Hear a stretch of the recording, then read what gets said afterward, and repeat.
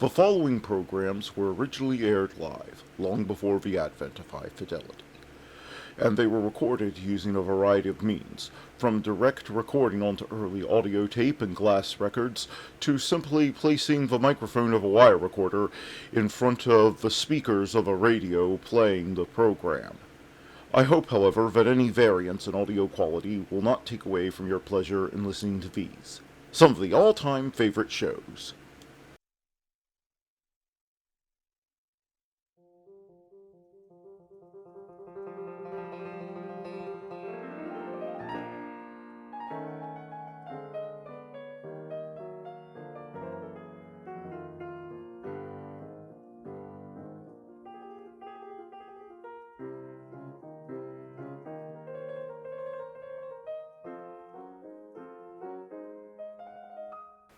Hey, Matt, what do you call it when two seals come to a business arrangement? I'm probably gonna regret this, but I don't know, Sid. What do you call it when two seals come to a business arrangement?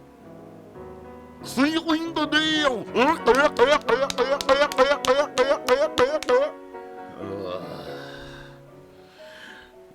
Hello, this is Matt from the past. And this is Sid the Seal, welcoming you to another nightly old-time radio shows. Now, let's get on with this day in history. In 1575, Indian Mughal Emperor Akbar defeats Bengali army at the Battle of Tukara. I wonder if it was a trap.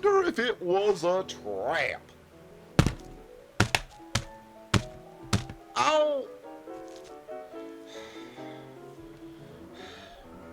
In 1857, Second Opium War, France and United Kingdom declare war on China.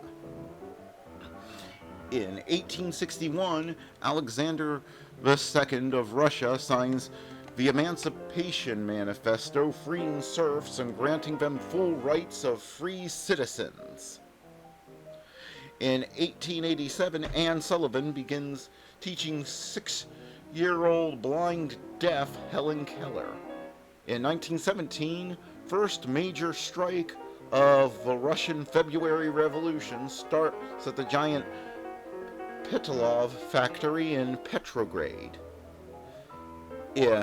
In 1921, Toronto's Dr. Banting and Dr. Best announced discovery of insulin. Insulin didn't exist before 1921, I guess. It just means that they discovered it. Ow! In 1939, Mahatma Gandhi begins a fast in Mumbai, Bombay, to protest against autocratic rule in India. In 1943, Battle of Bismarck Sea, Australian and American air forces devastate Japanese naval convoy. In 1991, Los Angeles police officers severely beat motorist Rodney King. Beating is famously captured on amateur video and later leads to riots when police officers are acquitted. In 1985, Moonlighting with Sybil Shepherd and Bruce Willis premieres on ABC TV in the U.S. In 1975, George Bizet's last and greatest opera, Carmen, premieres at the Opera Comique in Paris, France. And on March 3rd, 1956, Dutch swimmer Kaki Gastelaar breaks 20-year-old world record for 100-meter freestyle. One minute and 4 seconds. And that was this day in history. Now, let's get on with the shows. Would you get out of here?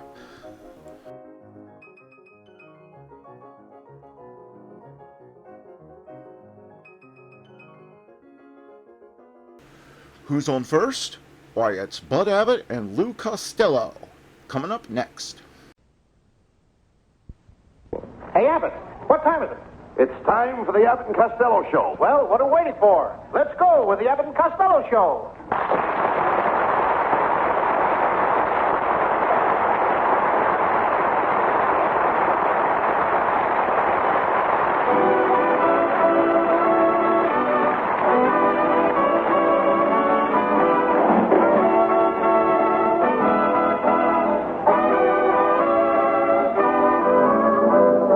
It's the Abbott and Costello Show, produced and transcribed in Hollywood tonight for your listening pleasure. So hold on to your chairs, folks, for here they are, Bud Abbott and Lou Costello.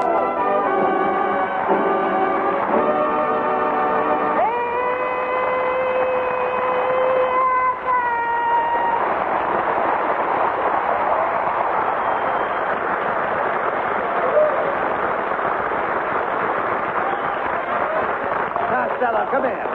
Costello, ever since we've opened this drugstore, you spent all your time behind that soda fountain. What are you doing now? I'm making a Maltese milk. You mean a malted milk? No, I mean a Maltese milk. This is for the cat. Yeah, look. Will you get from behind that counter? You're no soda jerk. Abbott, keep those words closer together. Look, now what are you doing?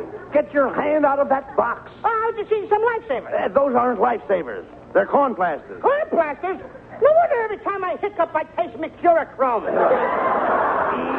Eat. That's all you do is eat. I like to eat. Well, look, what are you putting in your mouth now? Oh, just these little round hard candies. I've been eating them all day. Those aren't hard candies. Those are marbles out of the pinball machine. They are? Yeah. That explains everything, Abbott. Explains what? Every time I sneeze, my nose lights up and spells tilt. Now, look. Will you come over here, please, and help me put the price tags on these rat biscuits? Rat biscuits? Certainly. Don't you have rat biscuits at your house? No, if the rats can't eat what we eat, let them starve. Oh. All right, answer that telephone, Costello. Go ahead. Hello, Costello's drugstore. Hello, Mr. Costello. Do you have any medicine for a sick mule? Yes, I have. Well, why don't you take some, you jackass?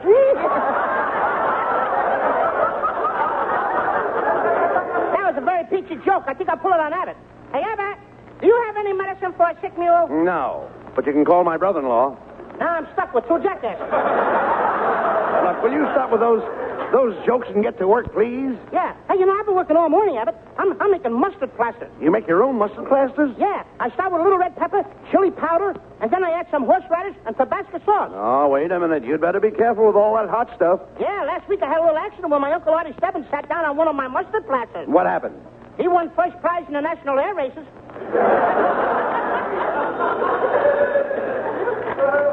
Hello.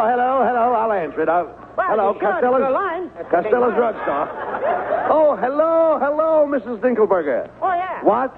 He did. Mm-hmm. Well, I'll take care of that right away. Costello, you idiot. I told you to deliver an electric bed warmer to Mrs. Dinkelberger. Well, I did that, Abbott. You dummy, you didn't. You took her over an electric bed warmer, but you took her an electric toaster. I wondered why I kept turning her over and throwing her out of bed. How can you be so stupid? Can't you tell a bed warmer from a toaster? Don't you know the first thing about electricity? Sure. For quite a while now, I've been experimenting with short waves. How long have you been interested in short waves? Ever since I got slapped by a tall wax.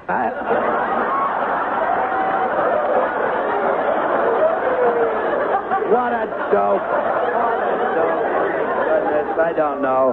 Why, you don't even know who invented electricity. Oh, sure I do. Oh, you do? Oh, are you kidding? Everybody knows that electricity was discovered by Mrs. Benjamin Franklin. Mrs. Franklin? You mean Benjamin Franklin? Oh, Mrs. Benjamin Franklin. One day she and her husband had an argument, and she said, Benjamin, go fly a kite. Oh. And that's how it started. Look, will you cut out Go fly a kite. Cut out the silliness, Costello. My wife tells me the same thing. I don't invent nothing. Look, will you do me a favor?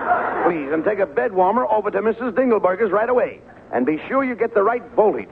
Do you notice the voltage and wattage in her cottage? Did I notice the voltage and wattage in her cottage? Yes. Hey, Abbott, you talkage a little stupid. No, Costello.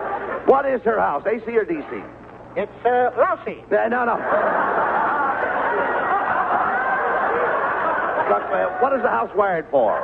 What is the house wired wired for? What is the house wired for? The same thing that all California houses are wired for. What's that? To keep them from falling apart. No. I'm talking about electricity, Costello.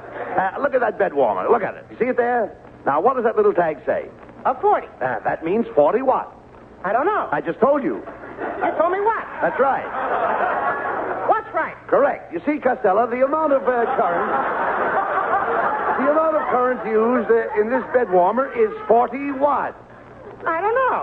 Look, I'm not asking you. I'm telling you. You're telling me what? Yes. Here we go again. Well, let me explain it another way. At your house, you have a little electric bulb. Now, what do you see on the bottom of that bulb? Flies. Fly. Oh, no. All right, look. But suppose the flies weren't there. Then it wouldn't be my house. Well, look. Please pay attention. On the bottom of your light bulb, it tells you the wattage. Wattage was discovered by a man named James Watt. What is the man's name? Was it Smith? No. It wasn't Smith. What is the man's name? I give up. I just told you. You didn't tell me nothing. You said, what is the man's name? That's right. What's right? Correct. Hey, Abbott, can I ask you just one little simple question? Oh, certainly, Costello. Go ahead. Well, the man who discovered wattage, his first name is James, correct? Correct. What is his last name? Right. Now I got it. All right, now, tell me the man's name. James Wright. Oh, what?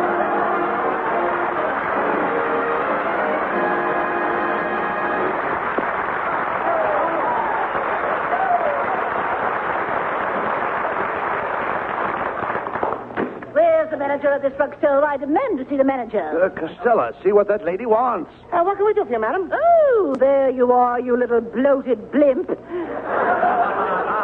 You're the one that told me that bottle of leg makeup.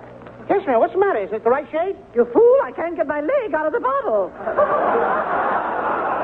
You know that the bottle's got a better shape than the leg? Or something?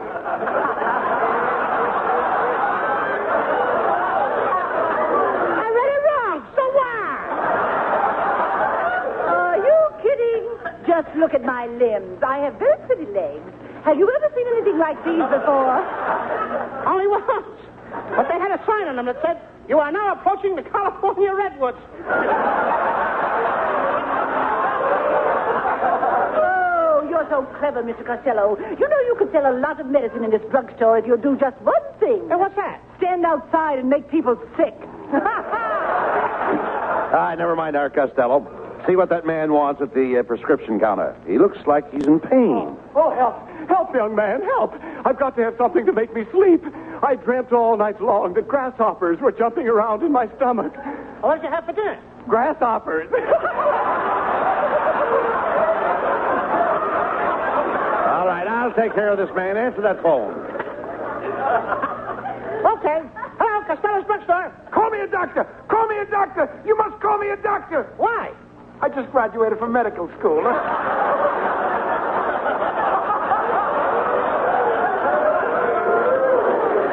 Hey, look, Costello. Here comes the movie actress, Bessie May Mutual. Hello, boys. I thought I'd stop in at your drugstore and purchase a few packages. First, I would like a large box of aspirin tubelets. Aspirin tubelets. I bet. That's what you take when you got a hoodie. Is there anything else, Miss Mutual? Yes, I'd better have a large bottle of cold medicine. Cold medicine? Yes.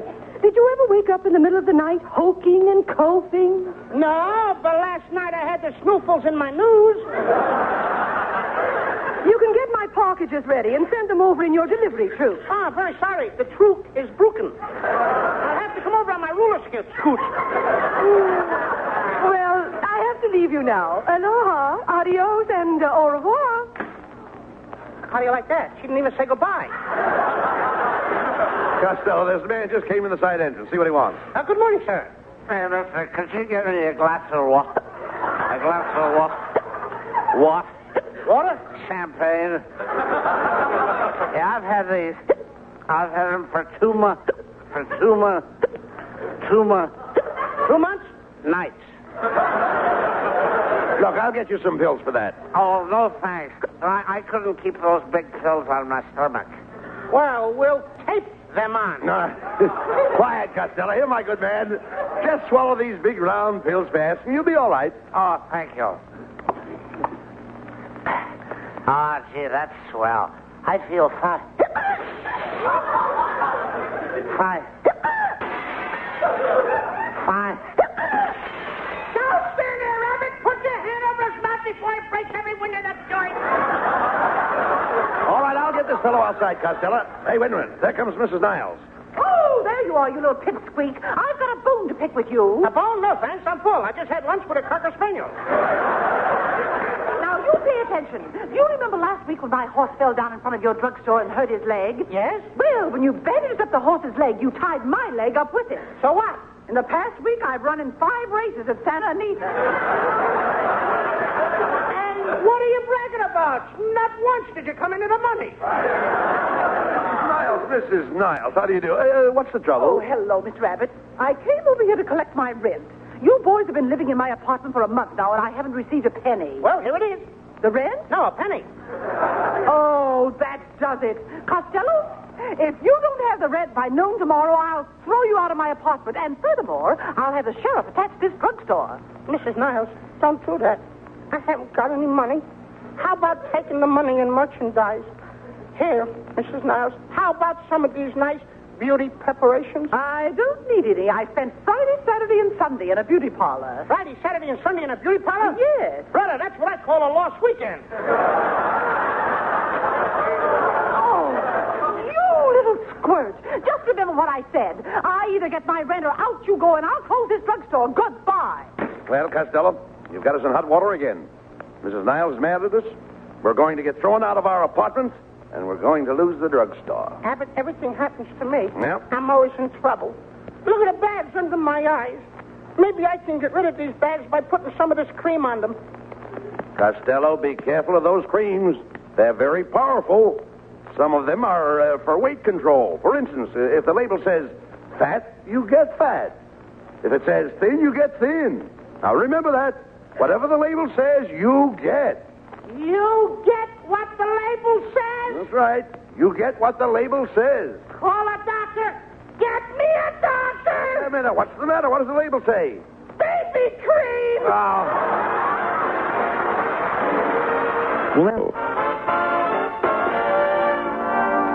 And now, here is lovely Amy Arnell to sing. Some Sunday morning is going to be some Sunday morning for someone and me. Bells will be chiming an old melody, especially for someone and me. There'll be an organ playing, friends and relations will there. Say, can't you hear them saying, gee, what a peach of a pair. Some Sunday morning we'll walk down the aisle. He'll be so nervous and I'll try to smile. Things sure look rosy for someone and me. Some Sunday morning you'll see.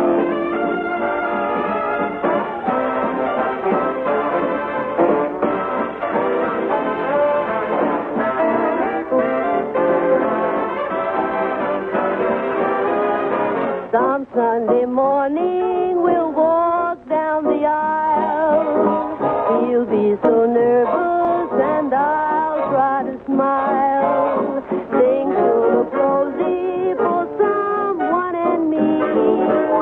Some Sunday morning you'll see.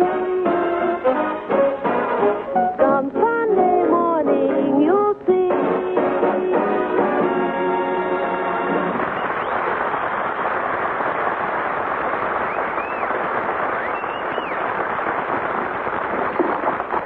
What are you doing up there on that ladder, Costello? I'm packing up all this medicine. Mrs. Niles is closing my drugstore because I can't pay the rent.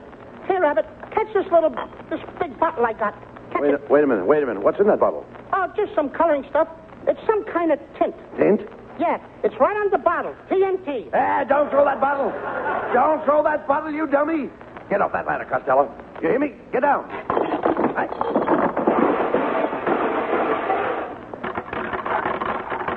Now, look what you did. Pick up those aspirin tablets. What aspirin tablets? Those are my teeth.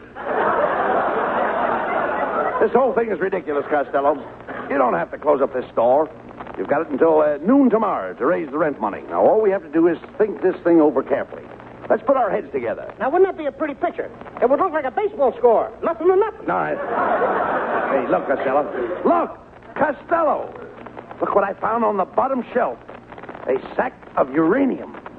Uranium? Certainly. You know what uranium is? My mother has a box in her window so full of pink and red uranium. No. Costello, those are geraniums. And she has some of those brass flowers, too. Brass flowers? Yes, petunias. No, you don't. Don't you realize what uranium is? That's what they used to make atomic bombs. Wait a minute, Costello. This is wonderful. I know how you can raise the money to pay the rent. With that little bag of uranium? Yes. All you have to do is invent an atomic bomb. Nah, me, Abbott, I can't stand noise of any kind. You can't stand noise? No, when I was a little boy, I couldn't wear bangs. You could wear... Oh, come on. This is nonsense, please. Look, listen, Lou, please. If you invent an atomic bomb, the whole world will be talking about Lou Costello. Can't you just hear what they're saying? Yeah, don't it look natural? Look, I ain't messing around with that stuff, Abbott. Oh, come on. This is too good to lose, Costello. Look, I'm going to call that great scientist, Professor Melonhead. Hello? Hello, Professor Melonhead. This is Abbott. Get over to Costello's drugstore right away. Sorry, I'm in the bathtub right now taking a bath, but I'll be there as soon as I dress. Well, gentlemen, here I am. Put on your hat, Melonhead. You're still half naked. And what are you dragging that bathtub for? Quiet, Costello. Professor Melonhead. We have just found a sack of uranium. Eureka! No, uranium. Oh, uranium. Do you realize what that means, gentlemen? We can make a bomb. A bomb. Do you hear? A bomb? Abbott, get this guy out of here. He's bombing. No. Don't insult the professor, Costello. Melonhead is a great scientist. Yes, sir, Costello. I got my Ph.D. at Harvard, my LL.D. at Yale. What about you? I got my DVD at Sears Roebuck. Costello, I'm amazed at your display of ignorance. I, Professor Melonhead, am one of the country's leading chemists. Why, all day long, I spend my time mixing things in glasses. Mixing things in glasses? Yes, it's made a great scientist out of me. It made a souse out of Ray Milland. Please, Costello, I'm not talking about the lost weekend. I'm offering you my talents in an effort to invent an atomic bomb within the price range of everybody's purse. Just think of it. I doubt if you have the mental talents to collaborate with me. Now, tell me, Costello, do you know anything about chemistry? Are you kidding? Ask me questions. All right, I'll ask you an elementary question. Name 3 things that contain starch. A collar and 2 cups. Oh. Quiet, Costello, quiet. Leave it to the professor, please.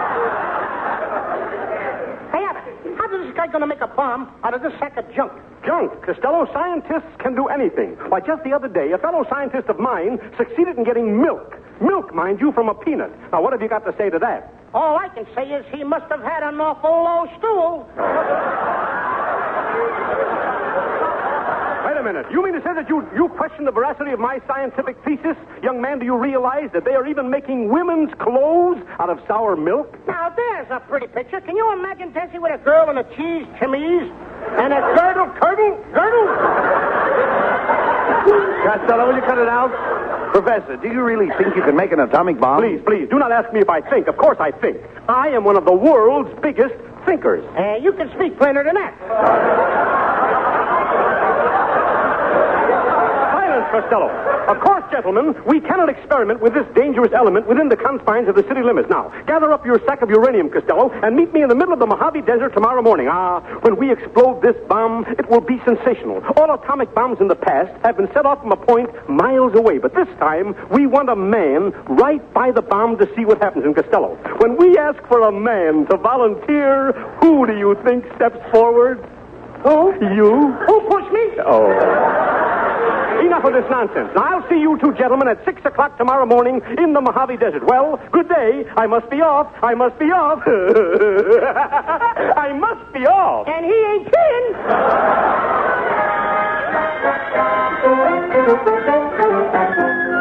Ladies and gentlemen, here we are gathered in the lonely waste of the Mojave Desert. We are about to witness a great scientific experiment. All night long, Professor Melonhead has labored to perfect his atomic bomb. And in exactly 3 minutes, They will pull the lever that releases this terrible energy. All it requires is a little jerk. That's me, folks. Costello, here comes Professor Melonhead. Ah, there you are, Costello. Well, we're all ready for the great experiment. Everybody get in the bomb shelter. Wait a minute. Not you, Costello. You're going to stay out here and pull the lever. Abbott, get me out of here. Oh, nonsense, Costello. You have nothing to fear. I have brought with me one of the greatest authorities on the atomic bomb in the whole world, Dr. Philpot Store Cheese. Now, I want you, Costello, to meet this great scientific genius. Doctor, say hello to Lou Costello. Hello. I just came from Brazil. You must have come in with the last shipment of nuts. Quiet, Costello. Dr. Store Cheese is going to tell you how to protect yourself when this bomb goes off. Yeah. Oh, there's nothing to it. It just calls for perfect timing. When you pull the lever, the machine will go clank, clank, clank. And then finally it makes a big boom and you go shh. I got news for you. I'm going to go before it goes boom. All right, let's go. Everybody into the bomb shelter.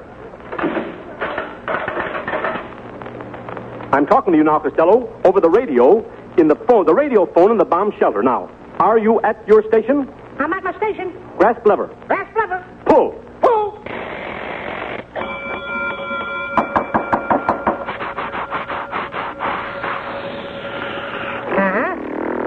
Cheap uranium. The bomb didn't go off. I knew it wouldn't work. Oh, boy, I bet all you people out there thought I was going to go off.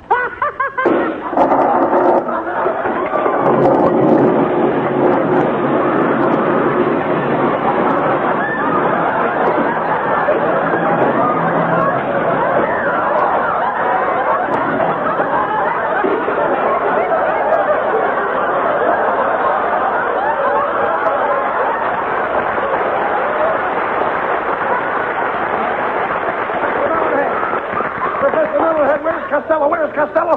Oh, poor Costello, my little pal. Costello, where is he? Hello? Hello, Abbott. Oh, thank heavens you're safe, Costello. Where are you? I'm up here on the moon. You're up on the moon. Don't be silly. There's only one man who gets to the moon. That's Superman. Who do you think gave me the nickel for this phone call?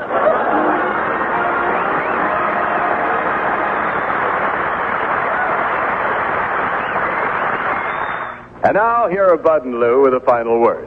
Well, Costello, you turned out to be quite a scientist tonight. Yes, and to prove to the audience that I really am a scientist, I'd like to invite everybody to stay after the show, and I'll get out my bottles and glasses and mix them one of my favorite drinks. No, not that, Costello. Get away. Wait a minute, you. Hey, listen, fella, I'm just as smart as you are anytime. Oh, yeah? I saw you and Bud last night in your new Universal picture, The Little Giant. Boy, are you a dope. Oh, yeah?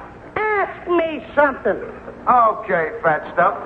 What's the difference between a beautiful girl and a baboon? I don't know. You must have some wonderful dates. Good night, folks. Good night, everybody. Good night, everybody. Good night.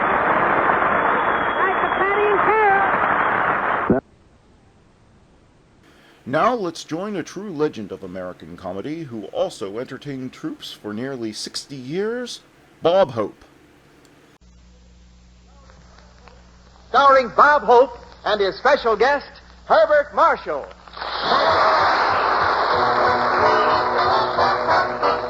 Here comes Indiana.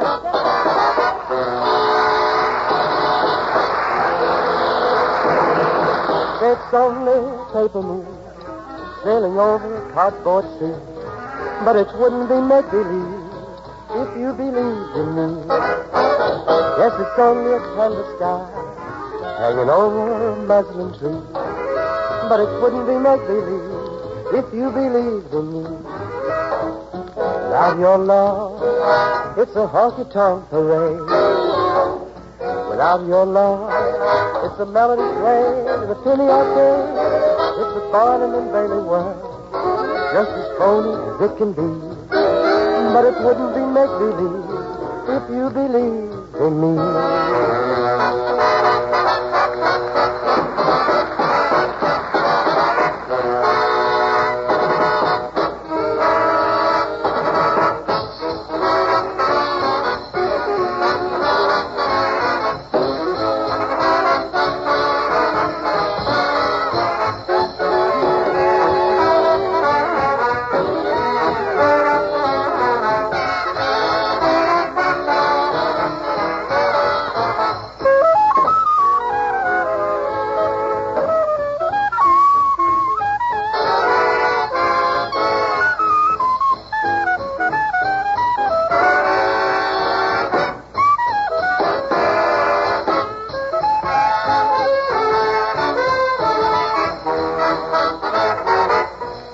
Without your love, it's a honky-tonk parade.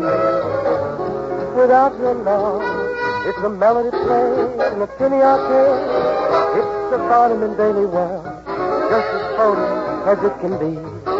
But it wouldn't be make-believe if you believed in me.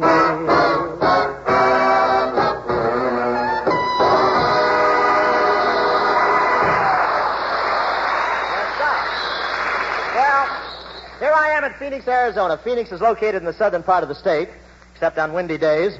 And this is a great city. You know, Crosby owns a string of filling stations in this state. You can always tell him the Flying Red Horse is leaning against a post.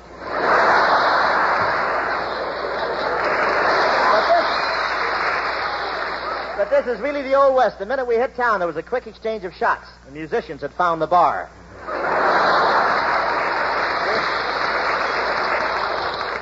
We had a nice trip to Arizona. We came up by bus. It's cheaper than surgery. It was a nice bus. You know those big Greyhounds? Well, this one looked like it had refused to eat its red heart. No use talking. I got to stop buying jokes from my butcher. I won't say the bus was old, but a few miles this side of the border it stopped, and General Custer got off and said, "Which way did they go?" And I won't say it's crowded on those buses, but it's the only time I ever rode in a bus where the driver had to steer it by running along outside and kicking the front wheel.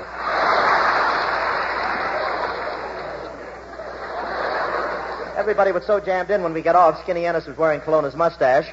Colonna was walking with my feet, and I was wearing Francis Langford's false eyelashes. And boy, what a reckless driver. The speedometer didn't bother to register the speed. It just sat there shrugging its needle. They had those new reclining seats. You know, you just lean back, push your button, and the next thing you know, the guy in back of you is in front of you. Any questions?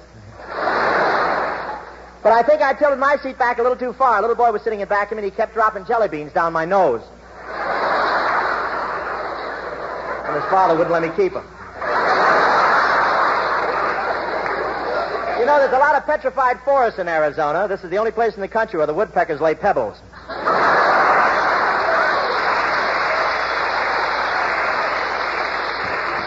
They're really proud of their health record here. In fact, the last time Sinatra wanted to come down here, the Chamber of Commerce met up at the border and stamped his forehead tourist before they'd let him in.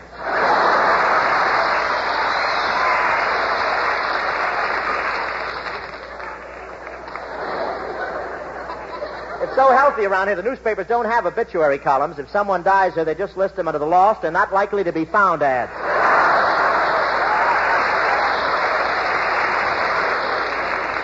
I don't know what they think of Skinny Ennis around here, but a couple of guys took a look at him today, and one said to the other, "Listen, Joe, we'll have to quit burying the bodies in that loose sand." Take it. Here comes Skinny Ennis.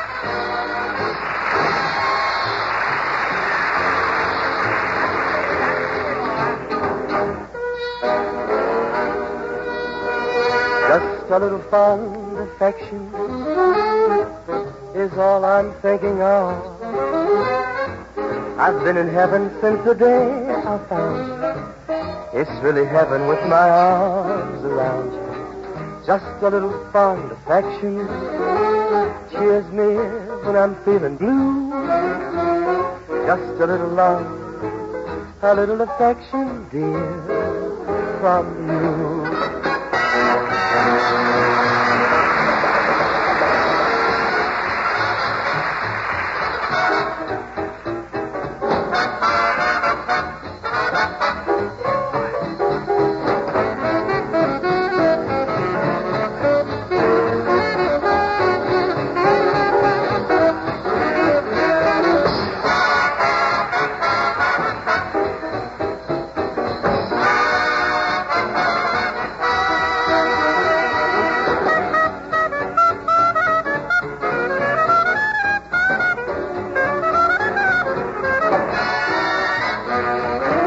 Just a little fond affection cheers me when I'm feeling blue. Just a little love, a little affection, dear, with you.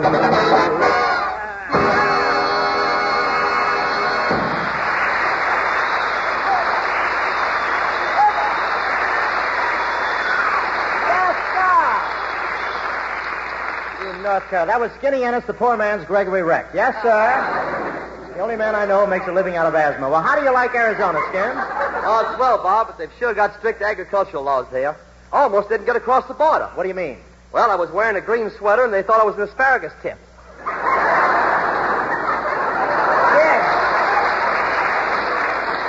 Skin, you should have stuck your chest out. And I did. They won't let any avocados in either. You know, Skin, now that you're in Arizona, why don't you buy yourself some Western garb? I did, Bob. The first thing when we arrived, I went out and bought myself a 10-gallon hat. Skin, you're going to wear a 10-gallon hat? Man, who said anything about wearing it? I'm going to move into it. Yes, sir. And you can take sun baths on the brim. Hello, Bob. Hi, Skip. Well, Francis Langford, ladies and gentlemen. There you go.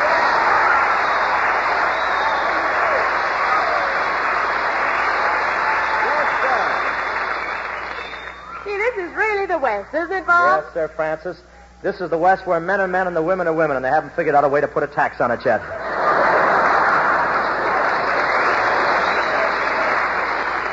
But it really is wonderful here, isn't it, Bob? Oh, I don't know. What's the matter? Couldn't you get a date? What do you mean? I had a date, but I gave her the brush. The papoose on her back kept picking my pocket. Say, Bob, what happened to you after we left the station? You disappeared. Well, I went up to the Indian reservation. Really? How'd you make out? Did you sell all your blankets? Yes, but the moccasins didn't go over very good. I'll have to use a finer needle on my beadwork. But I did all right selling those victory bonds here in Phoenix this afternoon. Yes, I saw you talking to that redhead, but I didn't think much of your salesmanship. Well, I was just explaining about the 2%. Yes, but you were showing the wrong kind of interest.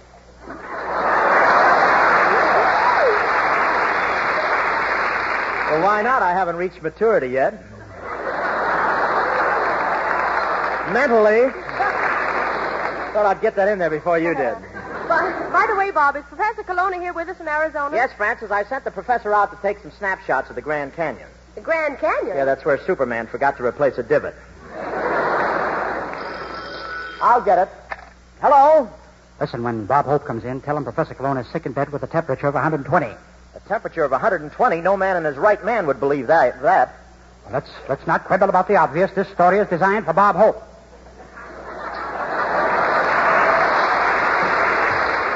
Professor, this is Bob Hope. Well, I was getting tired of radio anyway. Well, Colonna, are you at the Grand Canyon? Yes, but I can't see it very well. Can't see the canyon. How come? Well, it's way down at the bottom of a big hole in the ground.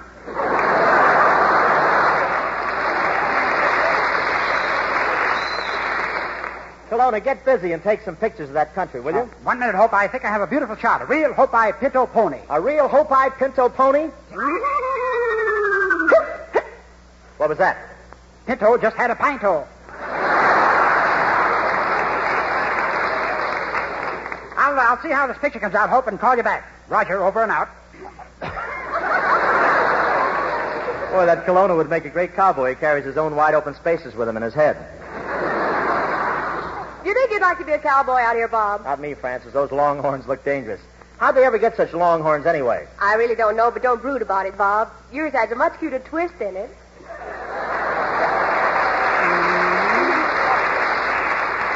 Well, it saves buying a shoehorn anyway. Hello? Hello, Hope. Say, tell me, Hope, do California slugs work in Arizona telephones? Yes, they do, Colonna. See, operator, there's your man.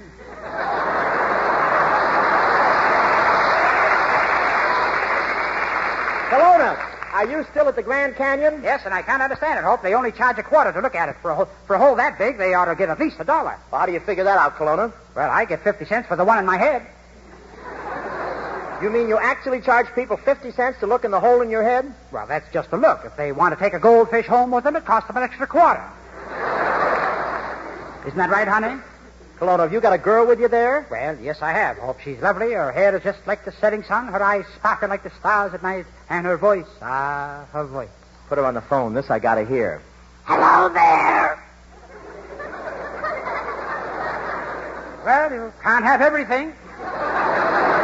Say, come again. I think a Boy Scout was rubbing those wires together. Hello, how are you, Mr. Hope? I found her here at the Grand Canyon. Be more specific, Colonna. Under which rock? Kelowna, come over right away and bring that girl with you. I gotta see that. Well, we're on our way, Hope.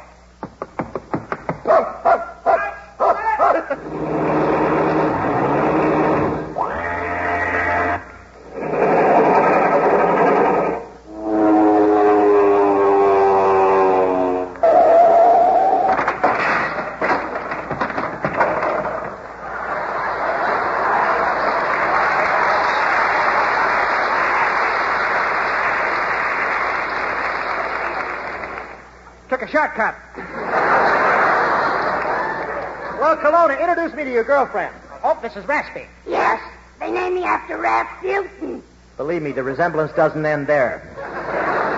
Say, did you always have that voice, or did you forget to close your mouth during an Arizona sandstorm? Well, anyway, the professor likes me. Of course, Hope, we get along very well. You do? Yes, the frog in the throat likes to jump through my mustache.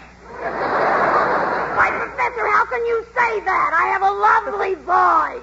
Oh, do you sing? Sing? Listen to this. Kiss me once and kiss me twice. It's been a long, long time. It's been a long, long time. It's been a long, long... Shortened it for her, didn't I?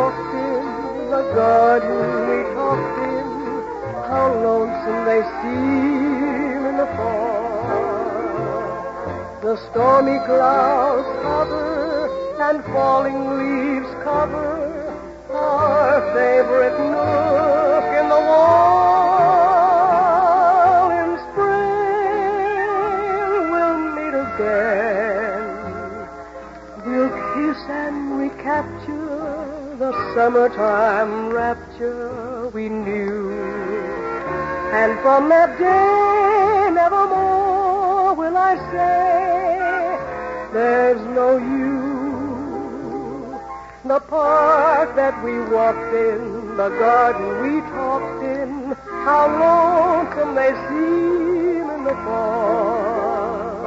The stormy clouds hover and falling leaves cover our favorite nook in the warm spring. We'll meet again.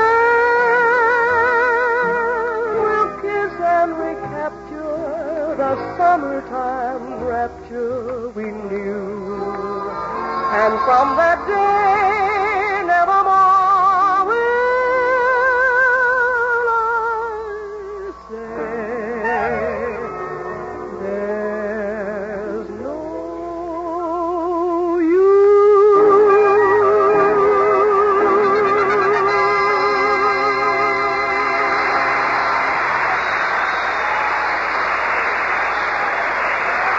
Great pleasure to present a charming British gentleman who has lent his suave touch to many a successful picture and has done likewise with many of our programs. Here he is, Herbert Marshall.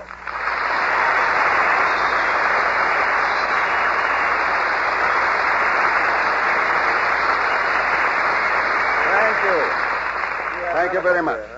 And there was quite a build-up you gave me there, Bob. Oh, I always do that. It gives the show class. Well, Bart, are you enjoying your stay here in Arizona as much as we are? Yes, and you should take advantage of it, Bob. You know, you're in pretty bad condition. What do you mean, bad condition? Well, just look at those circles under your eyes. Are they bad? Bad. Your nose looks like it's playing shuffleboard.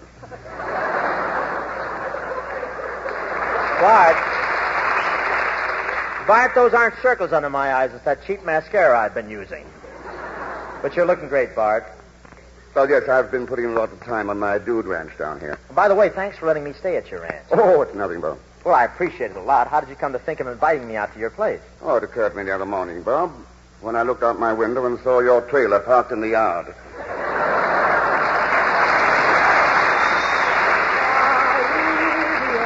Well, I have to have some place to carry my sample cases. But, Bart, your ranch isn't really typical. I could tell it was owned by an Englishman. How, Bob? I milked one of the cows and got a bucket full of orange pico.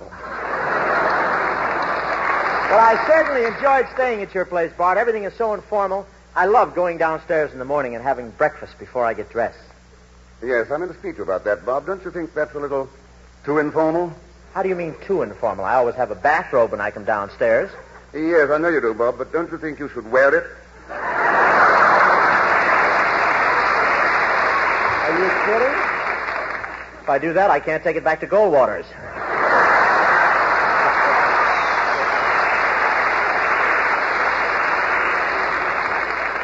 Bob will hit me with a mashie or something. Right. But that ranch life is wonderful. Every morning at 6 o'clock, I sat down at the breakfast table. Yes, and every morning at 10 o'clock you got up from the breakfast table. Well, I like to take a walk before lunch, you know what I mean. And incidentally, Bob, your table manners are awful. Oh, you shouldn't get mad, Bart. I was only eating cowboy style. Yes, but you still use cutlery. You don't take off your spur and use it as a fork, you know?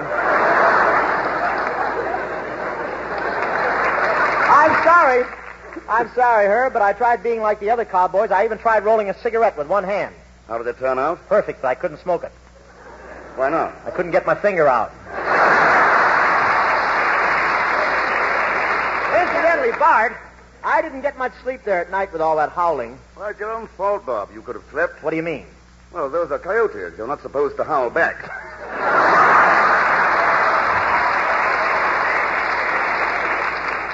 See, you mean I haven't got a date tomorrow night after all? But, Bart, you're getting to be a regular cowboy now, aren't you? Yep. I remember just last week, my foreman, Tex, and I were out on the range. Hey, boy. I want to drink my java from an old tin can while the moon is shining high. I want to hear the call of the whippoorwill. I want to hear those coyotes cry. All this city life and these city ways are driving me insane. Won't you take me back? I want to go back on the Texas plains. We mean Arizona. Ha ha ha ha ha. Those Arizona plains.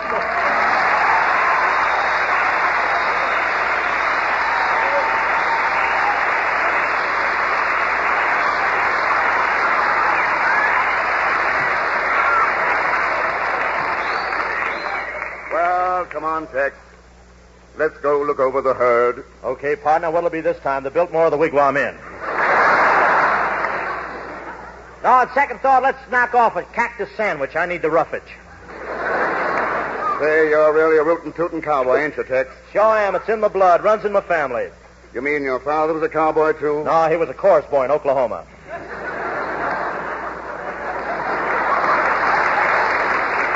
He was a chorus boy in Oklahoma. Might as well let the balcony here, too, huh? It's a shame you ain't as tough as I am. I hear you got thrown out of the saloon last night. What was you doing? Chewing tobacco. They threw you out for chewing tobacco? Yeah. I tried to blow a smoke ring.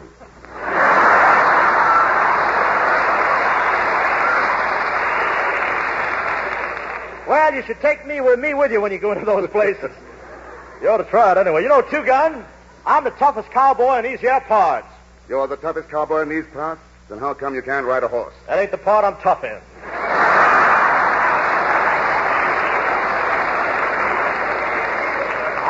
I'm tall in the saddle till my calluses break. Yes, I. Come on, Tex. Let's go check on the herd. I'm right with you.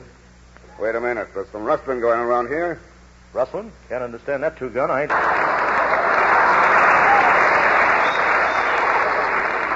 I ain't kidding, Tex. Somebody stole one of my cows and cut it up into steaks. No kidding.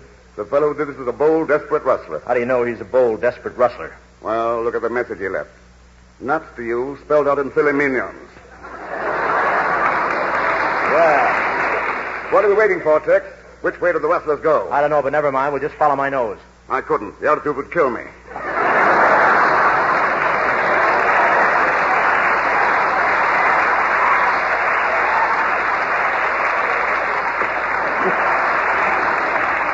Come on, Tex. The trail goes this way. Let's follow it. Hey, Two-Gun, I'm getting tired. Let's stop and wait for the horses. Here they come. Let's get on.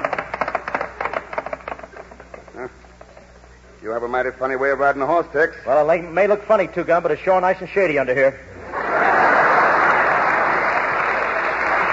I wonder which way them rustlers went. Look, Tex, them rustle cattle is smart. They left a trail of milk. Yeah, bright little squirts, weren't they? Say, Two-Gun, we must be pretty close to the rustler now. Too close. Put up your hands. Reach. Okay, I got my hands up. Reach higher. Higher. I can't reach any higher. My feet are off the ground now. It's a gal, Tex. Gee, I wish my hair was combed. Thanks.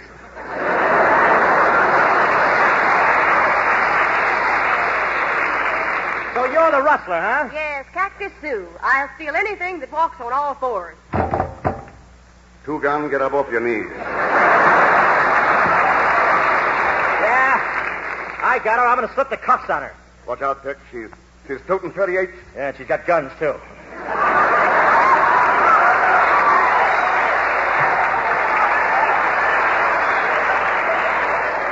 You boys don't look like rough, tough cowboys to me. We don't, huh? Well, Gal, you've heard of the James brothers, haven't you? Yes? Well, meet the Dolly sisters.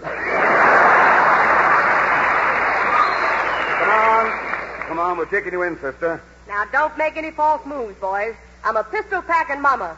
Watch that pistol. Yeah, and I'm watching that packing, too. But I ain't afraid of no rustler. I'll shoot it out with you. Tex, you don't know what you're doing. This is Cactus Sue, the best shot in the West. I ain't afraid of her. I'm a pretty good shot myself. See that bird in that tree?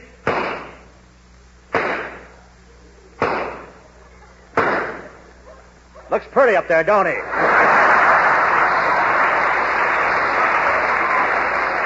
Tell you what, ma'am. Tell you what, I'm a sport. I'll let you go if you give me a kiss. Okay, it's a deal. Here. Well, how was it, Tex? I think I found something to replace the branding iron.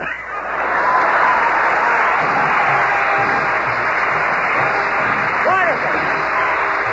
Thank you very much, Herbert Marshall, for another fine job.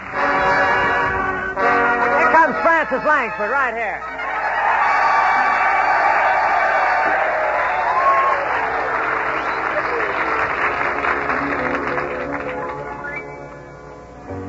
If I loved you time and again, I would try to stay. All I'd want you to know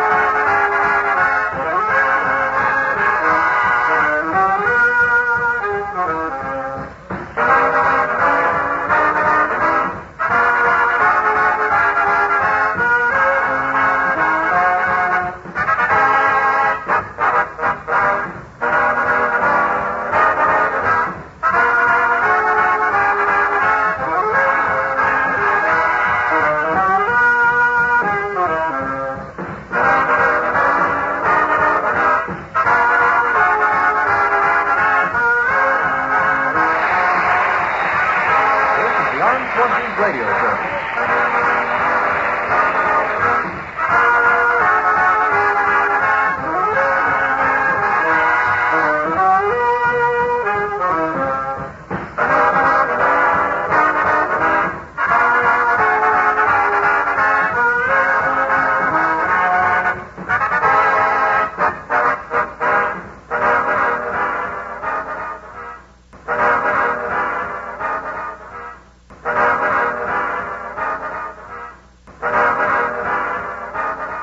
True crime stories of the 1940s and 1950s are up next with Jack Webb's Dragnet.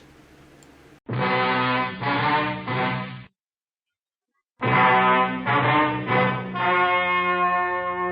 story you are about to hear is true. Only the names have been changed to protect the innocent. Fatima Cigarettes, best of all long cigarettes, brings you Dragnet.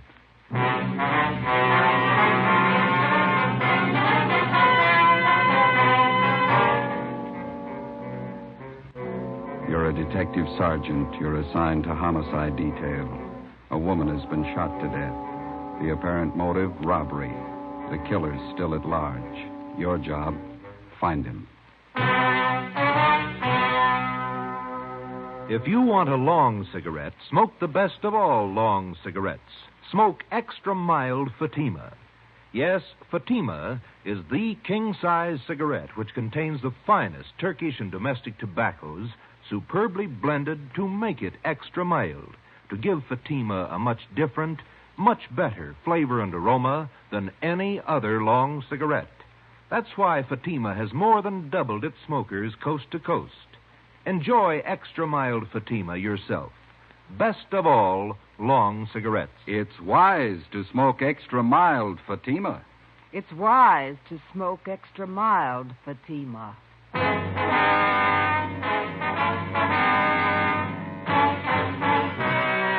Dragnet, the documented drama of an actual crime. For the next 30 minutes, in cooperation with the Los Angeles Police Department, you will travel step by step on the side of the law through an actual case transcribed from official police files. From beginning to end, from crime to punishment, Dragnet is the story of your police force in action. It was Friday, March 16th. It was damp in Los Angeles. We were working the night watch out of homicide.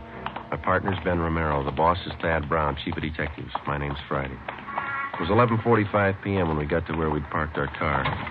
2nd and Main. Couple of drops on the windshield. Yeah, I hope it holds off. I was thinking of going out to see the Cubs and Pirates play an exhibition game tomorrow. Guess maybe now I won't. Well, you might be lucky. What's the weatherman say? I don't know. Get the radio on. It's a slow night. Yeah. Might not be tomorrow night. What? March 17th, isn't it? Oh, yeah. 62A, Collier Station. All units in vicinity of 102 South Virgil, 211 and shooting, code 3. It's a hot one. All units in vicinity of Southwest 102 Street. South Virgil, 211 and shooting, code 3. Unit 13, take the call. Happy St. Patrick's Day. 11:58 p.m. We arrived at 102 South Virgil, the Bartlett Hotel, a 4-story building. Sergeant Scheimer met us in the lobby and informed us that the shooting took place at 11:40 p.m. in room 432, occupied by Mr. and Mrs. Theodore V. Benham. Mrs. Benham was the victim. We went up to the 4th floor where Officer McCready was stationed outside the room. Any witnesses? Only Benham says it was a thief. You talk to any of the people on this floor? None of them saw anything. They're all in their rooms. Any other way out of here? Stairway in the rear leads to the roof. I took a look. Nothing up there. Mm-hmm. Where's Benham? Across the hall, lying down. Cox is with him. Okay, let's look at the body.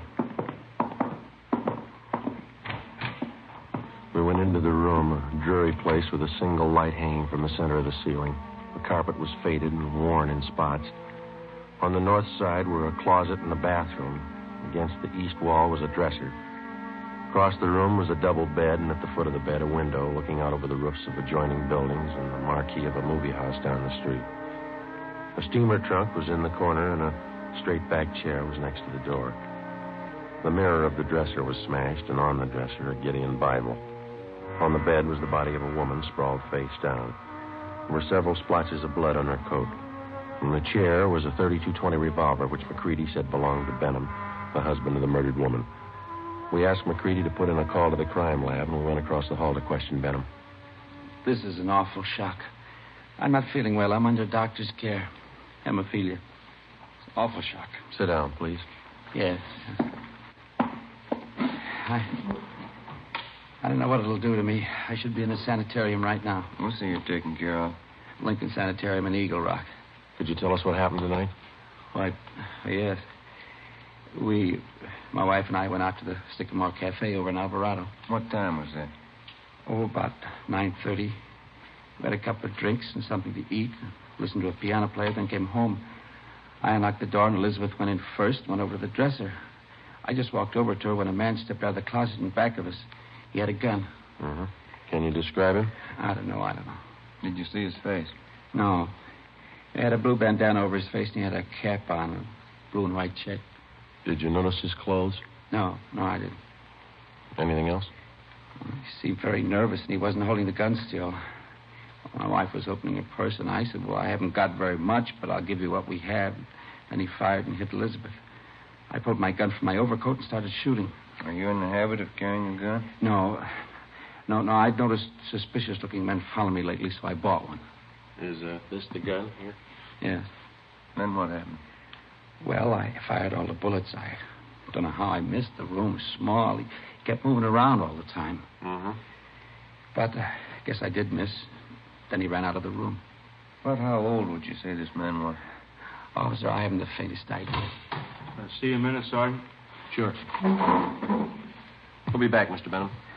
This has been an awful shock to me. Wonder how his wife felt.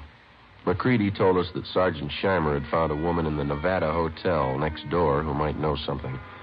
We went next door and questioned Mrs. Caroline Cromwell, a resident of the hotel. She occupied room 415 on the top floor. She told us that about 20 seconds after she heard the shots, she looked out the door of her room and saw a man come down the back stairs, which leads to the roof of the hotel, and enter room 402. She'd seen the man several times and was positive of her identification. Sergeant Scheimer said the man was registered as Jack Morrison. We went to room 402. Try it again. Who's that? Police officers. What do you want? I'd like to ask a couple of questions. I was going to bed. We'd like to talk to you. Won't take very long. All right. What do you want to know? How long you been in your room? About 10 minutes. Why? Where were you? To the movie. Which one? Right down the street. Why are you asking me all these questions? You been drinking?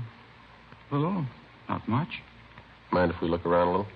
I was out all the time. I didn't know nothing about a shooting. And you won't mind if we look around. You won't find nothing here. These all the clothes you've got? Yeah? Is this your coat? Yeah. Yo. Mm-hmm. You wearing this tonight, were you? No. It's the only coat in the closet. What'd you do with the coat you were wearing? Guess I was wearing that one. Did you spill it? What? The bottle of whiskey? It broke. How? How do I know? You got a hole here in the sleeve. What'd you do with the broken bottle? Threw it away. Where? I don't know. On the street. Yo, I found something. A shirt. Stuck down between the wall and the bathtub. Looks like blood on it. Is this yours? Where's the shirt you wore tonight? Take off your pajama top. Why? Take it off. All right. But I didn't have nothing to do with that shooting next door. What happened to your arm? Guy shot at me. Who? I don't know. I bought a bottle and had a couple of drinks and went to the movie for a little while. Would you mind moving away from the bed, please? No. Thank you. I came out of the movie because I was getting dizzy, and I went up on the roof here to get some air. While I was standing there, a guy ran across the roof and shot at me. What'd the man look like? I don't know. He came from the roof of the hotel next door and ran into this place. How big was he? It was dark. I couldn't see. What'd you do? Well, after I was sure he was gone, I came down. I was going to have my arm fixed in the morning. Better get your clothes on. Why? Well, you got a pretty bad arm. You better have it fixed up. We'll take you to George Street Receiving Hospital. It's all right. I don't have to go there. Find anything, Ben? No. You got a clean shirt? No. Well, you better wear your pajama top then. Oh, here's something. What did you say your name is? Jack Morris. Here's a card I found in the closet. It says, Tommy Kane, report for work, Joe's Cafe, 8 o'clock, March 1st. Who's Tommy Kane? That's me. Where are you from? Elgin, Illinois. How old are you? I'm 22. Why'd you leave Elgin? No work. I've been bumming around. You ever been arrested? I was picked up on a vague charge a month ago. Here? Yeah. I don't know why you guys are bothering with me. When somebody gets shot, we bother. 1:30 a.m. We took King to Georgia Street Receiving Hospital, where they found that a muscle in his upper right arm had been severed and the right side of his chest was bruised. Before taking him to Ward 1300 General Hospital for further treatment, we took him back to the roof of the Nevada Hotel. Still trying to rain. Yeah. Well, where were you standing when you got shot at, King? Right over there. I was leaning against the bricks. Where'd the man come from? Out of that door in the other roof. Roof of the Bartlett Hotel? Yeah. Was he running when he shot at you? Yeah, he was. Where'd he run? Right across here where we are. And then he went through this door here into the Nevada Hotel. Did you notice anything unusual about him? Well, his face was covered with a handkerchief, and he wore a checkered cap. Thought you said before it was too dark. Well, I could see that. I mean, you know, I could see that. I couldn't see his face. And you were standing over there by the parapet? Yeah. About here? Yeah, that's it. Mm-hmm.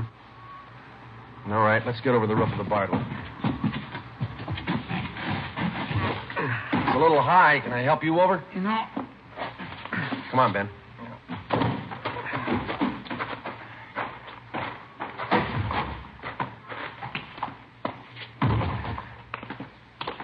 You ever been in this hotel before, King? No. Everything all right, McCready? Yeah. Crime lab's here. Checking the murder room. Benham awake? I think so. Mr. Benham? Yes? Mind if we come in? Of course not. You ever seen this man before? Let me see. Can you stand over there in the light? My eyes aren't as good as they used to be. Okay. Move over there. How's that? That's better. This the man who shot your wife? No, that's not the man. We left instructions for another car to take Theodore Benham to the Lincoln Sanitarium in Eagle Rock. We took Kane to Ward 1300 General Hospital. 2:42 a.m. We arrived back at the Bartlett Hotel, where police chemist Ray Pinker had finished his examination. 3 slugs, .38 caliber, and 5 slugs, .32-20, were found in the mattress and the walls, all on the same side of the room. On the floor of the room were found a piece of white cloth and some brown threads. Ray Pinker returned to the crime lab while Ben and I made a search of both hotels, the incinerators, the alley, and all likely places for the missing .38. It was not found. 3:48 a.m. Ben went to the record bureau to check on any possible criminal record Kane might have had. I went to the crime lab to see what Ray Pinker had found. Nothing on this one. It's been a clean miss. And nothing on these 4 32-20s. Mm-hmm. Where'd you find those? Dug the 38 out of the window frame. 32-20s are in the south and east walls. How about the others here? Well, on these 2 38 slugs, I found minute portions of threads. They compare with the dress and coat one of the deceased. Mm-hmm. Hi. Hey, Ben. I checked Kane's record. He told the truth. Nothing more than a vague charge, huh? No. How's this coming? There's threads on 2 of the 38 slugs. And on one of the 32-20s. Same kind of threads? Yeah, same kind. 32-20. That's the gun Benham used. Yeah. Did you check the cloth yet? I will right now. Benham must have been shooting an awful while. Where'd you find that 32-20 slug, Ray? On the floor near the bed. Nothing on any of the other 3220s. No. Yeah, this piece of cloth matches the shirt. How about the coat and those threads? Got only a couple of threads that might match. Let me have the coat. Here you are. You better have Benham take another look at Kane, huh? Yeah, I guess so. I could use a cup of coffee. How about you? As soon as we get finished. How about it, Ray? Gotta make it. Yeah, they match. Oh, that's it, huh? Oh, one more thing. Yeah. Fresh stains on the carpet of that room. What kind? Whiskey. March 18th, we picked up Benham at Lincoln Sanitarium and drove him to the General Hospital. 3 times he asked us to stop someplace so he could have a drink. We told him he'd have to wait. We arrived at Ward 1300 at 1:40 p.m., and Kane was brought out. Take a good look, Mr. Benham. No, that isn't the man. I'm sure of it. All right, Kane, tie this handkerchief over your face. No, this way. That's right. Now put on this cap. Okay, now stand over there, please. Now a little further. That's good. All right, Mr. Benham? You know, his eyes and forehead look a little familiar, but I don't know. Well, my nerves are all shot. I can't be positive. I'm a sick man. All right, Kane. Wish I could help you, boys. So do we. Come along, please. You don't have to take me back to the sanitarium. Just take me to a streetcar. I'll make it all right. We'll take you. Sergeant, Yeah, could I see you a minute? sure. Yeah? Did you notice anything when you first brought Kane out of the ward? No? You must have been closing the door. Yeah, I was. And that man, Benham, he winked at him.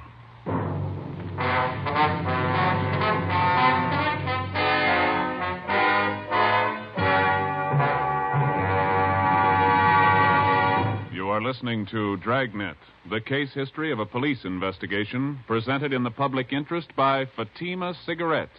If you smoke a long cigarette, it will be in your interest to listen to a typical case history of a Fatima smoker. It's the case of Dick Hyland, sports columnist for one of the great Los Angeles newspapers. This is his actual signed statement.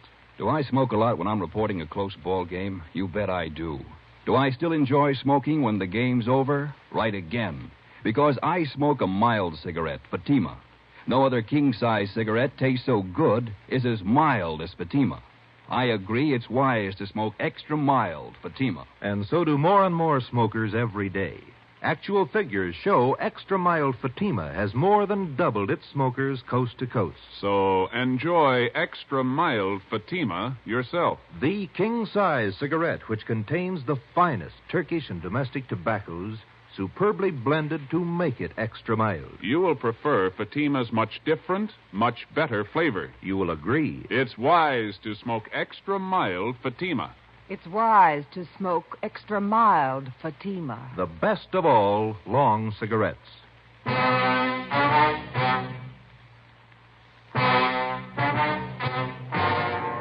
We took Benham back to his sanitarium. On the way, he asked if he could be excused from testifying at the inquest and preliminary hearing.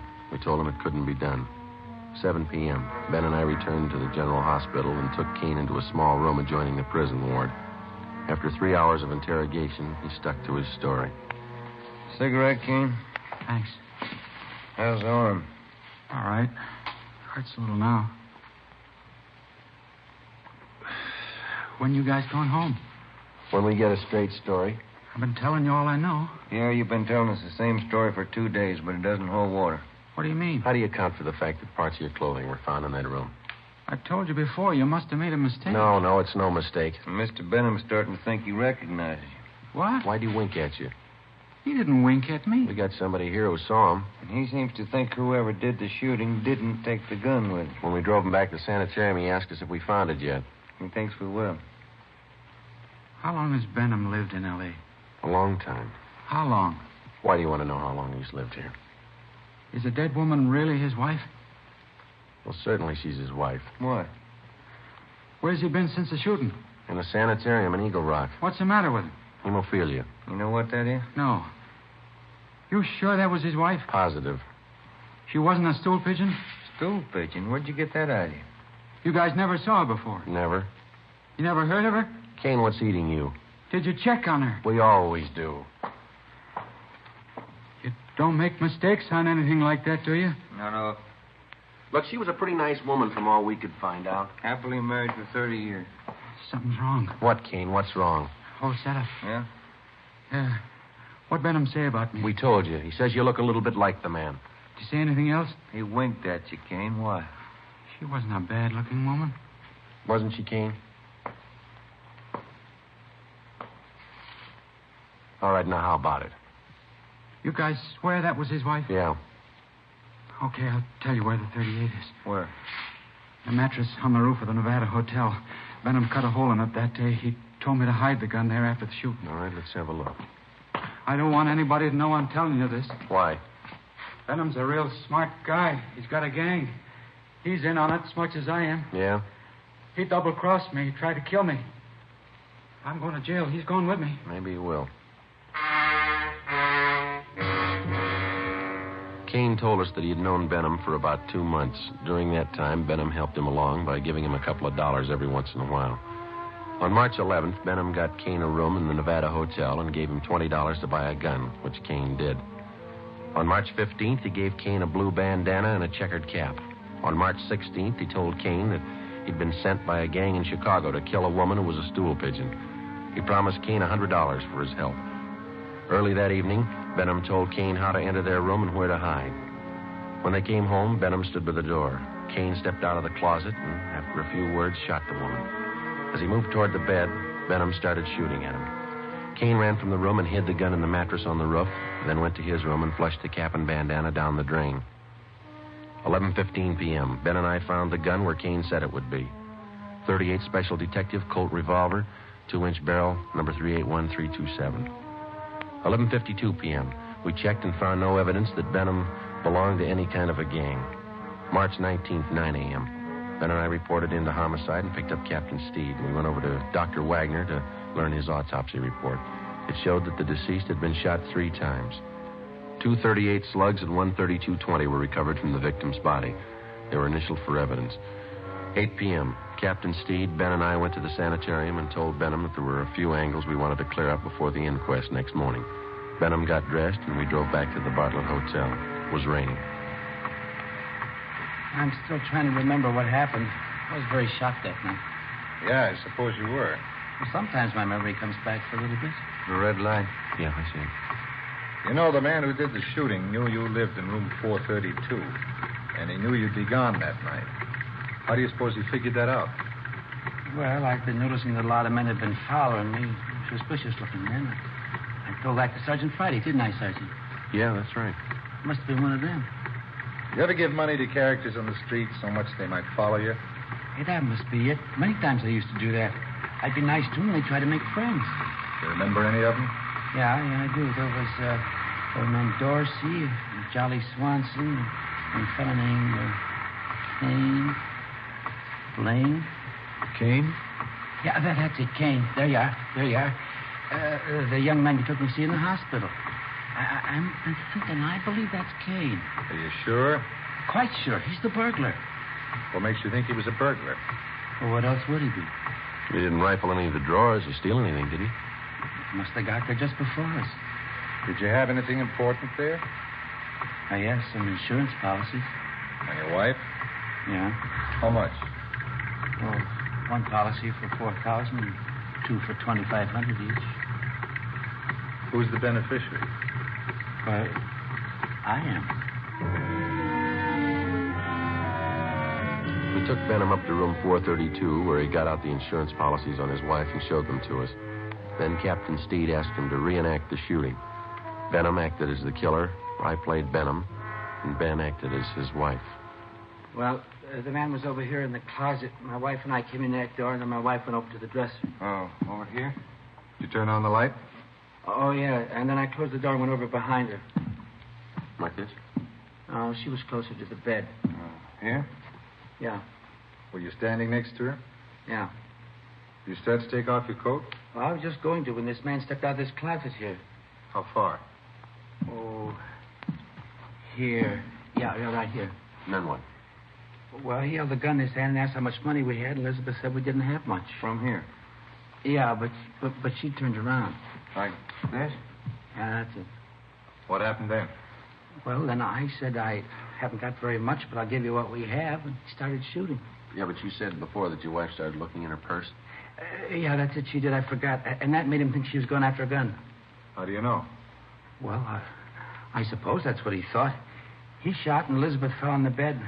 I pulled out my gun and started shooting, and the man ran out the door, and that's all. That's exactly what happened, huh? Just as I remember it. Will I help you? Not very much. What's the matter? Well, if you were standing where I am, there'd be bullet holes on that side of the room there, wouldn't it? They're all on this side. I see. I got it. Come with me. Where are you going? On the roof. What for? I want to show you something. It's raining. There are 2 umbrellas in the closet. I'll get them. Why do you want to go up there? I think I know where that gun might be hidden. I'll bet it's there. Here, you take this umbrella. Thanks. We'll take this one, Captain. Let's go.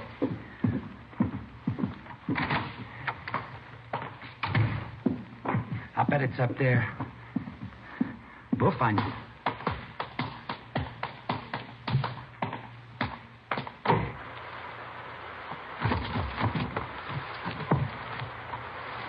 You got your flashlight, Ben? Yeah. Should be around here somewhere. What? A mattress. My wife used to take sunbaths on it. Where would it be? Just about here. I don't see any. You sure it's up here? I bet it's on the next roof. Didn't you say Kane lived in that hotel? He probably moved it. Hey, flash your light over there behind that elevator shaft. There? Yeah, there. You see it? We have to climb over this parapet to get on the other roof. Watch it, Cap. It's pretty slippery. Okay. Yeah, it is slippery.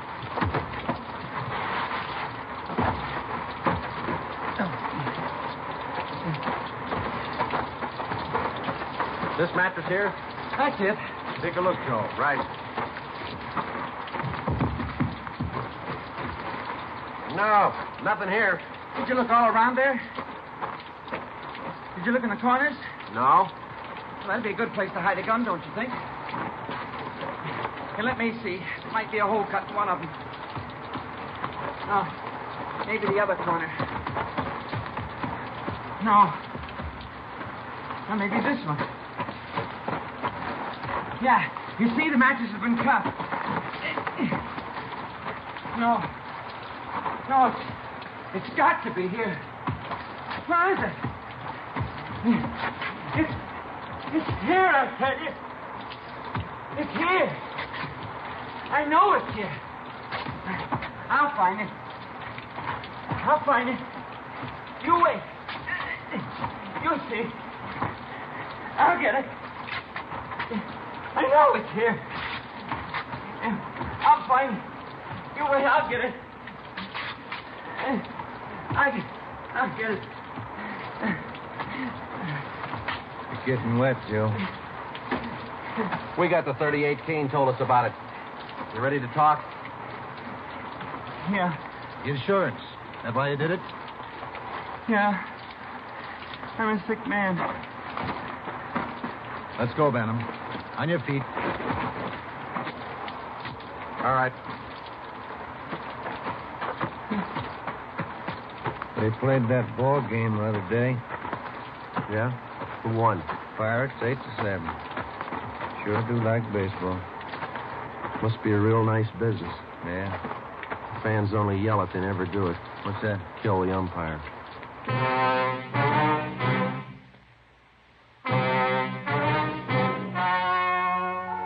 The story you have just heard was true. Only the names were changed to protect the innocent. On July 2nd, trial was held in Superior Court, Department 89, City and County of Los Angeles, State of California. In a moment, the results of that trial. It's amazing how many long cigarette smokers are changing to extra mild Fatima. Here is the actual report. From coast to coast, extra mild Fatima has more than doubled its smokers. Yes, more and more smokers every day are discovering that Fatima is the king-size cigarette that is extra mild. Extra mild because it contains the finest Turkish and domestic tobaccos superbly blended to make it extra mild, to give it a much different, much better flavor and aroma. Enjoy extra mild Fatima yourself. Best of all long cigarettes. It's wise to smoke extra mild Fatima. It's wise to smoke extra mild Fatima.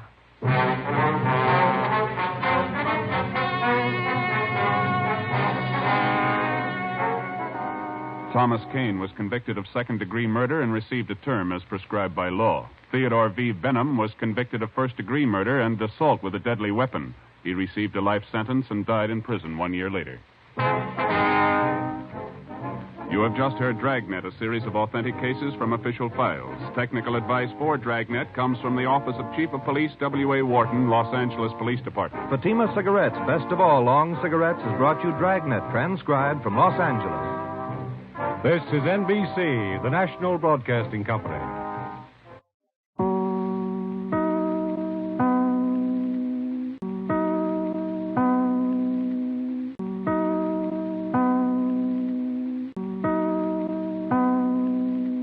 Now it's time to pay a visit to Duffy's Tavern.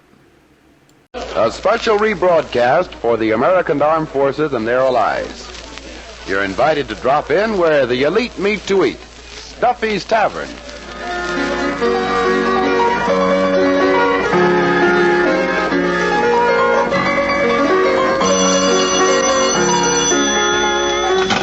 Hello, Duffy's Tavern, where the elite meet to eat. Archie the manager speaking. Duffy ain't here.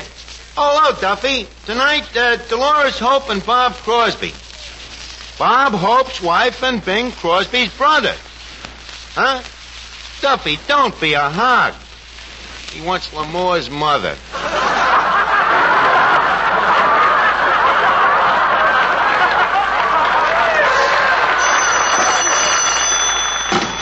Hello?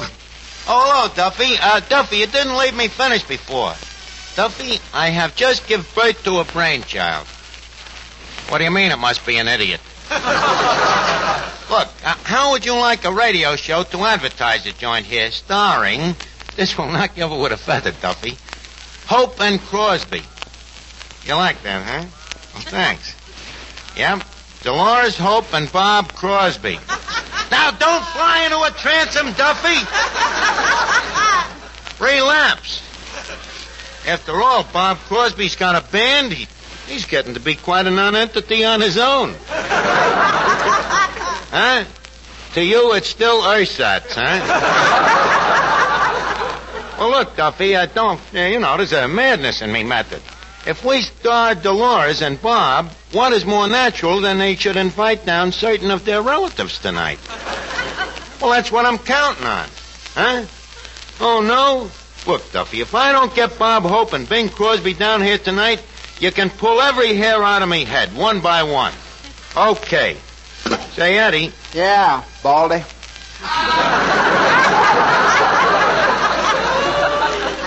Another doubting Thomas, huh? Eddie, Bing Crosby and Bob Hope will be here tonight, or my name ain't Mud.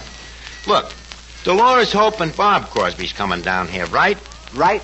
And Bing is Bob's brother, right? Right. And Hope is his wife's husband, right? Right. And blood is thicker than water, right? Right. And I have writ a radio show, right? Wrote.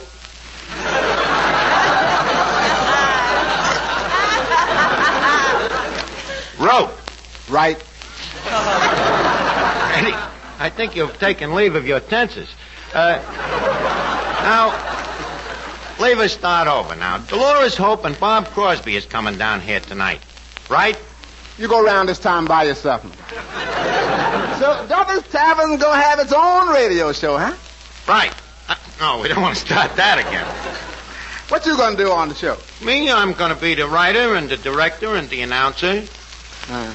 Well, I know you can't write and I know you can't direct, but that announcing, that's something I know you can do. Eddie, you think you can talk me out of this? Well, I could talk you out of writing and I could talk you out of directing. But that announcing, that you'll talk yourself out of.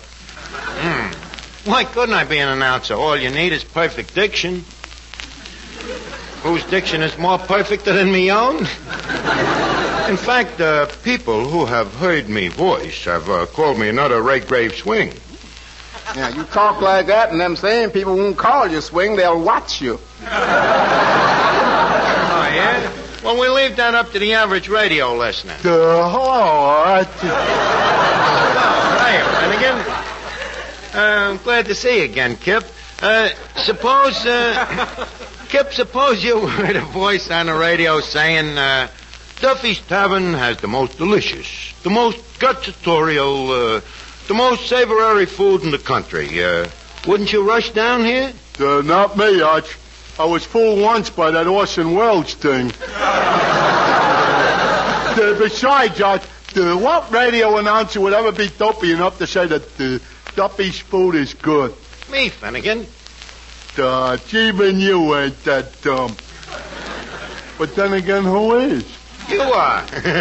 Sure. Finnegan, the idea is we've got to advertise the joint. Look, take tonight. Our specialty is pig's feet or gratin. Look, it's cooking on the stove. Yeah. Now, you know it, I know it, and a couple of customers in the joint know it. But what about all of the people on the outside? Open a window and the whole city will know it. Open a window. Eddie, I don't mean just the city. This program is to attack people outside of the city. Don't forget, they're human beings, too. They are. There's people living outside the city? Why, certainly, Finnegan. Hundreds of people live out in the country. So who are they? The people who went on picnics and got lost? No, Finnegan, these people dwell there. They are habitat, so to speak. Mostly they're farmers. They're farmers? Oh, they're the guys that has daughters.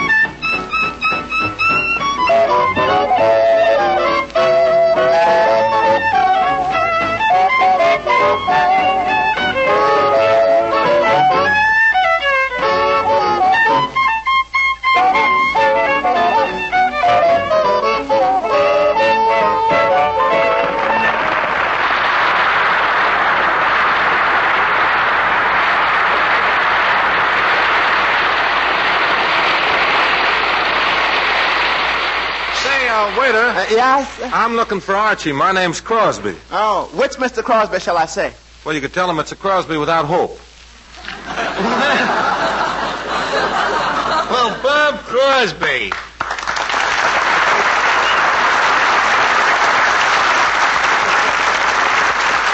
Well, Bob, leave me bid you a welcome adios. You know, you are by no means the first Crosby to trash our crossholds. Well, I know that. Bing recommended the place to me. He did, huh? Uh-huh, and me, his own brother. Well, anyways, it's nice to know that the old groaner has a good word for us. Oh, Archie, I guess he really likes the place. Yeah, huh? Mm-hmm. Told me Duffy's Tavern is the kind of a place that, well, a fella can go to and not be ashamed to bring along his horses.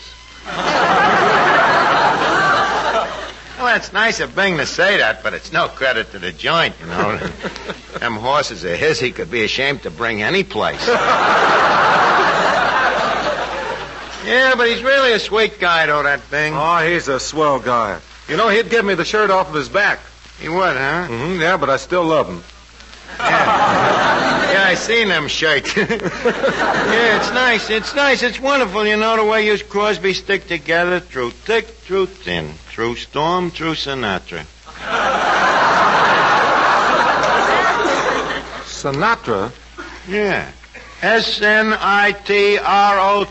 Sinatra. I don't believe that I know the person to whom you are referring, old man. Oh, look, Bob, don't con me. You know very well who Sinatra is, after all. Don't forget, you Crosby's was the first ones to swoon. Oh, I know. You mean Frank Sinatra? Yeah. Well, why should we worry about him, Arch? Bing has money in the bank. I've got my orchestra. My brother Everett's got his own business. And my other two brothers are set for life. Yeah. In the clink, huh? No, they're in business. They're in business? What kind of business? Selling bobby socks. We don't worry about Sinatra. Archie. Oh, speaking of bobby socks, Bob, I would like you to meet Miss Duffy, the daughter of the establishment. Miss Duffy, this is Bob Crosby, the brother of a very large establishment, too. How do you do? It's mutual. Mr. Crosby, here's something that might interest you. Our club, the 10 Jolly Girls AC, just took a poll. Well, what sort of a poll? It was a poll to pick the handsomest band leader. And I'd like to tell you that you won first prize. Well, gee whiz, thanks. Yes, I'd like to tell you that. But the truth is, you came in fourth. I came in fourth. Well, who beat me out? Cary Grant, Wendell Willkie, and Harry James. Hey, now, wait a minute. Cary Grant isn't a band leader. I know, but he's honorary winner of all our polls. Well, how about Wendell Willkie? Well, for him, we just felt sorry. On account of he wasn't a poll, I suppose. Well, and Harry James. Now, look, I admit that he's got a great band, but as for looks, well, I don't want to appear conceited or anything. Well, but... you see, Mr. Crosby, we had never seen either of you, so we left it up to Betty Grable. Look, Miss Duffy, we have just taken a poll to pick the girl without whom we would much rather. You're the lucky winner. Now, Bob, leave you and me talk business. But first of all, allow me to compliment you on how well you've been doing lately. Oh, gee, thanks, Archie. It's swell. You know, with some guys, having a successful brother can turn them into a bum. You did it on your own. Well, that's very sweet of you to say that, Archie. Well, I like to give the devil his dues. Only today I was talking about a radio program, you know, for the Duffy's Tavern, and I says to myself, who should be the star of this program? So I thought for a minute, and then, bing, it came to me, Crosby. Huh? I mean, Bob, it came to me, Crosby, you know? So, excuse me. Hello? Hello, Duffy. The radio program, we'll audition for you in a little while. As soon as Bob Hope and Bing Crosby get here. I'm telling you, they'll be here. Look, Duffy, if they ain't, you can cut off me right arm. Okay? Okay. Hey, Lefty. Yeah? Mrs. Hope just arrived. Where is she? Oh, that cutie over there. Imagine a good-looking dame like that being married to... Well, good evening, Mrs. Hope.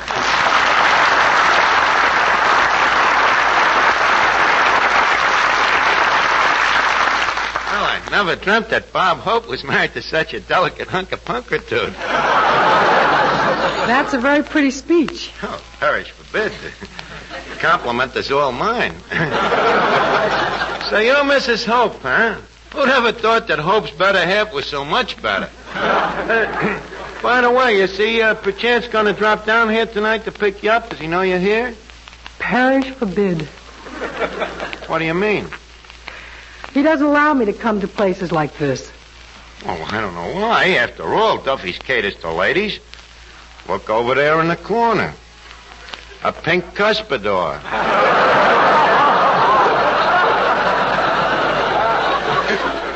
And for feminine use only. See, this is the kind of a place that customers even bring their mothers. See that big guy over there? That's Moriarty. And who's that sweet little old lady beating him over the head? His mother. Yeah, Bob's got this place all wrong. This place is really sort of a sewing circle. Well, not exactly a sewing circle. Well, it should be. Moriarty will need at least 7 stitches. 7? Hey! Oh, boy, that's terrific. I bet you and Hope keep gagging each other all the time. No, but you just gave me a thought. Ah, you're kidding. I bet you and him is like a turtle and a dove. I bet you're even jealous of him, huh? Jealous?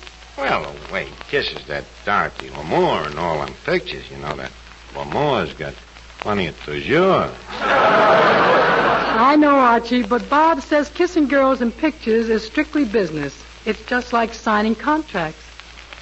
He told you that, huh? I don't know. That Lamour's lines don't look dotted to me.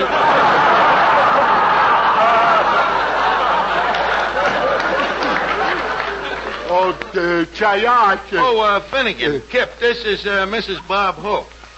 Bob Hope's wife? Yeah. That's funny. There ain't the slightest bit of resemblance between them. Resemblance? Finnegan, your mother is married to your father. Do they look alike? Exactly. Except my mother has a small mustache. That I believe. Yeah. Mrs. Hope, I want to tell you, you have a very funny husband. I listen to him every Wednesday. He's on Tuesdays. Tuesdays?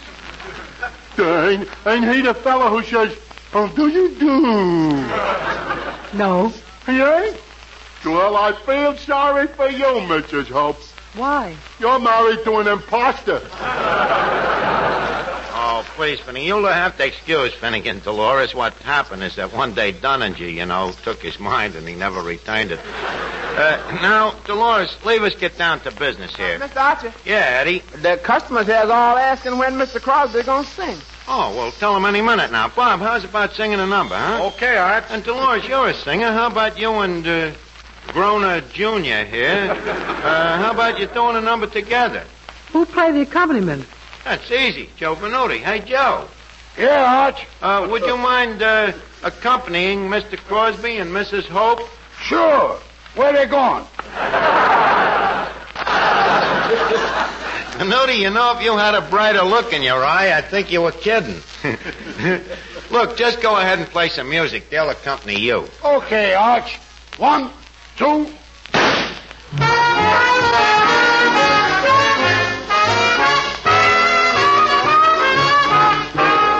Take it easy, take it easy. Don't you know it's more romantic when a dance is slow? Take it easy, take it easy. What's the good of feeling high when all the lights are low? Take it easy, take it easy. We've got lots of time ahead of us. The night is young. Take it easy, take it easy. Don't you know this music should be swayed instead of swung?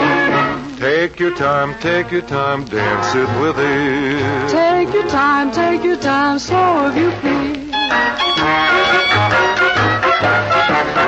Take it easy, take it easy, take it easy. Take it easy. Don't you know you're not supposed to make a rumba jump? Take it easy, take it easy. If you don't, I fear that our romance will hit a bump. Take it easy, take it easy. Don't you know it's time for romance when the music's sweet? Take it easy, take it easy. You should really try to make your heart control your feet. Take your time, take your time. Dance it with me. Take your time, slow it, please. Take it easy, Take it easy, take it easy. take it easy.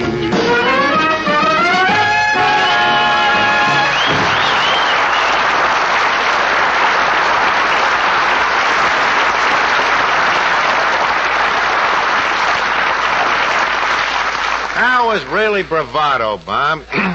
Bravo, Mezzatissimo. You two are great together. Just the two people be the stars on our radio program. Hey, what's this about a radio program? Duffy's Tavern is about to take ether. But, Archie, I've already got one radio program. Bob, when your brother Bing had one son, did he stop there? Touche? Well, what in the world am I supposed to do on this program? Well, it's simple. All you gotta do is act in it and get the guest stars. Oh, brother. Right, and her husband. You see, Bob and Dolores, to help this first audition, I saw that Tom promised Duffy, our sponsor, that we'd have as guest stars tonight, Bob and Bing. Oh, Archie, that's ridiculous. I can't ask Bing to go on this clam bake. And if I asked Bob, his next picture would be The Road to Reno. Look, I don't know what you're doing to me after all. I'm a charming fella. For my sake, why don't you at least try? Go ahead, Dolores. Call Bob up. Huh? Oh, but Archie. Oh, go on. Here's the phone. Here, No. I'll leave it. Here. Hello, Mr. Hope, please. Hello, Bob. This is Dolores. I'm at Duffy's Tavern. Now, don't get excited. All right, I won't eat anything. What? What do you know about this place? Oh, Bing told you? What did he say about it? Oh, it's a place where when you order a zombie, you get the manager. Ask him how he'd like to come down. Bob, Archie, the manager, has written a radio program, and he wonders if you would come down and... What, Bob? Such language. And I promised Duffy, Bob Hope, and Bing Crosby. How could you people let me down like this? Hey, we'll do the show. But I promised Duffy, Bing, and Bob. Okay, we'll give him Bing and Bob. Huh? Now, Crosby, don't throw straws at a Downing man. No, come here.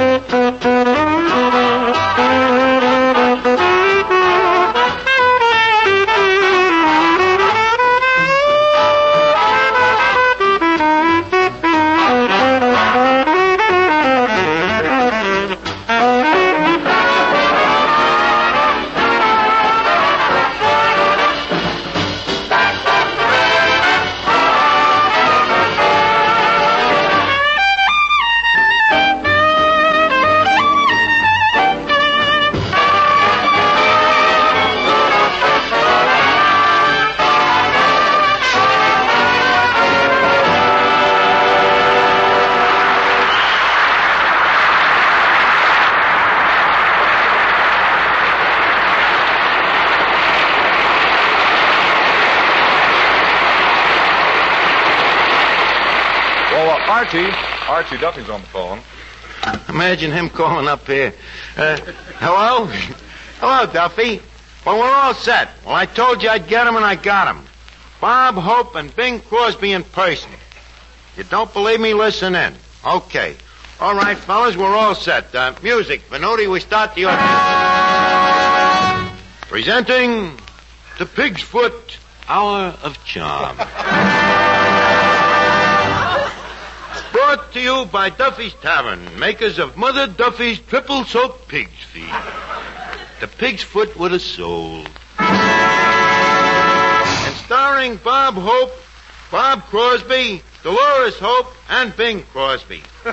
Also, that outstanding personality, your friend and mine, myself. And now we start off the festivities with Bob and Dolores singing our theme song. Triple soaked, Duffy's feet are triple soaked. Thank you, Bob and Dolores. And now, a brief word from our sponsor.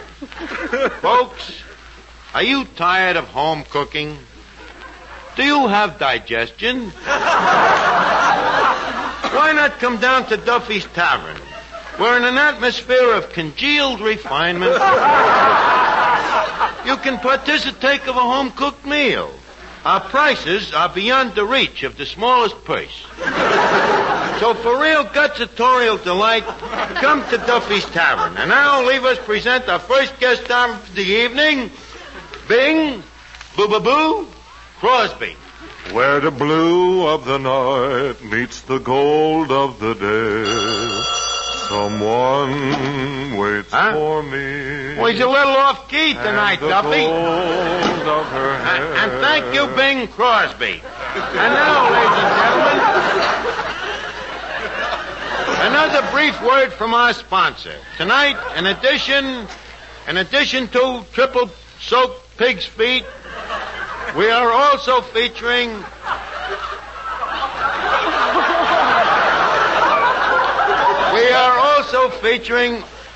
Mother Duffy's famous Irish borscht.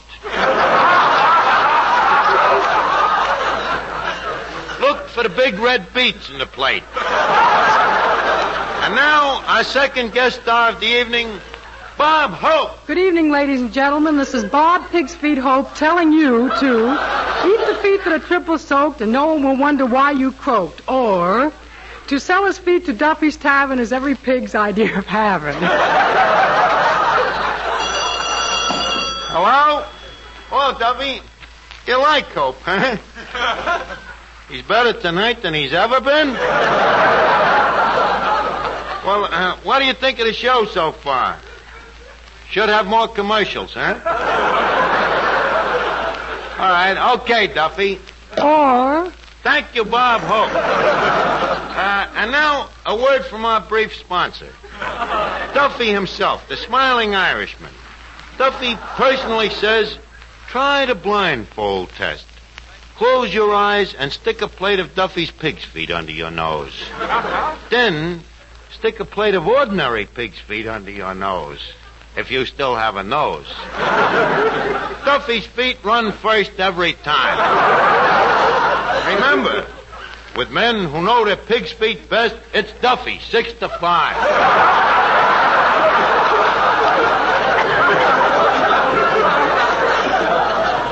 And now, hear what one of our leading pig growers has to say. I said, hear what one of our leading pig growers has to say.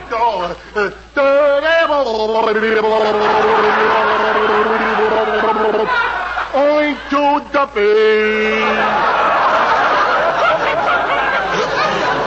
And remember, folks, no other pig can make this claim.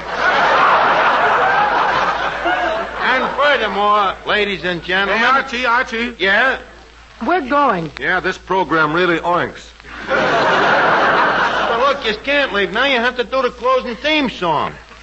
Okay, shall we give it to him, Dolores? But definitely. Duffy's Pig's Feet hit the spot. Just a nickel buys a lot. But if you'd rather spend a dime, arsenic takes much less time. Good night, Archie. Hello? Duffy, I didn't write it. Huh? I'm fired. Duffy, don't fire me, please. Honest, I promise you, if I ever get mixed up in another thing like this, you can run me through a meat grinder. One hamburger coming up.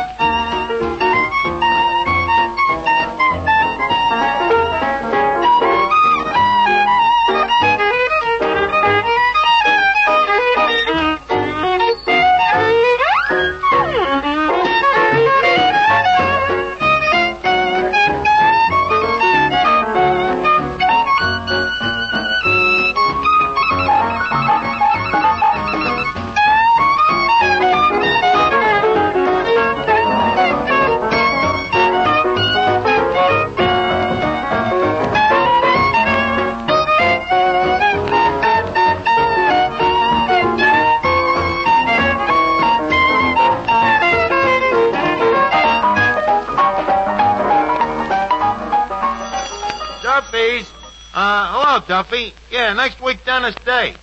Yeah, you know, he's joining the Navy. Yeah, after this, Jack Benny's only going to see his Dennis twice a year. Yeah, when he's on furlough. Well, so long, Duffy. I'll see you next week.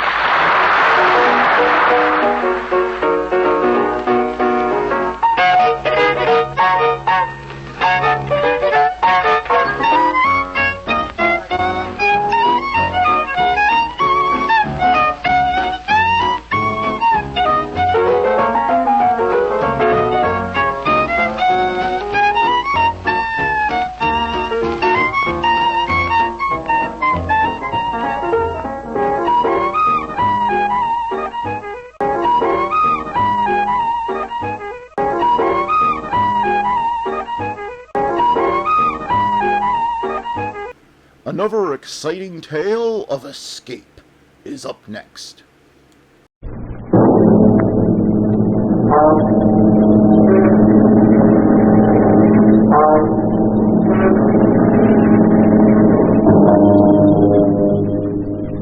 Worried about the United Nations? Anxious about those bills piling up? Want to get away from it all? CBS offers you Escape. You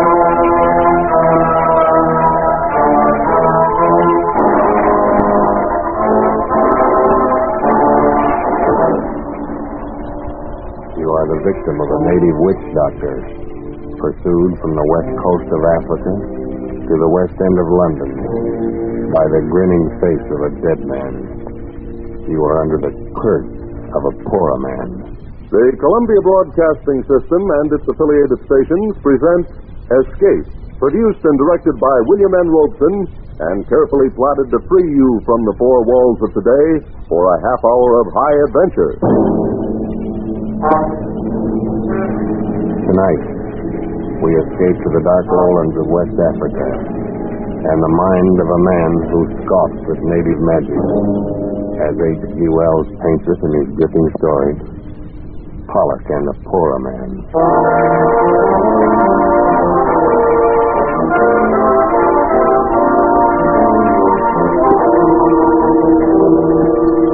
I have spent considerable time in Africa, but I have given little credence to the many superstitions of the natives there.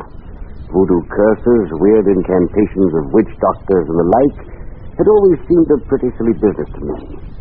But that was before the affair of Pollock and the Poorer Man. Even then, while the thing was happening, I took little notice. It was only when I got back to England some months later and went to see Pollock climbing up the 3 flights of stairs to his lonely bedroom that I began to realize the ghastly truth of it. One look at him was enough. I've never before seen a man so unnaturally wasted, so prematurely aged and broken, so eerily mad, this man lying on the bed, looking up at me with haggard eyes. It was good of you to come, Waterhouse. Nonsense, old chap. I just thought I'd look you up and say hello. But I had no idea I would find you ill. Ill? Yes, I suppose I am ill. I suppose that's what you'd call it. But what in heaven's name is the matter, Pollock? I said, come closer, will you? I can barely see you. Why, yes, of course. I'll just drop a chair. Oh, no. Pollock, what's the matter? Oh, no. Take it away. Take it away. What are you talking about? What is it, That thing in your hand. Take it away, please, for heaven's sake. In my hand? But, Pollock, this is only my hat. Yes. Why, yes, of course. Just an ordinary black Homburg. Now, if style is offensive Oh, to you... no. I just put it on the table, the floor. Somewhere where I can't see it, please. Of course, old man. I suppose you think I'm mad. I know you do. Everybody does. I'm used to it now. And the worst part of it is that I am. I say, Pollock. Only I don't think so. Because I do see it. I don't care if no one else does. I can see it. See what? The head. That hideous face following me everywhere, grinning at me. And always upside down. Pollock, what are you talking about? You don't believe me either. Well, look at my wrist. It's broken. The bandage is still on it. That's real enough, isn't it? Yes, of course. It's broken, you say? Yes. It did that. In my other accident, when I first got back to England, they said I walked in front of a bus, but I know better. It did that too. The head? Exactly. You wouldn't expect to see a man's head come rolling down the middle of a busy street in London, now would you? Now, Pollock, you'd better lie back. Rest a bit. I'll call a doctor. You too. And I thought you might understand. After all, you were with me when it started. It was you who first warned me, who sent me home. You don't mean that business with Apollo man? Oh, yes. Yes, of course. You remember how it started? We were camped at that little village on the lagoon behind the turn at the Peninsula. It was swampy and hot, and I was bored to tears. Maybe that's why I did it. But anyway, when I got back, you were furious with me. No, you're a fool, Pollock. You've got to take it back immediately, do you hear? Oh, what possible difference could it make, Waterhouse? Why all this fuss, old boy? It's only a little wooden statue. Can't be worth anything except for a curio. You're not that stupid, Pollock. You know very well this is a Paula idol.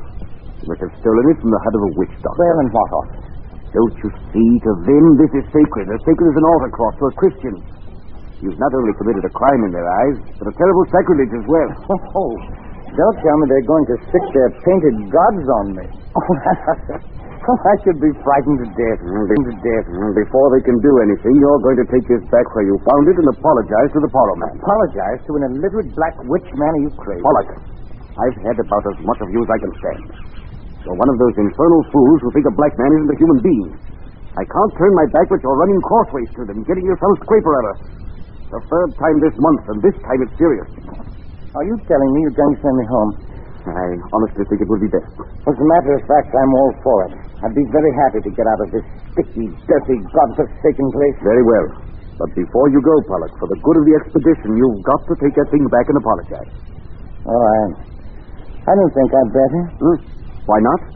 Well, to tell the truth, I don't think they'd give me a chance to apologize. All right. Tell me, what happened? Oh, nothing very much, except... Well, as I was carrying this thing away, one of those chaps popped up and saw it. Started yelling, trying to take it from me. Yes, go on. Well, we had a bit of a tussle. I got away. Go on, Pollock. We were on the bank of the river, and I toppled him over, that's all. He fell into the river? Yes, I think he may have hit the rocks first. Was he badly hurt? I don't know. I didn't stop to find out. He was dead, wasn't he? I really don't know. You fool. Oh, it was an accident. I had no... An accident? A lot they care. It's bad enough with the idol, but you've probably killed a man. We're in for it now. Well, there's nothing to be frightened about. Nothing. In the first place, I should think even your conscience would suffer a little. The second, you don't seem to understand about this horror business. It rules the country. It's the law, religion, medicine, everything. And these Pora are the most vindictive men on earth. The one whose idol you stole and whose follower you killed will be duty-bound to do something about it.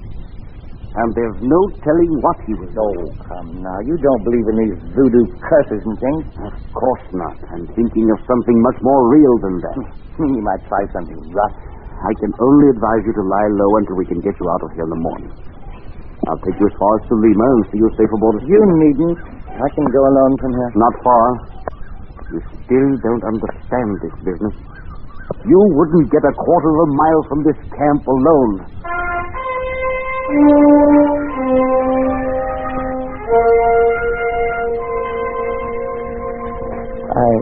I still thought we were making a mountain out of a molehill, Waterhouse. But I must admit, I didn't sleep much that night. I lay there on the mat in my hut and listened to the sound of the village. And then later to the noises of the night waking jungle. Sometime after midnight, I must have dozed off because I awoke with a start. For a moment, I was confused, but I sensed something wrong. And then, framed against the moonlight square of the door, I saw a hand upraised, and in it, a knife. Stop! Stop or I'll shoot! Stop, you devil, you! What is it? What happened? I missed the beggar, Waterhouse. I missed it. Who, Miss Who? What happened? A Pora man. Waterhouse, he was in my hut. He had a knife. He tried to kill me. Now, wait a minute. Wait till I find a light. There. Are you all right, man? Oh, I'm all right. I just saw it in time. I rode aside and... Look. Hey? In my bed. The knife. Oh, that was a narrow one. Well, perhaps now you understand the seriousness of this. Waterhouse, I saw his face. He stopped just at the door for a second. He was crouched down and he looked back at me from under his arm. His face was etched clearly in the moonlight. It was upside down. I'll never forget it. I'll get you a drink. Listen, Waterhouse, listen. He glared back at me with his painted face upside down and screeched with those hideous scars they cut in their cheeks. See that in my dreams. Steady on, old man. Here you are.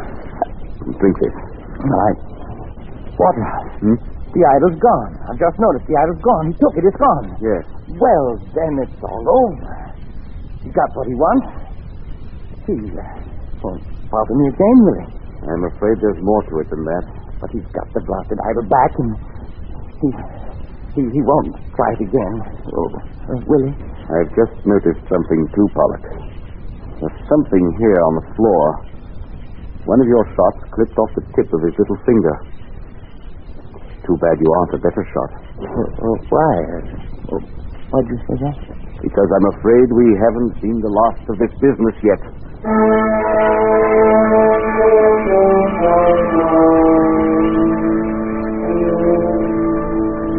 You were more right than you knew, Waterhouse. The next morning was only the beginning. We were standing by the river and supervising catching. I'm glad we're getting out of here. There's something brewing, or things wouldn't be so quiet. Oh, what would be brewing? A stink in a copper pot, probably. Dancing in a circle of skulls, putting curses on you. Oh, that. What can he do? How the devil should I know? They're versatile people. They know a lot of rum doctors. The best thing to do... Look out! Oh, man, that's close. What was it? One of their beastly poisoned arrows in the tree behind you. Missed your head by inches. No. Came from over there in the bush. Well, let's do something. Let's chase him something. No use now. Never find him in there. Best thing for us to do is to get out of here quick.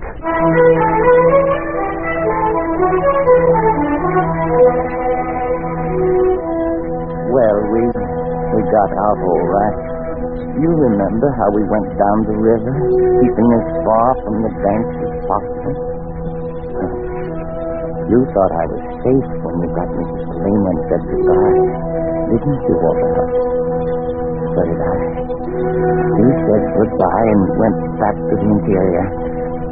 Nothing happened for 2 days, and I was beginning to feel that the whole thing was just another dream.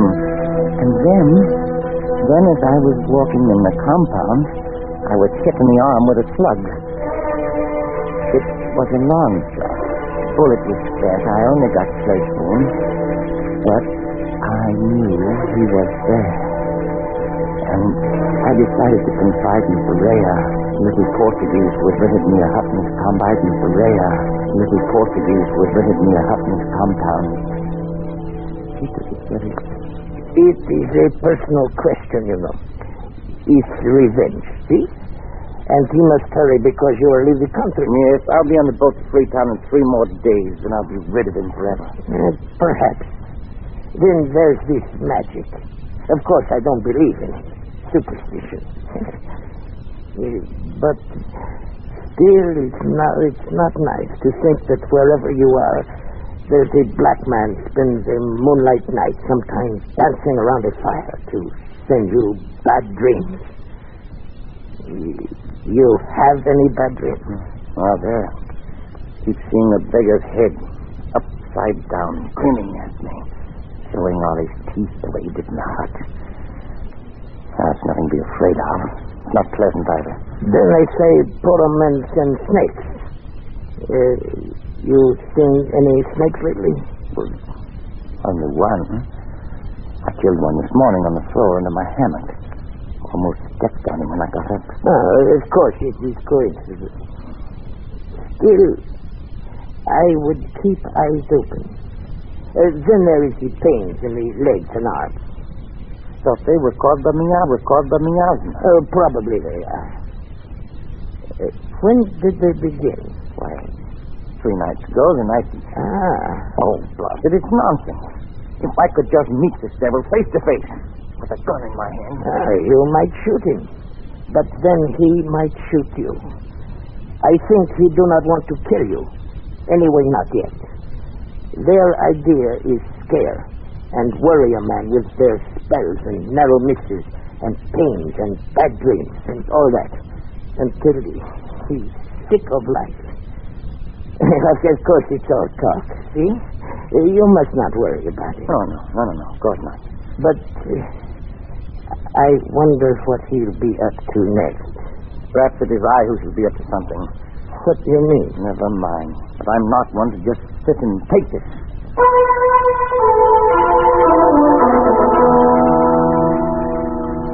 That very afternoon, I had a conversation with a rough-necked Mendai tribesman I found there in Selima.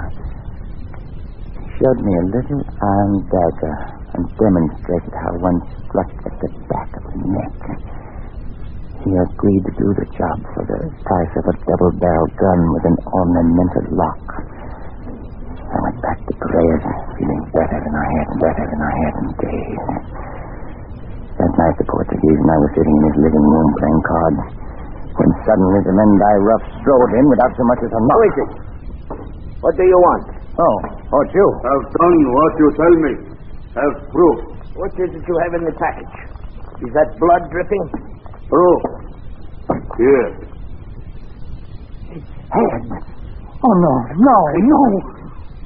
This man you want. Now, I get gone. You didn't have to bring this. I didn't ask for such proof. You mean, Senor Pollock, you got him killed? You did not kill him yourself? Why should I? But he will not be able to take it off now. What do you mean, take it off? Look at the cards. They are all spoiled with this blood. What do you mean, take what off? You must send me a new pack from Freetown. You can buy them there. Take what off? It is only a superstition, I forgot. The natives say if the witch, he was a witch, but it is all rubbish. Go on. Well, they say you must make the poor old man take the curse off or kill him yourself. It is very silly. Gun? No. Yes. I'll make it 2 guns if you'll take that beastly thing away. No. 1 gun, now. All right. There, that gun you have for sale, give it to me. I have the money right here. Yes. Over here. Now, take it and go. Right. It is funny how the head sits upside down. Just the way I saw him that night. Just the way I see him in my dreams. Like it was weighted that way. You will take him with you when you go. Maybe take him now. My cards are all spoiled. There is a man sells them in Freetown. You should have killed him yourself. Stop it. Stop it. Stop it!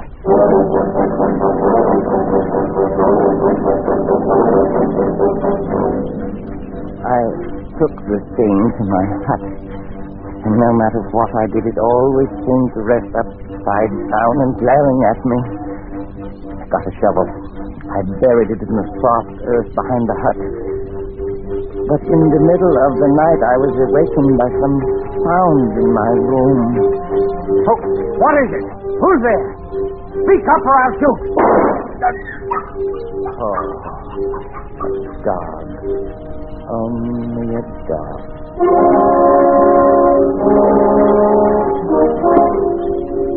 Yes, it's only a dog.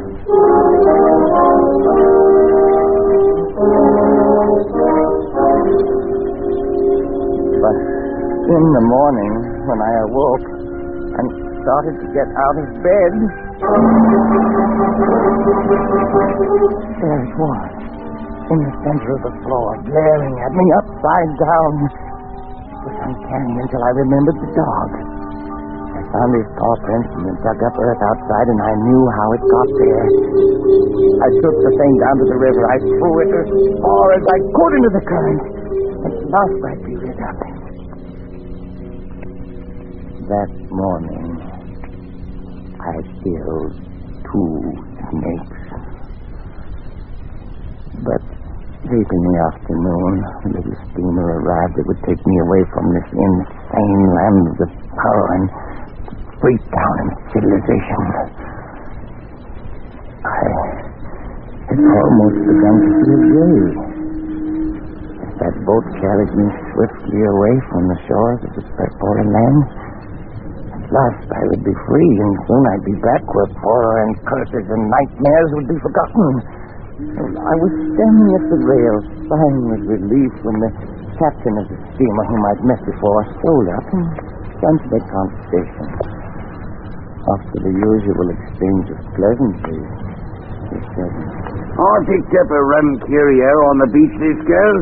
The thing I never saw done this side of India before. Why is that, sir? The head of one of these polo chaps, all ornamented with knife cuts. I say, what's the matter, old chap? You're green in the face. I wouldn't have took you. You're green in the face. I wouldn't have took you for a bad sailor. Oh, I'm quite all right. Well, this head I was telling you about is a bit queer in a way. I've got it in a jar of spirits in my cabin, and I'm aimed if it don't float upside down. Here I say, old chap, what's the matter? Stuart!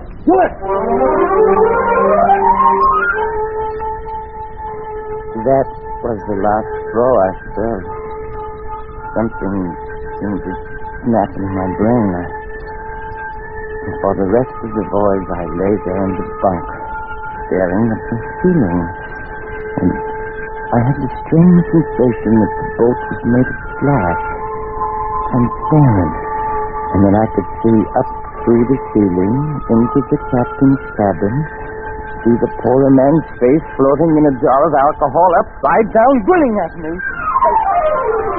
I suppose the actual head is still in the captain's cabin in Freetown, but it didn't matter. The poor man's work had been done by then, because now I carried it with me everywhere.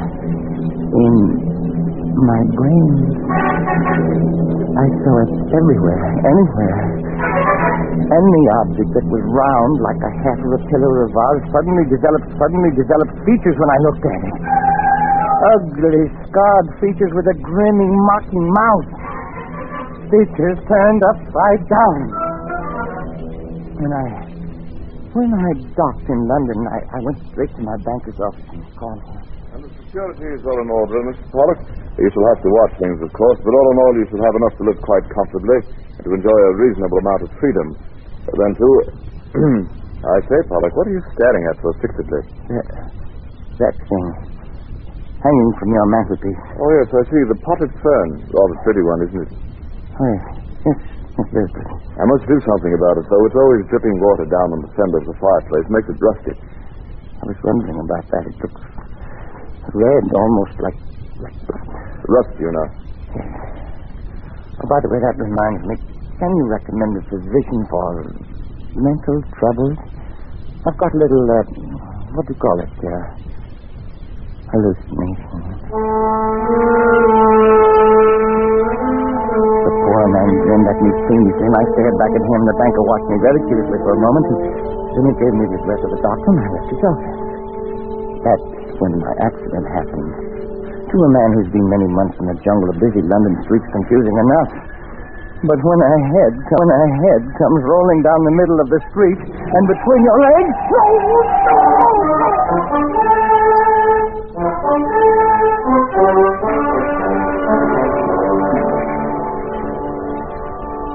I was in the hospital for weeks. The only permanent injury, however, was the loss of the tip of my little finger. A strange coincidence. The same fingertip of the left hand that I'd shot off the poor man that first night. Well, even in the hospital, the poor man was with me all the time, everywhere. The doctors couldn't help me. My friends couldn't either. So I tried cycling in the country. But that thing kept rolling along beside me and getting tangled up in the wheels and spilling me. That's how I got the broken wrist. Well, the worst came only last week. I'd just come back from a long walk, hoping to be tired enough to sleep. And as usual, that bronze vase was over there in front of the big French window. And it... well, perhaps the poor man enjoys the view of the street 3 floors below. Anyway, this night, I felt a little devil-may-care, so I turned round to it, and I looked him in the eye, and I said, "So, you're still here, are you, my ugly shadow?" Yes, Alice, I am still here. What did you say? I said I'm still here. And I always will be. No, not that too, not that, no.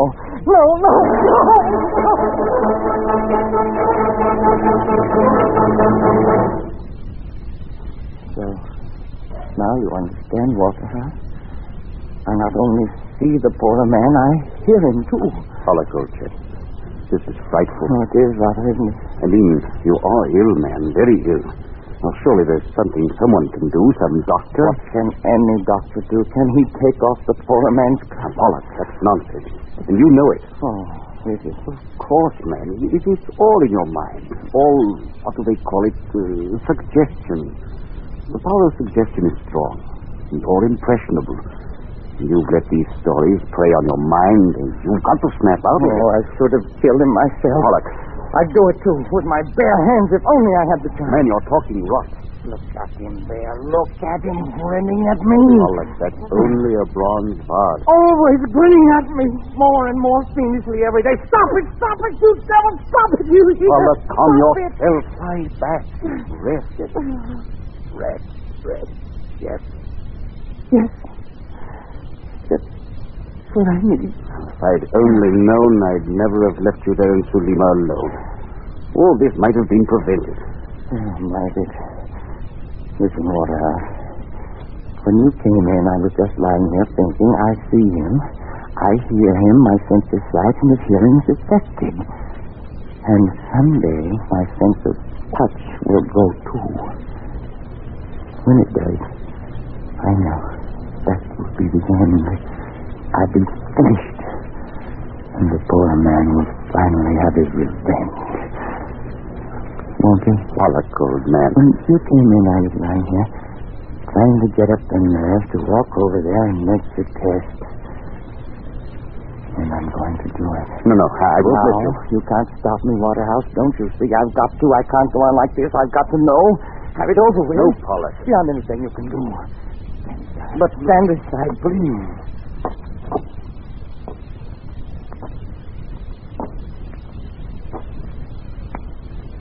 Now. Come back to bed, Pollock. That window is open. If you have a... Never mind. This is just an ordinary bronze vase. Isn't it, Waterhouse? Pollock, don't do it. I know it's only a bronze vase. I know that when I will feel only cold metal when I reach out and touch it. I know. Like this. Oh, no! That window! You're backing into that window!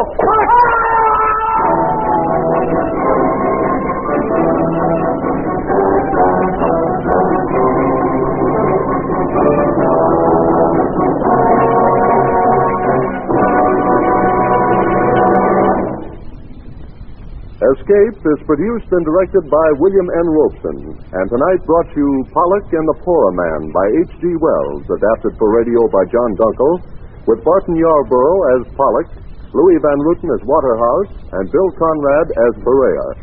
The special musical score was conceived and conducted by Cy Feuer. Next week... You are groping through the darkened corridors of a gigantic department store in the dead of night. And suddenly you realize you're not alone. That 100 eyes are glaring at you from the shadows. 100 hands reaching for your throat.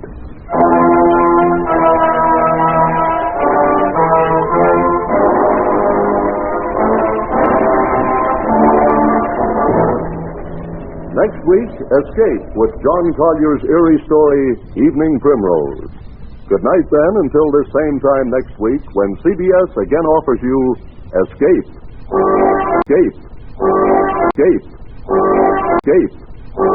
Escape. Escape. Escape. Now let's see what Fibber McGee and Molly are up to. Wax program with Fibber McGee and Molly.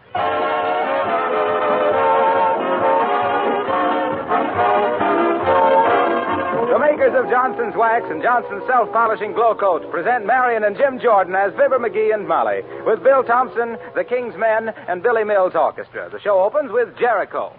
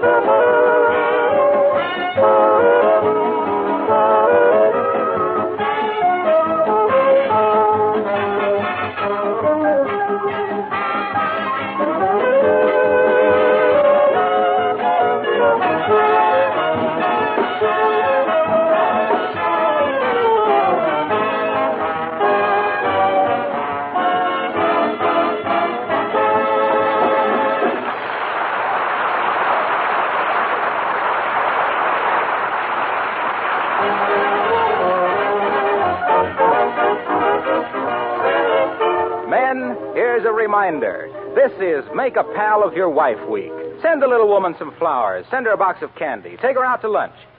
Now, wait a minute. Let's see. Flowers would come to about $5. Candy about $2. Yes, you better make it lunch. Anyway, that's the way the Squire of 79 Wistful Vista has figured it out as we meet Fibber McGee and Molly.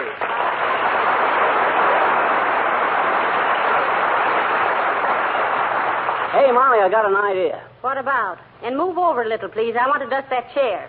I got an idea about lunch. Well, let's not discuss lunch quite yet. I haven't had time to do the breakfast dishes. Oh, well, let the dishes go. I'll do no such a thing. Oh, well, use some others. We got other dishes, ain't we? No, we haven't. We haven't? What become of that set of dishes we won at the Bijou Theater this winter? Why, don't you remember? Huh? You stayed for the second show and threw them at the picture. Well, I hope I didn't hurt Theda Barrow with that gravy boat.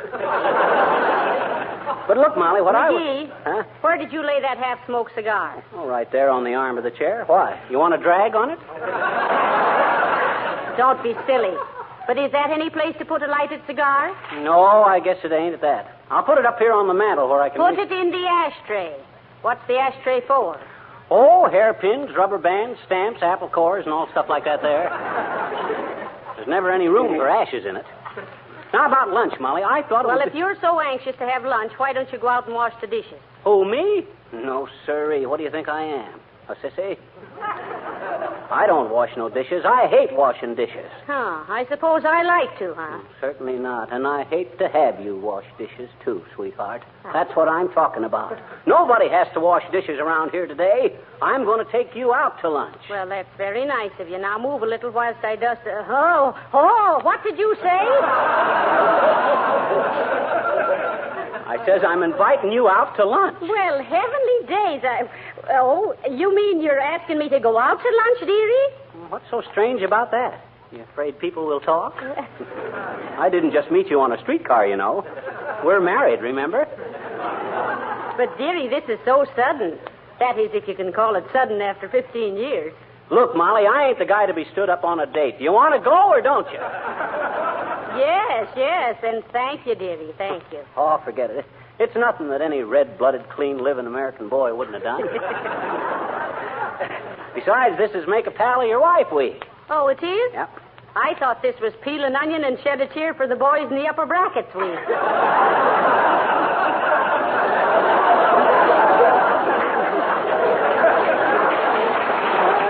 Well, come on, hurry up and get your hat. All right. But it'll take me a while to put my face on. I'll be down in just a minute, dearie. Ah, women. When a man gets a date with a gal, he pats himself on the back. When a gal gets a date with a man, she pats herself on the face. Come in. Hello there, Johnny. Hello, daughter. Hey, where's daughter? He's upstairs making a mug out of nature. What's on your mind, old-timer? Want to buy any soap, Johnny? I only got to sell 982 more bars, and I win a .22 rifle.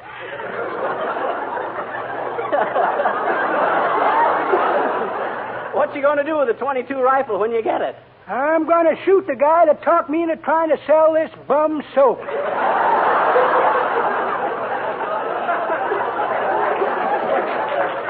I don't believe we want any today, old-timer. Hey! I'm afraid you come to the wrong house. As Robinson Crusoe says to his man Friday when he put down his telescope, no sail.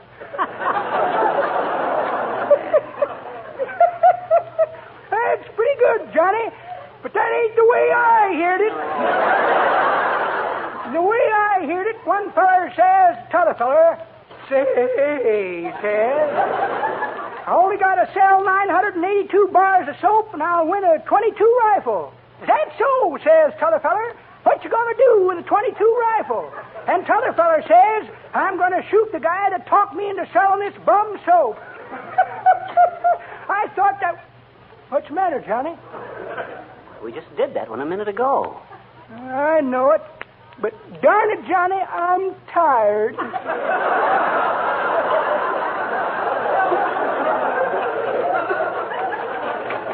All day long going from door to door selling this bum soap.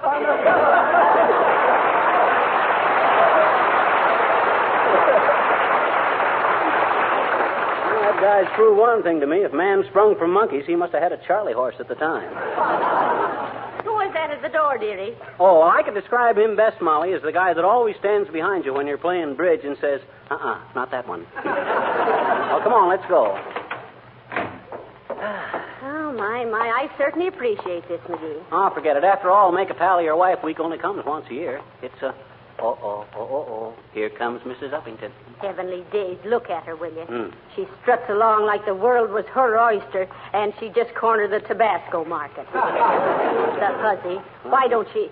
Oh, how do you do, Mrs. Uppington? So nice to see you. Oh, how do you do, Mrs. McGee? And Mr. McGee? Hi, Uppity. A lovely day, isn't it? I always try to take a long walk every day if possible. I get home simply brimming with a new energy and a new youth. Oh, really? Who is he, Mrs. Uppington? Who is who? The new youth. She means Billy Mills, Molly. Oh. Though his youth ain't awful new either. But Billy is such a charming boy and a splendid musician. He came over last night and played the piano for me. Yeah? Oh, all the lovely old songs of my girlhood. Ah, wasn't that nice? And those Civil War songs were so inspiring. Yes, indeed. What? Civil War? Now, please, Mr. McGee, Incidentally, Mrs. Uppington, speaking of romance, my husband has just dated me up for lunch. Ah. Won't you join us? Oh, no, thank you, my dear.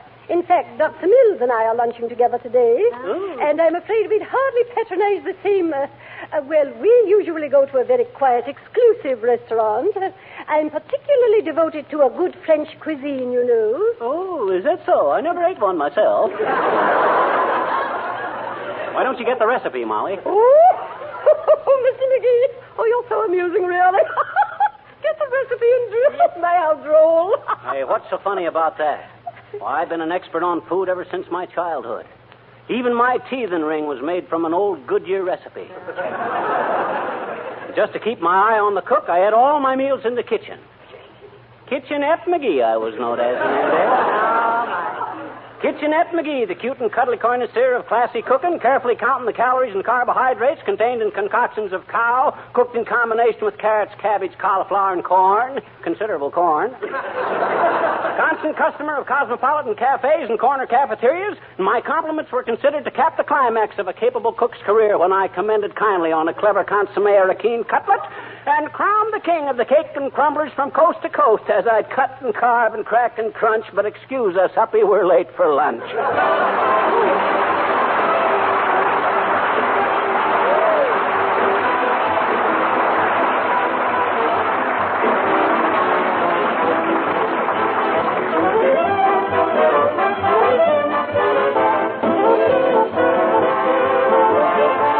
While we're waiting for Fibber and Molly to return, I'd like your attention for just a minute. How often during the week do you say, if only I had more time for reading or seeing my friends or for just plain resting? Well, I can tell you how you can find a few extra hours by protecting your floors with that grand, labor-saving floor polish Glow Coat. Most of you have heard me tell the very simple story of Johnson's self-polishing Glow Coat, how it requires no rubbing or buffing whatsoever, how it polishes itself in 20 minutes, leaving a sparkling, beautiful floor that's easy to keep clean. Spots and stains are quickly wiped up with a damp cloth. Now, you can use Glow Coat on all your floors, but by all means, use it in your kitchen. It brings out the colors of your linoleum, keeps it looking just like new, makes your kitchen a pleasanter place to work in. And many users tell us that it actually makes their linoleum last 6 times longer than a floor surface that is unprotected. So why not ask your dealer for a can of Johnson's self-polishing Glow Coat tomorrow? It's spelled GLO-COAT.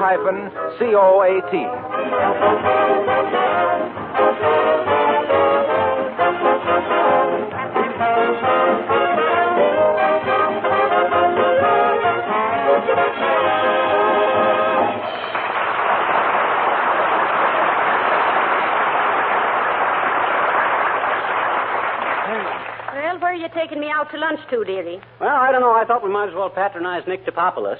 Oh. Well, anyway, I think it's real thoughtful of you to not want me standing over a hot stove and washing a lot of dishes today, McGee. Oh, well, as long as you're my wife, Molly, you deserve the best. Ah, do I really? Yes, you do. Well, then why are we eating at Nick Topopoulos' restaurant? Why don't we go to a decent joint? Why, Molly, Nick is a friend of ours. I know, but ptomaine poison is an awful strain even on a beautiful friendship. Well, shucks, I just thought that... Hi, mister. Oh, hello there, little girl. Where are you going? Oh, over to Willie Toops' house to play. Oh, you are, eh? Mm-hmm. What you going to play? Ring around the rosy and drop the handkerchief and stuff? No, those are baby games, I bet you. They are? Hmm? So ring around the rosy and drop the handkerchief for baby games. I think so, too. Well, what are you going to play? Well, I just talked to Willie on the telephone, and he said if we can get a couple of other kids, we could play some bridge. Bridge? At your age? Sis, as the donkey says when he first seen himself in the mirror, I can't believe my ears. Your nose is almost incredible, too, mister. Say, you mean... Now, look, sis, what kind of bridge you kids going to play? Auction or contract? London. Oh. By the way, how's your little brother? Which one? The one that swallowed the 8 cents last week. Did they have him x-rayed? Well, my mama says... I says, did they have him x-rayed? I don't know what you mean, I bet you. Oh, yes, you do. Oh, no, I don't. Oh, yes, you do. Oh, no, Well, what is it? Look, sis, you know what an x-ray is as well as I do. See, do I? Sure you do. Come on now. What's that mysterious-looking thing that sees right through you and tells you what's the matter with you? Your wife, I bet you. So long, mister.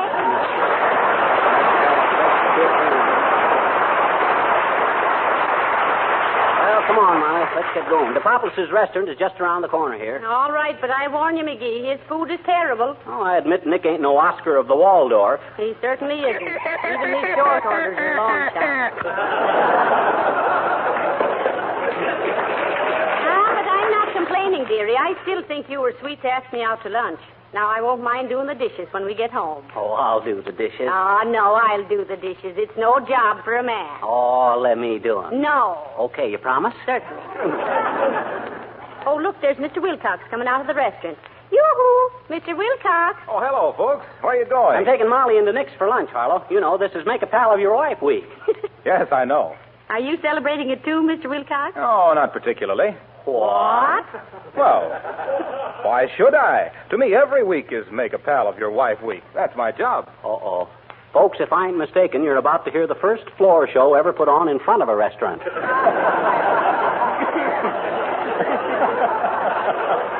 Well, you know what I mean. Any guy who sells a no-rubbing, no-buffing preparation like Johnson's self-polishing glow coat to the housewife is giving her something better than flowers or candy or diamonds. He's giving her more leisure, more pride in her home, and a lot easier job of housework. Hey, Harlow. What? I don't mean to change the subject. As if you could. But do you always eat here at DePoplis' restaurant? Sure. I sell him so much Johnson's wax and glow coat, I know he's got the cleanest place in town. Is that so? Go take a look at his kitchen sometime. You could eat off the floor.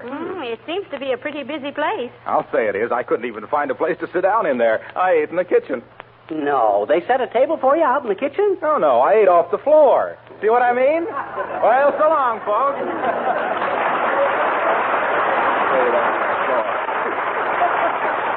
Well, S.C. Johnson and Sons sure own a controlling interest in that guy. Well, come on in, Molly. Lead on, me pal of the week. Good day, sir, and madam. The name, please. What you mean, the name? Beg pardon, sir, but we're very busy today. Did you call up and reserve a couple of stools? Well, heavenly day. A maitre d' hash joint. First thing we know, Nick will start hiring redcaps to carry the tea bags. Just give us a stool or a booth anywhere, Mr. Headwaiter. We're not fussy. Sorry, madam. It's impossible at the moment. We're extremely busy. However, if you'd care to wait a few moments in the cocktail lounge. What cocktail lounge? Right next door, sir. Of course, it isn't quite finished, but it's very amusing to watch the steam shovels. Stop shooting the malarkey to us, Sharky, and call Mr. DePoplis. We're friends of his. There he is, over there by booth number 5. Sorry, sir. Mr. DePoplis can't leave those patrons for the moment. Why not? Their table wobbles a bit, and he's keeping his toe under it. They're leaving. Mr. DePoplis. Yes, what is being... Oh, hello there, Cupid. Hello, Fisher. Hi, Nick. Welcome to my restaurant, sir. I didn't any more expect to see you in here today than I can shake a stick at. Well, you seem to be doing quite a business, Mr. DePoplis. Oh, yes. Tuesday is as busy with the DePoplis restaurant as it is with you, Fisher, and for the same reason. Baked clams. But I'm glad you're patronosing my places instead of that one across the street. What's the matter with the place across the street, Nick? Food no good? Oh, the food is being ugly duckly, Fisher. But the service. Oh. The service is being as slow as Molassie Puss and Jenny Wimber. Oh, is it really? Yes, I can't stand it much longer. Every time I send over there for my lunch, it is taking them half an hour to bring it across the street. If I don't look out, they're liable to lose a good customer. Well, look, Nick, I brung Molly in here on account of it's being Make a Pal of Your Wife week. Can't you give us a booth right away? Why, Fisher, for a good friend of mine like you, I certainly don't think I can right away. But the very first one that is being available, somebody else will probably get that for us, too. Well, how about the one you just left, Mr. DePopoulos? Oh, sure. Why don't you sit there? Head waiter! Yes, Mr. DePopoulos. Give these people booths numbers 5, so they have a good view of the entertainment. If we only had some. I hope you're enjoying your lunch, Cupid and Fisher, in spite of the food. Well, thanks, Nick.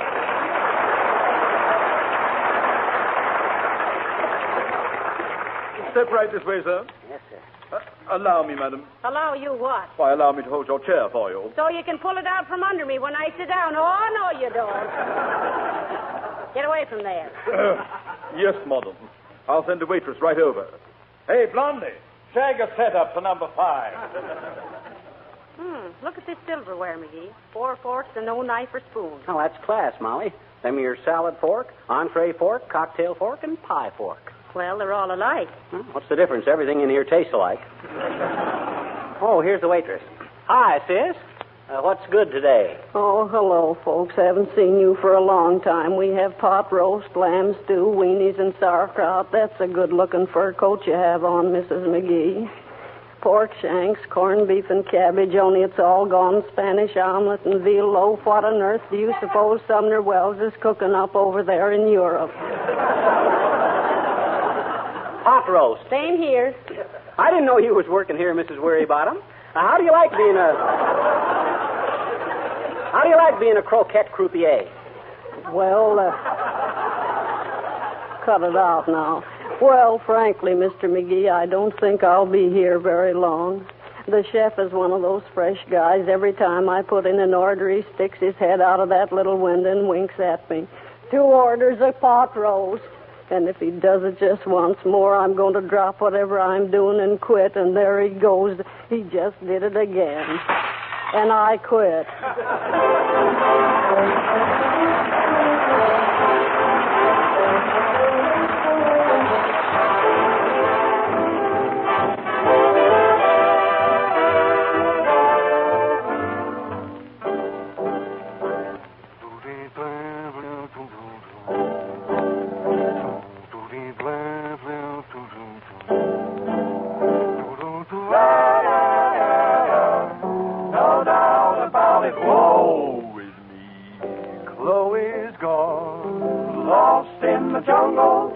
Nellie was a lady, last night she died. Oh, Miss Hannah refuses to see me, but there's always Dinah, sweet old Dinah. I'm going to make her my bride. Whoa, Dinah, is there anyone finer in the state of Carolina? If there is, you know her, then bring her up shore to me. Dinah, Dinah Lee with the Dixie eyes blazing. How I love to sit and gaze into the eyes of Dinah Lee.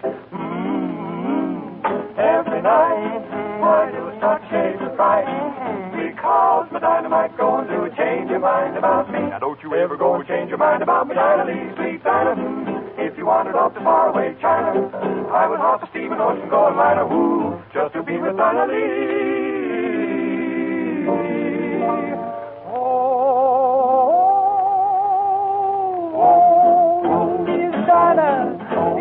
Come in out tonight. Oh, the mockingbirds am singing, and the moon am shining bright. We'll go down to the cornfield and we'll talk to the evening breeze.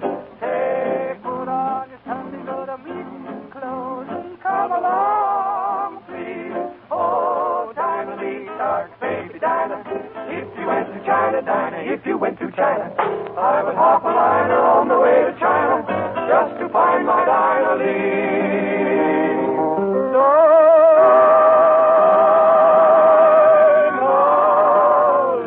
Oh, Dinah, Dinah, Dinah. Oh, Miss Lee.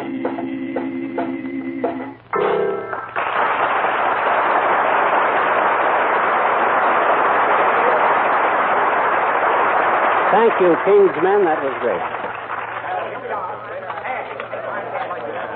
How's the pot roast, Molly? Oh, it's not bad, dearie. I think I could stand any kind of food as long as I didn't have to wash the dishes afterward. It's so nice to get out once in a while. Partial dependence, cigarette tax, 18 cents a day, 365 times 18 cents. Reasonable depreciation on real estate. Oh, look, McGee, there's Mr. Gildersleeve sitting over there. Huh? Where? Oh, yeah. He's figuring his income tax on the tablecloth. Hey, Gildersleeve. Oh, my goodness, look what I did. Oh, sorry we startled you, Mr. Gildersleeve. Did you spill something on you? Hello, Mrs. McGee. Hello, McGee. No, but I just spilled ketchup all over my deductions. Oh, well, I was in the red anyway. You eat here all the time, Gildy? Oh, yes, indeed, McGee. I come here because they have pies just like my mother used to make. Oh, poor mother. She certainly baked terrible pies. In fact, she still does. Well, then why don't you eat your pie over at her house? I can't. She sells them all to Nick. Well, thanks for the warning, Gildersleeve. Anything I hate, it's bum pastry. Now, look here, McGee. You can't talk like that about my mother's cooking. Well, all I said is what you says yourself. Copycat? I ain't either a copycat. You are, too. Oh, now stop well, it. knock that bowl of soup off my shoulder. Stop it now. Finish your lunch, McGee. And do you eat in here all the time, Mr. Gildersleeve? Oh, no. Just at mealtime. Am I hot tonight? Don't be so fresh, Rocky. She was asking if you was a regular patron here. Well, up to now I have been, McGee. But by George, I'm getting pretty tired of their stinginess. Stinginess, Mr. Gildersleeve? Yes. They only serve 2 slices of bread. Oh. Imagine that. 2 slices. I like bread. And 2 slices isn't enough. I've complained and complained, and they won't do a thing about it. Pardon me, Mr. Gildersleeve. Mr. Populus has heard about your trouble with the bread, so he sent you this. Oh, look at that, Molly. A whole loaf of bread, cut in 2. Oh. That's just what I've been talking about. Look at it. You see what I mean? 2 slices again. Where's that Populus? Let me talk to that field fella.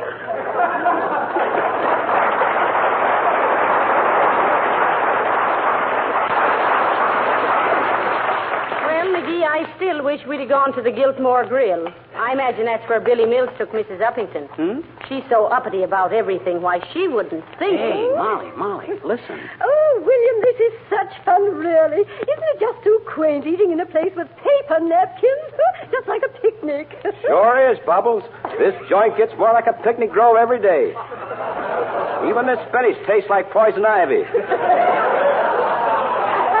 But, Maestro, I like this so much better than that little place you took me to last night. You know, the place built like a railroad car. Oh, you mean Donovan's Diner?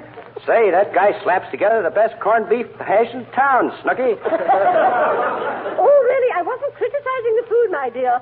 Only I forgot I was not on a real railroad train, and when I opened the door to go back to the club car, I fell right into a garbage can. Oh, You hear that, McGee? And her telling us about what an exclusive place they were going to have lunch. Oh, well, I guess she found out it's hard to tie a feed bag on over a high hat. You want any dessert, Molly? Oh, no, thank you, McGee. I'm finished. Me too. Hey, waiter, give me the treasurer's report. Yes, sir. Here you are, sir. 2 lunches at 65 cents, $1.30. Cover charge, 10 cents each, $1.50. Okay, Bud, I just... Uh-oh. What's the matter, McGee? I left my money home on the dresser. Let me take a couple of bucks, Molly. I haven't a dime with me, dearie. Oh. Now, give me the check, Bud. I'll sign it. Sorry, sir. Against the rules. Huh? You'll have to get it okayed by Mr. Populus. Huh? Oh, okay. Excuse me, Molly. I'll be right back. Hey, Nick. You know what I done? I left the house without any money.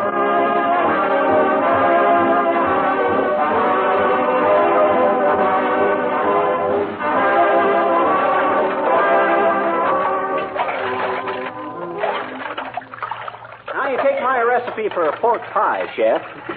First, you cut the pork into cubes, see? About 1 inch square. Then you rub your pan with garlic. Wait a minute. How are you doing, Molly? Ah, dear. Mr. DePopulis says we can go when I finish these 12 stacks of dishes, McGee. Oh, that's swell. Well, take your time, Molly. I'm in no hurry. What was I saying, Chef? Oh, yeah. Then you take about 2 pounds of breadcrumbs, mix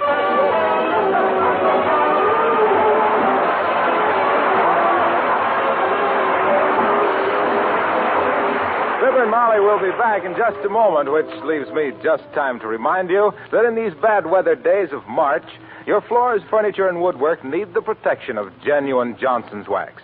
Floors that have been regularly Johnson waxed laugh at wet, muddy footprints. A damp cloth removes the dirt, and the rich beauty of the waxed floor remains intact. That's why we say, when you walk on wax, you save your floors. For the same reason, woodwork and furniture that is Johnson waxed is more beautiful, easier to keep clean, and guarded by the tough wax shield against scratches, dirt, and smudgy fingerprints. Have you examined recently a can or bottle of genuine Johnson's wax, either paste or liquid? You'll find listed right on the package more than 100 labor-saving uses for this famous wax polish. Read this list carefully. It will save you many hours of work throughout the year and add greatly to the beauty of your home.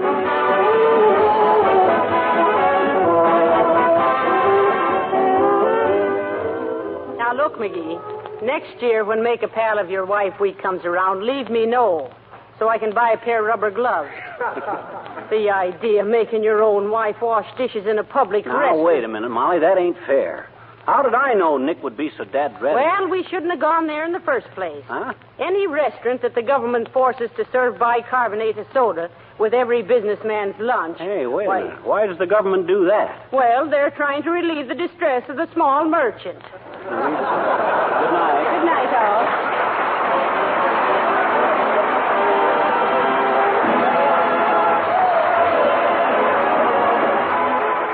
This is Harlow Wilcox, speaking for the makers of Johnson's Wax and Johnson's Self-Polishing Glow Coat, inviting you all to be with us again next Tuesday night. Good night.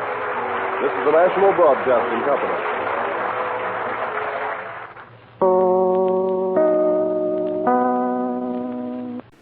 Flash Gordon is going to be taking you on an intergalactic adventure next.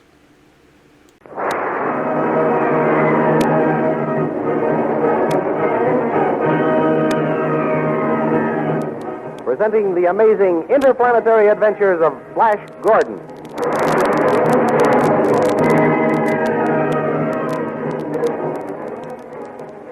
These thrilling adventures come to you as they are pictured each Sunday in the Comic Weekly, the world's greatest pictorial supplement of humor and adventure.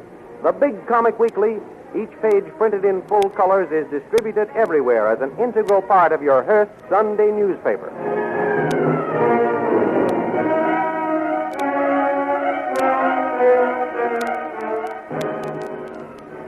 Last week, you may remember, Flash and Dale and Con, captain of the Hawkmen, flew in a rocket ship to the yawning mouth of Kira, the wild and forbidding cave world.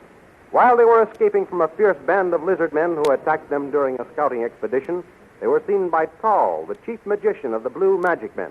Tall hurried with the news to his beautiful queen, Azura, who, attracted by Flash's blonde hair and wonderful physique, decided to get acquainted with him. By means of magic sleep gas, Azura captured the three friends. Then she gave Flash lithium, the drug of forgetfulness, so that he could not remember who he was or what had happened. And then Azura caused Flash to fall in love with her. At first, Dale and Con misunderstood Flash's failure to recognize them. Later, they realized it must be some of Azura's magic and attempted to poison her. But the plot failed when the Queen ordered Dale to serve Flash first.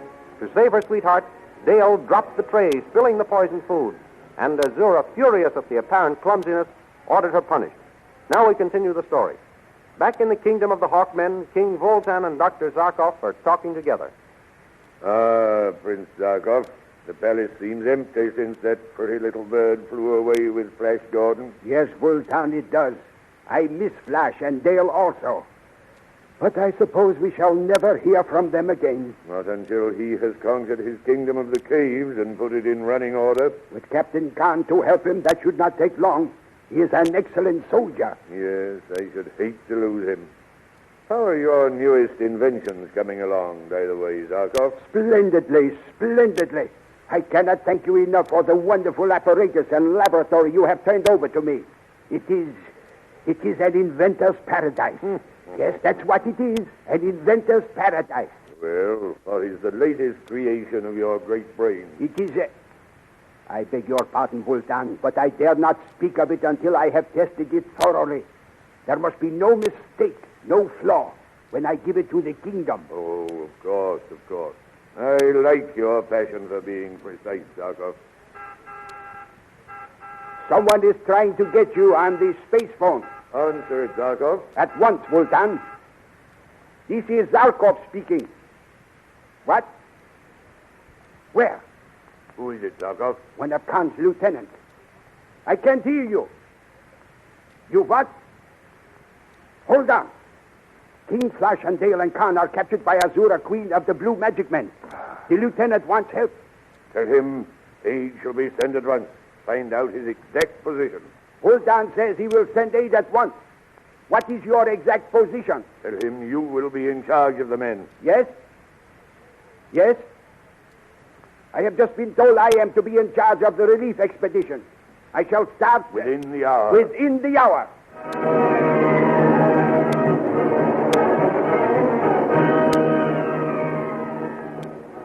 In the kitchens of the Palace of Azura, Queen of the Blue Magic Men, we find Dale and Khan. Come on now, move along faster that. Cheer up, Princess Dale. I can't be cheerful the way things are, Captain Khan. If only Azura hadn't asked me to serve the food to Flash first. Well, she did, so there's nothing to be done about it. It wasn't your fault, Princess. It was the fate of the gods. I'm glad you feel that way about it, Khan. We must figure out a way to foil her magical power. Stop your whispering. Stir that soup. At once, guard. Carry that over here. Come on now. I don't see how I can help you to spoil the Queen. She's had me chained to the stoves as punishment. Now I can't even see Flash anymore. Yes, you can, Princess. How? The chain on your manacles will permit you to walk to the end of the galley stove there. From that point, you can look out the grilled window into the garden. No doubt Flash will sometimes walk by. With the Queen. Yes, I'm afraid Azura will be with him. She seems to have claimed him as her own personal property. Khan, Yes, Princess. you don't think that Flash has really fallen in love with her? By my sword, I swear King Flash is bewitched. He doesn't know where he is or what he's doing. I know he wasn't pretending when he failed to recognize me. What makes you so sure? His eyes had a dull and glassy look. Why, yes. I remember. I saw that, too. When he looked at me, it was as though he looked through me instead of at me. If only I could reach my men. If there are any left. I don't know what happened after Azura broke that gas bomb in our faces. Captain Khan, Yes? if you obey all the guards' orders, they may put you on parole or something. That may give you the freedom of the palace. An excellent idea. Excellent. Thank you, Princess. Thank you. I will be the most obedient slave in the kitchen and see if that will earn me some privileges. I will obey, too. Oh, Captain Khan, we must do something to save Flash from that wicked woman. Do not worry, Princess. We will find a way somehow. Here, you. Carry that kettle over to the table. Certainly, guard. Let me take this one also. Huh?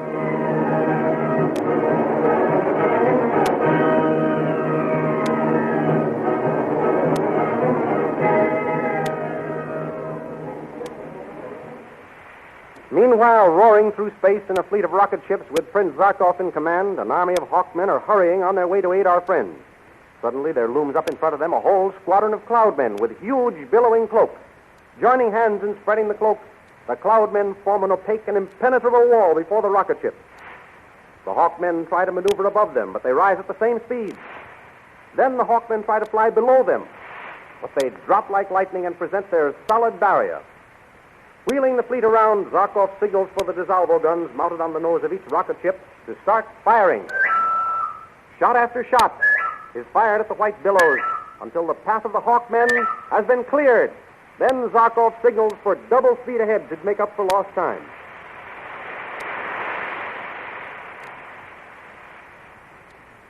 At the same time, in the Palace of Azura, Flash is entertained by the Queen. That gold armor isn't worthy of you, my prince. I must see to it that my armor makes something more fitting. My beautiful Azura, the armor is but a symbol of your service. Even if it were made of the most precious and rare metals to be obtained and studded with jewels, my loyalty to you and your cause could not be greater. You do love me, don't you, Flash? I know of no one in the past, present, or even the future for whom I have felt such a deep love, my gorgeous queen. No one, my handsome prince? No one. It is you and you alone I love. It is sweet, very sweet to hear you speak those words. As long as you do and mean them, I will reward you well. To be with you, to be allowed to serve and love you is all the reward I desire, my darling. I shall have to think of some special privilege for that pretty speech. Then let me kiss your hand. Here, my prince. Fair hand, so delicate, so shapely. Ah, how many men have lost their hearts and heads trying to gain you. Flatterer. I only speak from my own reactions, Azura. I know that I should be willing to risk everything to win you for myself. We shall see. We shall see. Flash, I must give some orders to the servants. Go out into the garden and wait for me. I will join you presently. Your slightest wish is a command, my beautiful one. Flash! Flash! Eh? Who's calling me? It's Dale. Dale Arden. Oh, there you are. I see you now. There in that grilled window. What are you doing there, girl? I'm a prisoner here, Flash. Ever since I dropped that tray of food. Oh, yes. I wondered where I'd seen you. You tripped, and Azura ordered you punished. He has had me chained to the galley stove. My chain just reaches to this window. Are you all right, Flash? Am I all right? Of course I am. Why shouldn't I be? Did you think Azura had punished me for something, too? No. I just wanted to know how you are. Well, that's very kind of you, girl. And since you have taken such an interest in my welfare, I'll take an interest in yours. How can you? You're too young and pretty to be made a prisoner in the kitchen. I'll ask Azura to free you. Oh, no, you mustn't. Mustn't? Who says so? I shall ask Azura at once. Oh, no, Flash.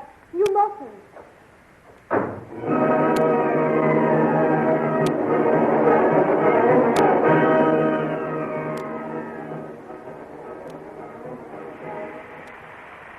On and on roar the rocket ships of the Hawkmen into the yawning mouth of Kira, through the caverns of the cliff dwellers, through the caves of living, man-eating plants. And finally they come into the enormous transparent cave where the handfuls of survivors from Khan's squadron are waiting. The fleet lands and Prince Zarkov is the first to get out. The lieutenant who called for aid on the space phone comes up to him. Well, what is the latest news, Lieutenant? We were afraid something had happened to you, Prince Zarkov. We were delayed in a skirmish with the Cloudmen. What is the latest report on the fate of my friends? We don't know what happened to them. After the Blue Magic Men captured King Flash and Princess Dale and our captain, they blasted the tunnel leading to their land, killing most of our men. Is there any chance that Flash and his companions are still alive? Who knows? That is a land of magic. I have brought a battery of ray cannons with us. We will blast our way to my friends.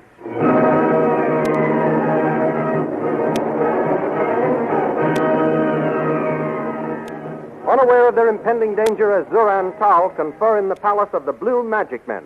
You understand, Tal? Oh, perfectly, Your Majesty. There is nothing too good in my whole kingdom for my new prince. His every wish shall be obeyed, O Queen. His slightest whim fulfilled. I do not know what I shall do with his companions. They are a problem. I do not want them around, and yet I cannot execute them. If the lithium should wear off and Flash discovered what I had done... Azura, where are you? Flash. I told him I would only be a minute. The dear boy is so mad about me, he cannot bear to have me out of his sight. Azura! Open the door, Tal. At once, O Queen. Here I am, Flash. Azura, will you do... Oh, I beg your pardon. I didn't know you were still busy. Tal, come quickly. I am summoned, Your Majesty. Have I your permission? Yes, Tal. Go. Your Majesty. Well, Flash, were you lonely without me? Is that why you came calling for me? Azura, you're good and kind. This sounds like a man who has a favor to ask. I have, my queen. Ask it. It shall be granted. Thank you, Azura. I knew you were kind and good. She will be so grateful. She? Who? The girl who tripped while serving us food the other night. Dale. Was the favor you asked for her? Yes. She called to me from a window of the kitchens and told me she was chained to the galley stove. Well? I promised to ask you to free her, and you have. Wait. I thought the favor was for yourself, Flash, not one of my prisoners. Well, there's nothing I need for myself, Azura, and the girl is too young and too pretty to deserve such a fate. I thought you just and kind. Do not cause me to change my mind. You make it hard for me, Flash. I've never freed a prisoner in my life. Your Majesty. What does this unceremonious entrance mean, Tarl? I did not send for you. I humbly crave your pardon, Your Majesty, but I have news of the most extreme urgency. Speak, then. Our land is being invaded by the Hawkmen. Hawkmen? We must go forth to war. The army must be called out. I will press the signal.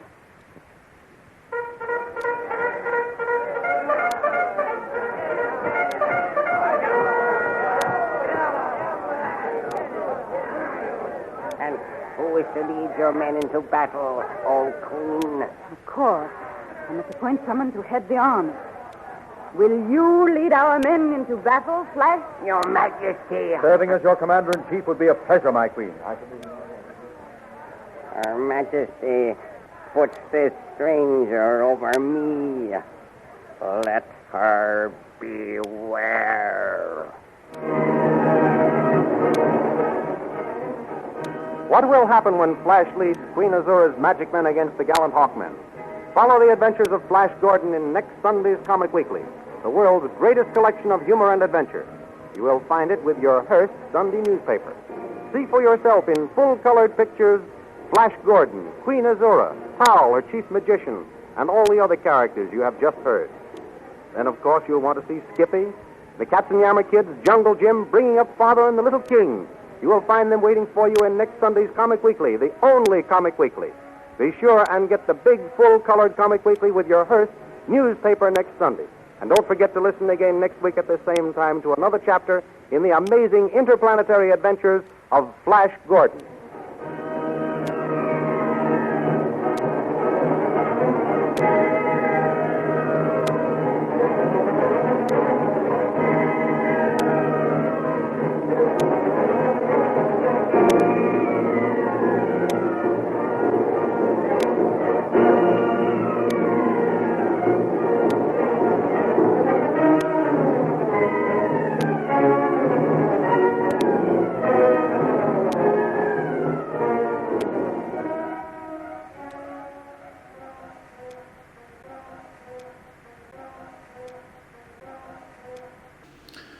Now it's time to pay a visit to the only man in old-time radio who wrote all his own material, Fred Allen. The Fred Allen Show. Brought to you by Ipana Toothpaste for the smile of beauty, Sal Hepatica for the smile of health.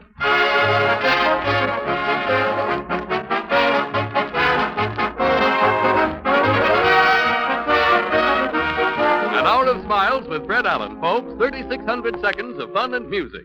Fun with our star comedian, Fred Allen. With our guest, Captain Knight, famous authority on eagles. Music with Peter Van Steeden, the Merrimacs, and Win Murray. The time has come. It's the Fred Allen Show.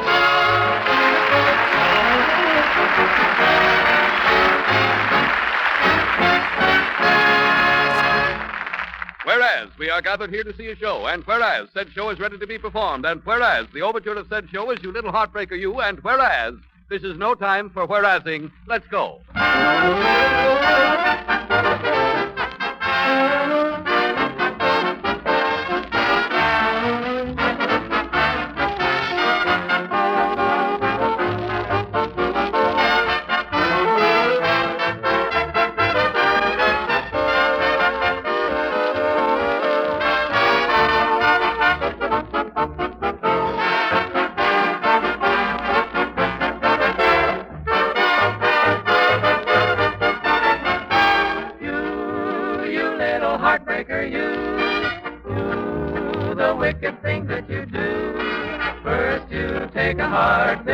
And then, baby, baby, down it comes again. Oh, why? I keep on wondering why I don't throw my chips in and fly. Guess it's just because I love you, I do. Ooh, you, heartbreaker, you. Now, ladies and gentlemen, we bring you a man who is known to most people as an actor. During the past week, however, he has been appointed a police officer at Old Orchard Beach, Maine. Yes, sir. So tonight, we present Constable Fred Allen in person. Thank you. Thank you. Thank you, and good evening, ladies and gentlemen. You're under arrest, brother. I didn't do nothing. You won't talk, eh? But shut up, honest, Carver. Shut up. Get in that wagon, you. Hey, how do I sound, Harry? Oh, swell, Get Fred. my voice ready for the Yes, beat, you know. I know. The beat at Old Orchard is 2 steps, by the way. I forgot to tell you. Well, I don't know. You'll certainly make a bully policeman this summer, Yes, Fred. sir. If the selectmen at Old Orchard Beach want to stamp out crime... You've got the feet for it. Oh, yes. and how I have. Very good. I wet them and put out forest fires when I get going. Old Orchard is in for a reign of law and order, Harry. Any soda fountain that sells Bevo after 9 o'clock this summer is as good as padlocked right now. Mm-hmm. You know what Bevo is. Oh, yes. You're the one. I just wanted to make sure. Well, tell me, Fred, will you have to carry a gun? A gun in Old Orchard? Well, don't be silly, Harry. The chief of police there only carries a bow and arrow. I'll probably just have a slingshot or a bean blower or something. Or a rattan? Oh, I don't know, Harry. I may get a water pistol to get the drip on criminals there. I'll decide when I get up there. You know, I used to know the underworld in Old Orchard, but I think he got a job. I heard that the underworld was working. Well, it's quite an honor, isn't it, Harry? Yes, it sure is. And speaking of honors, Fred, I've got some more good news for you tonight. You're not kidding, Harry. No, this is serious, Fred. During a recent poll taken at Fordham University, one of the questions asked the Fordham students was, who is your favorite radio comedian? Yeah, and who won, Harry? Well, now that I can't tell you, Fred, but I have a gentleman here who will be glad to explain everything. Fine. Fred, I want you to meet Mr. John A. Howe, president of the New Jersey Club of Fordham University. Well, I'm glad to know you, Mr. Howe. You bear tidings? Yes, Fred. The purpose of my visit is to hail you as Fordham's favorite radio comedian. I have a little plaque here, which we would like to present to you, for having been voted favorite comedy personality in a poll of the 8,000 students of Fordham University conducted by our club. Well, that's very nice, Mr. Howe. I hope there won't be an investigation demanded when this news reaches a certain party out in Hollywood. No investigation will be necessary, Fred. The poll was conducted fairly, and you were judged preeminent in your field by a substantial margin. So the boys of Fordham University take pleasure in presenting this plaque to their favorite comedian with the thanks of the entire student body for 4 years of splendid radio entertainment. Well, thank you a lot.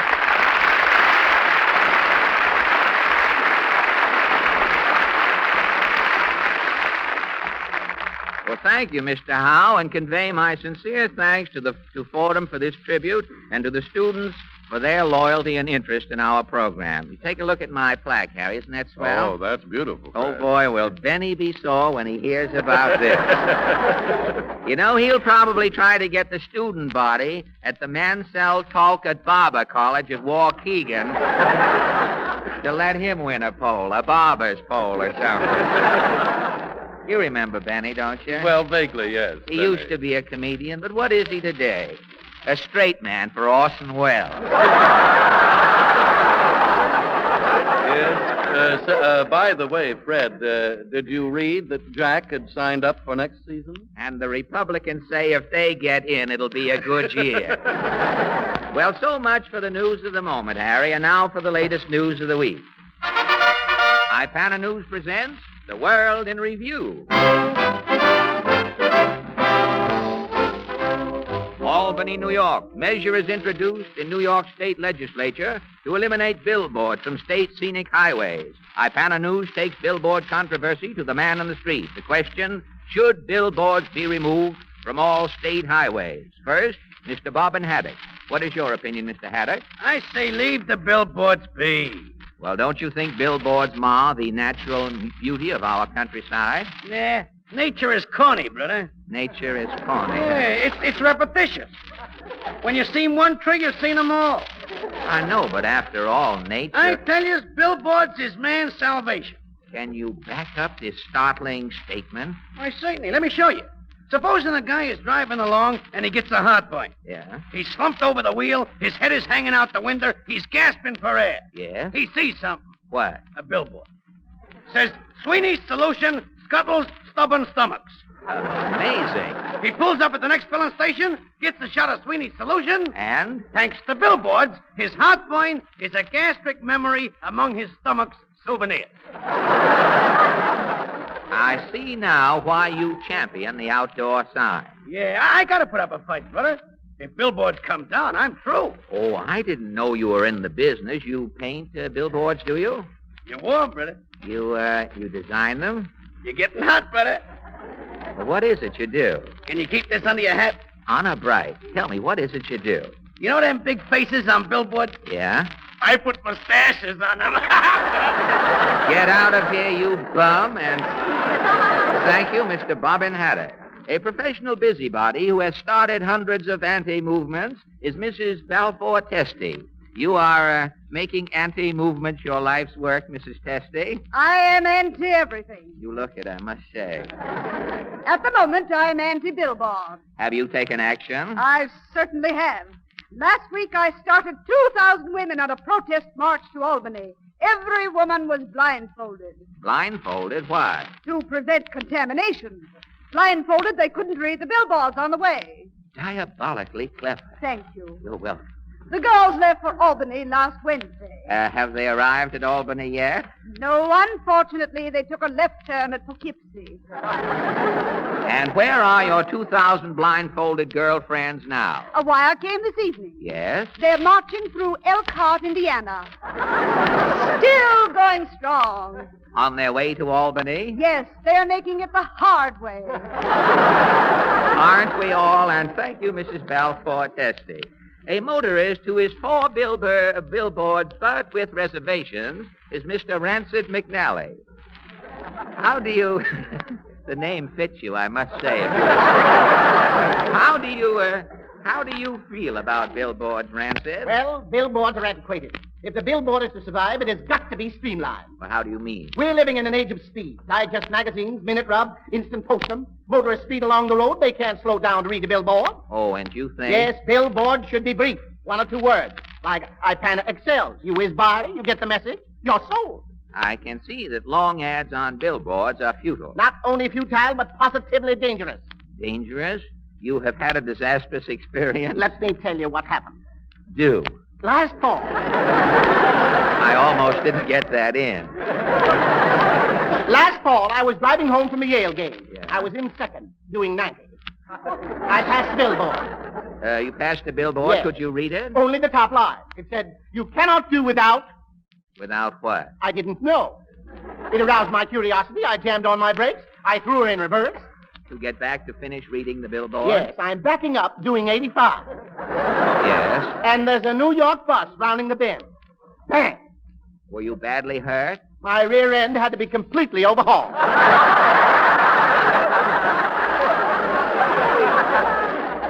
And, what was the last line on the billboard? What was that? What was the sentence? 90 days for reckless driving. Thank you very much, Mr. Rancid McNally. And now a poet who has written hundreds of advertising jingles sums up the billboard situation in rhyme, presenting the poet laureate of the Boston Post Road, Thorndike Swinburne. Are you ready to gush, Dactyl Thorndike? Yes. Poetically, I am confident. Personally, I shrink. Well, so much for self-analysis, Thorndike. What about your poem? Yestereve, I was crouched beneath a billboard, watching a tomtit worry a twig. Mm-hmm. Suddenly it came to me, and I jotted it down. You did. What is your poem called? The Billboard Soliloquy. Or, what shall we say when spring has come? Go right ahead. Oh, what shall we say when spring has come? That spring has sprang, or that spring has sprung. A song you sing when sang is sung. A ping-pong ball when pinged is pong. But what shall we say when spring has come?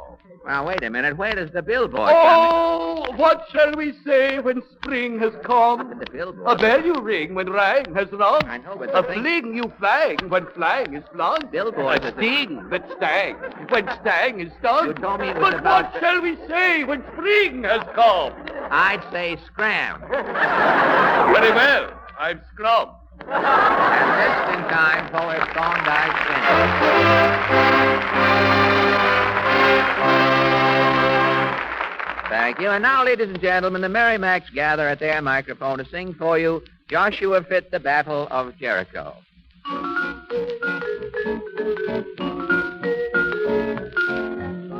Joshua Fit, the Battle of Jericho. Joshua Fit, the Battle of Jericho. Joshua Fit, the Battle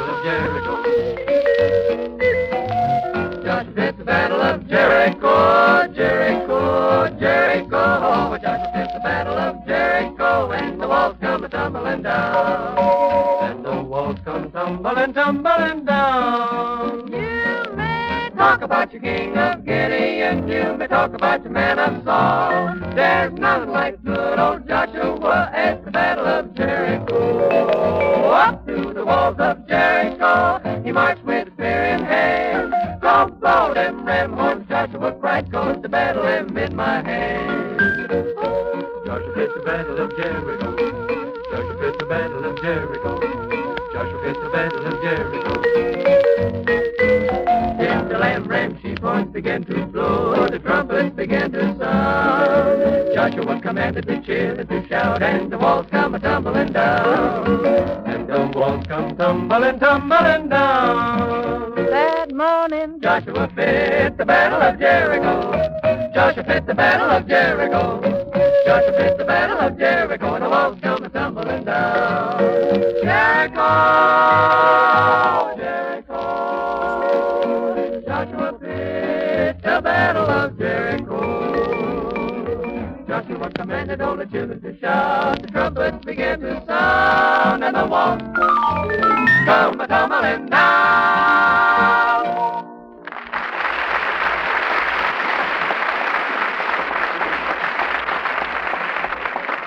Thank you. And now for the Mighty Allen extravaganza entitled by some happenstance, The First Day of Spring, complete with sound effects. A production in scope and imagination worthy of a Reinhardt.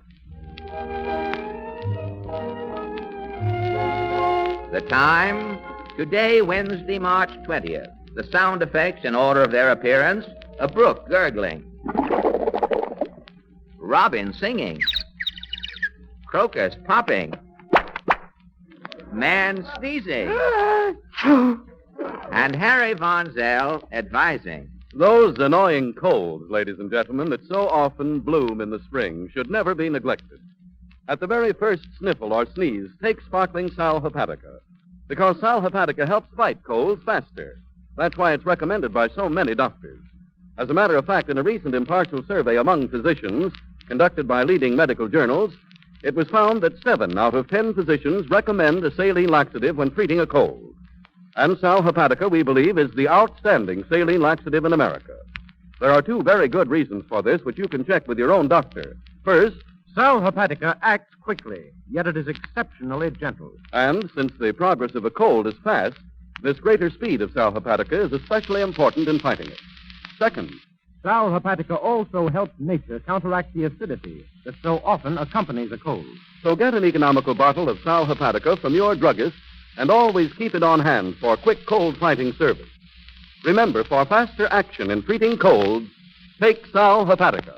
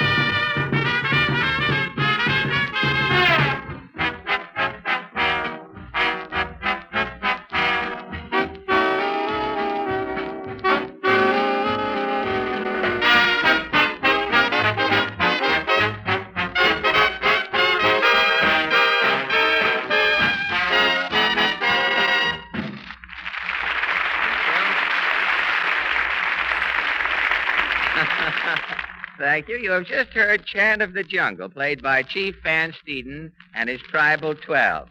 Say, the next time you're out headhunting, Chief Van Steeden, you ought to get one for yourself, as long as you're going out. And now, scarcely waiting for the laughter to subside, we save all that time right in there. We turn to our... Oh, hello, Portland. Hello. Say, what smells so nice? I never... It's me. Really? Mama and I spent all last week at the flower show. No kidding. What was new at the flower show this year? Were they using Johnson's wax on the flora? Oh, it was wonderful. They had all kinds of flowers. Narcissus, chrysanthemums, rhododendron. It was sort of an ungrammatical blossom montage, this whole thing, wasn't it? They had every rose there but Silly. They did? I know. I heard they had every bloom there but Saul. Neither of those guys are known. I thought somebody was right. Just goes to show you. There was a big pussy willow with a lot of little pussy willows. Kitty willows. Kitty willows? Mm-hmm. Who writes your stuff now? Is that same fellow who fell on his head at the age of 21 and caught up with his second childhood in a hurry? Did you see any of that new plant food, that vitamin B1 over there? You know, that stuff that's supposed to pep up the plants? No, but I saw a violet they gave it to. Oh, a violet that had been treated with vitamin B1. Was it the violet still shrinking? No, it was throwing pollen in a tiger lily's face. You know, I read that they used some of that vitamin B1 on a sunflower at the flower show, and the sunflower went out looking for Alf Landon. A sunflower like that might run alone this year. Hey, on the Republican ticket, it might come out Dewey.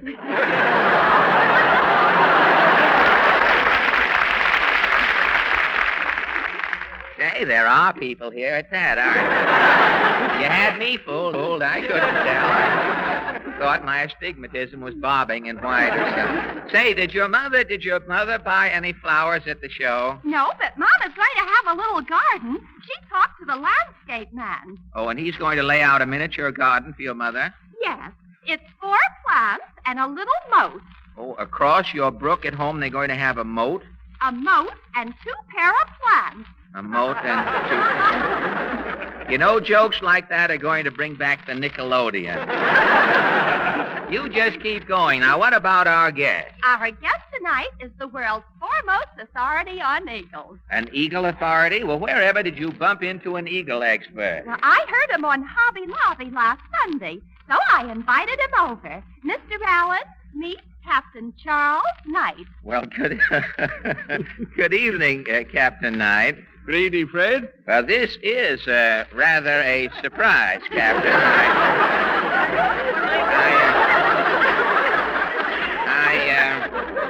I thought if he raises me one, I'll raise him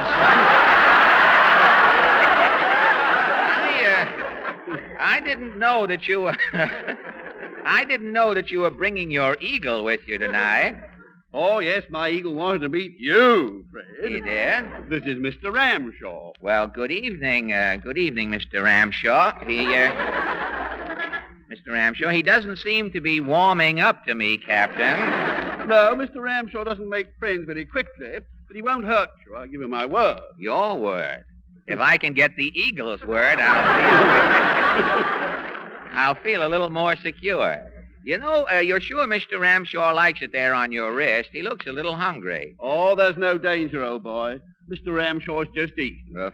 Fine. Well, first, Captain Knight, your military title and bearing tell me that you have seen service. Yes, Fred, I served in the British Army in the last war. And after the war, you took up the study of bird life? That's right. And today I'm touring the country, lecturing and showing films on the eagle.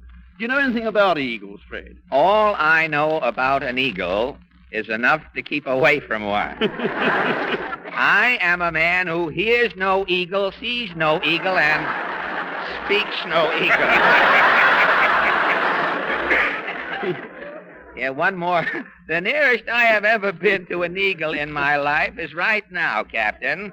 And one more false move out of Mr. Ramshaw. Yes. And that was me going through Stamford. You really should make a study of the eagle, Fred. Well, there's no time like the present to start, Captain. How many species of this bloated sparrow are there? Well, there are countless varieties of eagle. The most common type in America are the bald and the golden eagles. Mr. Ramshaw here is a golden eagle. A golden. He's sort of tarnished a little, isn't he? Well, is the golden eagle variety ferocious in its natural state? Oh, yes, quite ferocious. I've seen two young golden eagles kill each other in a fight, with the mother bird looking on calmly all the time. The mother looking on. Proving that an eagle's best friend is his father. Well, what do these 10th Avenue canaries eat beside each other? Oh, they live on rabbits and grouse and small lambs. In fact, anything that they can carry away safely. What method do they employ in catching? He's looking at me again, Captain. Could you do something to entertain them until this is over? What method do they employ in catching their prey? It's all very simple, really. You see, the eagle flies round looking for game, and when it spies a victim, it swoops down and sinks its talons right into it. And then it's blitzkrieg, eh? Oh, that's putting it rather mildly, Fred. You see, the eagle's talons have a deadly grip. Yes, I was just looking at those skin stilettos on Mr. Ramshaw there. I'd like to have his clause in my contract, Captain.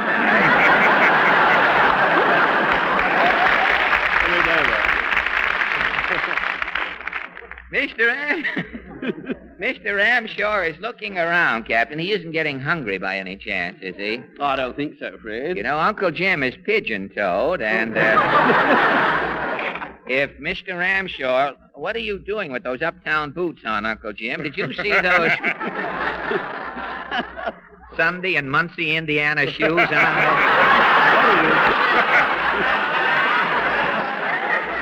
Uncle Jim is... Uncle Jim is... I know, an Army and Navy store closing out Jackson. Uncle Jim is pigeon-toed now, and if Mr. Ramshaw is nearsighted, he's apt to defoot Uncle James when we're not looking. Oh, no, the bird's just getting a bit restless, that's all. Well, I hope it isn't something he expects to eat. He certainly is well-behaved for so savage a fowl. How were you ever able to tame him, Captain? Well, fortunately, I got him when he was quite young. Still, the actual training was a very slow and tedious process. And now that Mr. Ramshaw has attained his majority, don't you ever have any trouble handling him? Well, occasionally he does get a bit awkward. He'll take a nip at me or dig into me with his claws. Oh, is that why you wear that thick glove to protect your hand and arm when Mr. Ramshaw goes to town? Yes, Fred. Goes out stepping? But when the old boy's in a tantrum, he's apt to pinch me right through the glove. Bite the hand that needs him, hey? Well, what does a community-broken eagle eat, Captain? All different meats, as a rule. Mr. Ramshaw's favorites are steak and beef. Good. I thought you might throw him an acquaintance occasionally. Now, you said a moment ago, Captain, that you take Ramshaw here around the country with you on all of your lecture tours. Yes, we've traveled from coast to coast, Fred. Well, don't you ever have any trouble checking into hotels with him? What happens when you walk up to the desk with that King Kong robin on your wrist and say, I'd like to have a double room with a nest? I never have any trouble, Fred. Well, where do you quarter him? In your room? Sometimes, but at some hotels they let me tie him up on the roof. What would happen if he ever escaped? He did escape. Right here in New York. Really? How did it happen? Well, Ramshaw and I live at the Hotel Gotham on 55th Street, and I generally keep him out on the roof. Yes? And one day I went up to the roof, and Ramshaw was gone. I looked about, and there he was, circling about over Radio City. Well, that's probably how he got talked into going on Hobby Lobby last Sunday. Hobby Lobby booked. Wait a minute, I was speaking to him now.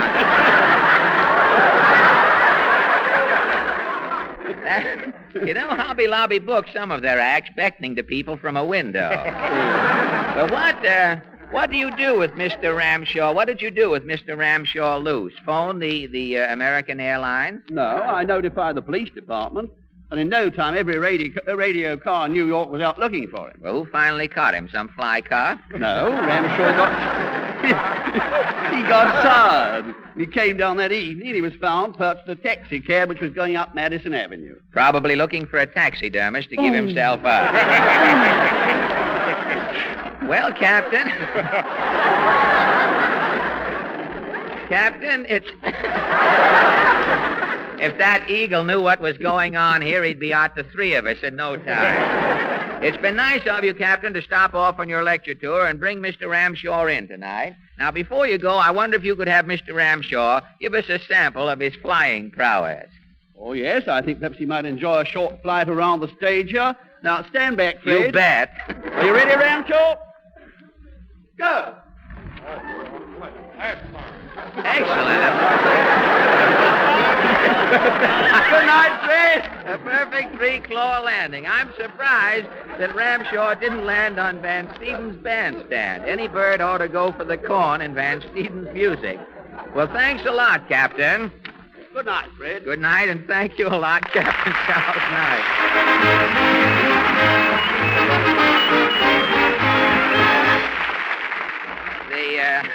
The eagle just, I didn't know the eagle was cross-eyed. He was flying for that, you see. How are you going to get him down, Captain? Looks as though he might go with the lease in here after I'll take him down there. All right. You get him down the back way, will you? All right, thanks. Mr. Ramshaw is up there, but with his back turned to the program, I guess he's seen all that interests him. And now, Miss Wynn Murray, I'll keep my eye on the eagle win. You can take care of the singing. Miss Wynn Murray is... This is apt to be a half-hour program tonight.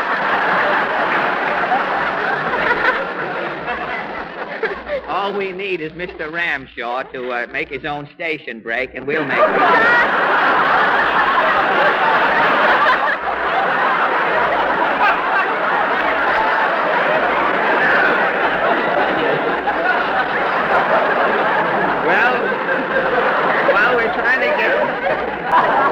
Well, Captain Knight is going to borrow a cow to get Mr. Ramshaw down. Miss Wynn Murray will attempt to sing When Love Beckoned on 52nd Street.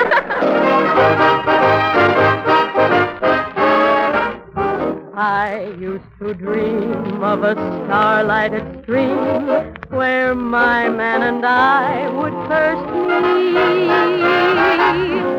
Try to surmise my terrific surprise when love beckoned in 52nd Street. I thought a breeze would appear in the trees and sing something tender and sweet. How could it sing with a band playing swing when love beckoned in 52nd Street? Now when we want to coo, country lanes are taboo, and Old West 52 is our favorite beat.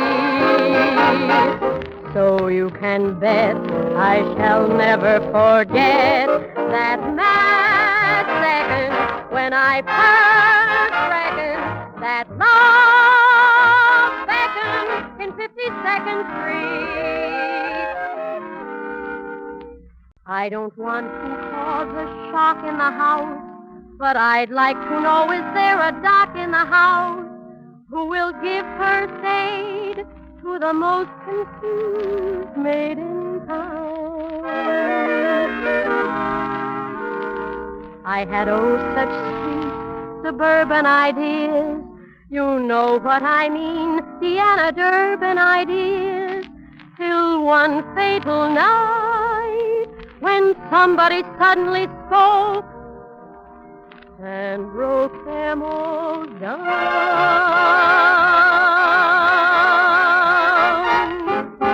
I thought a breeze would appear in the trees and sing something tender and sweet.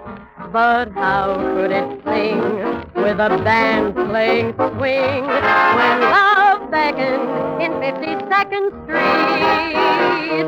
Now when we want to coo, country lanes are taboo, and Old West 52 is our favorite beat. So you can bet I shall never forget that mad second when I first reckoned that song.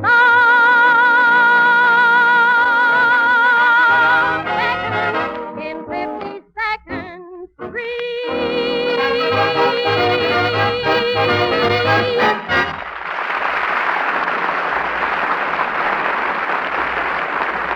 Thank you. And now, it's all right. We'll get Mr. Ramshaw down. We just phoned to book a steeplejack for next week. He'll take care of it. And now, ladies and gentlemen, your attention, please. Someone once said that the world stands aside to make way for the man who knows where he's going. And so tonight it gives me great pleasure to make way for a man who knows what he's talking about. Harry Von Zell. Don't ever neglect a cold. At the very first sign of a cold, get after it immediately with the faster help of sparkling, what's the name? Fred Allen, remember? No. The name of I'm awfully sorry, that eagle has upset me. I can't remember the name of what it is that helps fight colds faster. It slipped my mind. Well, it'll come to you. Go ahead, Harry. Well, yes, of course. Ladies and gentlemen, this famous product acts very quickly, yet it's exceptionally gentle. And since the progress of a cold is very fast, the greater speed of what it is I'm talking about is especially important in fighting your cold. And that's not all. This, the name will come to me in a minute. It also helps nature counteract the acidity that so often accompanies a cold. And, ladies and gentlemen, you can check these facts with your own doctor. You'd better check the name, too, ladies and gentlemen. Well, Fred, you know what I'm talking about, Why, don't you? certainly, Harry. You're talking about America's outstanding saline laxative. That's it, Fred. And the name is? The name is, so many physicians recommend it. Yes, and it helps fight colds faster. But what is the name? Well, here's a pretty to-do. Wait, Harry, there must be somebody around here who knows. If there is, will you please tell us confidentially? Sal Hepatica! That's it, Sal Hepatica. Thank you, ladies and gentlemen. Thank you.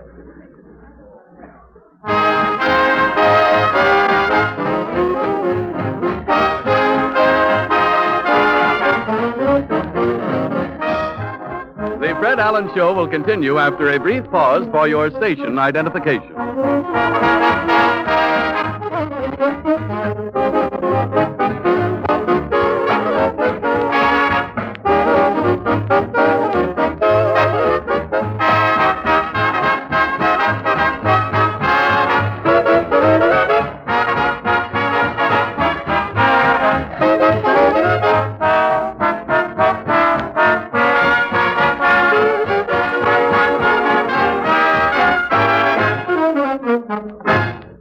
And now, ladies and gentlemen, the question of the week.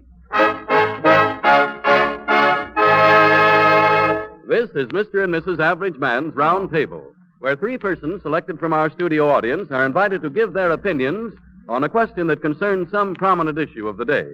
These little sessions are entirely unrehearsed. Fred has taken his place there at the round table, where he meets his fellow debaters for the first time. Are you ready, Fred? Yes, thank you, Harry. If Portland will kindly introduce our first guest. Yes, Mr. Richard L. Breen from Fordham, New York. Oh, I know. I had the pleasure of meeting Mr. Breen earlier this evening, Portland. He came down with Mr. Howe from Fordham University. Mr. Howe presented me with this little plaque here. Mr. Breen, Mr. Howe tells me that you are the editor of the Fordham College paper. Is that correct? That's true, in my more idle moments. In your idle moments. Well, the name of the paper, what is the name of it again? The Fordham Ram. The Fordham Ram. That's a peculiar name for a college paper, isn't it? Does the name have any particular significance? Well, yes, it does. That is the mascot, a small, shaggy, rotund little beast that gallops around the polo grounds every week. And that is the Fordham mascot? Yes. Well, don't you find that editing the school paper, how often does it come out? Once a week, if things go as they might go. If things go all right, huh? Well, don't you find that it interferes with your school work, or does it? No, not perceptibly. It doesn't. You're coming out even on both counts, I imagine. Well, Tommy, what I really wanted to ask you about tonight was the poll. Was this poll at Fordham on the level? Well, a Fordham man like a Boy Scout and a G-man is always truthful. Yeah? With the exception of one or two abnormal psychology professors found ward healing for our friend Benny, I think the whole thing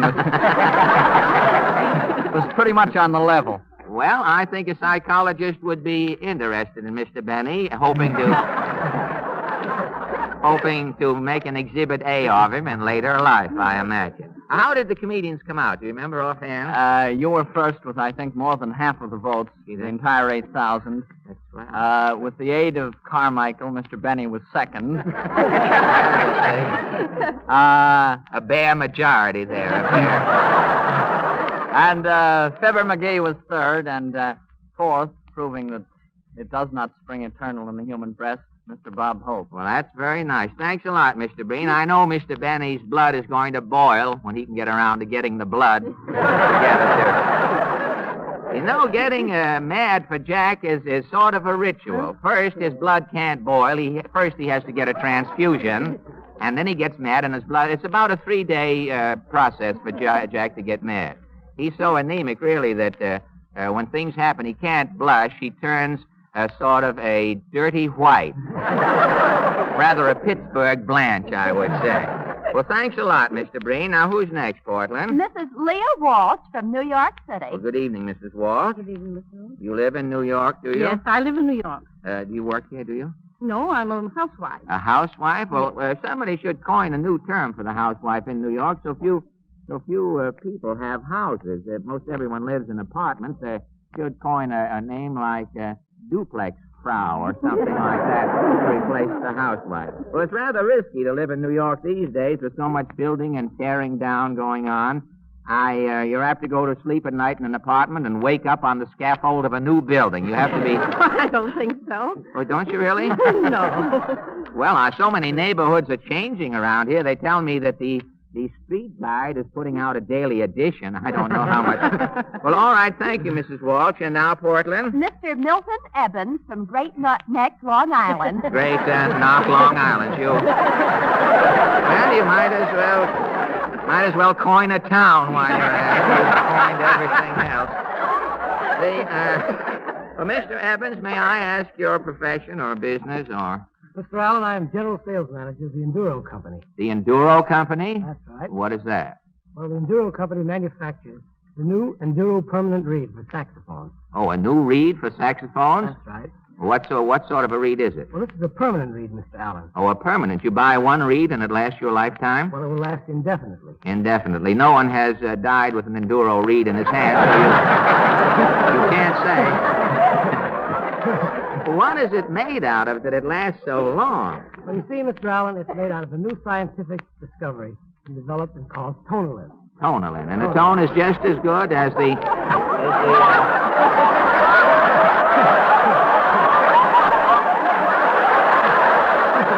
Well,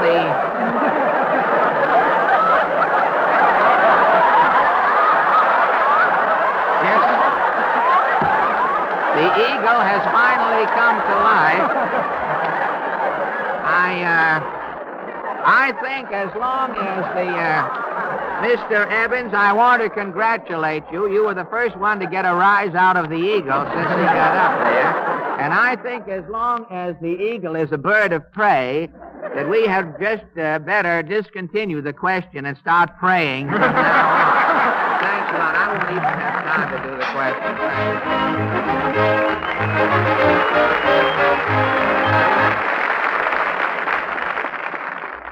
Thank you. That's unfortunately, we didn't have time to get to the question tonight. We have a loose eagle in the studio. Mr. Rockefeller's hardly building a lot of ad-lib exits here. So much time has been taken up with Captain Knight around there with a pound of hamburger. Tried to get... Captain Knight was there with a minute steak a minute. Well, now you see what happens. Captain Knight was back there with a minute steak a little while ago, but it was too well done, and the eagle sent it back. Now, he just arrived with the proper steak, and I can assure you that Captain Knight has the eagle or vice versa. Now, the significance, meantime, we have no question on the program. But we did have a question, were we going to get out of here alive, but that's been said. The The significance of the title of the next Merrimack song, ladies and gentlemen, escapes me, but perhaps you folks can figure it out. The song is Johnson Rag.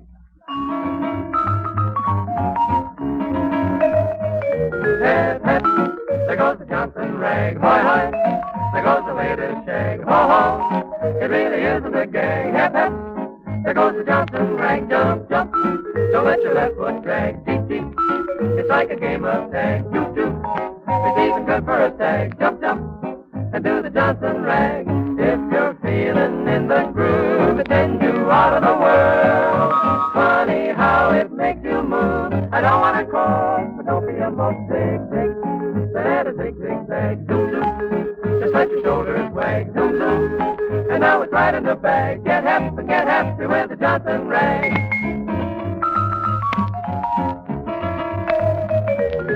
Johnson blood, Mississippi mud, black bottom, I got 'em. Lindy hop, chop, chop, chop, Mr. Charlotte Root, turn on the juice. There goes the Johnson Rag, there goes the latest shag. It really isn't a gag, hep, hep, hep, hep, hep, there goes the Johnson Rag. Don't let your left foot drag, it's like a game of tag. It's even good for a stag. Jump, jump, jump, jump, jump, jump, the Johnson Rag. If you're feeling in the groove, it sends you right out of the world. Funny how it makes you move. I don't want to cope, but don't be a mope. Zig, zig, and add a zig, zig, zag. Zoom, zoom, just let your shoulders wag. Zoom, zoom, it's right in the bag. Get hip, get happy, get happy. Hip, hip, hip, hip, get happy with the Johnson Rag.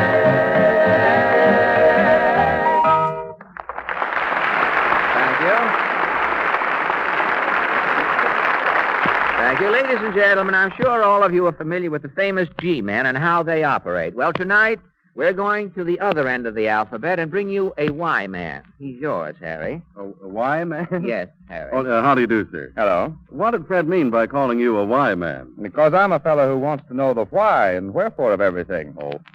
Like, for instance, this toothpaste you recommend. Ipana toothpaste? Yes. Why do you talk about it every week? Well, because we sincerely believe that we have a health message of vital importance to every one of our listeners. Well, why do you think your listeners will be interested? Well, now, you know as well as I do how important clean, sound teeth and strong, firm gums are to your health and to your looks, too. And Ipana toothpaste is especially made when used with massage to help strengthen your gums as well as brighten your teeth. Well, why is it so necessary to do both? Oh. Well, you see, our teeth are seldom bright when our gums are tender and undernourished. And since many of the foods we all eat are soft and creamy, they just don't give our gums the toning and stimulation they need for health. That's why so many dentists recommend massaging the gums with Ipana toothpaste. It is an easy, modern health routine that's growing in popularity every day. Why, Why what? What's the name of that again? Ipana toothpaste. And once you get a tube from your druggist and begin using it regularly, you'll readily understand why Ipana is the largest selling toothpaste in America today.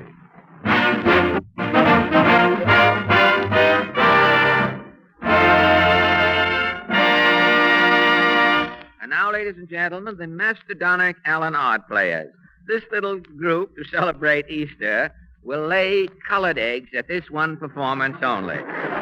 Tonight, they present a radio travesty on that popular radio program, The Pot of Gold. This is called The Tub of Silver. Music, maestro.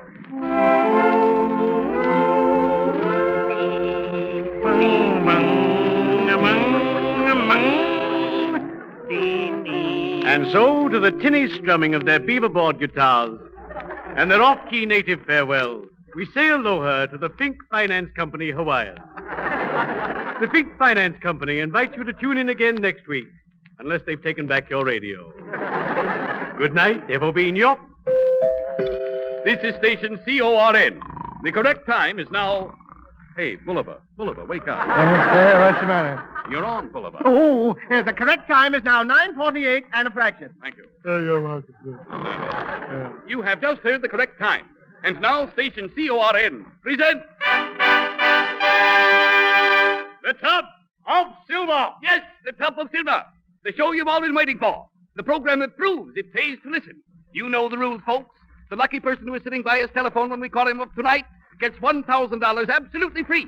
Yes, folks, tonight, $1,000 will be given away by the makers of Digby's Non-Dunkable Donuts.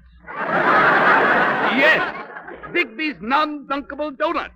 The donut's laboratory tested and especially designed to eliminate dunking. By a special patented process, a thin waterproof layer of Digby's edible rubber covers all Digby's non-dunkable Donuts. A Digby donut cannot absorb coffee. Plunge it into your cup, it bounces. Immerse it slyly, it floats. Housewives everywhere hail this dunk-proof delicacy. Mrs. Dulce of Oklahoma writes, My husband, Rodney, was a dunking fool. Rodney's hobby was pouring his coffee out into the saucer and spanking it with his cruller. Lord, I used to get up from the table covered with Maxwell House freckles. And then you tried a Digby, Mrs. Dulce. Yep, I fed Rodney Digby's non-dunkable donuts for 2 weeks. Rodney stopped dunking. Thank you. Rodney stopped breathing, too. Well, now remember, folks, the Digby slogan, no pop, no sop, no slop. The next time you buy Digby. Non-dunkable. You know. And now we present our Tub of Silver Master of Ceremonies, the genial band leader, Norris Step. Thank you, Sam, and good evening all. Well, folksies, I know you're all waiting to hear how the $1,000 prize was spent by last week's lucky winner, Mr. Olaf Drab of Stilton, Oregon. Well, it seems that after getting the good news last week, Mr. Drab had a sudden heart attack. But with that $1,000, he's sitting back in an oxygen tent, living on the fat of the land. Good luck, Olaf Drab. And now for tonight's Tub of Silver. Take it, Sam. Right, Norris. Everybody has a chance at the Tub of Silver, folks. Right here in the studio, we have every phone book in the country. Norris will spin our giant selector, and we'll see which book contains the name of tonight's lucky winner. Take it, Norris. Okay, Sam. But before I spin the giant selector, folksies, let's have some music. It's time to dance as the orchestra plays I Got Rhythm. That was I Got Rhythm, folks. We're rushing things right along to get to that lucky winner. And now for our first spin of the giant selector. Here she goes, folks. Whee! And the wheel is spinning round. It's up, it's down, it's up, and it stops. Oh! Time out, folks. The giant selector is caught on Sam's pants here. Well, I'm sorry, Norris. I just bent over to tie my shoe. I thought you were up to your tricks again. That's one on Sam, folks. Well, I'll spin her again. Here she goes. And she's up. She's down. She's stopping. No, she's starting again. No, she's stopping. And the lucky number is 266. Take it, Sam. Right, Norris. Tonight's winner is in phone book 266. Take it, Norris. Okay, Sam. And now, folks, how about a little music? Let's go, boys. That's all. That's all, brother. Now let's find that lucky page in phone book 266. Take it, Sam. Right, Norris. And now let's find that lucky page in phone book 266. Take it, Norris. Okay, Sam. And now let's find that lucky page in... Oh, say, what is this? We're not getting anywhere here, Well, Sam. somebody's typed the scripts up wrong, Norris. And we're holding up that lucky winner, you and me, Sam. Well, I'll spin the giant selector again. Let it go, Norris. Whee! And she whirls around. She's up. She's down. She's stopping. She's starting again. No, she's stopping again. Norris. She's starting again. She's up. Norris. She's down. Up, down. Norris. She's sideways. Hey, Norris, for crying out loud, the thing stopped long ago. Sorry, folks. I was looking at a dame in the front row. And she stopped on number 172. Take it, Sam. You bet. Take it, Norris. Okay, Sam. I got it back again, folks. And while I spin the wheel, we have another musical number. And this time our tenor, Kenny Clambake, sings Our Sweet Mystery of Life. Oh, sweet mystery. Thank you, Kenny. The giant selector has stopped again, folks, and she's on number 35. Take it, Sam. Right, Norris. And the winner is the 35th name down on page 172 of phone book 266. Norris is putting through the call now. Hello, Norris operator. putting through the Hello, call. hello. And in just a minute, Hello. we'll hear the lucky winner's voice as he Hello. gets the $1,000 tub of silver prize.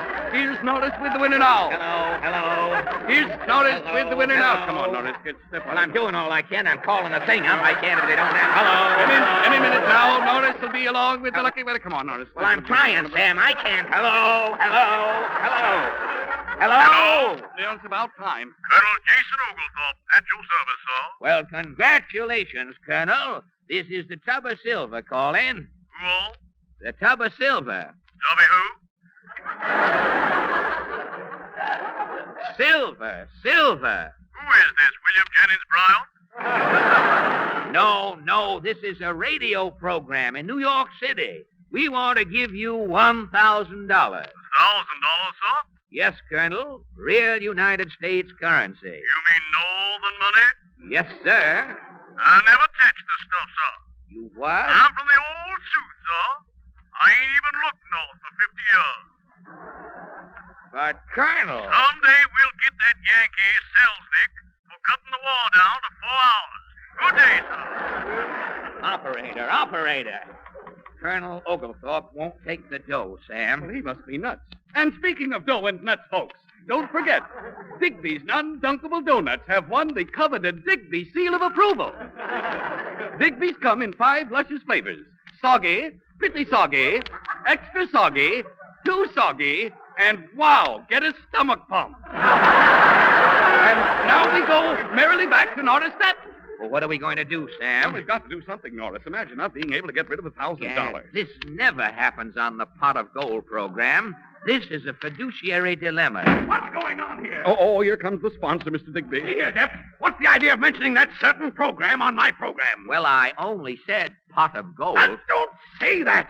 The Pot of Gold is my biggest rival. It's an out-and-out imitation of my program.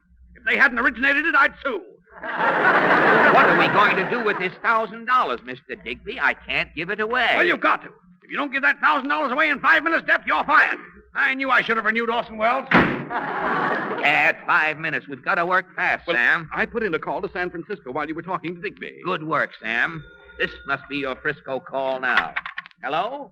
San Francisco? Mayor, Chinatown talking. Look, Charlie, this is the Tub of Silver. I want to give you $1,000. No, sabby, $1,000. It's money. Money. You savvy money? You got 'em yen? You bet. Got 'em yen for Ann Sheridan. Yoo-hoo!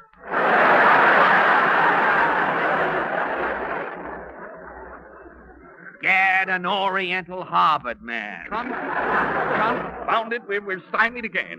What's not going on here? We've only got 2 more minutes, Dep. I'm still calling, Mr. Digby. Calling. I'm not trying to get Philip Morris. I'm trying to give away $1,000. But nobody wants Well, it. maybe $1,000 isn't enough. Make it $10,000. Make it $50,000. $50,000? Yes, if we don't get rid of this money, the Pot of Gold will laugh us out of radio. All right, I'll call another number. Call any number. Hello, operator. Get me Wilkins 5, 2000. Make it fast, Dep. You've only got 30 seconds left. Don't worry. I'll make it, Mr. Digby. Hello? Yes? This is the Tub of Silver calling. We would like to give you $50,000. What? Well, Oh, please take it, Well, mister. yes, of course. Thank you very much. That's wonderful. Thank you. Well, You'll I get don't our know. check. You'll get our check in the Yes, morning. thank you very much. Eureka, I made it, Mr. Digby. I gave away the money. Fine. What number did you call? I was eating an aspirin while you were talking. Oh, I just called any old number. Wilkins 5, 2000. Well, that Wilkins 5, 2000. Just came to me. Came to you, Dep, you confounded nitwit. You're fired. Fired? Yes, fired. Do you know whose number Wilkins 5, 2000 is? Not? Yes. You just gave $50,000 to the Pot of Gold.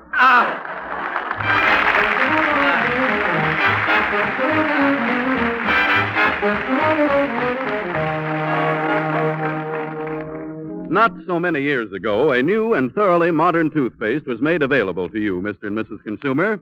That dentifrice was Ipana. It made many friends and kept them. So many, in fact, that today Ipana is the largest selling toothpaste in America. And there's a very close parallel between your choice and the choice of dentists. For in a recent survey among dentists, a survey, by the way, in which we had no part. It was found that more dentists personally use Ipana toothpaste than any other dentifrice of any type. Now, the reason for such high public and professional regard can be summed up in the two following short sentences. First, Ipana toothpaste is unsurpassed for cleaning teeth. Second, and even more important, when used with massage, Ipana helps give your gums the toning and stimulation they need for firmness and health. Those extra advantages are yours for the asking, ladies and gentlemen. Simply ask your druggist for a tube of the toothpaste that is recommended and used by so many dentists themselves. Ipana toothpaste.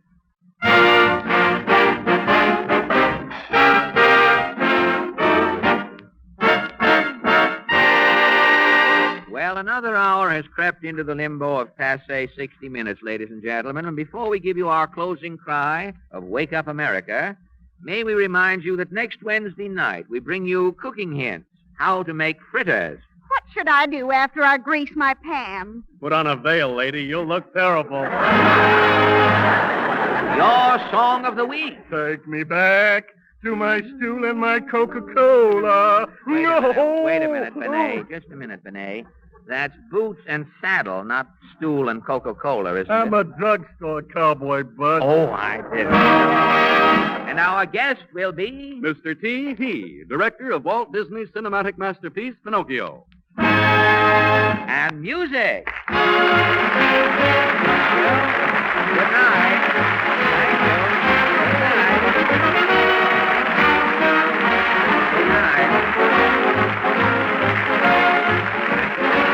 The selection When Love Beckoned is from Dewberry Was a Lady. This is the National Broadcasting Company.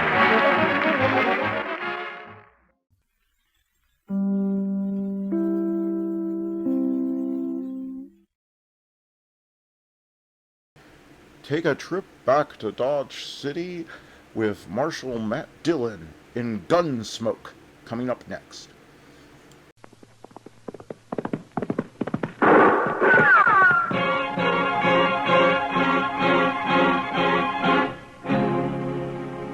Around Dodge City and in the territory on West, there's just one way to handle the killers and the spoilers, and that's with a U.S. Marshal and the smell of gun smoke.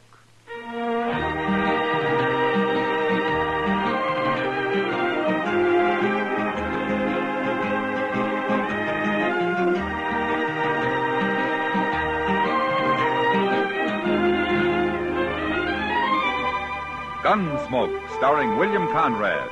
The story of the violence that moved west with young America. The story of a man who moved with it. Matt Dillon, United States Marshal.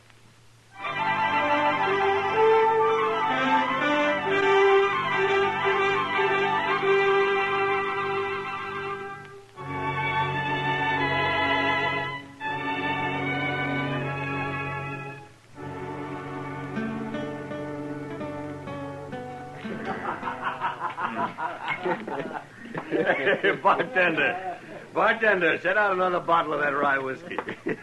Now, look, Mr. Thatcher, you just tell us once more about this stud colt you got, huh? He's a good colt, Mr. Butler. And a running colt, you tell me. He can run some. Some? About the fastest thing in these parts, I hear tell. You're making fun of me, Mr. Butler. You and your friends. Oh, I don't know why you should think that. Out here in Dodge, we're all interested in good horse flesh. Especially when it's some sort of a fancy new breed. Quarter horse, you call it, huh? If you don't mind, I'll be going now. Oh, no. Not yet, Mr. Thatcher. We'd all like to hear some more about your stock, wouldn't we, boys? Mr. Butler, my grandson's waiting for me outside. Hey, Thatcher, tell us again about this little old sawed-off colt of yours. I understand these new type horses you raise have rumps so high they look like they're going downhill. Hank, it ain't polite to call this colt that way. Besides, it ain't that he's sawed off. It's just that he's got no back. His withers run right into his croup.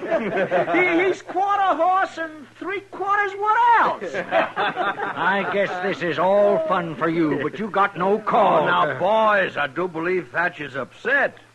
Here, let me pour you another drink. No, thanks. I'll be going. No, that just ain't sociable. Here, have a drink. I said no, Mr. Butler. Drink it. I'm old enough to be your father, Mr. Butler. And I'll drink when I want and with who I want. You ornery old goat, I'll pour this whole stinking bottle down your throat. All right, if you... Butler. That's enough. Evening, Marshal Diller. Mr. Thatcher, your grandson's waiting outside in the buckboard. You better get along home, huh? Yeah. Thank you, Marshal. Thank you very much. Old fool. Bragging on the quarter coat he's so proud of. Well, buy a drink, Marshal. No, thank you. You just missed the fun. We were having old Thatcher on about his stock. He's not young anymore, Mr. Butler. But let me warn you about something. Sometime you may push him too far. Oh, we were just hurrahing him a bit. We didn't do any harm. Thatcher and his grandson are new out here. You find your fun somewhere else, Butler. Why don't you leave him be? Matt? You know, when you torment an old man like that, it makes you cheap. Real cheap. Matt?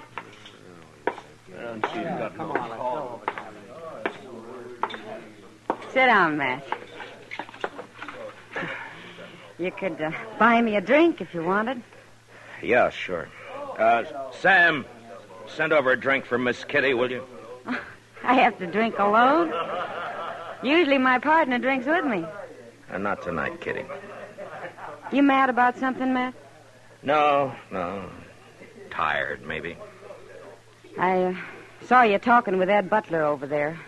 He say something to set you off? Yeah, maybe that's it, Kitty. I don't know. Oh, thanks, Sam. There you are. That was old man Thatcher over there, wasn't it? Yeah. Whenever he comes in here, Butler gets him started on this new breed of horse Thatcher's got. Is that what it was tonight? Yeah, that's what it was. Happens every time he comes to town, Matt. He's an old man, Kitty. There's no way he can fight back. Well, Matt, it's not your worry.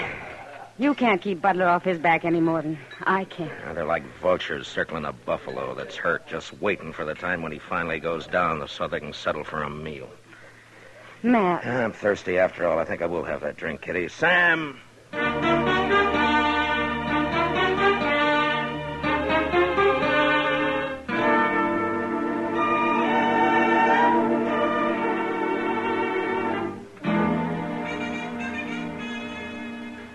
Chester, if you'd run these papers over to Mr. Hightower. Yes, sir, Mr. Dillon.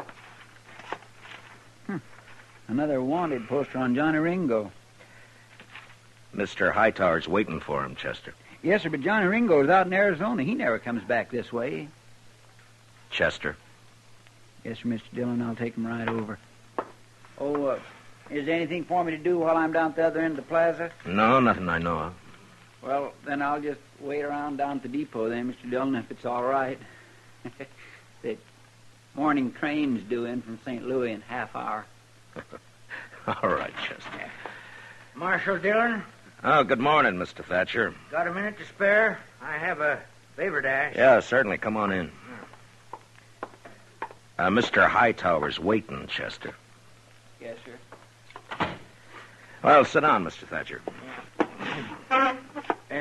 First of all, Marshal, I want to thank you for what you did last night over at the Texas Trail. Oh, Butler and his crowd just had too much to drink, that's all. Well, maybe I did, too. Once I start, it's hard to stop. Then I get to arguing. I'm too old to argue that way. Well, maybe you shouldn't go to the Texas Trail. Seems every time you do, Butler takes his pleasure riding you. Well, it's that I wanted to talk to you about. No? Well, go on. Well, Ed Butler's always said he's got the best horses around Dodge or anywhere else. Well, maybe he does, Mr. Thatcher. Mine are better.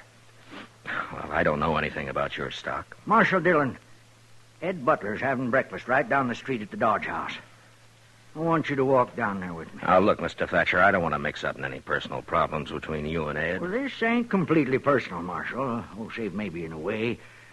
I come to you because I figure you're the one man in Dodge with nothing to gain. And you'll be honest. I got something here. I want you to take it. No? It's the deed to my ranch. Why are you giving it to me? I want you to hold that deed and come with me to meet Ed Butler. I'm going to challenge him to a grudge race. My quarter colt against the best horse he's got.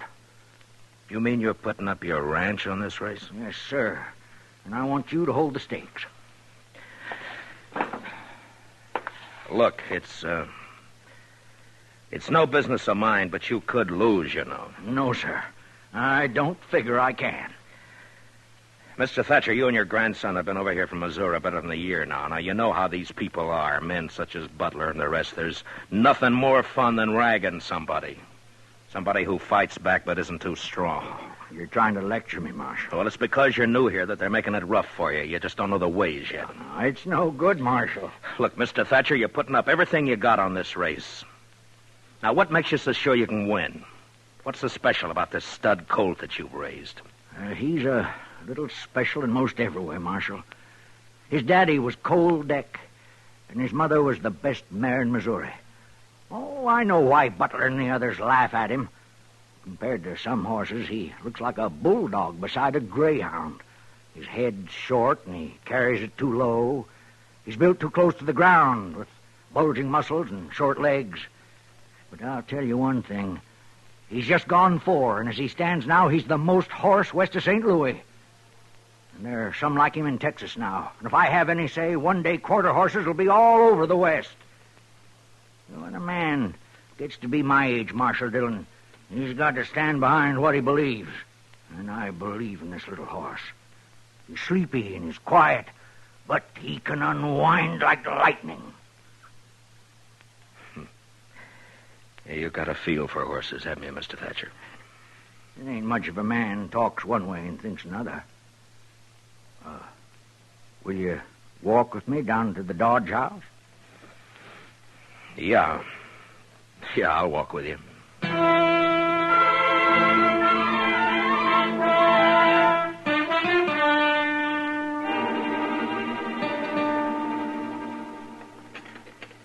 I'm going to have some more. Well, Butler, that's it.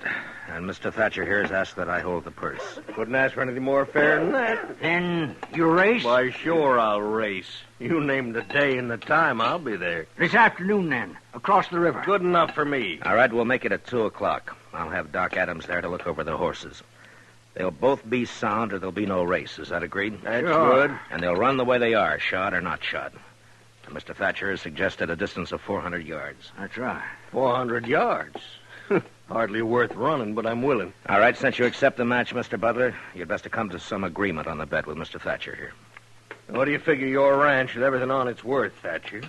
Oh, maybe $4,000? That's high for just 500-600 acres, a few outbuildings, and a couple of old milk cows. I'll put 4,000 against your deed. Marshal, I'll give it to Hank here. He'll bring it over to your office. All right, if you'll have it there by noon. Hey, how about a side bet for me, Mr. Thatcher? Well, I don't know. Hank, Hey, yeah, Jim, what?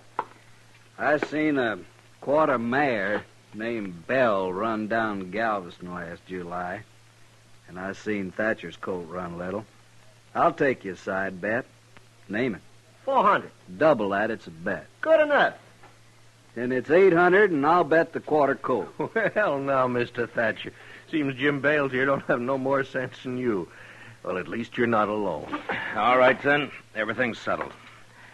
Just one last thing, gentlemen. This is going to be a fair race. Well, no need to worry, Marshal. Ain't no reason to press my luck. Not against a jug-headed cayuse like Thatcher. Why, you know... All right, that's enough. Now, come on, Mr. Thatcher. Let's get out of here, huh?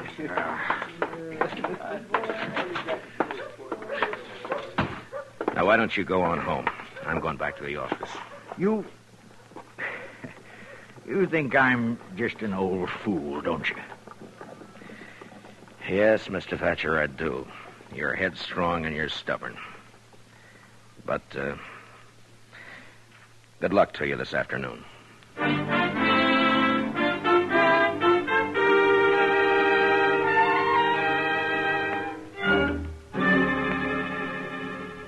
You know, Matt, there have been horse races in Dodge before, lots of times. But I've never seen one where so many people got concerned. Why, the whole town's in on it. Everybody's betting one way or another. Yeah, I know. And I don't like it, Doc. Well, there's nothing wrong with that, is there? Now, people like an excuse to celebrate. And this afternoon there'll be whiskey running to help them. Whiskey and horses don't mix when there's money changing hands. Matt, are you worried about Thatcher putting his ranch up on the race? He could lose his ranch, Doc. Oh. Well, doesn't he have a chance? I don't know. I don't think so. Mr. Dillon? Yeah, what is it, Chester? Oh, hello, Doc. Well, Chester, huh? Say, I was down at the bridge a few minutes back watching for Butler to take his horse across. I wanted to know which one he was running. Well? And I didn't recognize the horse. I thought probably it'd be his sorrel, but it wasn't. It was a horse I ain't never seen before. What horse is it, Chester? Ed Butler ain't putting in no cow pony, Mr. Dillon. He's running a thoroughbred. Well, he's got no chance at all now. Is that it, man? Mr. Thatcher's betting everything he has on this quarter horse of his to beat a cow pony. Now Butler's running a pure racing horse, a thoroughbred. Well, it's past 1. Let's get over to the other side of the river.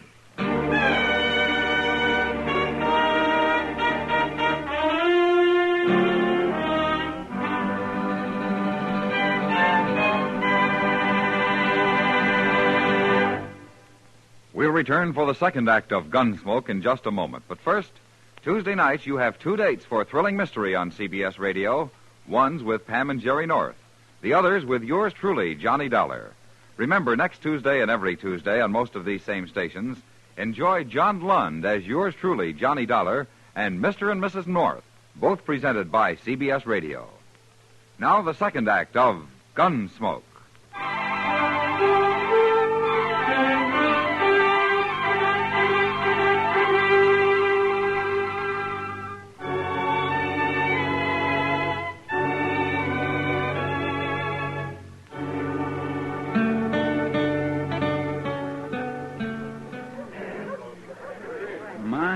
Looks like half a Dodge is over here, Mr. Dillon. Yeah, maybe more than that. Chester, see if you can find Ed Butler and old man Thatcher and bring him over here. Huh? Yes, sir. Hi, Les. Hi, Kitty. I haven't seen this many people in one spot since last year when Eddie Foy played the Opera House. It's kind of a fiesta, isn't it? Yeah, in a way. Nobody'd think it to look at you. Where's the finish line going to be, Matt? I want to see good. Back up there about 50 yards. Oh, well, I'll go up and find me a place. Yeah, okay. Matt! Oh, Matt! Yeah, Doc. Oh, here you are. Well, I've looked over both horses. They seem sound enough. Good. I don't get much call to check horses anymore. Mostly it's babies these days. Or maybe a gunshot wound. Doc, who's going to ride for Butler and Thatcher, you know? Well, Butler's got Hank Thomas, and I think Thatcher's grandson's going to ride for him. Well, I hope the boy knows what he's doing. I think he does, Matt. He's got spurs and a switch. Well, that'll help. See, Matt, Thatcher's getting all liquored up. Well, that's his affair, isn't it, Doc? Yeah, but he's got a skin full. You know how edgy he gets when he's that way? I sent Chester for him. He should be along any The minute. whole crowd seems kind of excited and nervy. Maybe I'll pick up some business out there, huh? That's not funny, Doc. I'm sorry, man. Mr. Dillon, I found Mr. Butler, but I Afternoon, couldn't... Marshal. Where's Thatcher? Oh, I wouldn't know. Last time I saw him, he was pouring down some red-eye. Preparing for the loss, maybe. Well, Mr. Hightower and Doc here are going to act as judges along with me. Chester will fire the starting gun. It's all terrible fancy for just a whim of that old fool Thatcher's, ain't it? You may call me an old fool now, Butler, but it'll be different after the race. You're drunk, Thatcher. Any law say a man can't win a horse race if he's drunk? Oh, what's the matter? Need courage to bring your horse out here to the flat? All right, stay out of it, Butler. Mr. Thatcher's your grandson all set? Yes, sir, Marshal. How about you, Butler? We're ready. All right, then tell your riders to take their horses down to those 2 buckboards down there. That'll be the starting line. You thought you'd fool me, didn't you, Butler? Bringing out that thoroughbred to run. Well, I don't care. I can still beat you. You're talking an awful lot for a man I ain't worried. Don't ride me, Butler. I've had enough. Oh, listen to me, Thatcher. I put up with your chatter long enough. Why you... All right, that's enough. I'll You have just both of see you. to it you win, Thatcher. I'll have your ranch and that colt you think so much of. Oh. What did you say? You heard me. Just make sure you win, if you can. Oh. What did you say about my colt? What did you mean? Well, if my bay mare wins, I get your ranch and everything on it. That includes your colt. No, that isn't right. Well, what about it, Marshal? You're holding the purse and drawing up all the rules, it seems. What about it? Butler's right, Mr. Thatcher. That's the way you made the bet. You're no good, Butler. No good at all. I didn't make the bet. All right, both of you move your horses down to the starting line. It's 2 o'clock. Hank, move that bay down those markers. Well, go on down, Mr. Thatcher. Yes, sir, yes. Chester, you walk with him. Give him 5 minutes, and then you can start him off. 5 minutes. Yes, Mr. Dillon. Well, I was right. Wasn't I, Mac? Thatcher's been drinking some. Yeah. Come on, Doc. We'll look up Mr. Hightower. All right. You know, Matt, this is like a holiday. It's like a fiesta. Yeah, that's what Kitty said. Ooh, she's out here, too, huh? Yeah, well, I guess maybe outside of Mr. Thatcher, the only person not enjoying himself is you. Do I have to enjoy it, Doc? I'm sorry, Matt. What's up? Come on, Doc, run. Wait a minute. Wait, Mr. Dillon, it's Mr. Thatcher. He's been shot. Shot? Where is he, Chester? Right over there, laying on the ground. His boy's with him. All right. Let me through. Let me through. I'm the doctor. Let me through here. Oh, here now, just a minute. No. It's not much use looking, Doc. I know where it is. He's bad, Matt. What happened, Mr. Thatcher? And now I won't see him run. Mr. Thatcher, listen to me. Now I'll never know for sure if my colt could...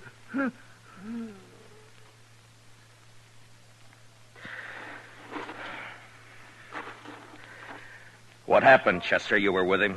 Mr. Dillon, I don't know. I was walking along, not thinking anything particular. Thatcher and Butler was up ahead, and then Thatcher drew on Butler, tried to shoot him. I shot him, if that's what you want to know, Marshal. It was self-defense, Marshal. That's what it was, Mr. Dillon.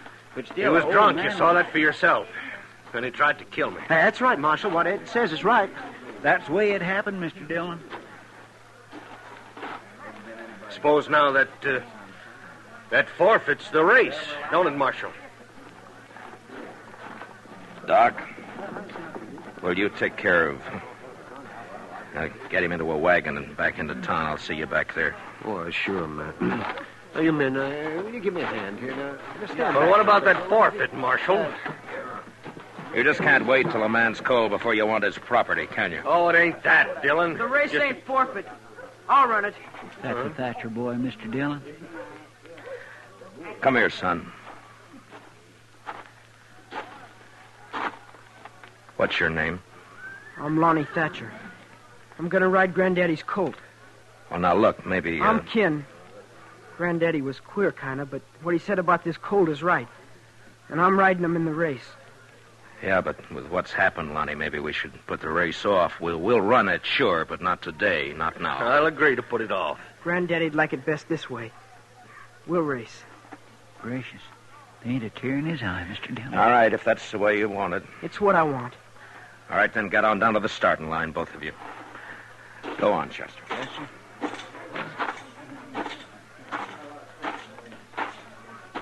I was looking for you, Marshal. Are we going to have the race? Yeah, That's a good thing, you know. There'd be a lot of people disappointed if it didn't come off. and we wouldn't want that, would we, Mr. Hightower? How's that? The killing's hardly enough to make the day complete, is it? No, Marshal, I didn't mean anything wrong. It's just... Yeah, sure. Just forget it. Move on up to the finish line. I'll get a couple of these riders to clear the lane. All right, Mr. Dillon. You there. Would you ride down toward the start and make everybody move back and clear a lane, huh? All right, everybody. Will you get back, please?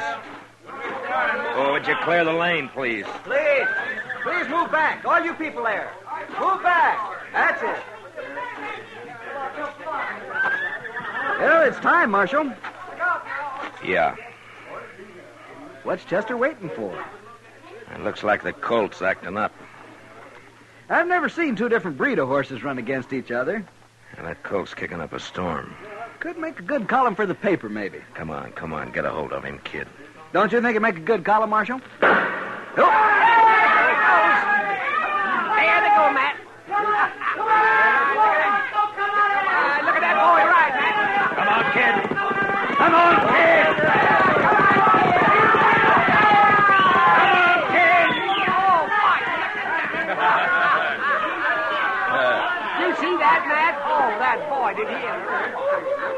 I guess there was no question about it, Matt. Yeah, it was the colt by half a length. A quarter horse beat a thoroughbred. Now, that is something to see. And it's a new kind of horse in these parts. Well, Marshal, you should be happy. Because the boy won? And for that I am happy, yeah. Well, I got no complaint, Marshal. It was fair and square. If you gentlemen will excuse me, I want to get back to the office. Sure, Mr. Hightower. Marshal. Yeah? Look, Marshal, about what happened this afternoon. About Thatcher. I didn't really hold anything against the old man. I'm sorry it happened. I told you sometime you'd push him too far. Now he's dead.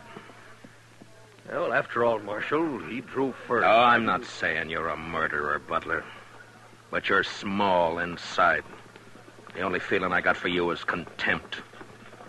You're responsible for the death of that man today, and yet there's nothing I can do about it. You're blaming me for everything? It's not you. I guess it's just people. Good day, Mr. Butler.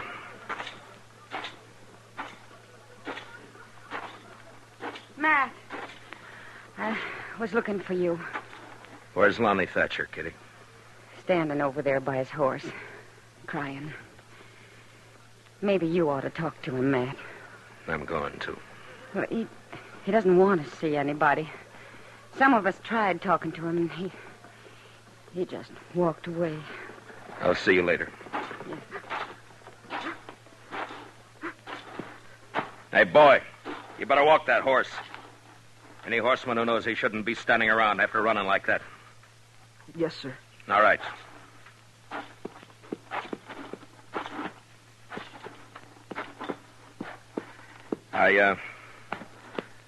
I got $4,000 for you, Lonnie. You want to take it, or shall I give it to Banker Hodgson? I'll take it. It might be better to leave it in the bank. I said I'll take it. All right, son. Here. Thank you, Marshal Dillon. Lonnie, you got any plans? Yes, sir. What? I'm going to do what my granddaddy always wanted to do. I'm going to raise horses like this stud colt. I'm going to breed them. Where are you going to do this? At your granddaddy's place? Yes, sir. That's a big spread for a boy to handle alone. I'll manage. How old are you, Lonnie? I got $4,000 to help me. And I'm old enough to know my mind. Yeah, I guess you are. And you know something else, Marshal? I understand these quarter horses, just like my granddaddy did. When men in these parts get sense enough to be interested in new stock and want good mounts with a fine way of going, they can come and buy them from me, Lonnie Thatcher. Yeah. And if I'm any judge, that may not take too long, Lonnie. Thanks, Marshal Dillon. The boy's eyes were glistening as he turned and walked away, leading his stud colt home. Most of the crowd had left. They'd gone back into Dodge to rerun the race over a drink or two and talk about this new kind of horse, this stocky, heavy-muscled, quick-as-lightning quarter horse that had come to Dodge. And now it was getting darker because of some clouds building up over in the northwest. And when I looked again, the boy and his horse had almost vanished from sight.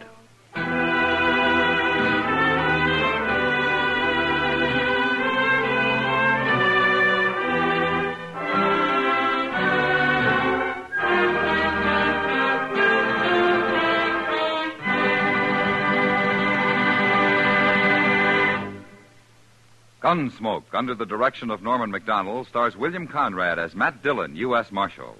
The special music is composed and conducted by Rex Corey. Featured in the cast were Lawrence Dobkin and Joe Carnes, with Johnny McGovern, Harry Bartell, and Luke Krugman. Harley Bear as Chester, Howard McNear as Doc, and Georgia Ellis as Kitty. Gunsmoke is heard by our troops overseas through the facilities of the Armed Forces Radio Service. Join us again next week as Matt Dillon, U.S. Marshal, fights to bring law and order out of the wild violence of the West in Gunsmoke.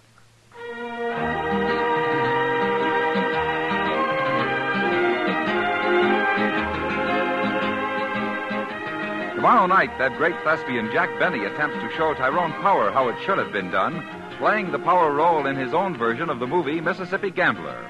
Also tomorrow night, don't miss the latest laughs with Eve Arden as our Miss Brooks of Merry Madcap Madison High.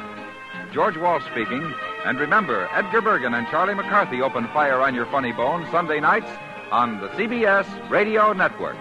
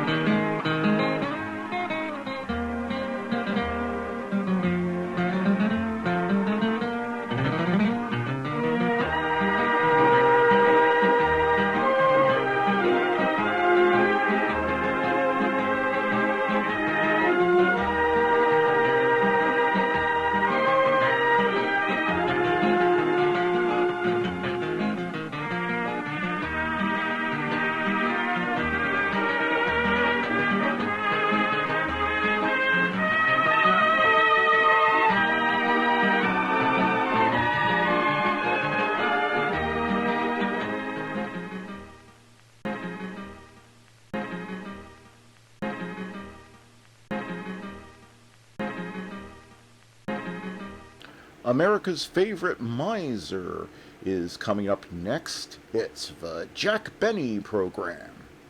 J-E-L-L-O. The Jell-O program starring Jack Benny with Johnny Green and his orchestra. The orchestra opens the program with Don't Say a Word, Just Dance.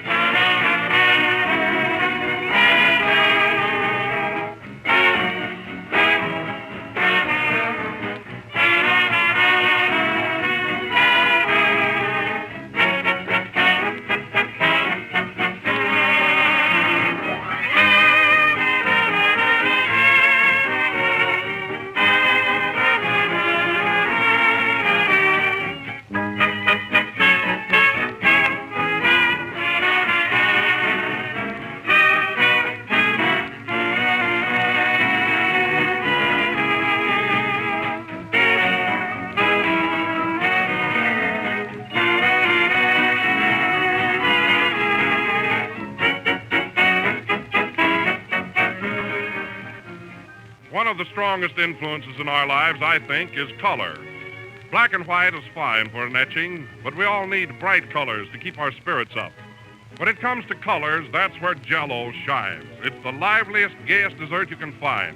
Sunshiny orange, shimmering green, the deep, rich tones of rose and crimson, 6 different colors from which to choose, everyone lovely, clear, and glowing. And when it comes to taste, that's where Jell-O shines again. For it's packed crammed full of delicious real fruit flavor. Flavor as truly luscious as the fresh, ripe fruit itself. No other gelatin dessert can equal Jell-O's extra rich flavor. So don't accept any substitutes.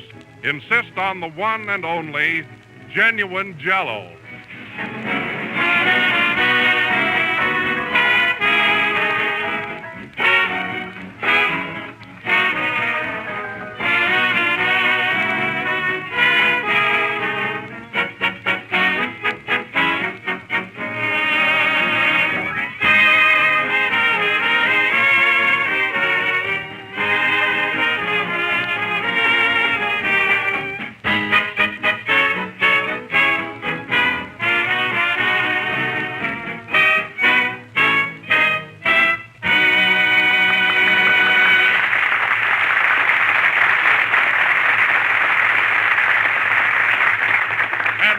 Ladies and gentlemen, we bring to you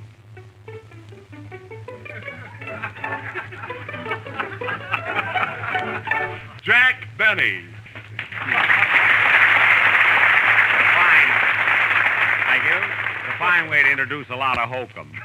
But anyway, I say hello again to Jack Benny. You don't mind if I make a little suggestion tonight, do you? You know, No. after all, I've known you a long time, and I don't think you should be offended. No, go right ahead, Don. Pay no attention to my doubled-up fist. What is it? Well, you've been saying Jell-O again so often that it's getting just a bit monotonous. Now, can't we make some kind of a change in this program? I don't know what you mean, Don. How? Well, why don't you introduce me? You take the commercial and give me the opening build-up. Oh, that's awfully silly. Well, it can't be any worse than it has been, so why not try it out? You know, I'll take your lines and you take mine. All right, Don, but you'll see. Every man to his own racket. Hey, Green, take the finish of your first number again. Okay. That was Johnny Green playing the Lost Chord. And now we bring to you our master of ceremonies, that stage and screen star, Jack Benny. Jell-O again. This is Jack Benny, the funny man of this program. Yeah. How am I doing? Fine, Don. That's a great idea. Now I'll take your part. Tell me, Jack, how did you do at the Stanley Theater in Pittsburgh last week? Well, I'll tell you, Don, I had a wonderful week. My jokes killed them, and when I finished my violin solo, the audience cheered. Well, Jack, the way you played Love and Bloom, they should jeer at the finish, yeah. Oh, yeah? Well, one day we turned away 5,000 people. Say, this is a cute idea, isn't it? Switching parts. Oh, yeah. Come in. Well, if it isn't Kenny Baker. How are you, Kenny? I'm Mary. You're playing Kenny's part tonight. Oh, How are you, Kenny? gee, it's a thrill. Well, Kenny, I see you finally bought yourself a suit of Eastern clothes. Yes, I got 2 pair of pants with it. Hey, those jokes don't fit you, Mary. No, but the pants do. Say, Kenny, Yes, Jack. how do you like New York now? Great. I went to see the 6-day bicycle race last week. Even Kenny muffs the lines. It's all right. Well, you went to see the 6-day bicycle race. Who won it? I don't know. I only stayed 5 days. And speaking of the 6-day race, let me tell you about Jell-O with its 6 delicious flavors. Not yet, Don, not yet. Oh, pardon me, I think. Well, see you later, fellas. I've got a date to look out of the window. Okay, Kenny. Hello, Jack. Has the program started yet? Well, if it isn't Mary Livingston.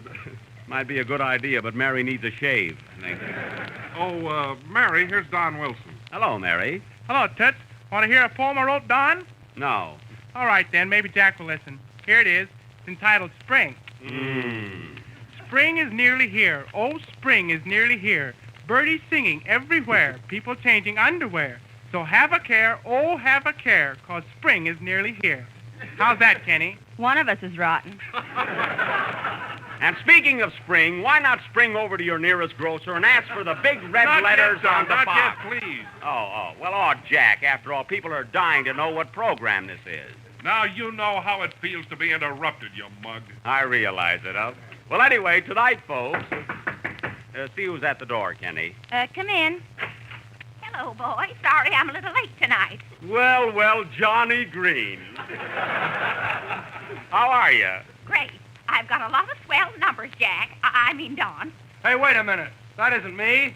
I lead the orchestra here, and I won't stand for this. But, Johnny, we're just changing the program around just for a novelty. You get tired doing the same thing every week. Well, in that case, go ahead. You keep out of this, Wilson. Well, I didn't say anything. Who said you did? Then what are you talking about? Say, who started this anyhow? Toscanini over there. He thinks he's Johnny Green. Oh, that guy. Play, Jack.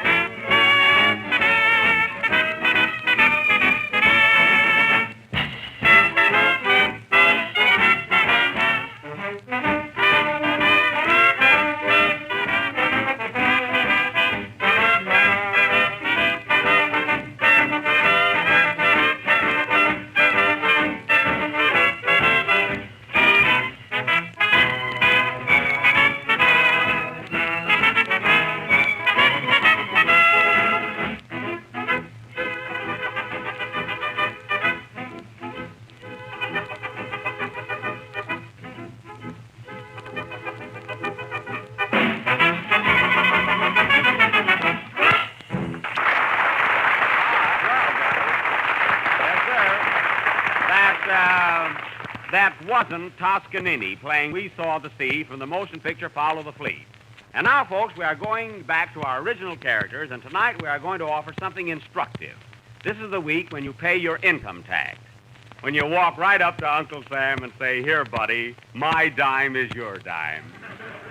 Now, I know that many of you listeners are a little confused with the blanks you have to fill out, so we will try to help you. That's the least we can do. And now we take you to the income tax office, which is not unlike a bank, only the paying teller is missing. All right, music, John.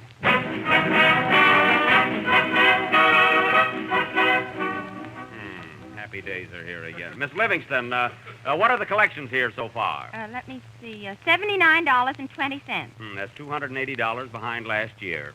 I know what the trouble is. This office looks terrible. How do you expect people to come in and pay their tax in a dump like this? Put some flowers on my desk. Dust off that picture of George Washington. And bring in a few easy chairs. Make the customers want to come in here. That's it. Maybe now we'll do some business. Good morning. I'd like to pay my income tax. What did I tell you, Miss Livingston? Well, sir, this is the place. What's your name? Johnny Green. Occupation? Orchestra leader. Mm-hmm. Were you born in this country? No, what orchestra leader was?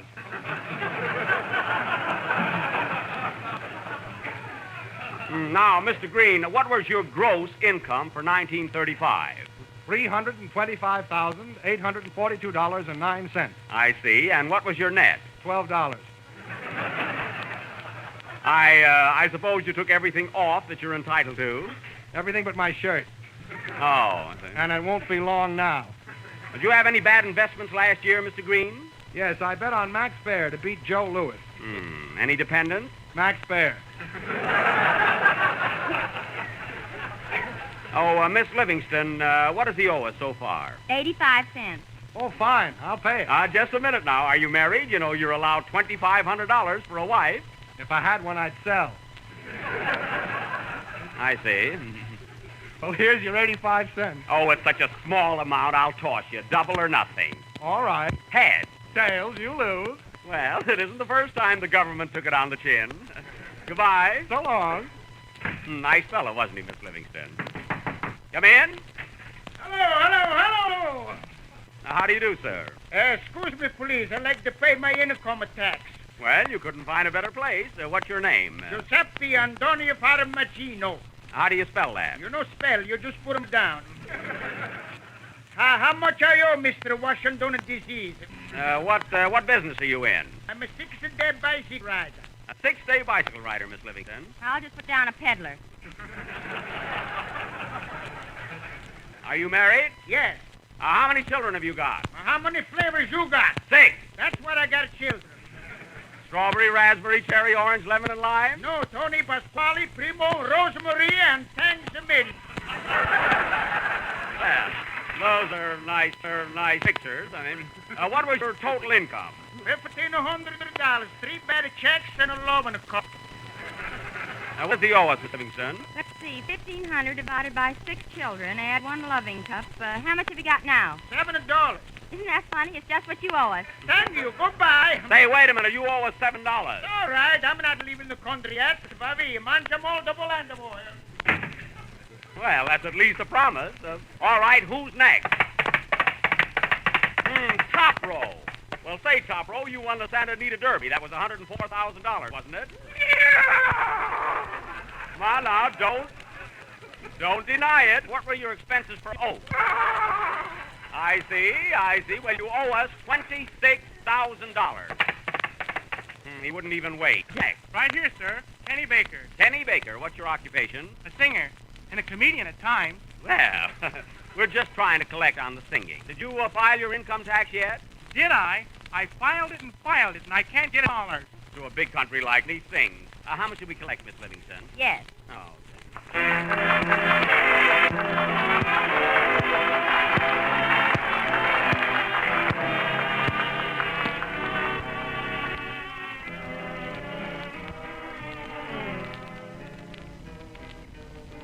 There may be trouble ahead, but while there's moonlight and music and love and romance,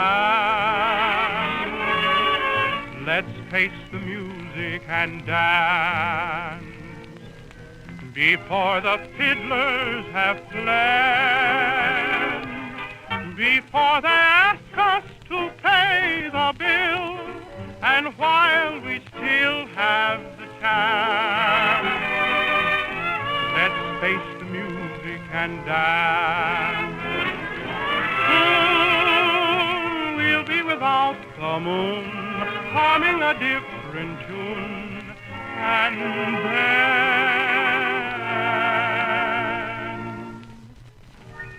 there may be teardrops to share.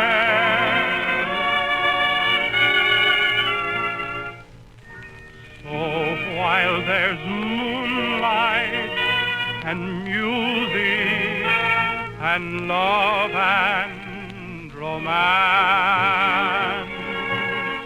let's face the music and dance, dance. Let's face the music and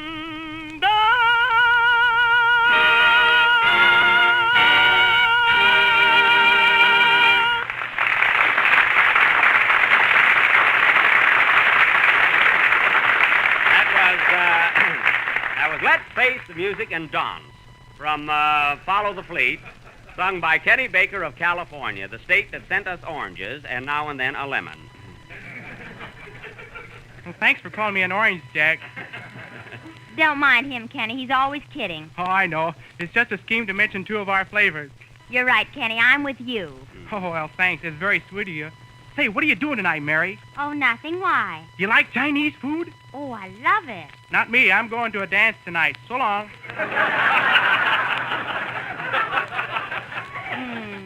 3 million men in New York, and I'm talking to him. What's the matter, Mary? Oh, nothing. You like Chinese food, Jack? Certainly. Why? Kenny's going to a dance. Well, what's funny about that? I don't know. They laughed when Kenny said it. Say, Kenny, you know, I notice you look kind of sad tonight. What's the matter with you? Oh, I don't know, Jack. I'm homesick. You know, New York is the loneliest place in the world if you don't know anyone. Why, Kenny, I thought you were having a great time here. All I do is look at tall buildings. Gee, Jack, you're so familiar with New York. I wish you'd show me around. Why, certainly, Kenny. You should have mentioned this before. I didn't know you felt that way. Haven't you been to Greenwich Village or Grant's Tomb or the Central Park Zoo? Oh, the zoo? Gee, I've never been to the zoo. I'd like to see a wild animal. Why, haven't you seen any animals in California? Oh, just the MGM lion. Well, that's too bad. You've just got to see the zoo. I'll take you right now. Come on, Mary. You too, Don. Hey, play something, Johnny, as we get back. We're going to the zoo. We're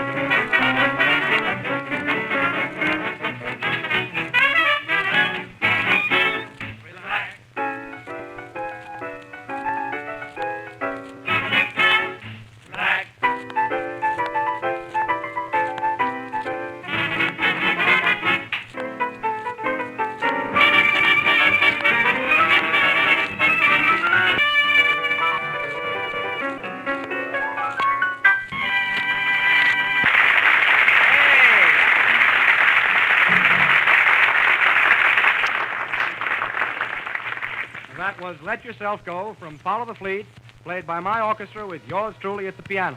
And now I'll tune you into the Central Park Zoo where we find the rest of our gang.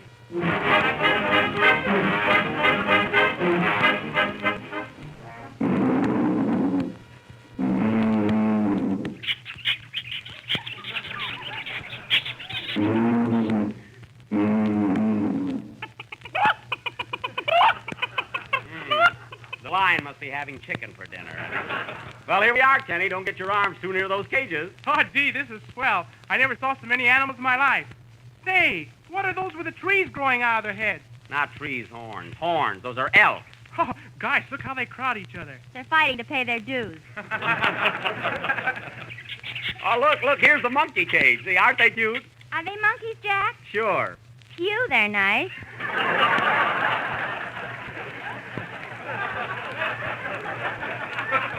Say, what does that sign mean? Habitat South Africa. Habitat? Well, that's where they come from, see? Say, isn't it marvelous how they hang by their tails in the sun? Red tails in the sunset.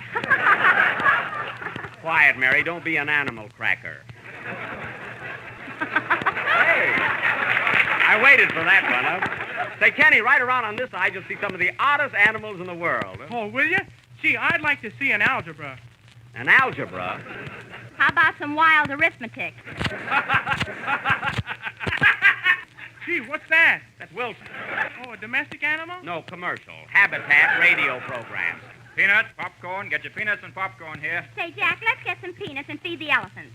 Hey, boy, give me a bag. How much is it? 7 cents. 7 cents for a bag of peanuts? Yeah, there's a 2-cent deposit on the bag. It's just a little racket I got. Nice fellow.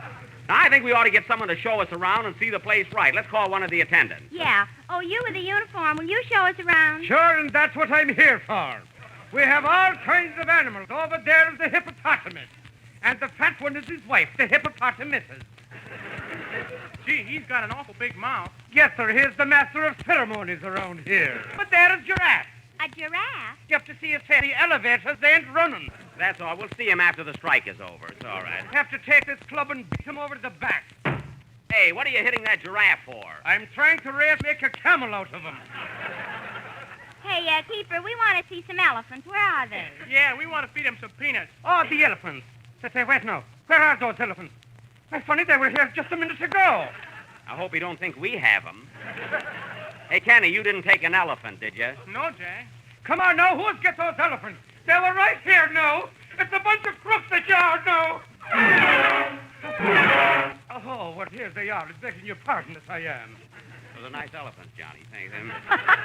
Wilson must have been standing in front of them. Here, Jumbo, here's some peanuts. Here you are, Toots.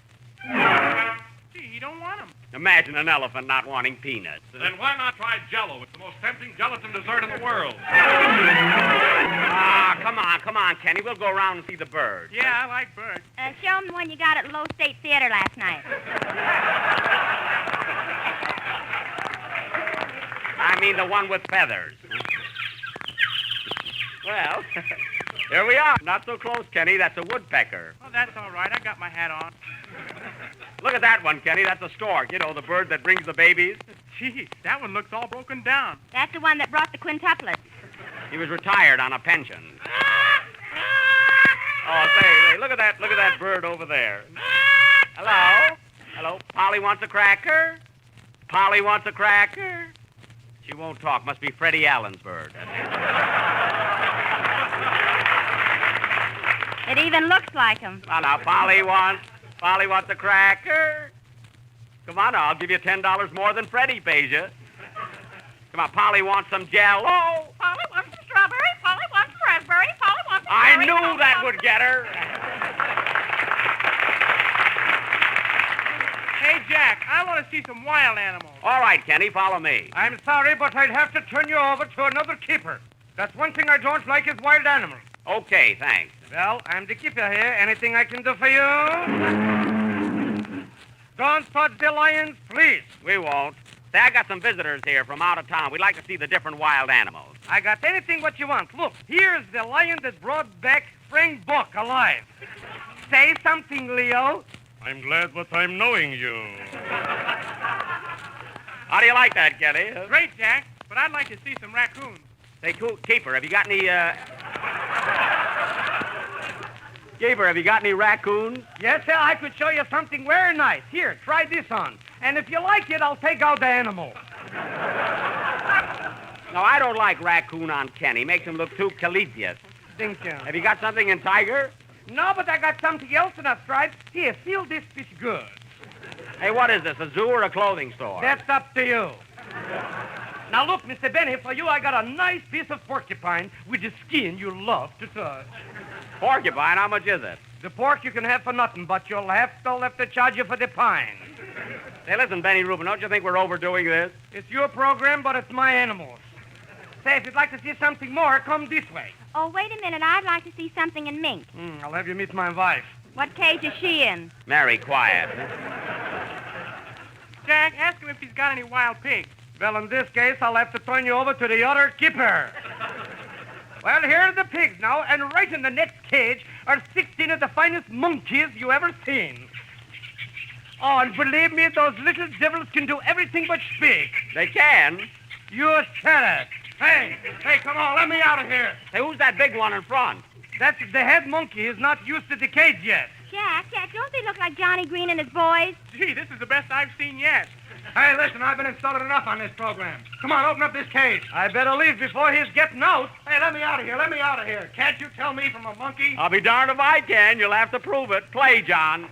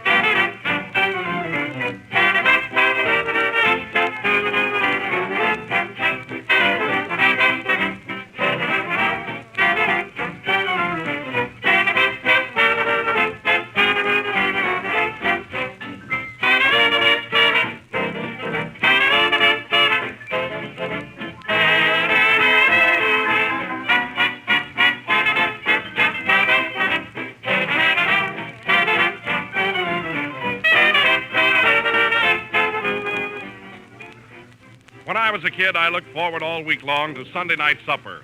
I was allowed to ask in a few pals, and my mother always had some swell surprise for us. Well, I still think there's something gay and informal about Sunday night supper for everybody, grown-ups and youngsters alike. So here's a suggestion for next Sunday that will make it a special occasion. Sunday night pudding, it's called, and you make it like this.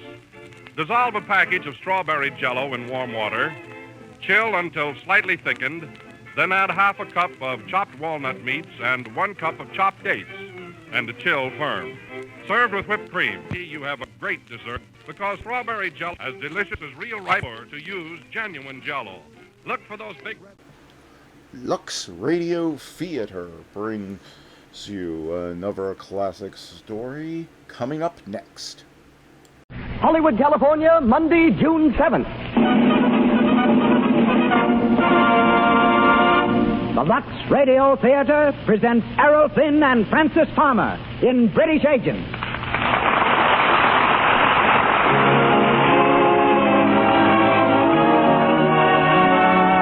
Lux presents Hollywood. We want to thank all of you for your regular purchases of Lux Flakes.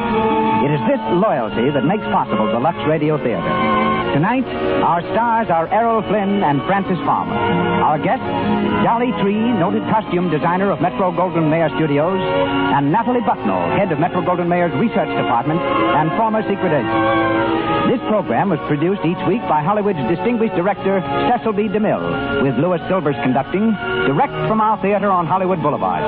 May we take this opportunity to say once again, welcome everyone to the Lux Radio Theater.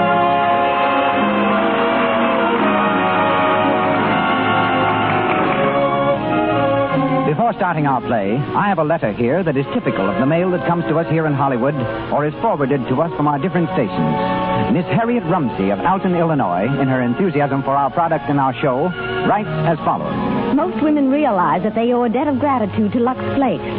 They know that their stockings, their silk things, their woolens are preserved by Lux Care. Now the American public has another cause to be grateful to Lux. Your radio hour is a great contribution. Monday is a red-letter day in our family because of the Lux Radio Theater. Lux appreciates your kind words very much, Miss Rumsey. It's the loyalty of our big Lux family that makes it possible for us to give you the kind of show we want you to have. So every time you order Lux, and by the way, the big box is most convenient, just remember you are contributing to the success of the Lux Radio Theater and such plays as we give you tonight under the direction of Cecil B. DeMille. And now, ladies and gentlemen, Mr. Cecil B. DeMille.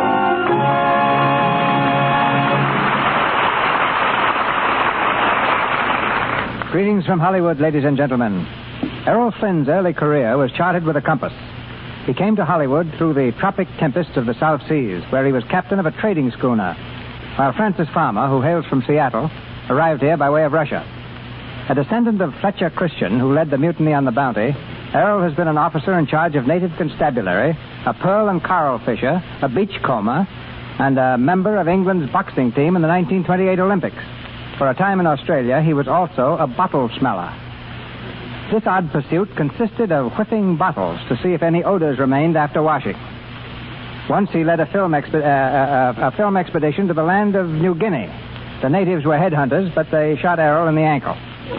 Returning to New Guinea to dig for gold, he made a small fortune, quickly spent it, bought a boat, and with 3 friends duplicated the voyage made by Captain Bligh of the Bounty up the inner passage of the Great Barrier Reef from Sydney to the South Seas. Back in Australia, Errol had his first taste of picture acting, made a second film in England, and was soon on Warner Brothers' payroll. He has written 1 book and many short stories. He's here tonight in the part of Stephen Locke. Frances Farmer developed her talent for acting while a student at the University of Washington, where she helped pay her way by ushering in a theater, tutoring, waiting on table, and working in a department store. To her great surprise, she won a contest sponsored by a Seattle newspaper, the prize being a trip to Russia. On the way back, she met a theatrical producer who introduced her to a film executive in New York. Frances made her screen test, won a contract, and returned home a Paramount player. Her next picture is exclusive, and we hear her tonight as Elenia. Our play is based on the Warner Brothers film suggested by Bruce Lockhart's best-selling autobiography of the same title. So up goes our coast-to-coast curtain, and the Lux Radio Theater presents British Agent, starring Errol Flynn and Frances Farmer.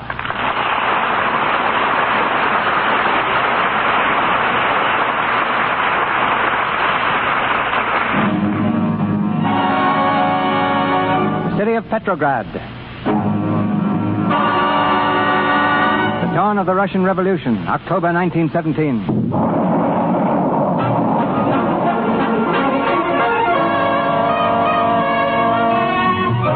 the steps of the British Embassy in Petrograd, a young man watches the mounting fury of the Russian Civil War. A screaming, hysterical mob sweeps through the streets, driven on by the lashing whips of the mounted police. Suddenly, a girl breaks from the crowd and comes stumbling through the shrubbery. She falls to her knees. The young man darts from the steps and catches her in his arms.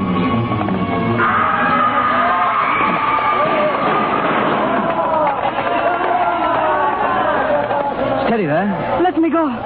Please. It's all right. I'm not going to hurt you. Where are you running to? The police. They are chasing me. Let me go. Well, you're safe here. Look. Get behind that hedge. Hurry, Tom. Hurry, Tom. Don't move. What are you doing in here? I am of the police. That woman. She shoot at me. My arm. Well, you've no right in these grounds. This is the British Embassy. British territory, do you understand? Now get out. I take her. She shoot me. Did you hear me? This is British territory. Get out, I said. Ja pedo studia. Ja bude pomia. Well, it's all right now. He's gone. Thank you. I am quite sure you saved my life. Tough customer, wasn't he? Still, you can't blame him for being a bit annoyed, you know. After all, you did take a shot at him. He deserved it. Well, he got it. Well, I had better go. After all, I am trespassing on British territory, too. Well, you can't go out there until this row blows over. Blows over? This is not just a street riot. It is the revolution. Tomorrow, the red government will be in power. Oh. And the day after that, the white, eh? Then the green, and so on. Perhaps you do not know a great deal about it, eh? Well, perhaps not, but I'm trying to. Oh, perhaps we should introduce ourselves. My name's Locke, Stephen Locke, British Embassy. How do you do? Fine, thank you. And you? Forgive me, but I am keeping you out here in the cold. Had not you better go in before you get pneumonia? Oh, I risk the cold. But, well, I suppose I better go in and let them know I'm still alive. Look, you can slip out the side gate there. It's clear now. Thank you. Good night. Good luck. Mr. Locke, I'm glad you've come in, sir. I was beginning to worry about you. Oh, well, yeah, thanks, Evans. Sir Walter has been asking for you. He wants to see you at once, sir. Oh, right. In the library? Yes, sir. Evening, Sir Walter. Locke. Yes. Come in. Evans said you wanted to see me, sir. Yes, sit down, Locke. Nasty business, this. The revolution? Yes, sir. From all indications, the Russian government will fall before the week is out. It places us in a rather uncomfortable position, Locke. I might even say a precarious position. Yes, quite, sir. If and when the government falls, we have orders from London to close the embassy. Close the embassy? Yes, move out. Bag and baggage back to England. I see. However, we plan to leave someone behind. Someone who understands the situation here and who will act as a sort of unofficial observer. Well, sir? I have recommended you. Oh. Well, thank you, sir. I thought I'd let you know a little beforehand. That'll give you plenty of time to make plans. Yes, just what will my duties be, sir? Well, frankly, I am not quite sure. But you'll be informed in time, though. But whatever they are, my boy, you'll need your wits about you every minute of the day and night. Now, you'll be alone here, entirely on your own. It won't be an easy job. It may be a dangerous one. Do you still want it? Well, never, sir. Good boy. We'll have a long talk before I leave.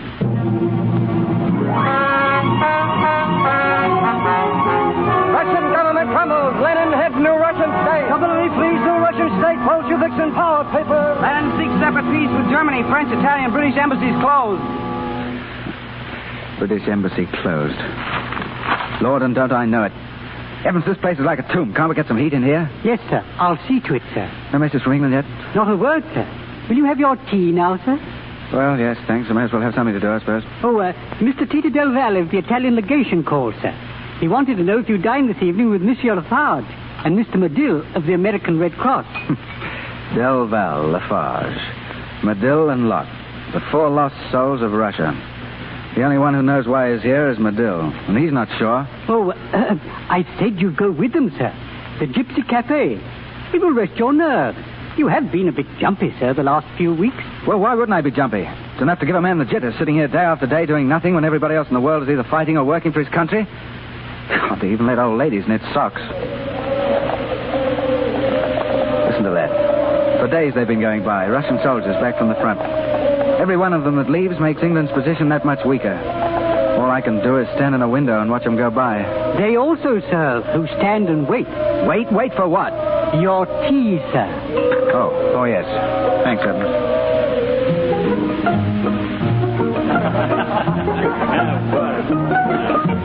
Come on, cheer up, Locke. You've got a face a yard long. It can't be as bad as that. Sorry, Medill. Look at me. In the same boat as you, Stefan. Boat, Tito, boat. Oh, in the same boat, yes. Waiting for word from my home office. And Lafarge here, too. On me? I only wait for a visa on my passport. Well, I'd like to know who's going to do it for you. There's no one left here. Oh, looking for someone, Locke? No, I was looking at someone. I say, wait a bit, will you, fellas? Back in a few minutes. Uh-huh. You see? That girl who just came in. He is going to speak to her. He knows her, maybe, eh? I wonder if he knows the man who came in with her. Why? Who is the man? Pavlov, head of the Cheka, the Russian secret police. I have heard of that one. Who hasn't? Well, how do you do? Oh, the Englishman. Yes, the lady of the garden. Huh? Oh, you remember me. Oh, this is Mr. Pavlov. Pavlov, Mr. Mr. Stephen Locke, is it not? Yes, how do you do, sir? I don't seem to recall where we met. No, we've never met. You will excuse me a moment, please. There's someone over there I must speak with. Yes, of course. Thank you. Sit down, Mr. Locke. Tell me, did you catch cold that night? Well, I sneezed once and then decided against it. You see, with your revolution going on, I didn't know if I'd ever get my handkerchiefs back from the laundry. And I thought you had gone back to England with the others. Oh, no. The embassy left in such a hurry they forgot me and one old umbrella. Do you come here often?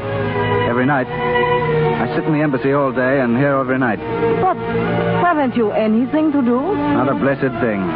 My orders were to consider myself embalmed. You know, I've been sitting for the last month, watching you Russians negotiating for a separate peace. Not making a move, not even presenting an argument against it. And why should you? Suppose England were in a war where she had more men mobilized than any other nation on either side, as Russia has. More than the United States and England put together. And suppose Englishmen were fighting with shells filled with sawdust. And suppose England's mortality rate was higher than any of the other nations as Russia's is. You put England in Russia's place. What would you want England to do? Just exactly what England would do. Keep right on fighting. Exactly. Committing stupid murder and calling it English idealism. We have ideals in England, you And know. so have we. But at least I am fighting for ours. I see. And I sit safely in the embassy, letting others fight for me, eh? Oh, I did not mean it that way. Oh, I know. You know, I'm getting as touchy on this subject as an old maiden lady about her pies. Forgive me, will you? I've been sitting down and vigorously doing nothing for so long, it's getting on my nerves. Look, let's get out of here and get some air, can we? I'm even sick of the smell of this place. Oh, I would like to, but Pavlo. Oh, yes, that's right. We will go anyway. Come on, we will have to hurry. I do not want to explain.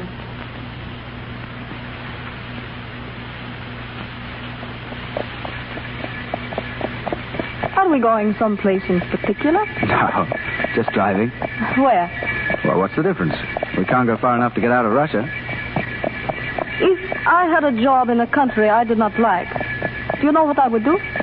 Go home? Yes. So would I. But suppose you had a job in a country you did like, and you were anxious to keep it from making a mistake, but your hands were tied. Then what would you do? I would be very grateful they were tied so that they could not meddle in other people's business. And I would try to forget it by talking of something else. Oh, well, what, for instance? The moon up there? I think not. Stars? No. Music? No. Us? No. Yes. Why are you stopping? Well, I can't drive and kiss you at the same time. You should not have done that. I suppose you think me a little presumptuous, eh? A little. But at least it served to change the subject. Oh, so you're bored, No, but I am cold. Take me home, please. But I'll see you again. May I? You want to? Yes, tomorrow? So soon. Wish we could make it sooner. Tomorrow's a long time.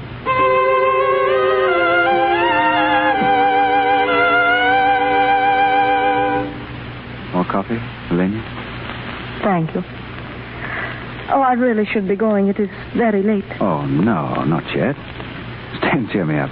Oh, you're not very flattering. I have been here all evening, and now you want cheering up. Oh, that's just an excuse. I don't know what I'd have done without you these last few days. Thank you. Why do you look at me like that? You know, Elena, if I were a sculptor, I'd model a head of you and call it Joan of Arc. You have that kind of beauty. I think I'd model you standing... Oh, no, I wouldn't. Why, to think of you as Joan of Arc would be to think of losing you as a martyr and not keeping you as a woman. I think you are a little mad, Stefan. Think so? I do not understand you. Well, for the first time in my life, I don't understand myself. I think I'm in love with you, Elena. Oh, that is impossible. Is it? Oh, please do not let me go, Stefan. Afraid? Yes. Of me? No, for us. That kiss would be the beginning of something that we would both regret. Would you regret loving people? Yes. When you know you have to part. But must we part? Oh, you know we must. Our lives are devoted to following two ideals, Stefan, leading us in opposite directions. That means that sooner or later we must say goodbye. Elena, if I weren't English and you weren't Russian, that'd make a difference, wouldn't it? Yes. And can't we pretend then? Pretend? Yes, that there's no war, no revolution. That we're just two people, unattached and free. Free to love each other, if we wanted to. Stefan. You do want to. You do, don't you, Elena? So much. Darling. Who's it? I beg pardon, sir. May I see you a moment, please? Right. It's important. Excuse me, Elena. Of course. Will Evans? Dispatch from London, sir. From London? Get my decoding book. Have it, sir. Right here, sir. Well, let's see now. His Majesty's government has appointed you unofficial representative. Unofficial representative in Russia. Unofficial. Now, what the blazes does that mean? Anyway, you've been appointed, sir. We look to you to do all in your power to prevent signing of a separate peace with Germany. This does not convey recognition of Russia, but commissions you to act only as an individual. We cannot be responsible for your safety or your decision, but await your recommendations. At last, Evans. It's wonderful, sir. It's the greatest diplomatic mission of the whole war. We've got to keep the Russians fighting on the Eastern Front. How do you think I'll find the ambassadorial bed, Evans? The roomy thing, sir. A bit large, but comfortable. Evans, I appoint you Lord High Chancellor of the Bedchamber, Lord High Keeper of the Keys, Lord High, Lord High anything you like. In short, you're Pooh Bar, Evans. Thank you, sir. I'll see the War Commission tomorrow. Talk them out of signing that peace treaty. This is the chance of a lifetime. But there's one thing. They mustn't know I'm unofficial. Oh, no, sir. Now, let's see you. Lenya, I'm sorry. Oh, it is all right. I was just going. Well, I'll see you home. Oh, please do not bother. You must be busy. Well, I am rather, darling. You understand. Of course. Good night. Good night. I'll call you tomorrow. Yes, please do, Stefan.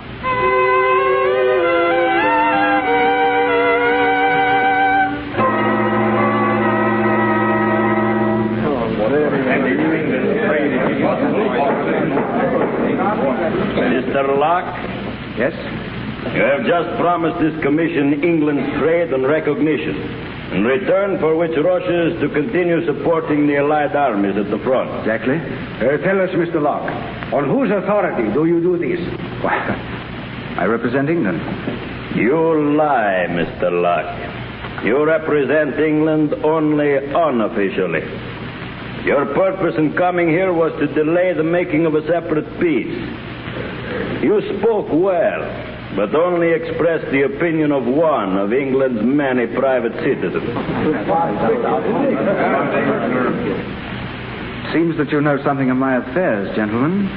May I ask how you know? It is our business to know many things. You are excused, Mr. Locke. We advise you to leave Russia as soon as possible. One moment, please. Gentlemen, it's quite true. I am here only in an unofficial capacity. But allow me some time to communicate with London. What for? I'll tell my government that in return for your not opening peace negotiations, I promised you immediate help. Money, ammunition, troops. My government will back me up. I know it.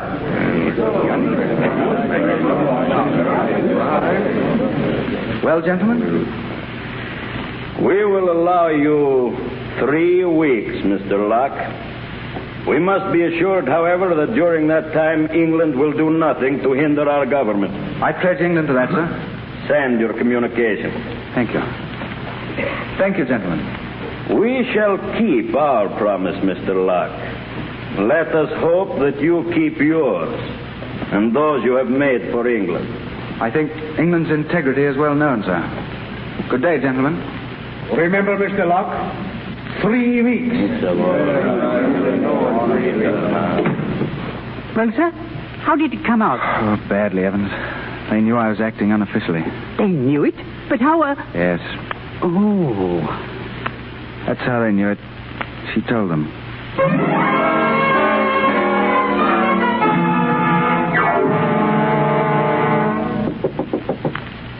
Who's there? Stefan, Oh, it's you. you said you would call. I had to come to see you. What for? Come to ingratiate yourself again so that you can betray another confidence? Oh, no, no. Don't deny it. You were here when that dispatch came. You overheard what I said. You told them. How else could they know? I had no intention of denying it, Stefan. It was my duty. Really? And I suppose last night when you said you loved me, that was all in the line of duty too, was it? Last night was beautiful. So beautiful that what you said just now will not even spoil the memory of it. Goodbye, Stefan. Oh, no, wait, Elena. I'm sorry. I didn't mean what I said. Come here, darling. Dearest. Poor, foolish Elena. You believe so strongly in your ideals, don't you? Don't you see how wrong they are? What my ideal is peace. Peace and happiness for Russia. You call that wrong? It must be wrong to let down one's friends. There must be loyalty between nations. This separate peace, it's a rank betrayal. You mean that England will be inconvenienced because Russia refuses to share the burden of England's war? No, we're fighting for the world. Oh, you think your country is the world? Well, at any rate, we kept on fighting when the Russians threw down their guns and ran away like a lot of frightened dogs. Quiet. Lenya. Oh, Stefan. Why did I do that when I love you so? Darling, I suppose because we just aren't big enough to see over our ideals. Lenya.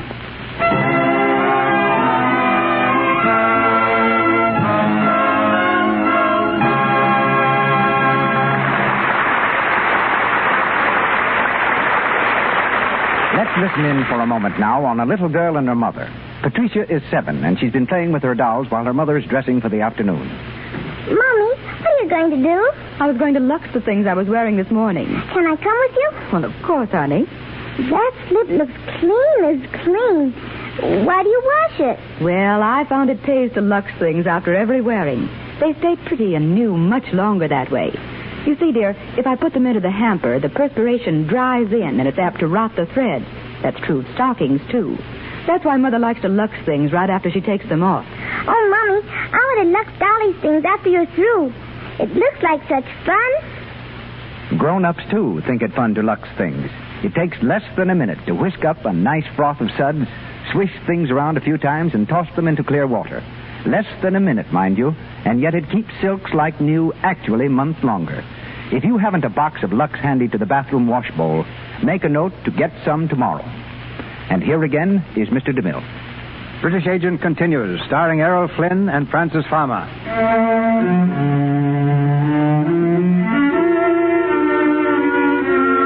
After promising help to the Russian government, Stephen waits to hear from his home office in London. Waits with growing anxiety for the official confirmation of his promises. It's late evening, near the end of his 3 weeks of grace. Alone in his study, Stephen paces the floor nervously. The door's flung open, and Elenia stands on the threshold. Lenya, you shouldn't have come here. But your car's watching me. They may suspect you. Something has happened, Stefan. I wanted to tell you, rather than have you humiliated by learning it from them. What are you talking about? British troops under General Poole landed on Russian soil this afternoon. Right then. That's the answer to my telegram. I've won. No, Stefan. You have lost. What do you mean? They have come to fight against the revolution. But they couldn't do that. I promised it. It is true. I saw the official telegram. Why, then England? England betrayed you. This perfect country of yours, in spite of all its high ideals, ruined your career, humiliated you before the world. You see, it was you who were a little foolish, Stefan. Not a bit of it. One's either useful or one isn't. My career. What's that when men are dying by hundreds in the trenches every day? England hasn't let me down. I let her down. I knew the promises I made were lies. I just wanted to delay that separate piece, that's all. I never sent that telegram. Oh. You'd better go now. You'll only get in trouble being here. You will not see me again, Stefan. Not see you? The government is moving to Moscow. Naturally, I go with it. We shall not see one another, Stefan, even in Moscow. You think more of your duty than you do of me, eh? Yes. And I worship you. That is why we must not go on together. It would kill the most beautiful thing I'll never know, our love. And I wanted to live. Oh, do not see me again, please. Goodbye, Stefan. Goodbye, Lane.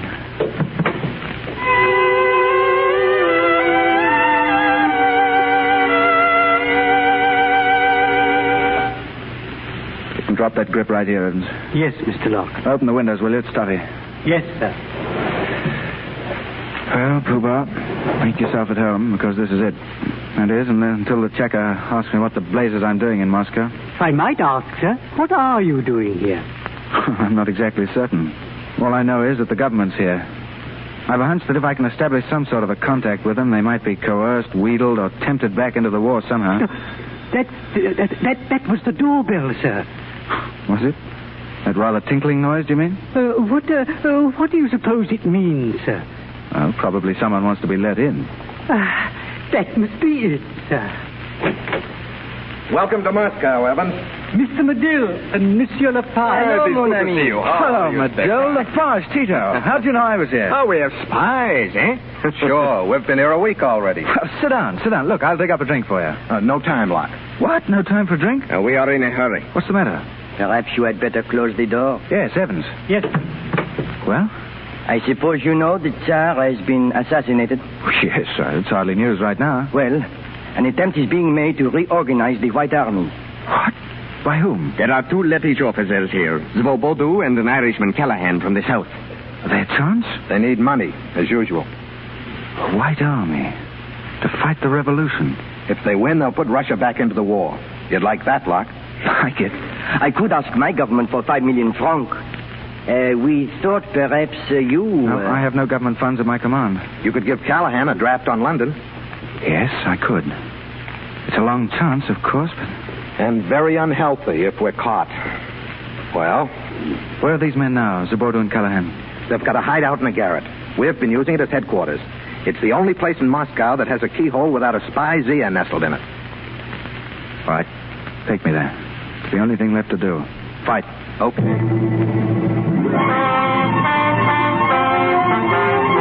Counter-revolution starts in Russia. White Army reorganized. Mutiny breaks out in Russian ranks. Mutiny in Russia. Tsar seeks to suppress new mutiny. Russian secret police hot leaders. You sent for me, Pavlov? Yes, Elena. Sit down here. You're tired? A little. We cannot stop now, you know that. Why did you want to see me? It's about your friend, the Englishman. Oh. You have seen him since he came to Moscow? No. No. Why, Pavlov? We have reason to believe that he's supporting Svobodu and Callahan. And why are you so sure of that? At any rate, he's being credited with it. And you want a scapegoat?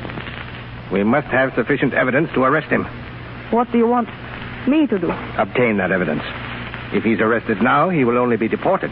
Later, he will be shot. You see, you'll be saving his life. Is that an order? It is. I have no choice, then. You're familiar enough with his habits to present yourself to a certain Lettish officer named Callahan. Give him this check. Tell him it's from Locke. Demand a receipt in full for all monies paid to Callahan by Locke so far. If the receipt is over the amount of the check, it will prove that Locke has contributed other money.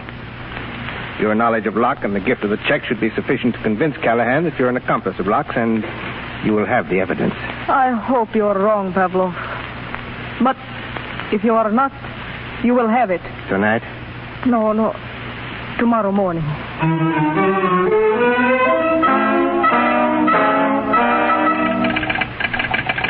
Svobodu, have you got it? Who's it from, man? Message from Kromolov. You better decode it, Locke. Let me see it. What does it say? Quick. Wait a minute. Well? Kromolov's failed. The mutiny's been suppressed in Kiev. That's nice. That makes everything just fine, doesn't it? Our last hope is that Tito Del Val has been able to find Svobodu. He's holding the cadets in line. If he doesn't, there's only one place we'll find this little rebellion, and that's up the flue. That's Lenin. He's the brains of the government. If he'd only make one mistake, relax his grip for 24 hours, the whole government would go to pieces. Yeah, and a nice earthquake with a tidal wave would help, too, if you want to talk in terms of long shot. It's Tito. Open the door. Come in. I ran all the way from the station. Well, did you find Svobodu? Yes. Dead. What? Dead. Our last chance. Now what do we do? I don't know. You'd better get some sleep, Locke. You're on the verge of talking to yourself. Yes, I'll get along. Back to my rooms. Sure. You know, there's an old American proverb. When you're behind the 8 ball, there's nothing to do but sit there and wait for the breaks. Go ahead, Locke.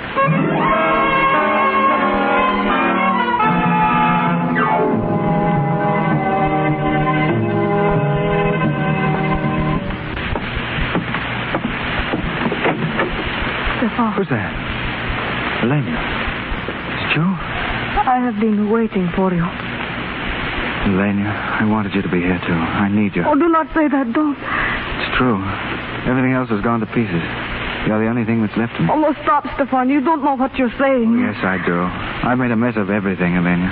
England backed the wrong horse, all right, when she gave me this job. I need a lot of cheering up this time. I have not come to cheer you, Stefan. I cannot do that, ever. You're here, darling. That's all I ask. Oh, Stefan, if only you could understand that a woman can love a man, yet fight against him. What?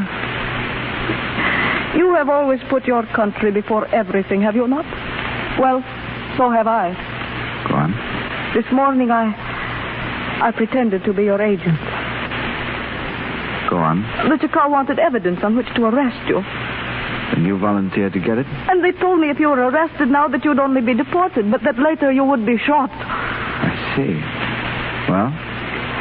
There is a man named Callahan to whom you gave a promissory note on London. I persuaded him to let me have it. Oh. Yes? But don't you see, it was to save your life Have you as given well. this evidence to the Chakar? No, not yet. Really? Oh, that's a pity. Because now you've lost the chance. You've been pretty clever, Elena.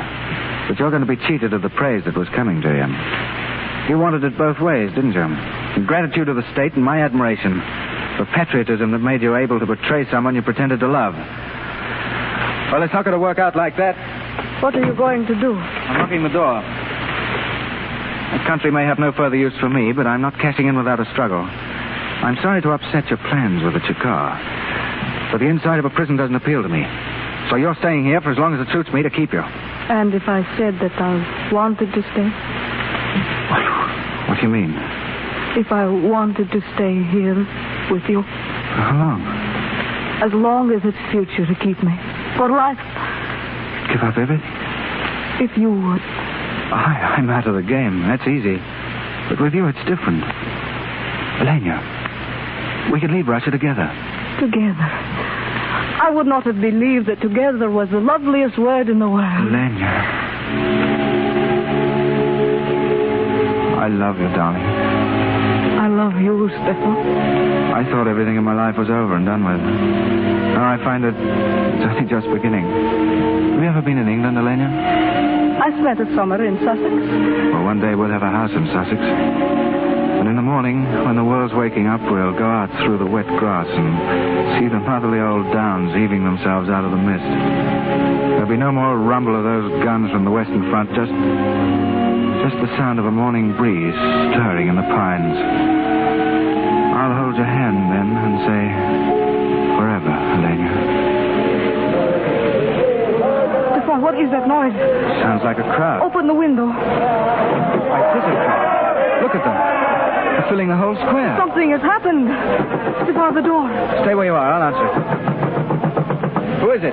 Fontenot, it's Tito and Medill. Tito, Medill, what's the matter? Close that door. What's the matter? What's happened? Plenty. Lenin's just been shot. He is dying. Lenin shot? When did this happen? Half an hour ago. You see what it means? With Lenin out of it, we still have a chance. A chance? Where's Lafarge? Quick. Gone to find Callahan. If we can rally the outlying districts, we might pull through. It's worth a try anyway. What are you going to do? Oh, it's all right, Elena. You're going to fight. You're going to start all over again. My duty. But what of us? Our lives together. We were going to England. But I can't go now, darling. Not right away. I see. Then it meant nothing to you. I mean nothing to you. Please, Elena, I can't expect you to understand this, but it's a chance again. It's a chance to help England. A chance for more murder and bloodshed. That is what you mean. That's what you want.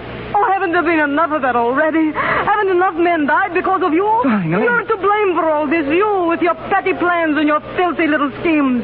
Well, go on. Pass out your guns.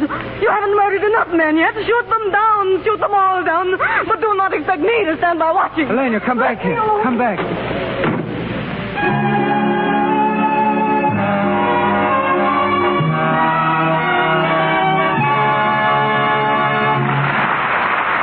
We pause for station identification. This is the Columbia Broadcasting System.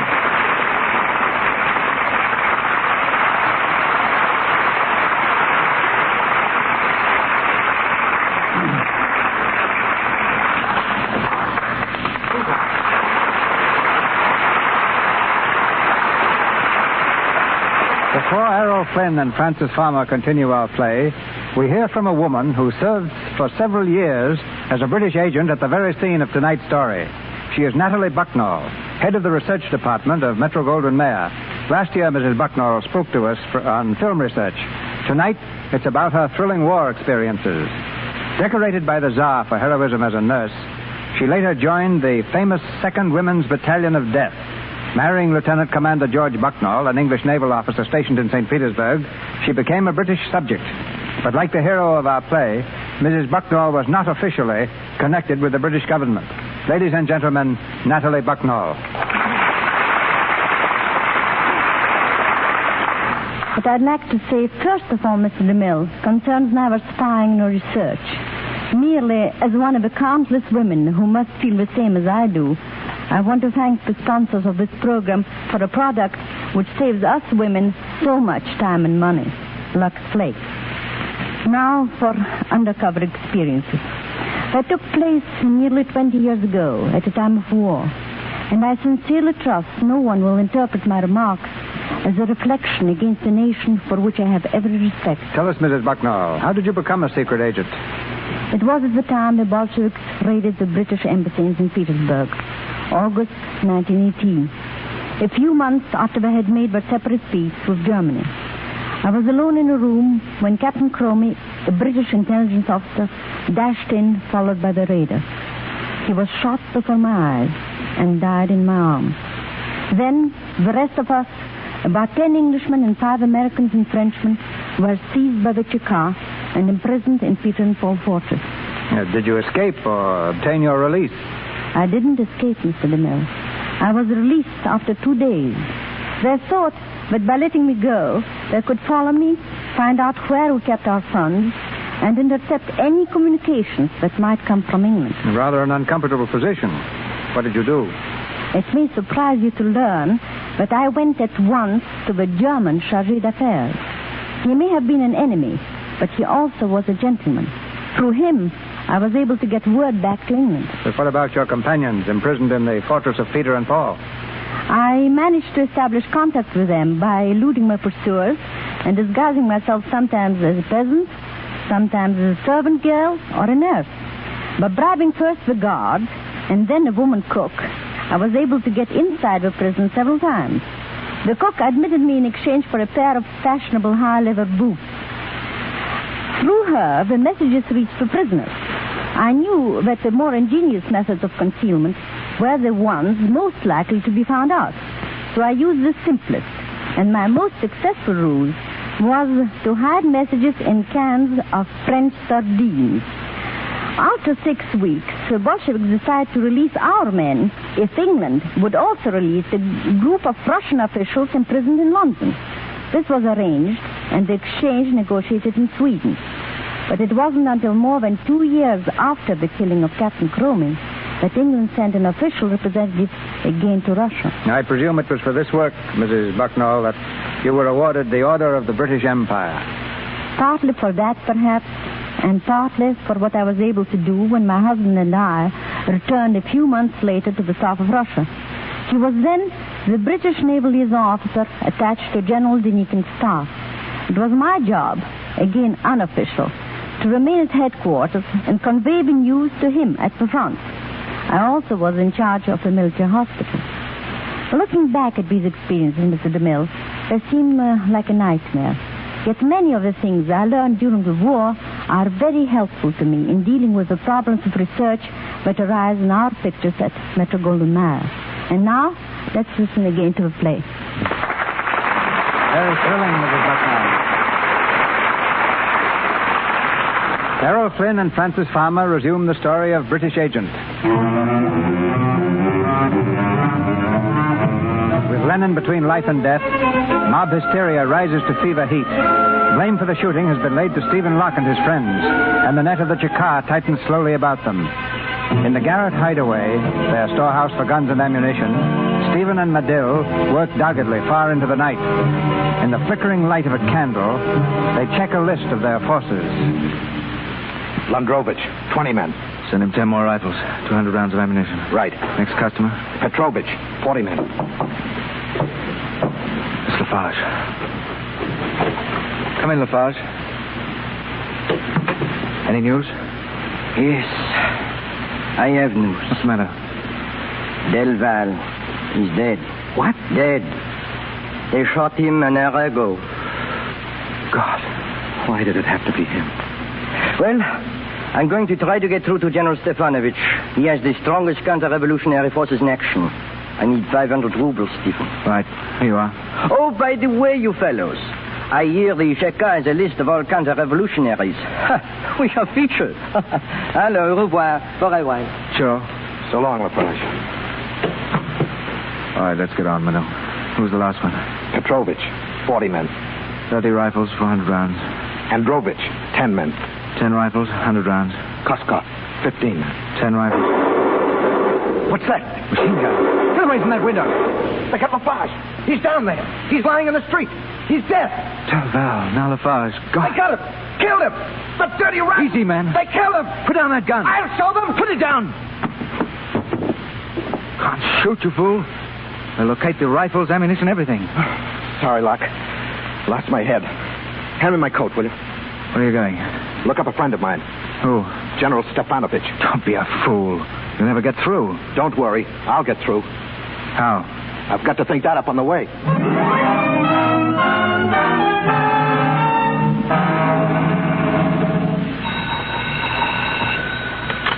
Lavrov speaking.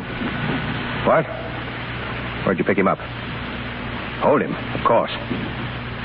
They won't, We'll see. Well, they've just arrested Medil. Oh, Medil. On his way to meet Stepanovich. You know him, Elena? Yes, I know him. Oh. He refuses to talk as yet. We shall have to make him talk. What can he tell you? He's the only one left who knows where Stephen Locke is hiding. That's why I gave orders not to shoot him. We must find Stephen Locke. But why, Pavlov?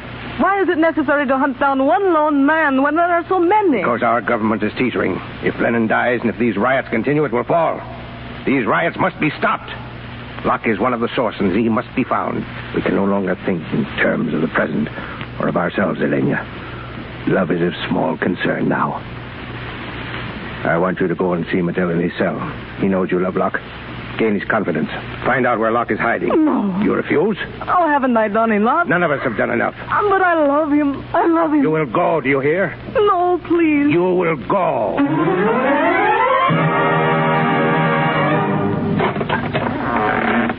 Tom. Oh. Hello, Elena. I am sorry you're here, Medil. Merely a stopover. I'm leaving tomorrow. You are to be shot in the morning? It was mentioned in my conversation with the Cheka. Locke, where is he? I'll tell you tomorrow, at noon. Oh, if only I could reach him. You were rather fond of him, weren't you? I love him. You know, there used to be 4 of us. It wasn't bad then. We could play poker. But now with the rest of us almost gone, there's nothing for Locke to do but play solitaire. He's playing a lone hand now. He can't win. If he could only get out of the country. But how could he? I might... You might... What? I could get him out. You didn't come here as a spy, did you? No woman could be that rotten, could she? No. All right, then. I'll tell you where he is. Go to number 11, Lubyanka. It's a garret over 2 vacant stores. You knock 3 and 2 on the door at your left. Number 11, Lubyanka. Good. Go on. He told you more than that. It is a garret over 2 vacant stores. Knock 3 and 2 on the door to the left.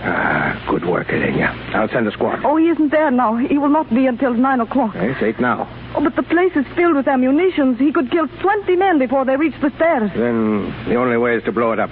Blow it up? A time bomb should do the trick.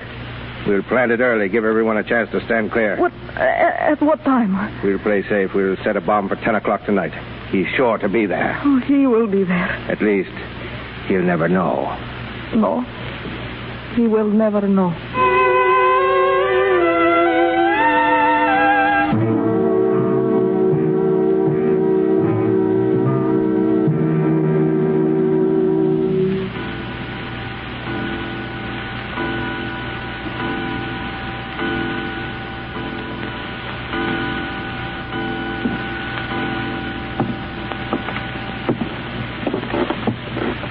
Who's out there? Who's at that door? Answer or I'll shoot. Who is it? Len. Stefan. Why are you here? I wanted to be with you. I see. Did you come in the line of duty? No, Stefan. I have done my duty. It is finished. It is just you and I now. Lena. Listen, dear. Listen to me. It is 9 o'clock. In an hour, you and I, we are going away together. What? It is all arranged. Your work is done. So is mine. But how? I'll never get past that door, darling. They shoot me on sight, you know that? Do not worry, darling. We have an hour to tell each other how happy we are going to be.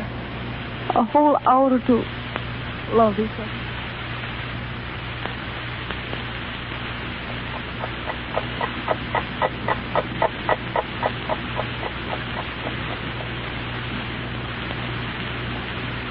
Stefan, what time is it? 3 minutes to 10, darling. Why? Oh, it seems to have gone so quickly. Darling, is there anything wrong? Something you haven't told me? Oh, no, darling. Stefan, kiss me. Hold me tight. Tell me you love me. Oh, tell me. Tell me, Stefan. Oh, darling, I love you. I love you, Elaine. Listen. It's bells. Why, I wonder? I do not know. The crowd, they're yelling something at... Do you hear? It's something about... It's about Lenin. Lenin lives.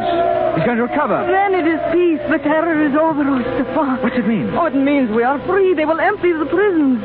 Then Madil's safe. And we are, darling. We can go to England. Oh, God. What? Now, get out of here, Stefan. We have got to get out of here. Unlock the door. But why? Don't stop now, please. Please, Stefan. Open the door. Oh, quickly.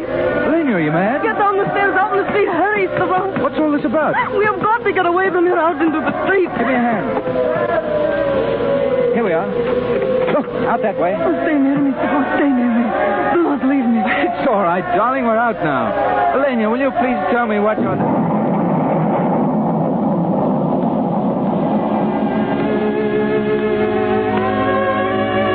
Elena.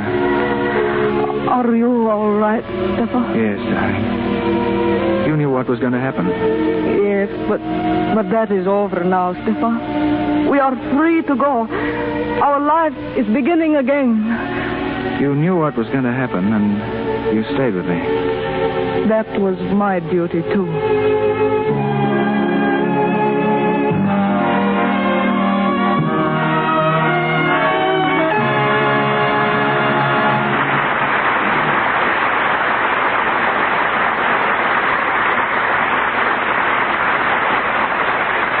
Errol Flynn and Francis Farmer rejoin us later. If you saw such hit pictures as David Copperfield's Libel's Lady, The Thin Man, A Tale of Two Cities, and The Good Earth, you've seen on the screen the name of tonight's guest, one of the world's most famous exceptions to the rule that it takes a man to make clothes for women. She's a native of England and established her reputation in the stage and productions throughout Europe, then in New York, and finally in Hollywood. Now at Metro-Goldwyn-Mayer Studios, she creates styles for stars like Myrna Loy, Virginia Bruce, Louise Reiner, Maureen O'Sullivan. Ladies and gentlemen, Miss Dolly Tree. Thanks, Mr. DeMille. I could begin to talk now about nothing but Lux Flakes and still not have time enough to say half what I'd like to about your wonderful product. That's very nice. But we want to hear something about clothes, too. But you go ahead, and I'll interrupt you when I think it's time to change the subject. Fine. The outstanding quality I found in Lux is the feeling of utter cleanliness that it gives to clothes. It leaves them with a freshness no other soap seems to impart. Our wardrobe department at MGM uses Lux Flakes constantly, just as they do at every other major studio. What I've discovered personally is how good they are for silk stockings and woolens. It keeps a woolen sweater, for instance, just as soft, fleecy, and elastic as when it was brand new.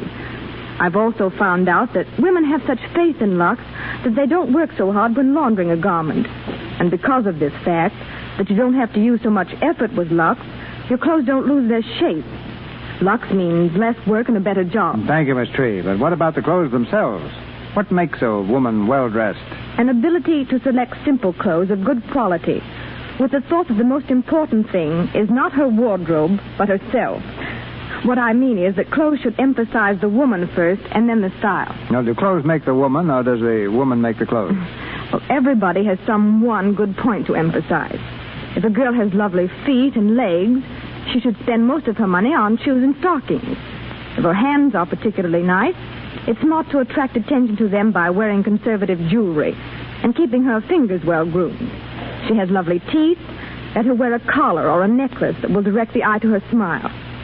Don't pay any attention to styles unless you're comfortable in them. Wear the kind of clothes in which you feel the best.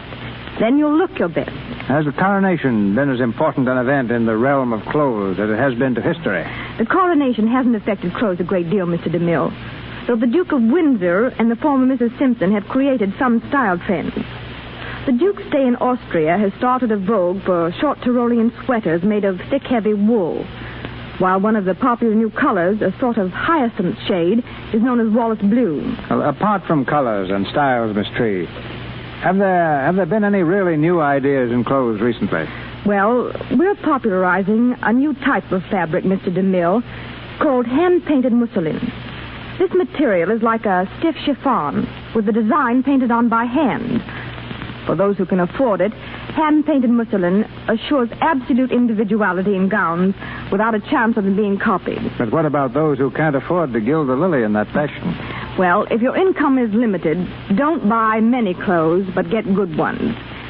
If you want an example of what the right clothes can do, pay attention to Una Merkel in Saratoga. For the first time, Una has the opportunity of playing a glamorous role. Working with such a lovely girl as Una, my job was really easy. But it proves what clothes can do in creating a new personality. On behalf of the ladies, thank you, Miss Tree. A checkup of our stars since their last appearance in the Lux Radio Theater shows that Errol Flynn, after spending several weeks at the battlefronts of Spain, has returned to the comparative calm of Warner Brothers Studio, where he's just completed a new film with Kay Francis called Libeled Lady, called Another Dawn. While Francis Farmer has made the toast of New York for RKO and has just begun to get her feet wet in Ebb Tide, another Paramount picture. Are my facts straight, Francis? Yes, Straighter than my tongue, I hope. But they're not detailed enough. What about that trip you took to Spain, Mr. Flynn? Well, I don't think I quite realized what it was going to be like. Anyway, I know now what it is to hear shells exploding over your head and machine gun bullets whining past. Believe me, it's pretty frightening. But of all the horrible things I saw down there, I was convinced of one thing, and that is that the only cause in the world today worth fighting for, and that every man and woman should fight for, is the cause of peace. Don't I recall reading in the newspapers that you were wounded over there? Well, I wasn't actually wounded, and it's a thing I haven't liked to talk about much. I tried to laugh it off by calling it a bump on the head, but it was a bit more serious than that. What happened was that a large caliber shell burst about 50 yards away from me on the Madrid front. I was hit on the head by some falling debris and suffered concussion for several days. But suppose I do a little cross-examining. What's this I hear, Francis, about your going east this summer to do a play? Oh, yes. Well, it's just that I want to work in summer stock. I feel I need as much stage work as I can get. And incidentally, I think that one reason why picture people like being on this program so much, Mr. DeMille, is because it's the next best thing to being on the legitimate stage again. To all of you, my sincere thanks. Goodbye, Mr. DeMille. Goodbye, Errol. Goodbye, Francis.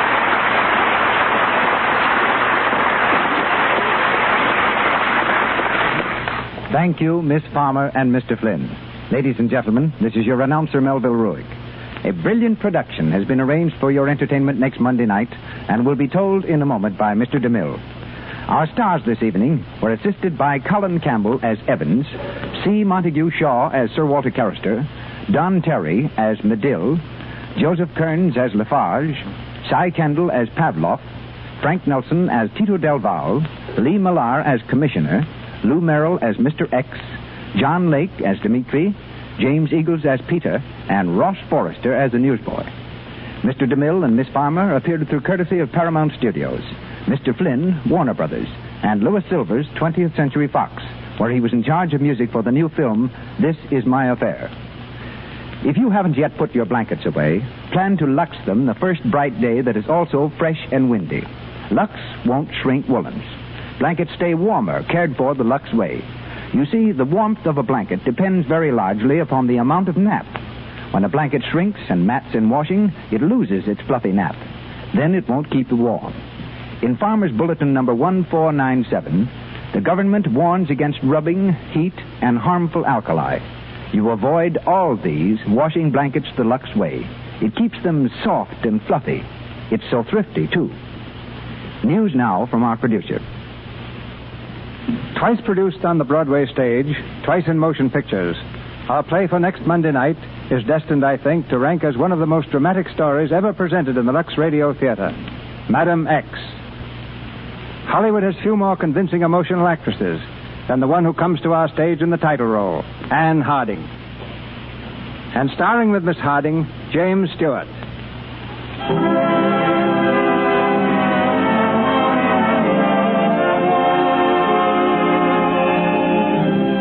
Our sponsors, the makers of Lux Flakes, join me in inviting you to be with us again next Monday night when the Lux Radio Theater presents Anne Harding in Madam X with James Stewart.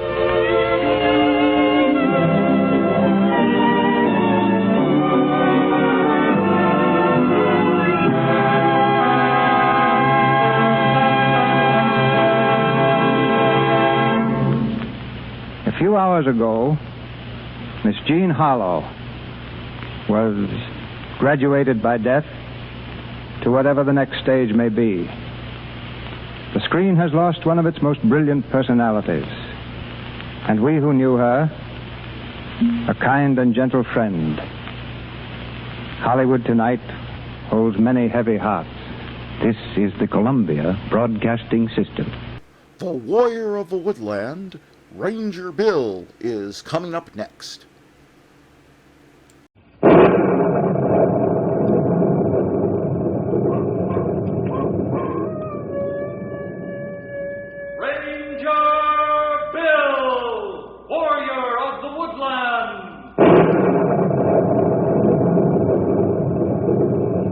Ranger Bill, warrior of the woodland, struggling against extreme odds, traveling dangerous trails, fighting the many enemies of nature. This is the job of the guardian of the forest, Ranger Bill. Pouring rain, freezing cold, blistering heat, snow, floods, bears, rattlesnakes, mountain lions. Yes, all this in exchange for the satisfaction and pride of a job well done.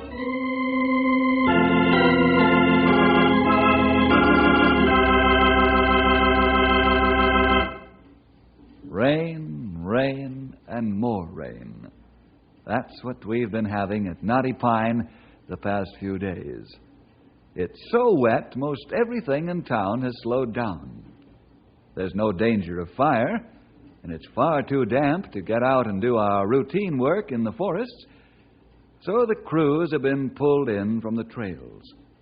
What we need is a week or two of bright sunshine to dry us off. Instead, we're getting rain, and it's a perfect setting for today's story, Overflow. High up in the mountains, sandwiched in between two jagged walls of a canyon, stands the Big Ridge Dam. This dam holds in place the blue waters of Big Ridge Lake. It's the collecting point for the water flowing from the melting snows of the Shady Mountains. This water is held for irrigation use in the lower part of the state. It's here that our story begins. Hey, Slim. Emergency. Check that pressure gauge. Right, Frank. How's she read? Not so good. Yeah, I thought all this rain and melting would give us some trouble. That's not the word for it. What do we do? Oh, got a bit of time yet. That's only the first sign that we're getting close to the danger point. But the trouble is that I stick my head out to see if it's clearing, and all I can see is rain.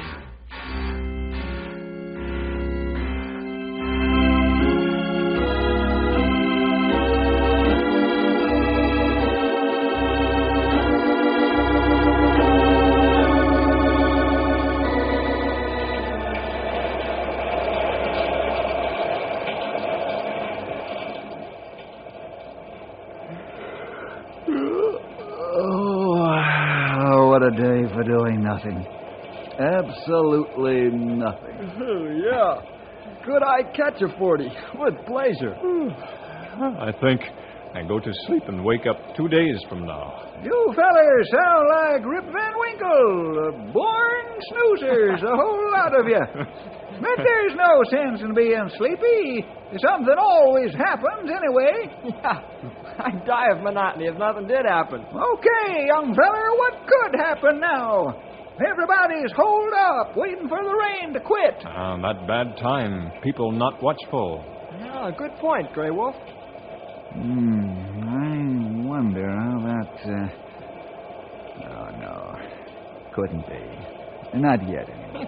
What's the matter with Bill? He's talking to himself like a lonesome trapper. It's okay, as long as he don't give any answers.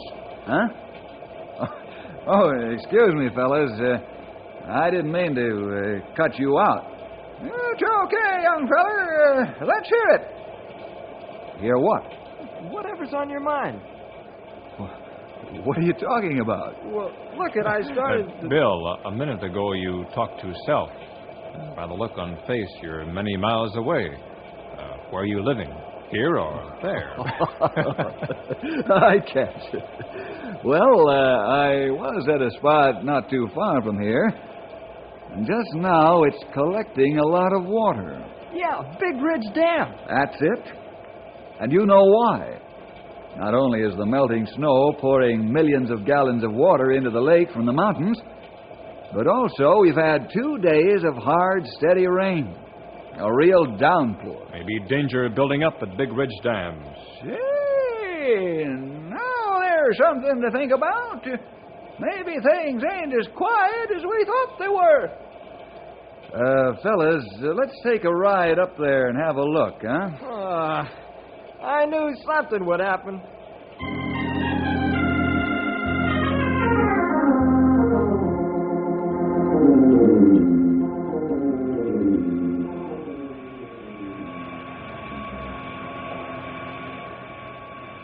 What do you think, Frank? How much more will the dam take before it gets risky? I don't know, Slim. But the water's getting close to the maximum mark. We're violating safety rules even now, letting the water rise higher. The spillways can't take it away fast enough. What do you plan to do? If we open the floodgates, we'll swamp a lot of people down there in the valley. Well, that's better than waiting until the dam cracks open. Then the big lake we're holding back here will really do some damage. Yeah, you're right. But we got to get a warning out to the folks before we open the gates. Yes, and I know who to call, too. Ranger Bill? Yep, we'll call him right away. He's one man who always has the right answer at the right time.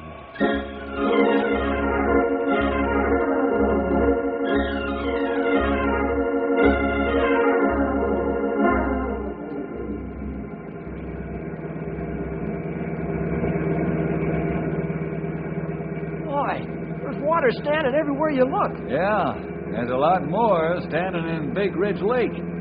It's only staying there because of a big piece of steel and concrete. Yeah, even that has its limitations. If dam break, then we have big trouble on our hands. I should say so, young feller. There'd be a wall of water coming down the valley 100 feet high. Well, at least 75 anyway. And that's no exaggeration for a change, Stumpy. Hey, Bill. The red light of our radio telephone's flashing. Huh? Yeah, somebody's trying to call us. Hello, Bill Jefferson. Bill, this is Frank Madsen up at the dam. Oh, what can I do for you, Frank? I've got bad news for you. Yeah? Water, lots of it. We've got to let some of it go if it gets any higher. We're on our way up to see you right now, Frank. I'm talking from our car phone. Oh, wonderful, Bill.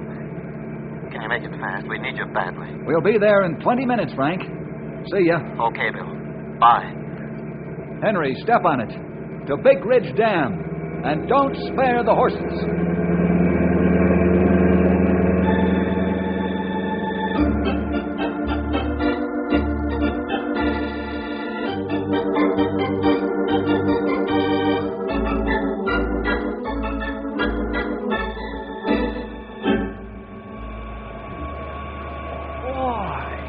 It's a power plant. Yeah, pretty wonderful, all right.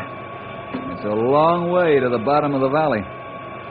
But we're not here to admire the scenery, Henry. We've got a job on our hands. Yes, Bill, there's 100 million gallons of water in Big Ridge Lake held back by this dam. How fast is the water rising, Frank? Oh, about an inch an hour just now. Even with the spillways in full operation. That's fast, Bill. Too fast. That spells trouble unless we do something about it. Of course, you'll have to open the gates. Yeah, but those people in the valley are going to suffer. How much more water can the dam hold back without straining the wall to the breaking point? Not any more than 4 more inches. That's the absolute maximum amount we can hold back before we have to open the gates. All right. How about opening the floodgates wide 3 hours from now, right on the head? Then we'll have a timetable to work on. Well, okay, it's a go. And you'll sound the alarm to all the valley folks. Right. You go ahead, Frank. We'll be ready. Come on, fellas. There's a lot of work to do, and we've only got 3 hours.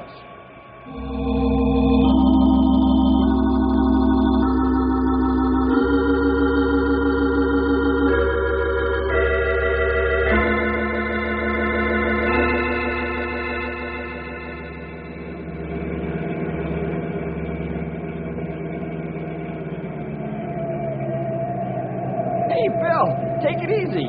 The road's already standing in water. I'm watching, pal. Don't worry. Right now, we've got to risk a little personal safety. There are a lot of other lives in danger. Only 3 hours to get ready.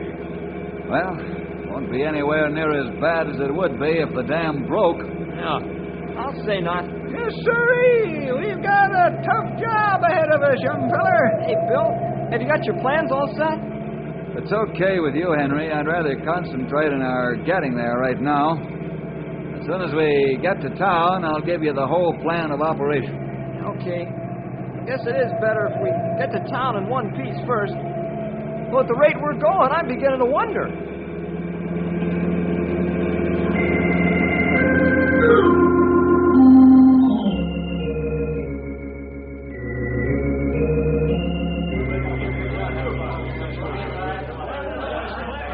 All right, men.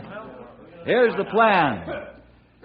Grey Wolf and Stumpy, each of you fellas will have command of one side of the river. Sound the community alarm siren. Then take your crews down to the river and start piling sandbag walls up and down the riverbank. Henry, you'll stay with me. We'll spread the alarm all along the river by radio, telephone, television, and so forth. Also, we'll get the railroad bridge anchored down so it won't wash out. Al and Tom will form Paul Revere Corps to drive along the valley and warn everybody to get out. They can make it from here to Death Gorge before the water does. Sounds good to me. That ought to do it, Bill. Also, we'll alert the hospital and rescue units in case of some folks getting trapped because they didn't make it out in time. Everybody understand now what to do? Yeah. Okay, let's go.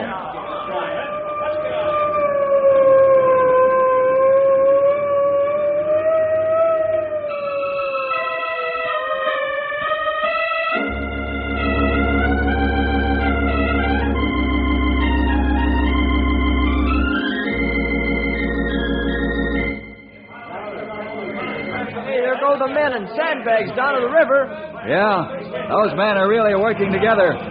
Everybody just pitches in, no grumbling. They've got 2 good leaders, haven't they, Bill? Right. Grey Wolf and Stumpy are veterans of many battles with the floodwaters. If I know them, they'll give Old Man River a tough fight. Yeah, Al and Tom have loaded their cars with extra gas, I see. Uh-huh. That reminds me, I've asked them to come over and see me before they go. I'm all set to get out of here, Bill. Any further orders? Only this, Al. Be sure you and your bunch don't miss a single ranch down the valley. We'll try not to, Bill. Paul Revere won't have a thing on us. You all set, Tom? Yeah, Bill. I'm on my way right now. Okay, fellas. Now drive safely, but don't waste any time. Hey, it seems to be raining harder again. I'm afraid so, Henry. Well, let's get started. We've got an alarm to spread ourselves.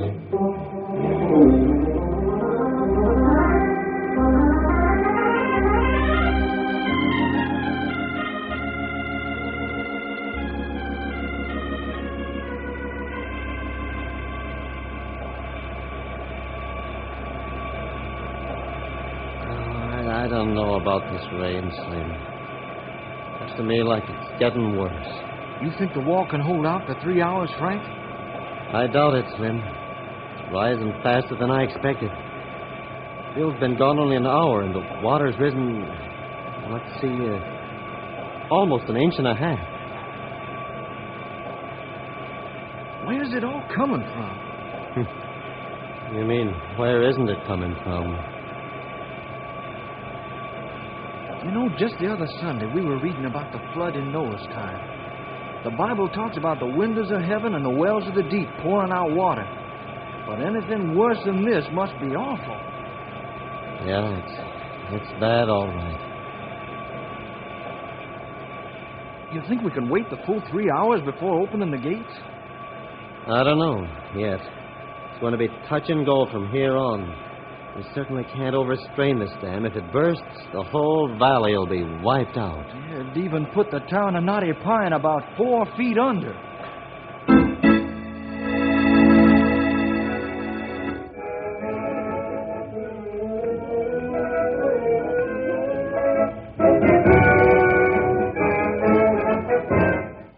Ladies and gentlemen, we must interrupt this program. We've just been handed a special bulletin from the Forest Ranger, Bill Jefferson. All persons living in Big Ridge Valley are warned to leave their homes at once and flee to higher ground. The dam is being dangerously overtaxed, and the floodgates will be opened in 2 hours to relieve the pressure that is now building up. I repeat, all persons living in Big Ridge Valley are warned to leave their homes at once and flee to higher ground.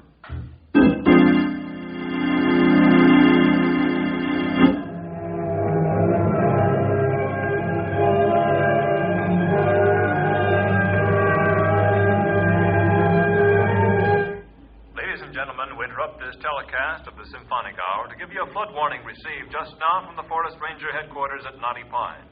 All persons living in Big Ridge Valley must abandon their homes at once and flee to higher ground. The floodgates of Big Ridge Dam will be open in 1 hour to relieve the dangerous situation now developing. All citizens of this area are urged to join the Ranger crews in helping to build sandbags and levees to protect the city.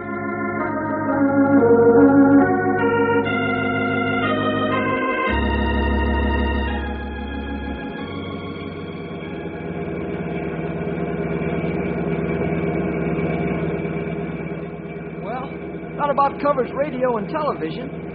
Telephone companies calling all those in the valley who have phones. Ralph and Tom are warning the people in person. Can we do anything more? Yeah, we can. We'll stop at the hospital for a minute and get some of the ladies in town to supply food for the fellas working on the levees. That's not easy work. You may need those men there a long time. So we've got to see that they get fed. Right. Right now it's the hospital. Yeah. After that, we got to anchor down the railroad bridge. Oh, boy. If that goes, then we are in a tough spot. Uh-huh. Only, the Lord willing, we'll fix it so it doesn't wash out.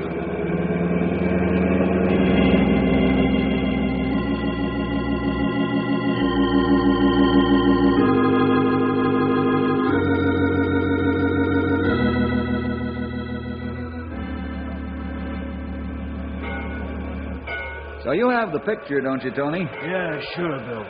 Now, how many loaded gondolas have you got standing here in the freight yard? Let's see. I think I got 40 gondolas coal and 25 sand and gravel. Wonderful. Can you back them onto the railroad bridge right away? Boss, I can back them up to the moon if you want me to. Just down to the bridge will be fine, Tony. I'd like to see that bridge go somewhere with all that weight, eh? I'm hoping it'll do the trick. Well, I gotta start. So long. So long, Tony. Boy, I'm sure that bridge won't go anywhere. What does one of those loaded gondolas weigh?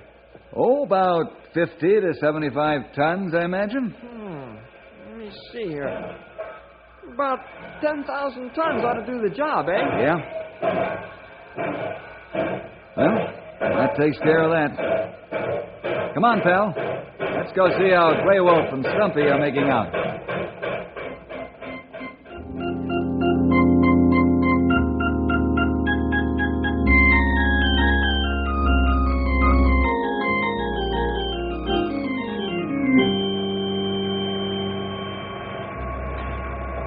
Water's over the 3-inch mark, Frank, and still going up. We reached the peak before we expected it. I know. Frank, I don't like this extra flow into the reservoir. You think we can hold out the full 3 hours like we agreed with Bill? That's what I'm battling with right now. What to do? How close to the breaking point do you think the dam is right now? Pretty close. And there's 27 minutes to go before the 3 hours are up. I wonder how Operation Rescue is going on down in the valley. Why can't we open the floodgates just a little? Just slow down the rise. That's dangerous, Slim. Good way to start a sedimentary current, which is liable to tear the floodgates right off. But at least we'd eliminate the possibility of the dam busting. At the same time, it'd give the people in the valley more chance to get to high ground and protect themselves. You might have something there, Slim. Mm-hmm. Let's give it a try, Frank. All right. Take over those control buttons. Raise the floodgate a wee bit. We'll see what happens. Right. If she shows any sign of strain, we'll lower it right away. Steady now, it's going up. Is it going to work? I don't know yet. I think so. I hope so. Another couple of minutes will tell. Take it easy. There are thousands of lives at stake.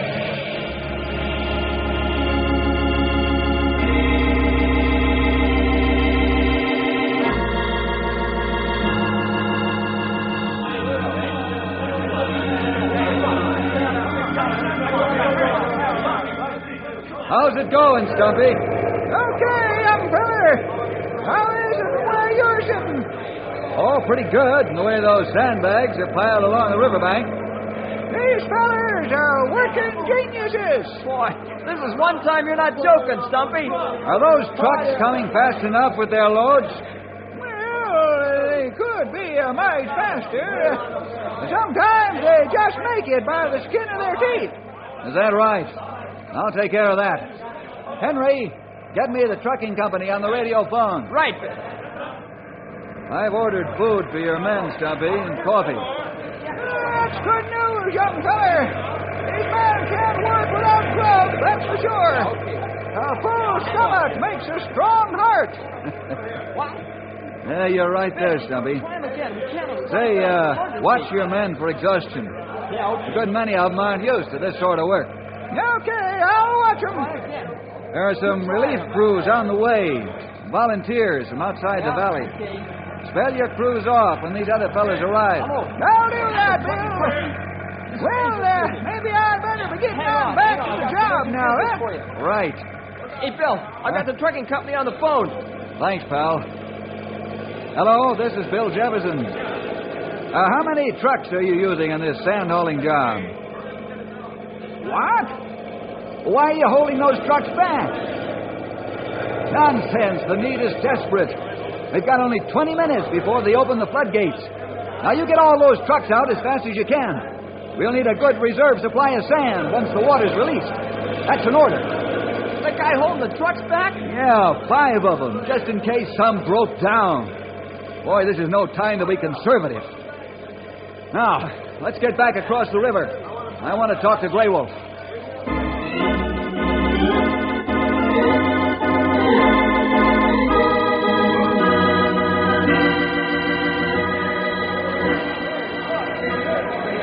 Well, Grey Wolf, how's it going? Oh, good, Bill, but men get tired about now. There are relief crews on the way. Look at the way those fellas are building those walls. Do good job. Brave men. Strong, too. Those bags weigh 100 pounds each. Grey Wolf, I've ordered coffee and grub.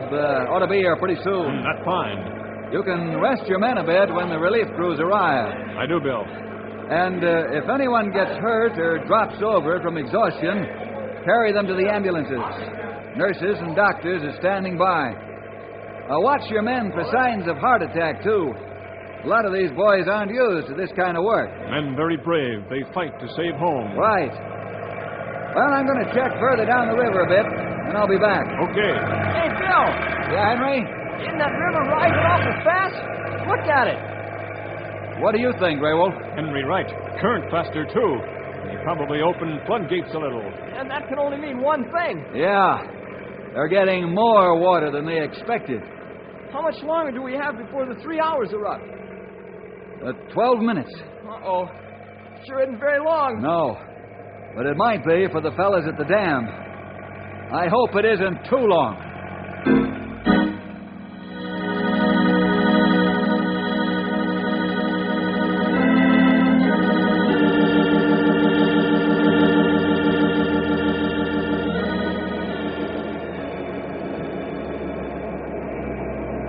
It isn't helping much, is it, Slim? What do you think? We just gained another inch. That's 4, eh? Yeah. We gotta let her go. Let's wait till she reaches 5. What if the dam gives way? All we can say is we've tried to give them a fair chance down in the valley. 3 hours' time is little enough to do the job Bill has to do. Look, can't we open the floodgate a little more? Well, all right. Try it, Slim. Let's hope it doesn't tear off the gate. Okay. Watch it. Here goes. That's enough, Slim. We've just picked up another quarter of an inch. And how long? 5 more minutes.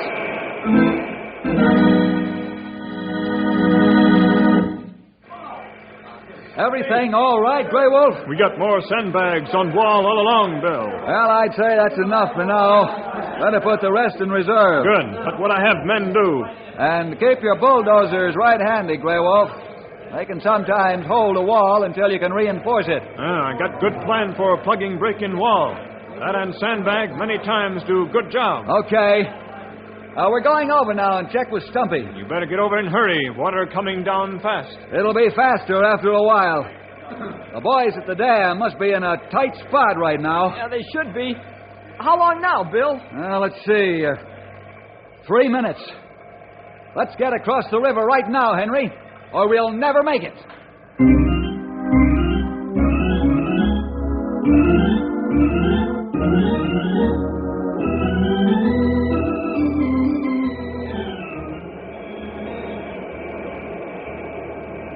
2 minutes, Slim.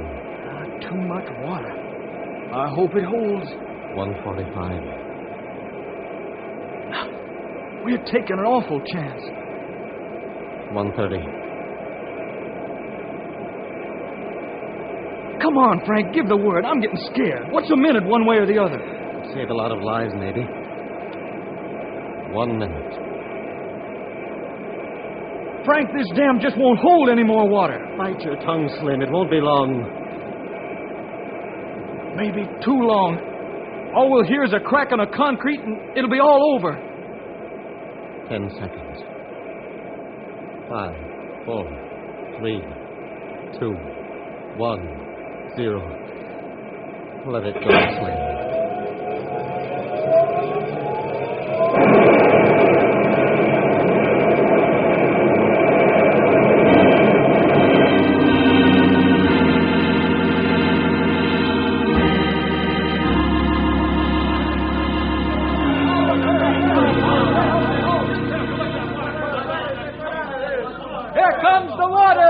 Watch it!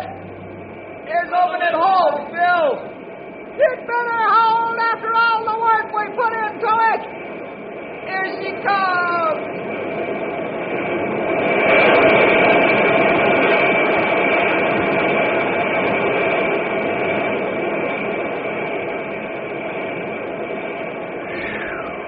Boy, that was close. 5 pounds more of pressure, and that wall would have cracked like glass. Boy, did you see those bags sway and shake when that wall of water hit them? Yes, sirree, I sure did. Now I can laugh, but I ain't been so scared in 30 years. I sure thought that wall was going. But it didn't. And it's all over, fellas. Another good job. Well done.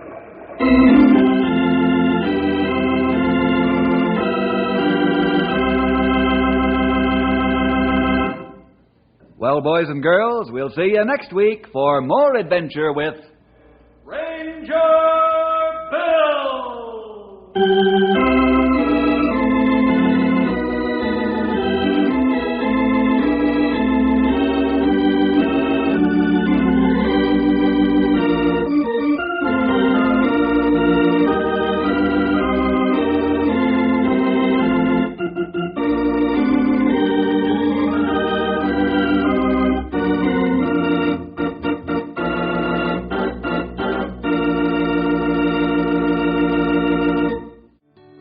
Hi, fellas and gals. Ranger Bill again, stepping in here for less than a minute to invite all of you out there to another half hour of adventure next week at this special spot on your radio dial. We've gathered a pile of stories for you with mystery and adventure and all kinds of excitement, and we don't want you to miss a single one. So next time, call up your friends or get together with them and join all of us Rangers for a session of fighting forest fires, grappling with grizzly bears, or just plain trying to help somebody out. We're sure you'll enjoy the story, and you might just learn something that'll be of real help to you in later life. So, next week, be sure to listen.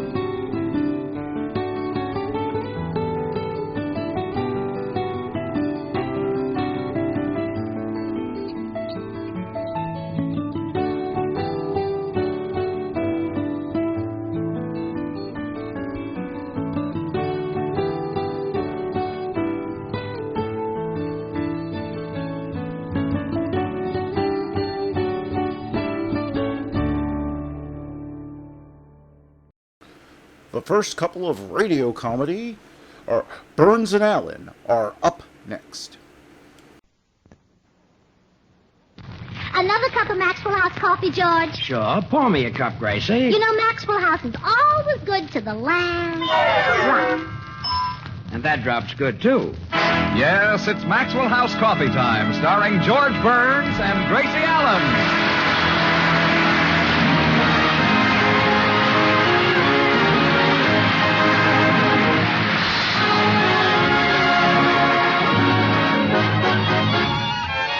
With yours truly, Toby Reed, Gail Gordon, Elliot Lewis, Hans Conried, Verna Felton, Meredith Wilson, and the Maxwell House Orchestra, and Bill Goodwin. For America's Thursday night comedy enjoyment, it's George and Gracie.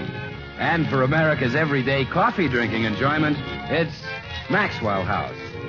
Today, more Americans buy and enjoy Maxwell House than any other brand of coffee at any price. Yes, Maxwell House, always good to the last drop.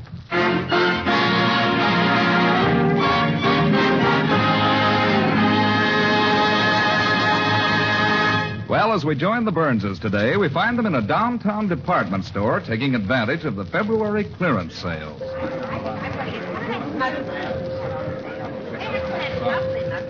These clearance sales are wonderful places to save money, George. Yeah, I guess so. What do you need? Oh, just little odds and ends. Do you want to get some things for me while I look at bath towels? Sure. All right. Here's a pencil. Make a list. Okay. A sink strainer. Sink strainer. A paring knife. Paring knife. Pot holders. Pot holders. Floor wax. Floor wax. Mink coat. Mink coat. Potato masher. Potato... Wait a minute. Dish rag. Wait a minute. Paper towel. Hold it. Dish rag, paper towels. How did a mink coat get in there? Oh, you noticed it, huh? Yeah, it was hard to do. Oh, well, I thought if I buried it in the middle of the list, you might buy it before you realized it. Forget it, huh? Forget it. I should say. Well, is it all right if I get an old beat-up second-hand mink coat? Second-hand? Well, I'll be about the 15th to wear it. Who wore it before? 14 minks. Gracie, I wasn't born yesterday. What do you take me for? Mink coat, I hope. Forget it. Now, let's buy those other items on the list. How many pot holders do you need? 14. What kind? Mink. I'll sew them together. I said, forget the mink coat. Oh, all right. Now, where shall we go first? The fur department. I want to make a phone call. We'll make it from here. But up there, I can make it for nothing. Really? Well, sure, you get a free call with every mink coat.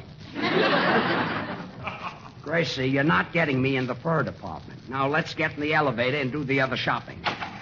Going up. Step back in the car, please. Where are the kitchen utensils? Kitchenware is on the 4th floor. Step back in the car, please. We're packed in here like sardines now. Yeah, and my back itches. Would you scratch it for me, George? Sure. There. How does that feel? Fine, only a little to the left, please.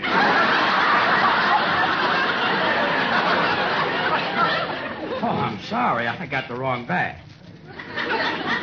There. How is that? Fresh. Again, I missed. George, my back still itches.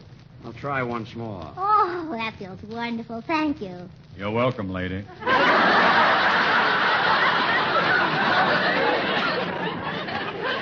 You did it? Then whose back am I scratching? Mine, and take it easy. Your nails are very sharp.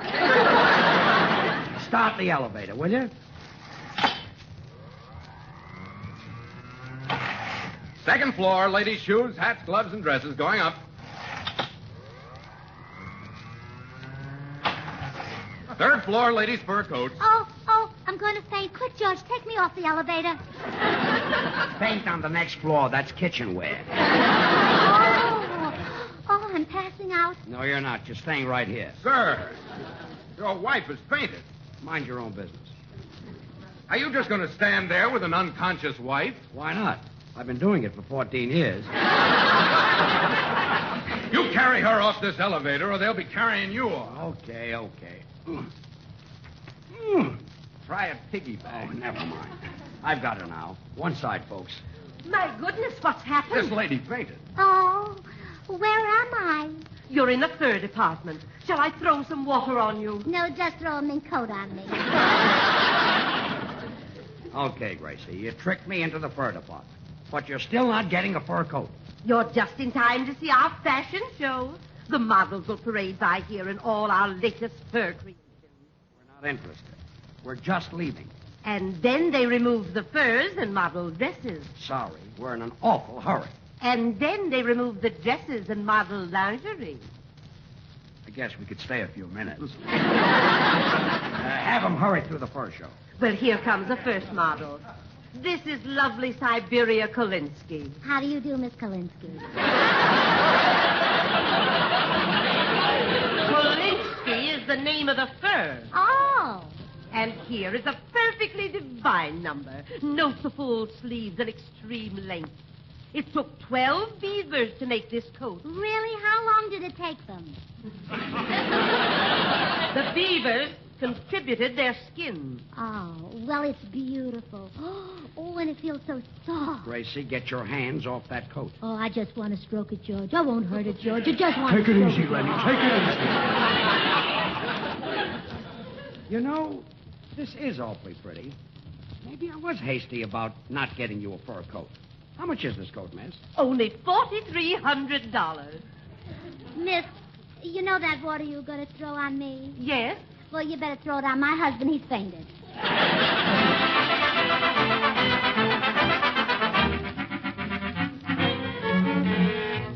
Now, Gracie, ever since we got home from the store, you've been after me for a fur coat.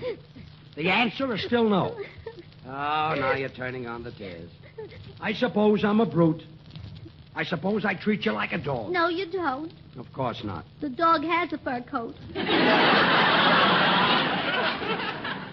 Will you stop? Oh, everyone has fur but me. Cats have fur. Rabbits have fur. Even you have 3 hairs on your chest. 4. Think of my health. Buy me a fur coat so I won't have to go around shivering in the snow. It doesn't snow in Los Angeles. Then buy me a fur coat and a ticket to New York. I refuse to discuss it any further. Well, I read in the paper about a woman who caught pneumonia just because she didn't have a fur coat.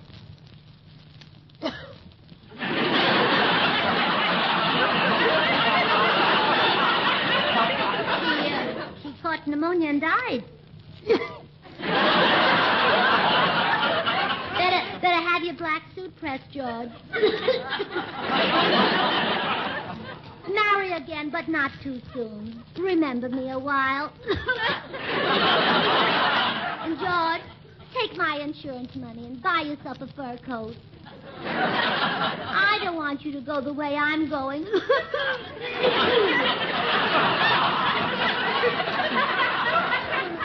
Forget it, huh? Forget it. go get lunch. No. All right, dear. What a woman I married. Oh, well. Better than going back with Bancroft and Gurley.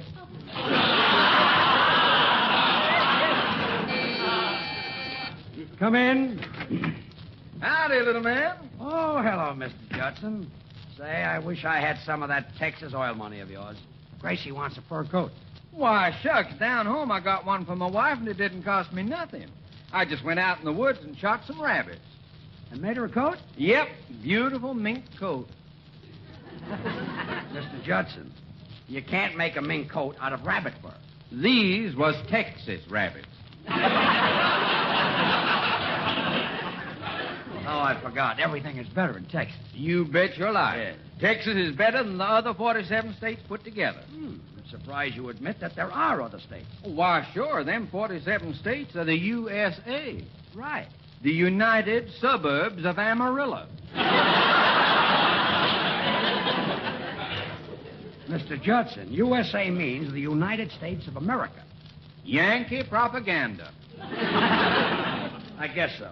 Now, you do what I done and shoot your wife a fur coat. Of course, it was easy for me because I'm a dead shot. I just drawed a bead and plugged that rabbit 4 times. Well, if you're such a good shot, why did you have to plug it 4 times? I done it a purpose. I knew I was going to make a coat out of it, so I shot in the buttonholes. Now, take it easy, Mr. Judson. Man, where I come from, that's just ordinary shooting. We got fellas in Texas can shoot the yolk out of an egg without touching the white. Mr. Judson. That's why they sent all the soldiers down there to be trained. During the war, that state was just full of happy sex. Happy sex? Don't you mean sad sex? In Texas? I lost my head. Hello, Judge. Hello, Mr. Judson. Howdy, little lady. Say, I was telling your husband how I went hunting and got enough animals to make my wife a fur coat. Why, that's a wonderful idea. George can do that, too. How did you get them, Mr. Judson? Knocked them over with my Remington. Oh, hit him on the head with a typewriter, huh? Hit him on the head.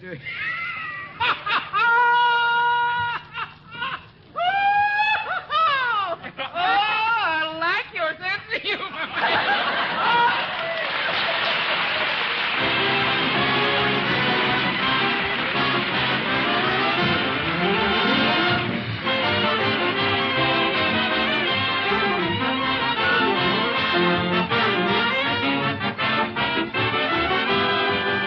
Ah, yes, the title song from Oklahoma. Still going great guns 5 years after opening night. How about that, Meredith? What keeps these songs on the hit list? Is it that marvelous Rogers sense of melody? Well, there's more to it than just melody, Toby. A Rogers score always blends all musical parts perfectly. Show you what I mean. Here's one of the biggest hits from Oklahoma. Now, see if you can recognize it when we play only the mellow harmony.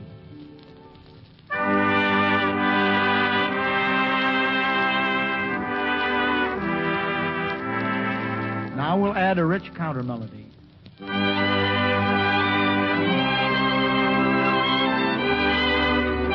Well, that's mighty appealing, Meredith, but I still can't name it. Well, then let us add the vigorous rhythm section.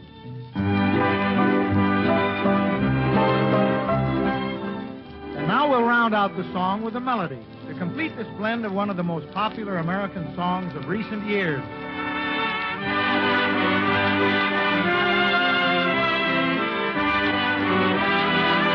Why, certainly. Oh, what a beautiful morning.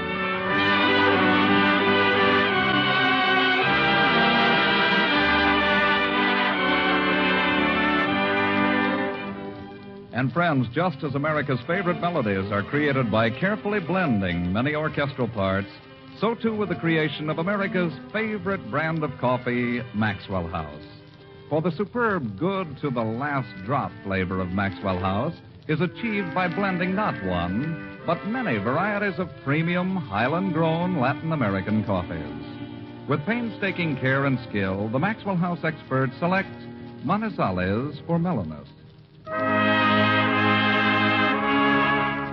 For richness, they add Medellins.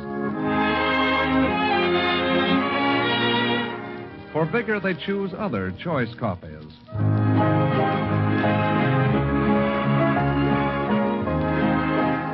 And for fine, full body, they add Bucaramangas.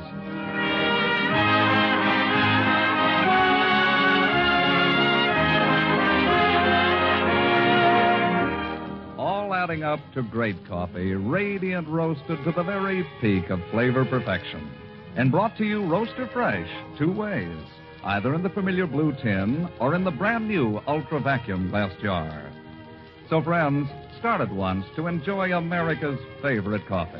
You can for just a fraction of a penny more per cup than the cheapest coffee sold. Insist on Maxwell House. Always good to the last drop.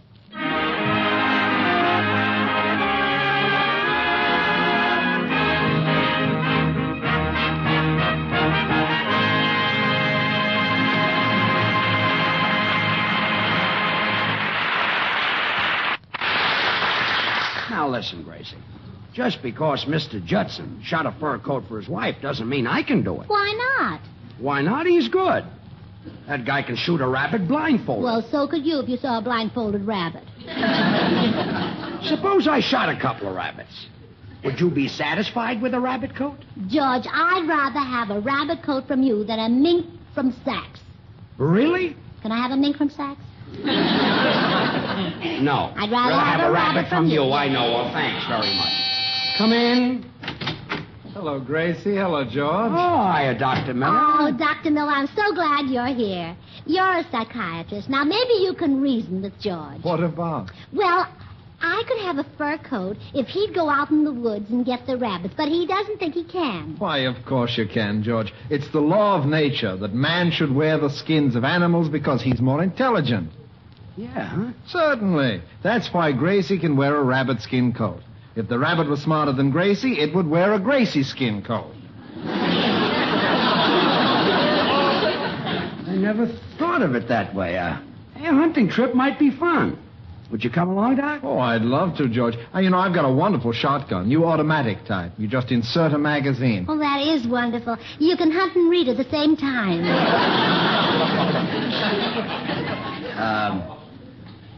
What are you thinking about, Doc? I'm just wondering how a rabbit would look in a Gracie skin coat. I see what you mean. Come in. Hello, all. Oh, hello, Meredith. Hey, Mayor, would you like to go hunting with Doc and me? Oh, you bet I would, George. As a boy back in Mason City, Iowa, I used to take the shotgun and head for the woods every Saturday with Sport trotting by my side. Good. I can still hear Papa's tender farewell. Be careful and don't shoot yourself, son. Those shells cost money. Look, Meredith. Would you like to hear an exciting thing that happened to Sport and me one day? No. Well, sir. I thought so, yeah. We were hiking through the woods. Sport was frisking about, licking my hand, when suddenly he stumbled upon a rattlesnake. With a startled cry, he yelled, "Meredith, save me from the reptile!" Well, sir... Wait a minute. Your dog said that? Oh, Sport isn't a dog. He's my brother. Well, sir? But you said he was licking your hand. Yeah, I'd been eating a peanut butter and jelly sandwich. Well, sir, Goodbye. We'll go hunting with George, don't you want to hear the finish of my story? Oh, no. Very well. I'll plan on going hunting with you. Good. And don't worry about shooting yourself. I'll pay for the shells. Thanks. Goodbye, all. Oh, go. What are you thinking about now, Doc? There goes another skin for the rabbits. Yeah, the rabbits are too up on us. Well, perhaps we can even the score on this hunting trip, huh? Well, why don't you invite Mr. Judson and Bill Goodwin to go along? Oh, good idea. I'll bet that Judson's a crack shot. Oh, not as good as George. I remember the time George went hunting with a bird dog, a pointer, and a setter at his heels, and a big sack over his shoulder to carry the game in. He only fired 3 shots, but when he got home, that sack was full. What was in it? A bird dog, a pointer, and a setter. I can't understand what happened. I've got eyes like a hawk. Why, I'll bet I could shoot a hole right in the middle of that mouse hole. I'll bet I can shoot a bullet.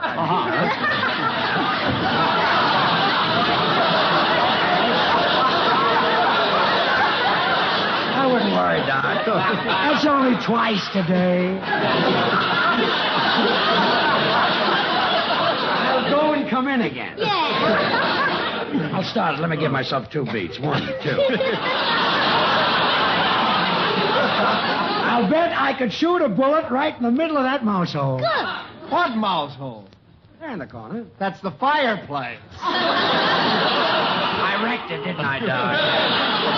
Well, Doc, my car's at the garage, and it's being tuned up. I'll go after it. You call the other fellow.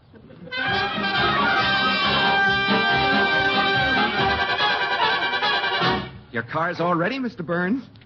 Look at the way I tuned up that motor. Swell. I'm going on a hunting trip this afternoon, and I can... Wait a minute.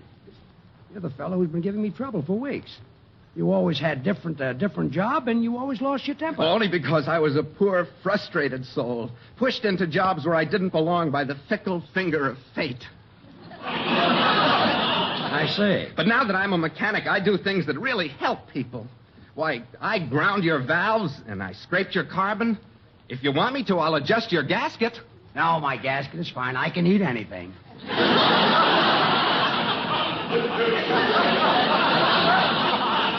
I'm so happy with this job. Glad to hear it. Let's have my keys. Being a mechanic has taught me a lot about life, too. Life is a piece of machinery, and we're all parts of it. Some of us are cogwheels, some of us are spark plugs, and some of us are just nuts. That you are. I'm so happy with this job. Please, the keys. I put this engine in tip-top condition. When you drive off, it'll surge with power. Good. Let me have my keys. You'll be able to pass everything on the road. You'll go by...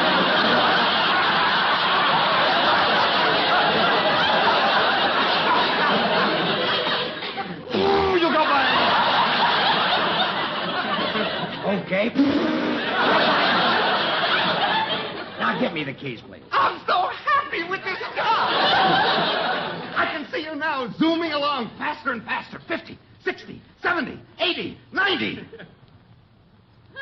Wait a minute. Driving that fast is very dangerous. I won't drive fast. Give me the keys. Oh, you might lose control. You'll skid. You'll go off the road. I'll go 5 miles an hour. The keys. You'll crash into a tree and be thrown out of the car. You'll land on your head and get a concussion. I'll ride a bicycle. The keys. You may recover, but for the rest of your life, you'll have blinding headaches. And all because the garage man made me tune up this motor. I'll use a scooter. The keys. Well, I want no part of it. I'll quit this lousy job. Please, let me have the keys. And give you a concussion? Never. I'll take my monkey wrench and wreck this motor. I'll rip it apart. Hey! Smash it to bits. Oh, no.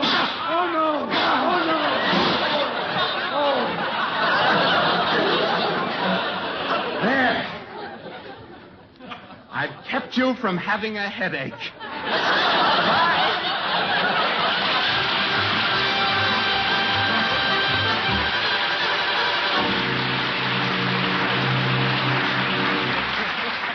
Now, George, calm down. Bill says we can take his car on the hunting trip. Oh, sure, George. I do lots of hunting in my car. Where do you hunt, Bill? Up and down Hollywood Boulevard. But there's no wildlife on Hollywood Boulevard. Oh, silly girl. This is a different kind of hunting we're going to do, Bill.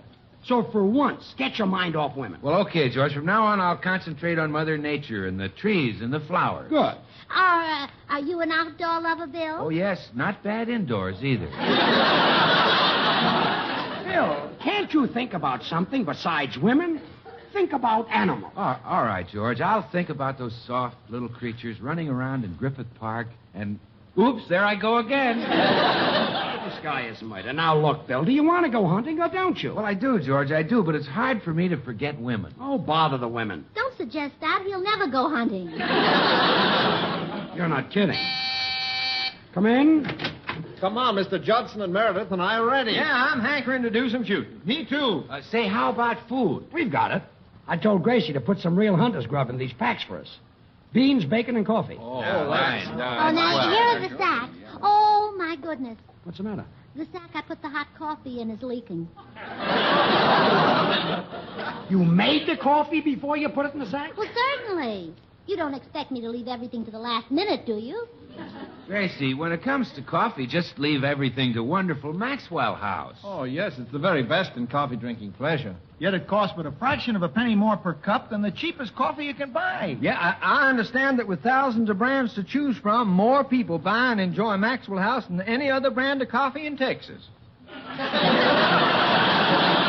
Not just in Texas, Mr. Judson, in the world. Well, I was making it sound more important. Well, anyway, Gracie, you can make the coffee out in the woods. Just take our coffee pot. All right, but where will I plug it in? Not the electric one. Never mind, little lady. I got a coffee pot in my camping outfit. Yeah, Gracie, you just bring along a tin or a jar of that Roaster Fresh Maxwell House coffee. You know, it comes to your Roaster Fresh 2 ways now, in the familiar blue vacuum tin or in the new ultra vacuum glass jar. All right, Bill. Well, let's get going. I want to shoot some rabbits. You think you can hit one, little man? Oh, George is a wonderful shot. He can shoot from the shoulders or he can shoot from the hip. Yeah? Can't wait to get out there and take a couple of pot shots. Shoots from there, too, huh? Come on. Let's go. Let's go.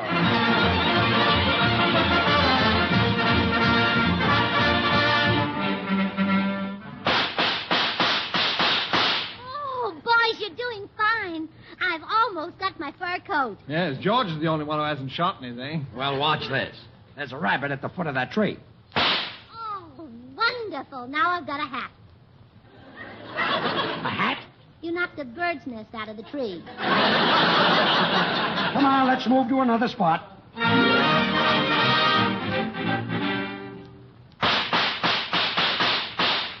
Well, you'll soon have your coat, Gracie. I got 5 rabbits. How many have you got, Doc? 7. Meredith? 9. Judson? 12. George? Oh, shut up. Gracie, George is becoming more and more depressed about his poor marksmanship. But I think I've got a plan to restore his self-confidence. Oh, what is it, Doctor? Well, you take the rabbits that the rest of us has shot and go around behind that big rock. We'll tell George that there are rabbits on top of it. And every time you hear him shoot, toss one over the rock. Oh, and he'll think he killed it. Exactly. I'll tip off the others and we'll all get started. All right.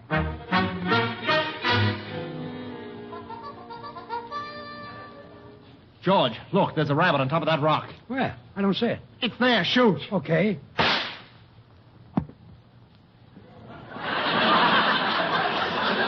Well, I'll be done. I hit it. It fell right at my feet. Hey, there's another on the rock, George. I don't see it. Go ahead, shoot. Okay.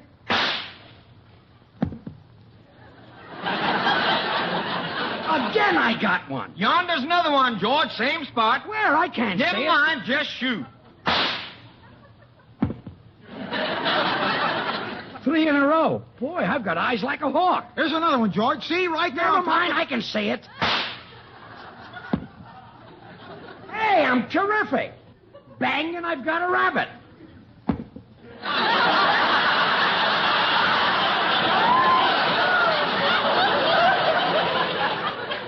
Another one? But I didn't even shoot. I just said bang. Wait a minute. There's something phony going on here. Bang, bang. I thought so. Who's behind that rock? Nobody but us rabbits. Gracie, come out from there, making a fool of me in front of everybody. No, don't blame Gracie, George. We were all in on it to help. Yeah, George. Well, I don't need your help. You can all go home and leave me here, or you can all go and leave me here alone. I'll get my wife a fur coat. Well, when will you be home, dear? Well, I'm not leaving these woods till I shot something. Well, at least come out in November to vote. Never mind, just run along. All right, dear. And whatever you shoot, I'll wear it.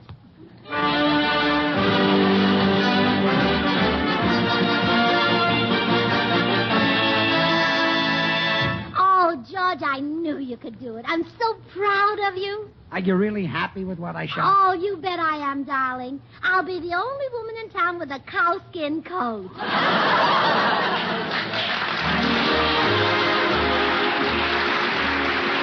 Join us again next Thursday when we'll all be back. George Burns, Gracie Allen, Bill Goodwin, Meredith Wilson, and our guest, Kay Kaiser. The Maxwell House Orchestra, of course, and yours truly, Toby Reed. Good thing. The easy way. Do you like good things the easy way? Then get instant Maxwell House coffee.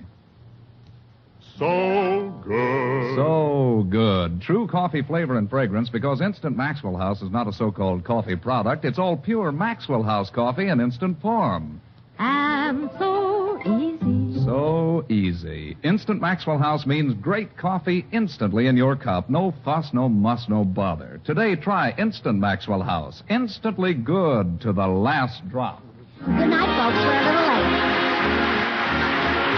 Until next Thursday, good night and good luck from the makers of Maxwell House, America's #1 preferred brand of coffee.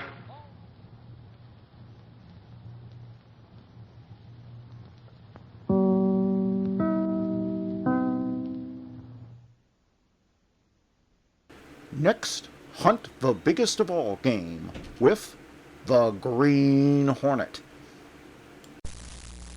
The Green Hornet.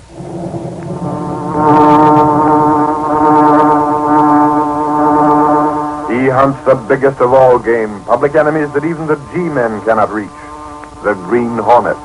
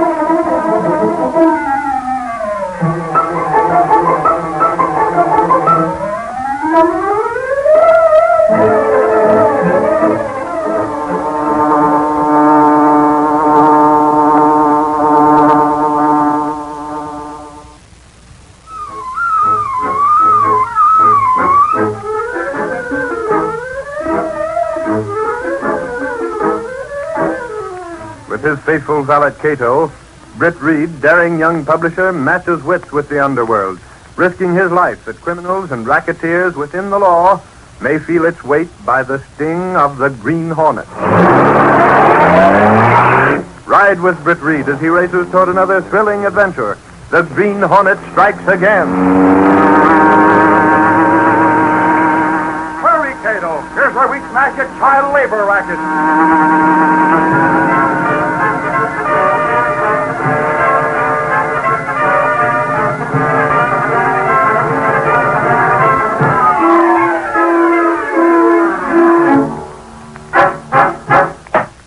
Dismissed with a warning. Next case, bailiff. Oh, thank you, Judge. Thank you. My boy, he only did it because Just see that it doesn't happen again, Mrs. Curry. If it does, I won't dismiss it in night court. I'll have to remand your boy for juvenile court. All right, that's all. Can we go now, Ma? Yes, this way. Who's next here? What's the charge, bailiff? All right, step up here, young man. Gosh, Ma, did we do something wrong? It's all right, Tommy. We'll go home. But next time you got to be more careful when you sell the handkerchiefs. Oh, gee, I'm awful tired. What do I have to sell handkerchiefs for, Ma? For money, Tommy. We got to eat. I'll get left back in school if I don't do more homework. You get some sleep now. As soon as we get home, I fell asleep in class yesterday. Everybody laughed at me. I only sold 4 handkerchiefs, Ma. It was sort of cold standing outside the big store.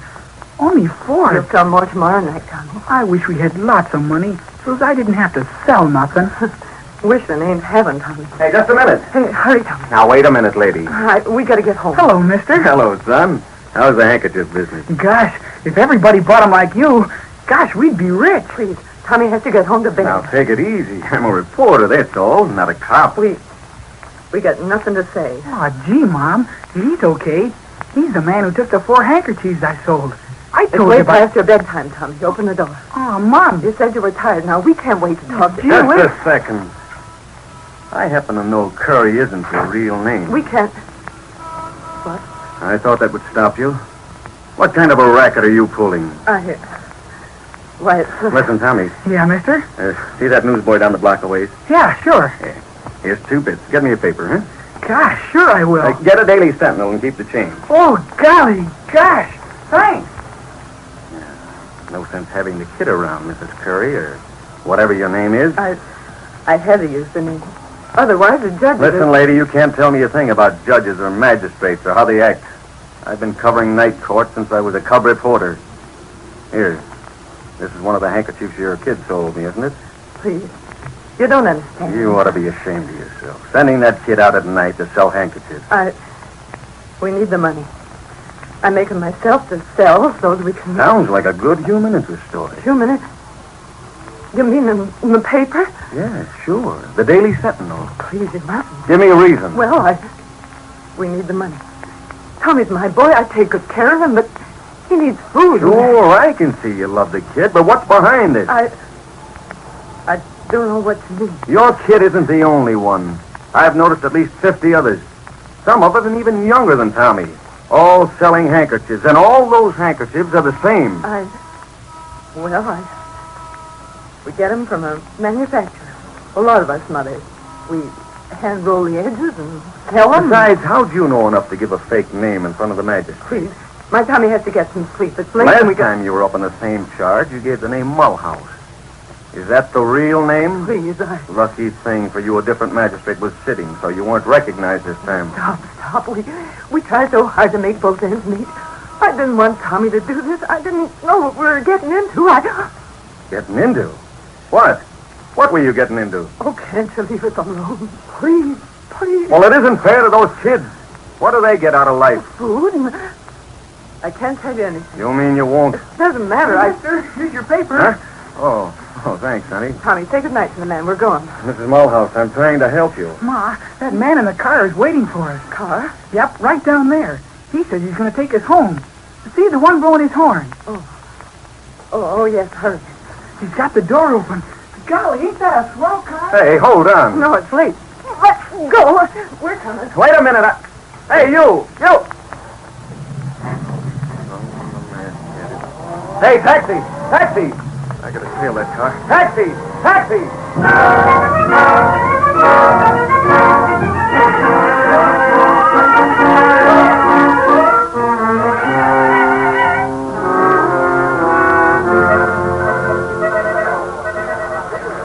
I tell you, Gunnigan, it's a racket. It's gotta be. Hold your horses, Lowry. You're not on a soapbox. What was that dame doing in a big car like that in the first place? And that little kid she had with her? Okay, you saw her get in.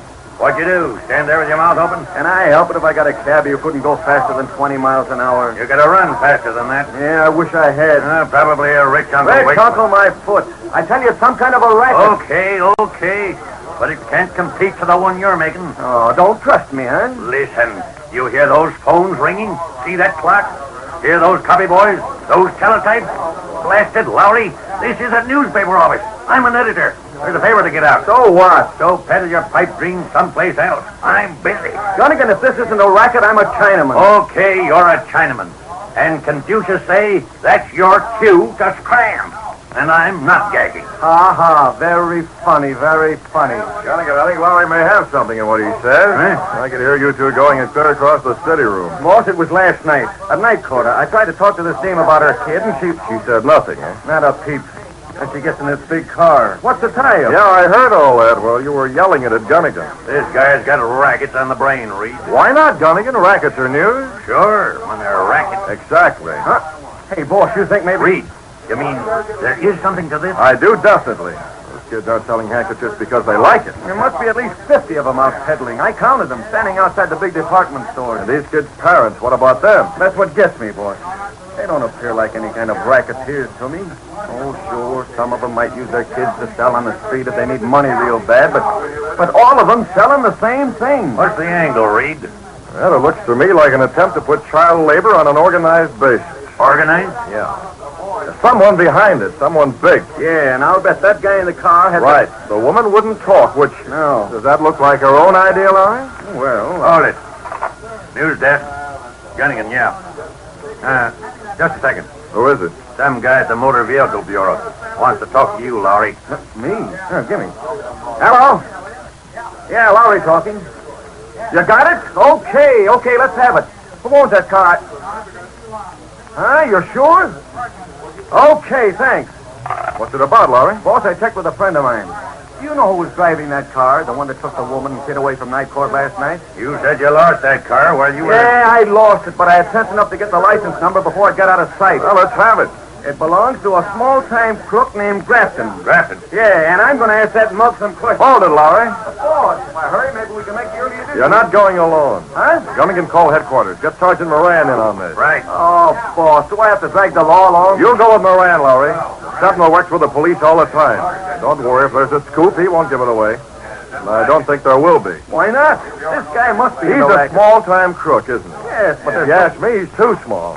There's someone behind him. Okay, Lowry. I gave Moran the dope. He'll be waiting for you at police headquarters. That's all I'm waiting for. I'll give you a lift, Lowry. I'm on my way home. I'll drop you off. And, Lowry, if you get something, phone it in fast. I can't keep page one open forever.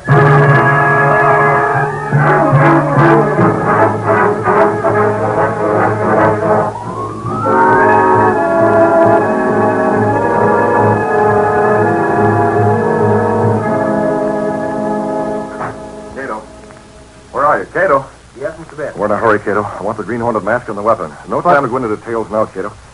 I dropped Lowry off at police headquarters. He and Sergeant Moran are on their way now to see a man named Grafton. Who is he? Well, he's involved in some sort of a child labor racket.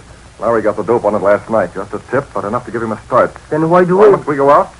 Because, Cato, this man Grafton's only a small-time crook, a petty thief. And certain Lowry and Moran won't get a thing out of him. And that's where the Green Hornet comes in. Green Hornet? You get the mask and the gun and meet me in the hiding place of the Black Beauty. Hurry. Very well, Mr. Bett.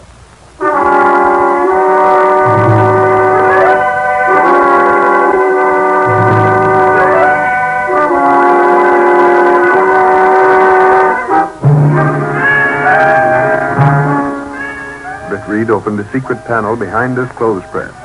It concealed a narrow passage built within the wall of the apartment house, which connected directly with an adjoining building. Supposedly abandoned, this building was in reality the hiding place of the sleek, superpowered Black Beauty, car of the Green Hornet. Come on, Cato, I'm waiting. Here's the mask and gun, Mr. Bett. Good. Your gun's loaded? Yes, sir. I've checked the Black Beauty. It's in perfect condition. Now get behind the wheel. You'll do the driving. Very well. Lowry and Moran are halfway to Grafton's place already. Here's the address. You think the Black Beauty can get us there ahead of them? We try. Okay, make it fast. Step on it.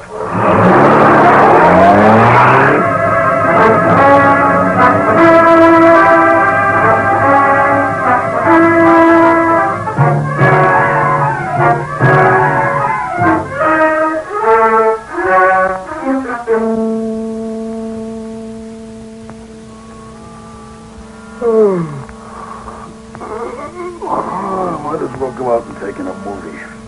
Wonder what time it is. Dark already. Guess I got more shut-eye than I figured. That's the downstairs buzzer. I ain't expecting nobody. Yeah? Who's down there? Got a couple of minutes, Grafton? Who's talking? One of the boys. Okay, just a second. I'll press the button and let you in. I'll be coming up in a minute. Might as well put on the lights. What's that? Sounded like the back door opening. Who's there? I swear there's somebody in there. Never mind the lights, Grafton. I'll put them on myself. Who are you? Where'd you come from? Fire escape in back. What's the idea? Masked. You're the Green Hornet. There's no time for talk. You're getting out of here. Huh? Don't stand there like a fool. Come on. You got a gun? I don't need a gun for you. Come on, we're beating it. I don't get it. Take a look out that window. The window? What are you... Look, snap it up. Yeah, sure. Up.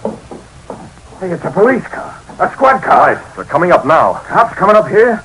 You mean the guy who rang the downstairs bell? I'm going to ask you questions, and the boss says you to beat it. The boss sent you? He doesn't want you around to give the cops too many answers. Listen, I won't. They might make you talk. But remember, you were in that car last night. You were seen. Huh? With a woman and the kid. Yeah, that's right. That nosy reporter. Exactly. Now, hurry. We can go out the way I came with a fire escape. Well, Quiet. That's the police. Go ahead, ask who it is. Who is it?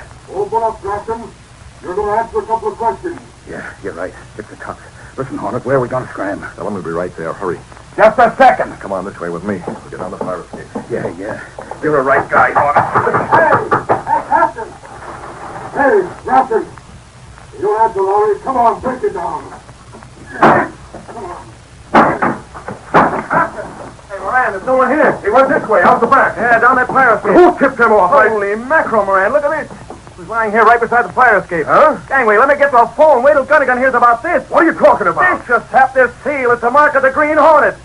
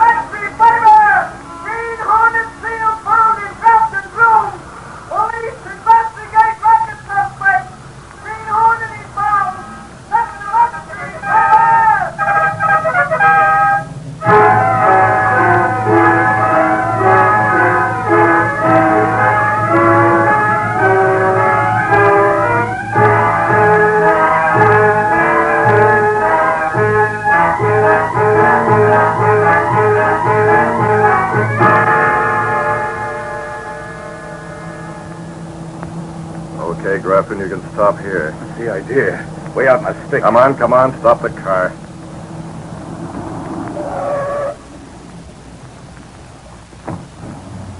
That's better. Now get out. Listen, Hornet. Yeah, sure.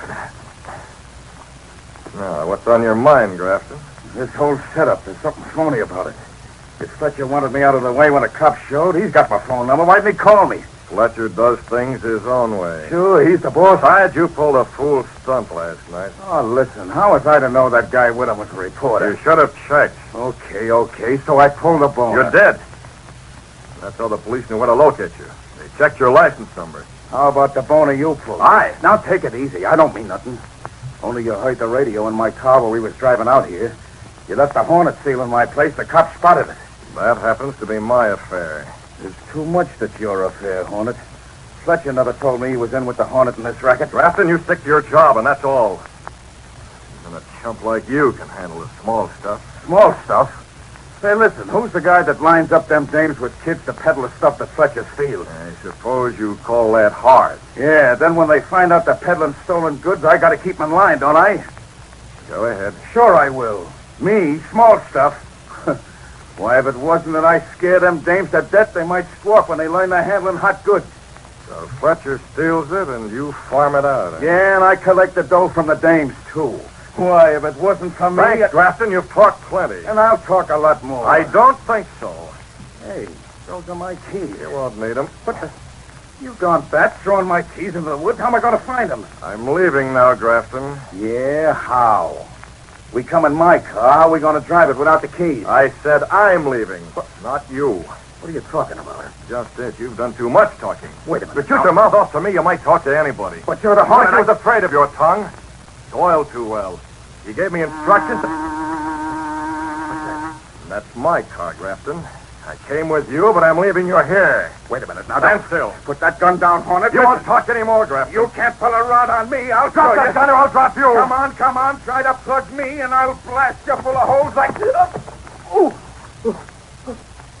hit me? What, you? My arm. Your arm's paralyzed, Grafton. What happened? I can't pull the trigger. Take it. No, don't shoot. Don't. Oh, God. I can't breathe. Oh. Take a look at him. Yes, sir. He's unconscious, Mr. Red. Good. You almost had the drop on me there, Cato. Lucky thing you left the Black Beauty and came around behind him. I used the jiu-jitsu. How long will the gas keep him unconscious, Cato? Oh, 1 hour, maybe. 1 hour. Here, drop these keys beside him where he can find them when he comes to. Keys? Yeah, the keys to his car. He thought I threw them away. In this dark, it was a simple matter to go through the motions without throwing them. Well, let's go. We're heading back to town on the Black Beauty. When this rat recovers, the fireworks will start, and they'll be pointing right at Fletcher.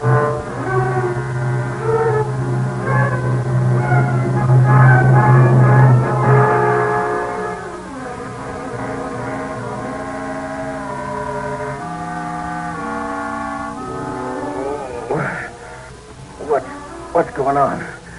Where the devil? Lying on the side of the road. How'd I get here? How? The Hornet. I remember. Tried to bump me off, huh? I'll fix his wagon. I ain't hurt. Not a... What's that?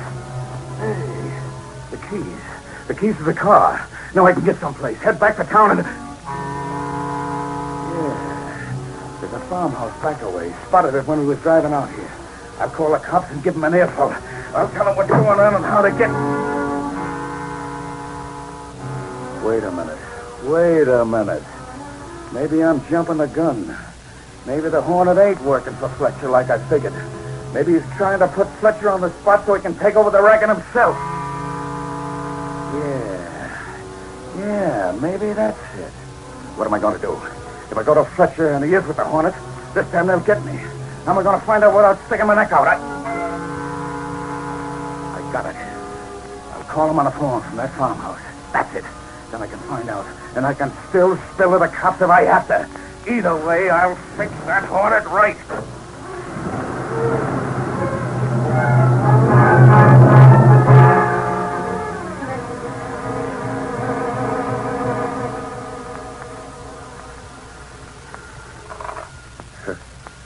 Hello? Who's this, Fletcher? Yes, who's talking? This is Grafton. I'm out of town in a farmhouse. Captain, be careful. Someone may be listening. Never mind that. I got a gun to take care of these yokels. The Hornet tried to bump me off. Yes, I know. What? I know about the Hornet, but you're still alive, Grafton. What's the matter? You sound nervous. Nervous? No. I'm not nervous. I was just worried about you and the Hornet. You know it all about time, huh? Listen, Grafton, I can't talk You now. let him try to bump me off, huh? Well, Grafton, listen, I know about it, but I didn't tell the Hornet to bump you off. That is, yes, the Hornet works for me. That's what I thought. Grafton, wait. I'll fix you double-crossing rat. I'll tell the police about the whole racket. I'll try and take evidence. Grafton, don't tell the police. Listen, the Hornet... That's for you and the Hornet both. Grafton! Wait, Grafton! You can hang up now, Fletcher. God, I said hang up. Look, Hornet, you've had that gun in my ribs ever since that phone rang. Exactly. So you tell Grafton what I wanted you to say. But he thinks you and It worries you? Grafton figures I gave the order to have him bumped. That's your headache. But he's going to spill. He's going to tell the police. Stop squirming, you rat. Hornet, I'm on the spot. I got a warehouse full of stolen goods. Stuff I've been dishing out through the racket. I know all about that. Grafton did plenty of talking. If the police ever find out, I'm so ruined. Where is this warehouse you use? On the other side of town. Look, Hornet, I don't know what your game is. Maybe you're trying to muscle your way in, but what can I do? Is the warehouse inflammable? Huh? Will it burn if you set fire to it? Yeah. That's the only way. Let it burn. I'll collect the insurance And the stolen goods will go up in flames. What do you say, Hornet? I'll give you a split of the racket. I get plenty from these women. I don't doubt it. You steal the stuff so it costs you nothing. And you take back most of what they collect through the kids. Fletcher, did you ever hear of child labor? Oh, quit feeding me that stuff. I'll make it worth your while, Hornet. Name it. How about 10 grand? Chicken feed. 15. That's all I got in the safe. 15,000, eh? Hurry. Captain's probably shooting his mouth off to the police right now. They'll have a squad car over there fast. If I'm going to set it on fire, I got to get going. Okay, Fletcher. Get the 15,000 out of your safe. It's a deal.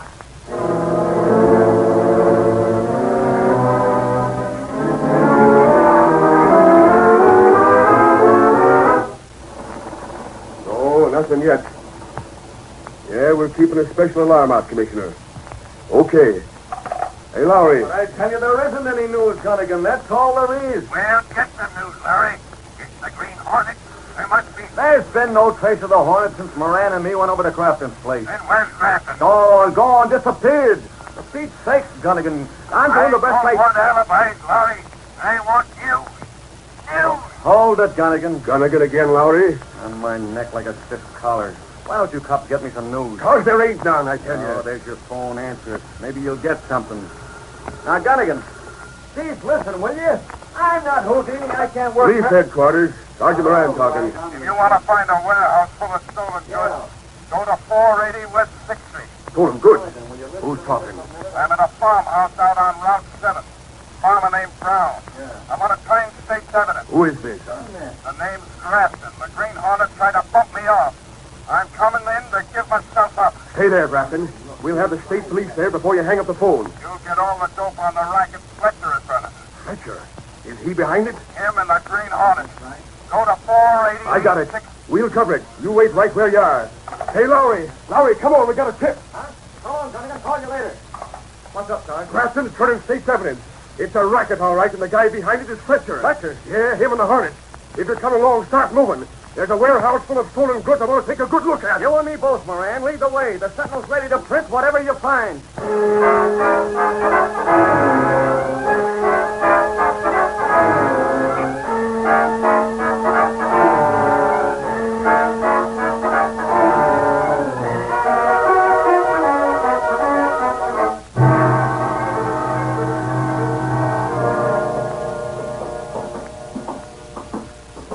You didn't have to come with me, Hornet.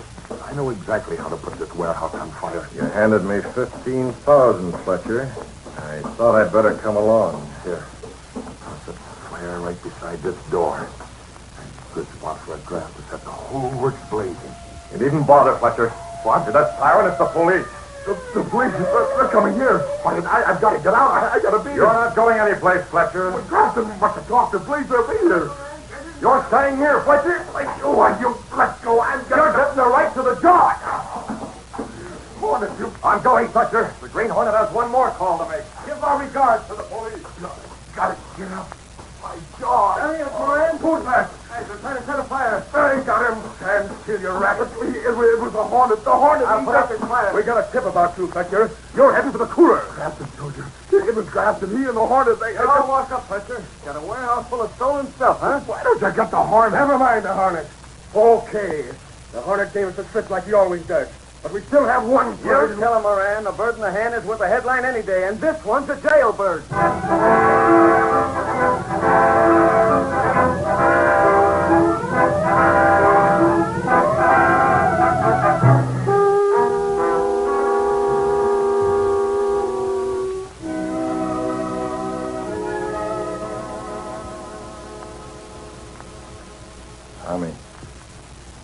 Tommy. Who's that? I'm your friend, Tommy. Don't put on the lights. Oh, I ain't scared, mister. You sound like a good guy. Thanks, Tommy. Anyhow, there ain't no light to put on. The bulb went bust awful long ago, and Mom and me, we ain't had no money for a new one. I see. You won't have to peddle any more handkerchiefs, Tommy. Gee, I won't. But Mom says And your that... mother doesn't have to worry about that man anymore. The one who made threats to her. I guess you mean Grafton, huh? He's in jail, Tommy. They're all in jail. Here, take this and give it to your mother. Sure I will. What is it? It's money, Tommy. Money. And I've got some more for the other kids who were peddling handkerchiefs. They'll be all right. Gee, Willikins, mister. This feels like a lot of money. An awful lot of money. And it's all for me and Mama? Good night, Tommy. You're awake. You were talking. Look, Mom. Look. There was a man here in the dark. He says we don't have to worry none no more. He gave me money. And he said Grafton's gone to jail. I wish he was. I never knew we were getting mixed up in a racket. But it's true, Mom. It's true. Tommy, you've been dreaming. There's no one here. Oh, I was not. The man was dreaming, Tommy. Gee. But, Mom, look. Here's the money. Here's the money. Now, Tommy, you know that. What? Wait. It is money. It is. Oh, Tommy. Tommy. Oh. Gosh, Mom. What are you crying for? Everything's all right now, ain't it? Everything's all right now. Oh, yes, Tommy. Everything's all right. Everything's all right.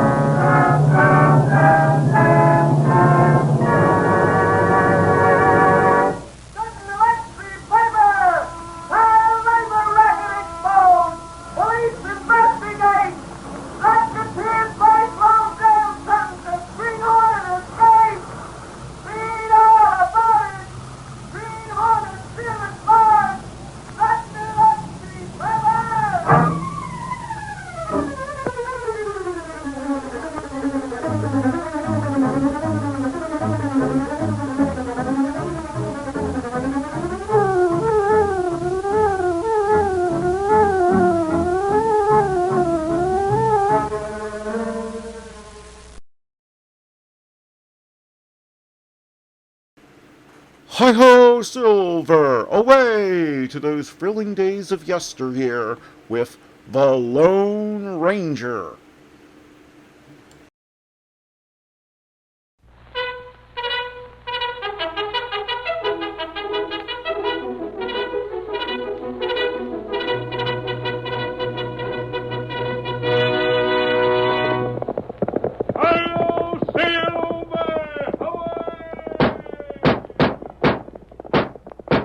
Fiery horse with the speed of light, a cloud of dust, and a hearty hi-yo Silver, the Lone Ranger.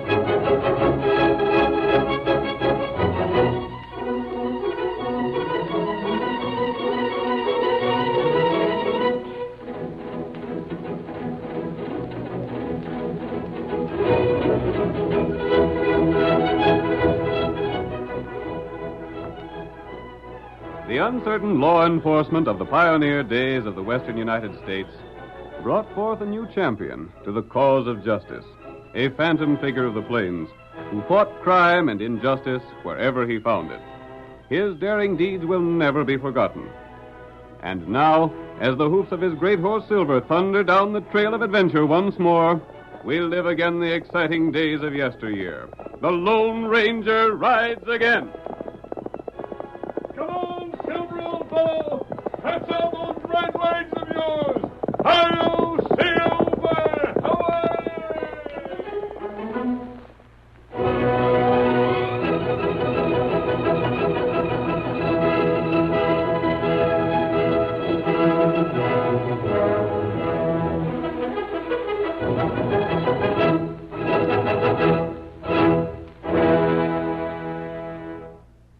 The masked man was riding down the trail to meet his faithful Indian companion Tonto, when suddenly a heavy-set man stepped forward and blocked his way. The stranger held up his right hand in a gesture to stop. Oh there, Silver boy. Who? Hey, reckon you're the man I'm waiting for. What are you waiting for me for? It's all right. I can prove I'm Butch Larson, if that's what you want to know. I don't care whether you prove you're Butch Larson or not. What do you want? I heard you was pretty slick. Ain't no one puts anything over on you, is they? I'm just here to tell you the plans are all set. The boys are waiting at the North Pass till Captain Carter comes by. What do you plan to do with Captain Carter? As if you didn't know.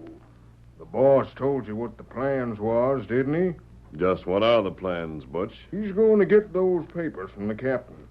You're the man that's to pay for them, ain't that so? How much am I expected to pay? Well, I don't know nothing about that. You and the boss fix that up between you. The boss didn't know if you knew Captain Carter or not, so he put me here to steer you off the other way so as you wouldn't have to see him. He said you might come masked. I see. The idea is for a couple of the boys to capture Carter when he goes through the North Pass. They'll hold him till he sends for his dispatch box. When it's brought, the Army plans will be in it. Captain Carter would like to hear about this, Butch.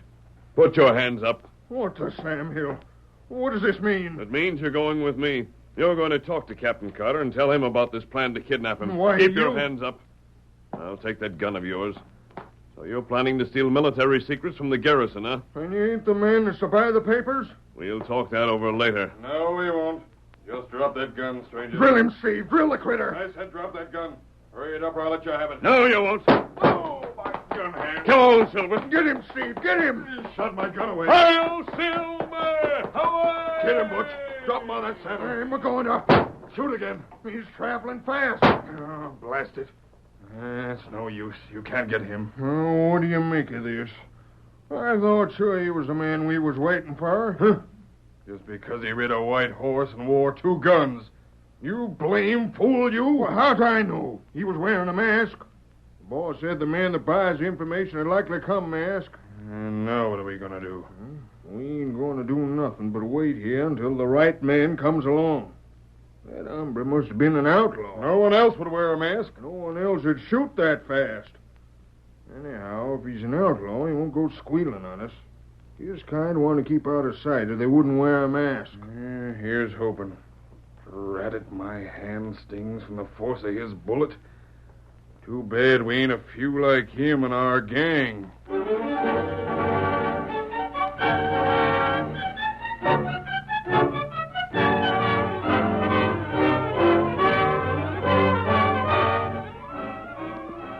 After his lightning escape, the Lone Ranger swept down the trail without pausing until he reached the small, well-hidden camp where Tonto waited for him. There, the masked man brought Silver to a rearing halt. Come on, Tonto. Get your horse and ride with me. Here, white fella. We've got to circle back and stop Captain Carter before he reaches the North Pass. Tonto ready. Hi-yo, Get him up, white fella. Get up.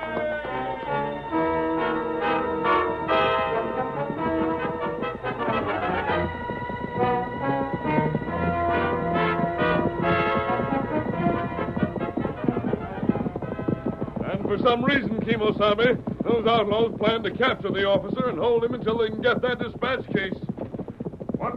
What them want? I don't know what it holds, but there are plans of some sort. Someone wants them badly. There's a soldier come this way. Yes, Fellow in army clothes. traveling alone, too. And it must be Captain Carter. We'll intercept him, Tonto. Come on, Silver!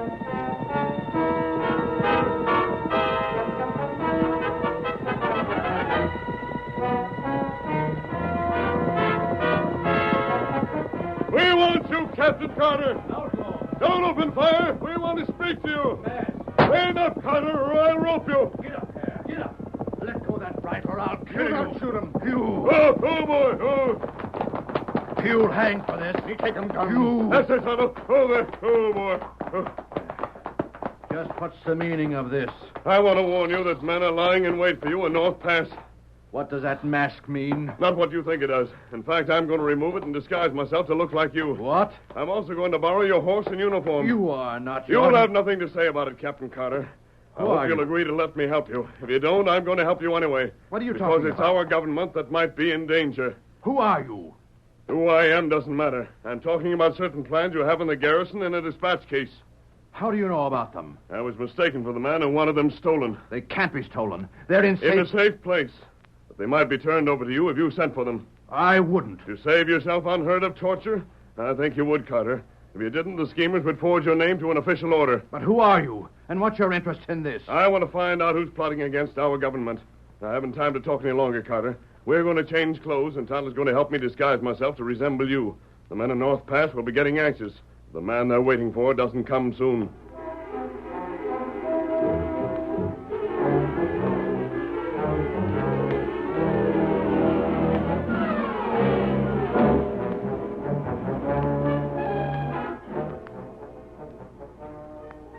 There's a cloud of dust ahead, Snake.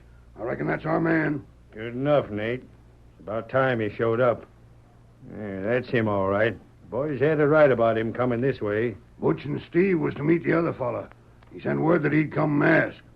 Wonder who he is. What's the difference who he is? So long as he pays us. There ain't none. Better get ready. The captain's getting close. What'll we do? Shoot the horse from under him? No. Get him too riled, and he might be hard to handle. He'll stop when he sees two guns held steady on him. He better. If he don't, we'll take after him with the horses and shoot his horse down. I'd sooner not if we can avoid it.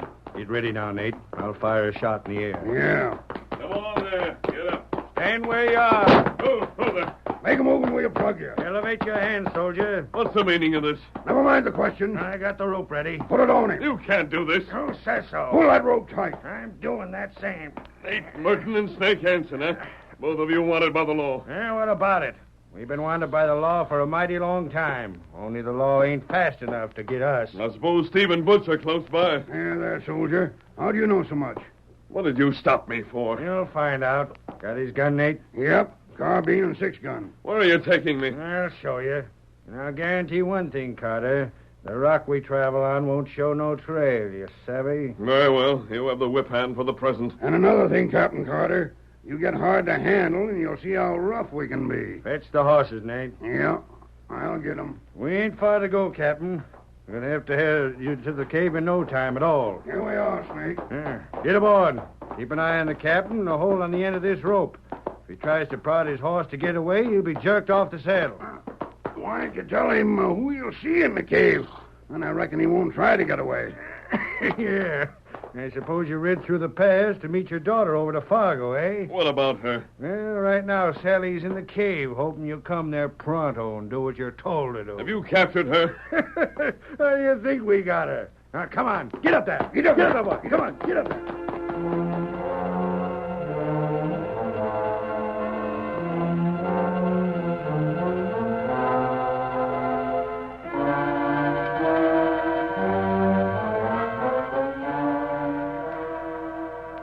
The Lone Ranger had disguised himself to appear like Captain Carter. Now he permitted himself to be led by the outlaws. He was taken inside a large cave where the two outlaws he had met before were waiting. It was Snake who assumed command. Now then, Captain Carter, I suppose you know why you was brought here. Why? You got a dispatch case in your quarters. We want it and everything that's in it, savvy? And if you don't get it? Well, that'd be just tough on you. You won't get it, Snake. No? We'll see. Steve, Butch, you two put that branding iron in the fire and get it red hot. Right. That won't take long. You won't get that dispatch case by torturing me. Maybe not, Captain Carter. But I reckon torturing your daughter will. That's where you're mistaken. You must have thought some girl in town was my daughter. Well, you're wrong. Yeah? Well, maybe you got the idea that we're bluffing about having the girl here. Fetch her out, Nate. All right, Snake. Come on there, Miss Sally. Take the gag out in her mouth so she can talk to her old man. Yeah. There you are. That's not my daughter. Torturing her won't make me send for that dispatch case. No? You beast, you dirty... That'll do. Ain't this your pa? No. Why, no, it isn't. That isn't my father. You see? That's a good act you're both putting on. But we'll see. You got that iron hot yet? Almost. That isn't Captain Carter. He couldn't sign anything. You haven't my father there. Hear the girl talk. I gotta hand it to you, miss. You're sure a smart one. It'd be too bad to burn a pretty face like yours. But I'm afraid that unless that hombre signs what we want, that's what'll happen. You don't stop at anything, do you, Snake? No. How do I know that you'll let us go if I do send for the dispatch case? You don't. You can bet your bottom dollar that the girl will suffer if you don't send for it. How can you get it if I write an order? I'll ride for the garrison my own self. If I ain't back with it in 2 hours' time, the boys will have their orders what to do. You savvy what that'll mean, don't you? The branding iron is hot, Steve. Hand it here. How do you like the looks of that? Wait. Well, have you made up your mind? I warn you, Snake. My writing to the garrison won't do you any good. Well, I'll take my chances on that. Very well. Then put down that branding iron. I'll write a note to the garrison. I thought I'd bring you to time. Here's paper and pencil. Write that note and I'll deliver it. And remember, if I ain't back in 2 hours, that branding iron will get heated up all over again. I'll write your note for you. And he said he wouldn't do it.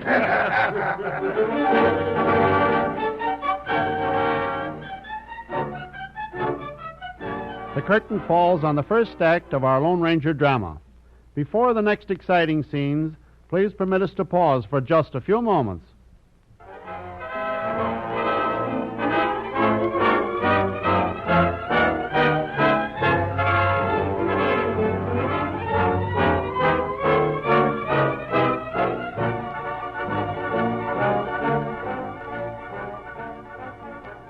Now to continue our story. A band of outlaws planned to capture Captain Carter and force the delivery of certain army plans in exchange for his release. The Lone Ranger assumed a disguise and took the captain's place. The outlaws had already taken the captain's daughter prisoner and threatened her with torture if a note were not written to the fort authorizing the delivery of the plans. As our next scene opens, we see Tonto and the real Captain Carter. They are hiding near the trail leading to the army garrison. I declare this mask fits me as well as it does your tall friend. Now you look like outlaw. What's that, Indian? Why should I look any more like an outlaw than your friend? You got beard. It show under mask. Well, that can't be helped. I wish that messenger from the outlaws would get here. There's no other way for him to come, is there? No. This only way. It's a risky scheme your friend outlined, Tonto. I hope it works. Here comes a rider. Maybe that's the man we want. You got note? Yes, the note's all ready. You be careful with this feller. I'll try not to let him see me substitute my note for the one he has. You give him order to men at fort? I told you when I got back from there that the men agreed to do just what I told them. That good. Get ready, Tonto.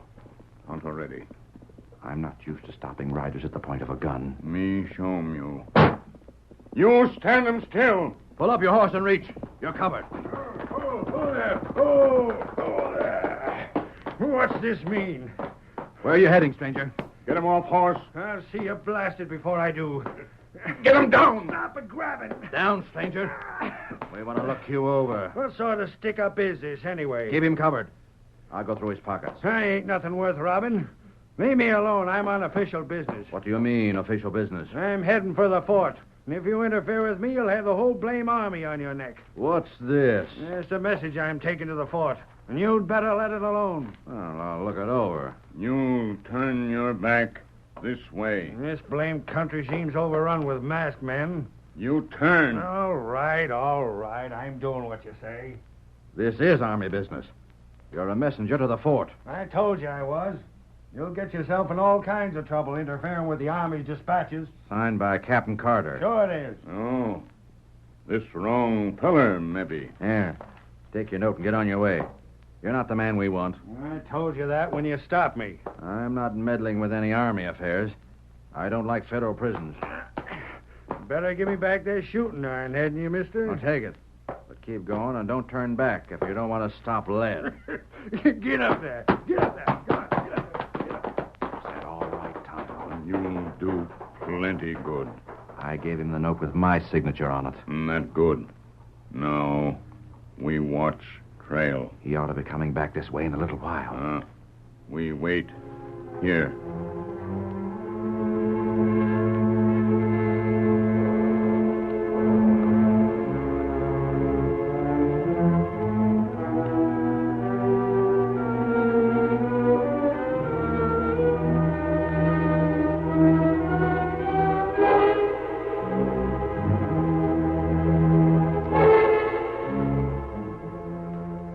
It was evident that Snake Anson was thoroughly convinced that Tonto and Captain Carter were only outlaws. He then continued on his way to the fort. When he arrived there, he presented the note and was given the dispatch case. You'll have to take the whole dispatch case with you. That's all right. That's what I'm here for. The captain has the key. No one else can open it. Yeah, that's all right. He'll open it when he gets it. Here you are, sir. And give the captain the regards of the garrison. Sure thing. Pardon me, sir, but he didn't say how long he was going to visit his daughter, did he? Nope. Can't tell how long he'll visit. He might stay away for longer than he expects. Very well, sir.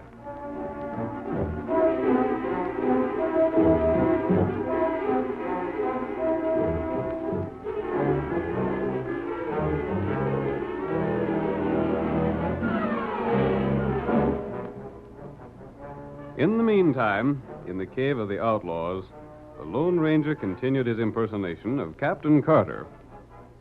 He sat next to Sally, speaking in low tones that the outlaws near the mouth of the cave could not overhear. We learned of the plan to capture your father. And you took his place. But what did you do it for? When these men get the dispatch box, they'll want to kill us both. That's what I'm afraid of.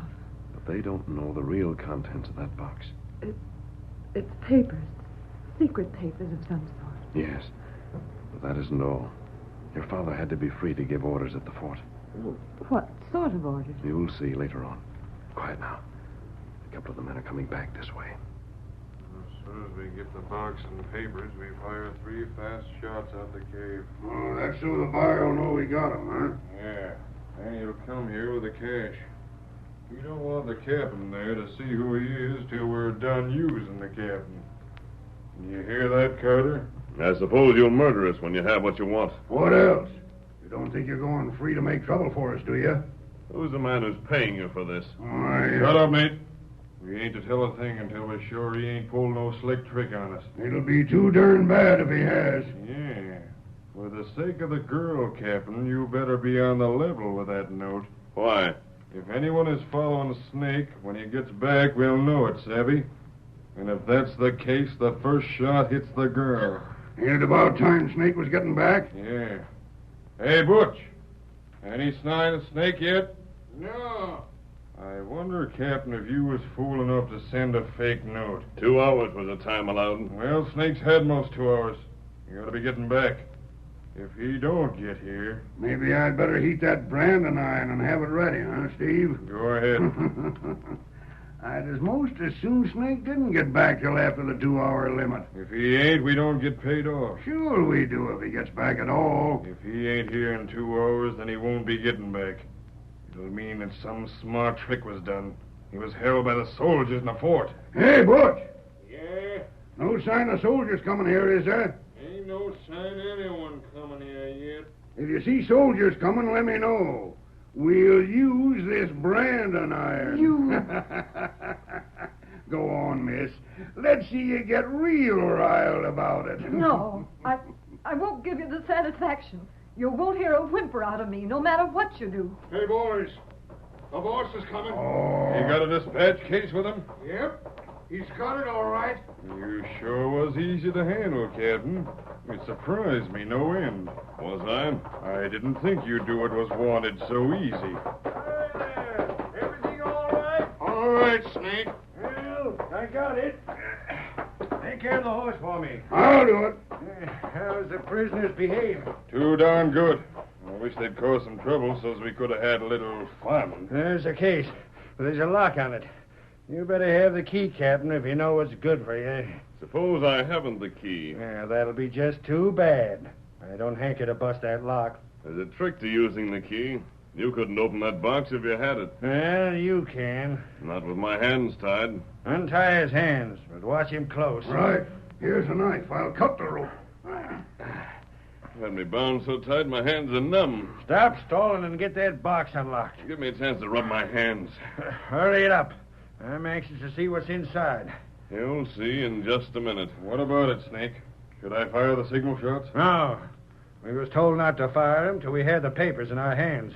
We ain't taking no chances on not getting paid for this job. How long's it gonna take him to get ready to open that box? What about it, Carter? I'm ready. Let me have it. Ah. It's one of these keys. Don't you know which one? What's he stolen for, anyhow? I don't know. Butch, take a sharp look and see if there's any sign of soldiers coming this way. They might have got suspicious and followed me. All right, Snake. I got something to tell you boys about a stick-up man I met with after we get done here. Maybe the same one we seen. Maybe so. He was masked and there was a white horse nearby. That's him. Bearded? Not when I seen him. I don't see no sign of anyone coming. What about that box now? I'm getting it. Well, hurry it up. There. I'll get the papers you wanted. They're in a special part here. Uh-huh. But first, stick your hands up. What the? Oh, my hand! Gun! Drop your gun. I'll show you. Drop it. Don't drill me! Where'd you get them guns? You're all covered. Make a move and I'll let you have it. You busted my hand. Butch, Nate, get him. You get him. My hand's hurt. You didn't suspect there might be guns in that box, did you? Well, you pack of rats, that's the time you got fooled. Come over close to me, Sally. I'll cut those ropes. Why didn't you bust that box and see if there was guns inside it? Shut up. I'll learn you, mister. Got me in the leg, eh? Well, I drawed a third shot from you. That'll fix you. There. You're free, Sally. I'll take their guns. 3 shots. That was a signal to bring your boss, wasn't it? Yeah. And when he comes, he'll come a-shooting. That's why I jumped you. I made you fire a third time. Drop him! So you're the boss. I said drop the gun! Looks as if we had each other covered, doesn't it? Shoot him, boss! Shoot him! I'll fix him! A redskin! Good work, Tonto. The masked man. You here? Yes, we're here, Anson. Take charge, Captain Carter. No one has seen the plans. Dad! You all right, honey? Yes, but what's that outfit for? What's that mask for? This outfit belongs to the man that's wearing my clothes. You see, Carter, they would have killed your daughter with their first shot if someone hadn't had guns here to hold their attention while you and Tonto closed in. They were watching for someone to come until I got my gun from your dispatch case. That isn't even my personal dispatch case, stranger. When I went back to the fort, after I left you, I fixed up another one, which could be opened with the keys I gave you. Then I put your 2 guns in it. Look here. Who in thunder is the captain? I am. And you... I told you he wasn't my father, but you were too smart to believe it. You know who the man on the ground is, Captain? Yes. He was once an officer. He was forced to resign from the service for selling government secrets to our enemies. We couldn't get proof enough to court-martial him. Have you the proof you need now? There's no question about it. Snake! Snake, there's soldiers coming now! This is a fine time to tell me when 4 folks are holding guns on me. They'll help me take the prisoners in, stranger. I thought you'd prefer it that way. I would. You'd sooner not unmask to go to the fort. I understand, Captain Carter, and appreciate your thoughtfulness. If you'll step outside with me, we'll change clothes again, so my men will know who they're taking orders from. Very well. Take care, Tonto, that these men don't get the chance to make a break. Me watch 'em close. There you are, boys. They're the prisoners, 5 of them. And Father will be here as soon as he gives the man his mask.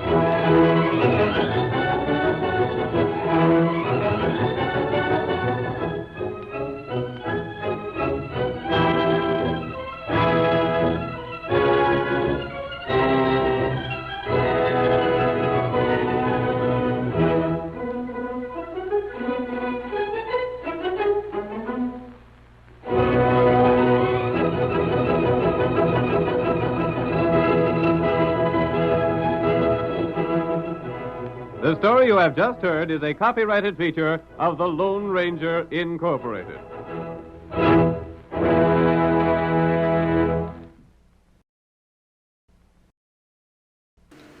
Groucho Marx meets some of the most interesting people you could ever hope to hear on radio in You Bet Your Life, coming up next.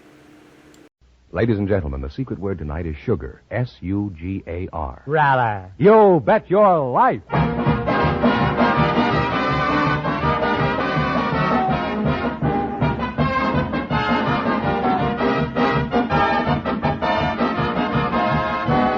The DeSoto Plymouth Dealers of America present Groucho Marx in You Bet Your Life, the comedy quiz series produced and transcribed from Hollywood. And here he is, the one, the only... Never heard of him. Oh, that's me, Groucho Marx.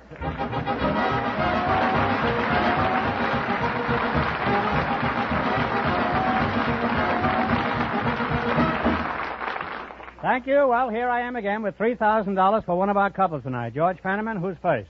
We invited some milkmen and some brewmasters to the show tonight, and just before we went on the air, our studio audience selected milkman Howard Cram.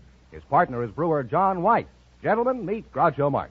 Welcome, gents, for the DeSoto Plymouth Dealers. And if one of you says the secret word at any time, he wins $100 in cash. It's a common word, something you use every day. A milkman and a brewmaster, eh? Milkman Howard Cram, is that right? Where are you from, Howard? Park City, Montana. Just a hop, skip, and a jump from Yellowstone National Park. Well, is that the only way you can go?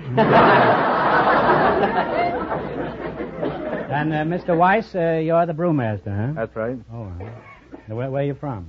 Omaha, Nebraska. Why aren't you from Milwaukee? I'm born in Omaha. Did you know then you were going to be in the beer business? Almost. Almost? Milkman, you haven't turned sour yet, have you? No, sir. Who do you work for? Edor Milk Farms. Mm-hmm. And Beer Bust, who do you work for? Meyer Brewing Company. Who, the Meyer Brewing Company? Meyer Brewing Company. How much beer do you brew in a day? Oh, about 900 barrels. And Milkman, how much milk do you deliver in a day? Oh, I deliver around 550 quarts a day. You deliver 550 quarts of milk a day? Yes. I don't believe it. Let me see you open your big brown eyes and say, "Ma." Now, as a milkman, has anything embarrassing ever happened to you, Mr. Cram? Well, yes, several things. One, for instance, my wife and I was walking down the street the other day, and I happened to see one of my customers on the street. And I says, "How do you do, Mrs. Jones?" And she looks at me and didn't even recognize me. And I was dressed just like I am now, and I says, "Well, don't you recognize me, Mrs. Jones? I'm your milkman." She says, "Oh, I didn't know you with your clothes on."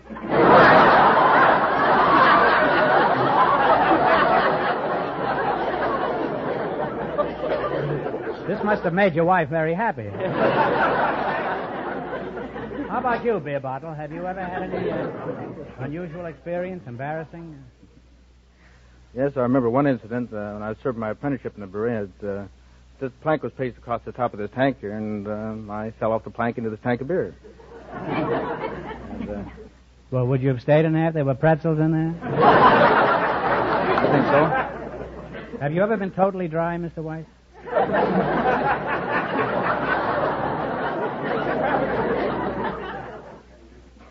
Do you know how to milk a cow, Mr. Cram? Oh, it's easy. There's nothing to it.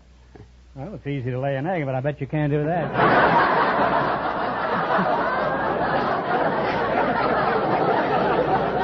Well, I think the least you two could do is shake hands. I now pronounce you malted milk, huh?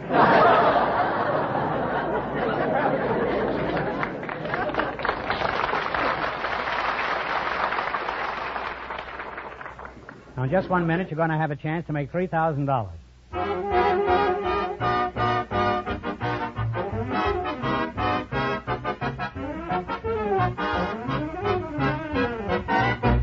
For many reasons, the DeSoto Plymouth Dealers of America believe that their way of doing business has won them many new customers, folks who will continue to be their customers. That's because these dealers have done their utmost to treat you fairly and squarely, whether it be for a new car, a used car, or a simple repair job. They've tried to be courteous all along. Well, you, the car owners of America, seem to have appreciated this kind of organization and the attitude it had toward you. So today, in every city and every state, thousands of smart car owners make sure they stop at the sign of an authorized DeSoto Plymouth dealer.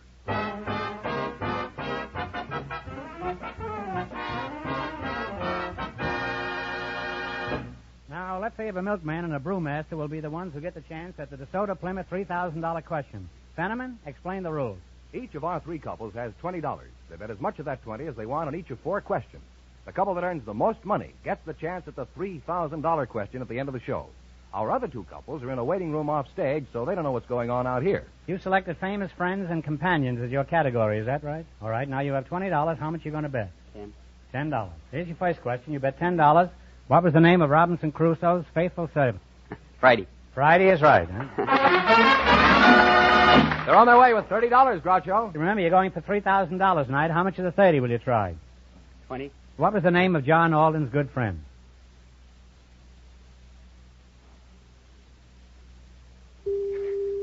So quiet you can hear a contestant drop. Well, I'm sorry. It was Miles Standish. They now have $10.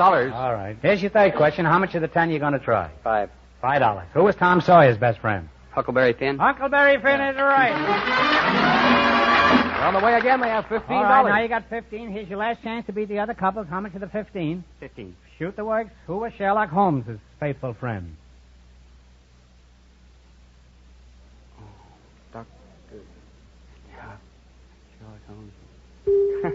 Dr. something. Well, yes, that's right. It was Dr. Watson the Needle. Oh, Dr. yeah. Watson. Well, here's one more chance to make some money. If you get this one right, I'll hand over $10 in cash, and please, no coaching. Who was buried in Grant's tomb? Grant. General Grant is right.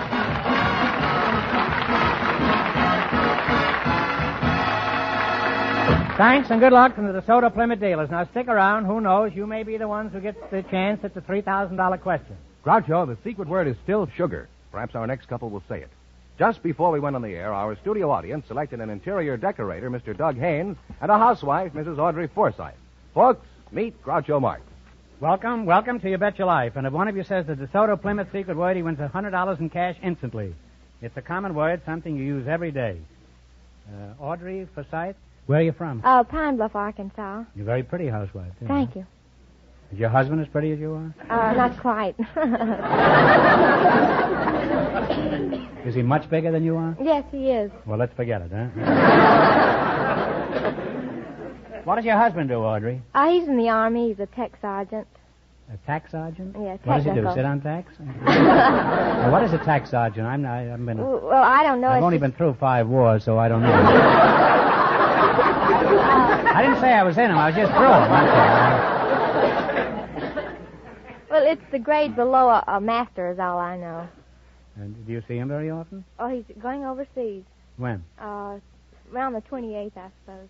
Mr. Douglas Haynes, you're the interior decorator, huh? No, Hal Haynes, sir. Oh, Hal Haynes, huh? Where are you from, Hal? I'm from Auckland, New Zealand. Are you married? Yes, sir. Is your wife in the Army, huh? No, she's not in the army. How did you meet your wife, Hal? Well, she was touring in New Zealand with her father, who's Dante the magician. And I went to a dance, and I met her and looked at her and said, "Can you see out of those beautiful eyes?" And she said yes, and 2 weeks later we were married.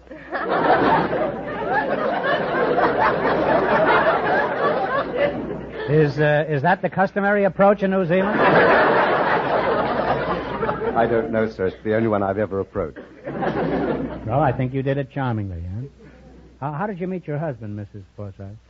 I was working at my brother and sister-in-law's cafe during the summer. Where was this? In Pine Bluff, Arkansas. Oh. And my brother-in-law is a very ticklish person. I mean, he's just ticklish all over. And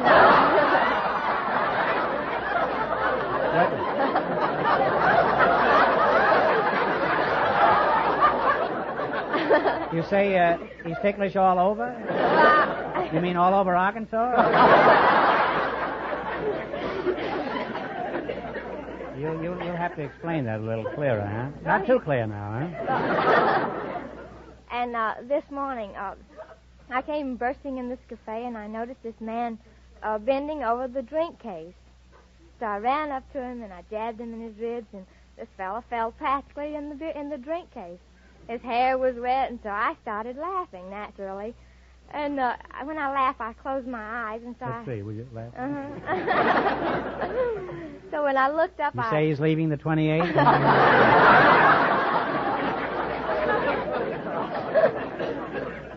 So, where was I now? You had your betrothed in a water case or something. So when I finally stopped laughing, I looked up and hissed a very angry man. I said I was sorry that I thought he was my brother-in-law. And then we were married a couple of months later. Was he dry by that time? Yes, he was quite dry. Where do you do your decorating, Mr. Haynes? I work for W&J Sloan's in Beverly Hills. Mm-hmm. Well, how much would you charge to decorate, let's say, fix up the inside of the average 5-room house? Well, about $4,000 to $5,000. Now, I don't mean to build a house. I mean, just climb down out of that chandelier up there. I mean, how little could you do it for? Well, we could do it for as little as, say $500 or $1,000, but Really?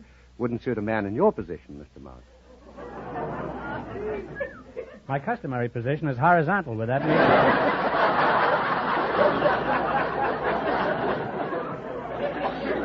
Now, to be a successful decorator, what do you regard as the most important requirement?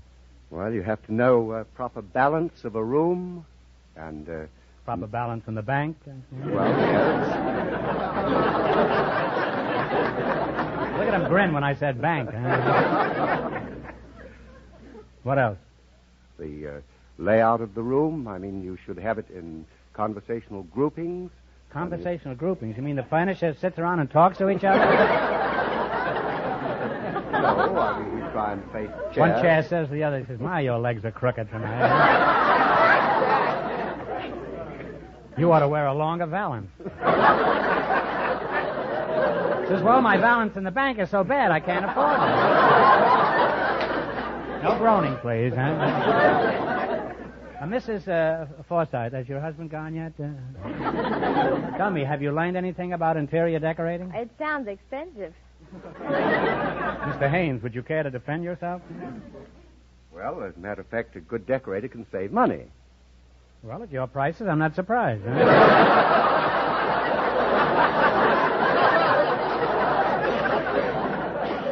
How much did you save last year? Huh? How do you generally decide what color scheme to use in a house? Hal? Well, if it's a cold room, you use warm colors. Mm-hmm. Wouldn't it be better to put in a gas heater?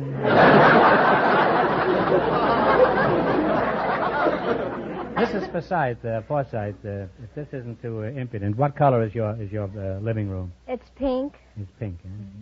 How about it, Mr. Haynes? Is the living room warm? Oh, yes.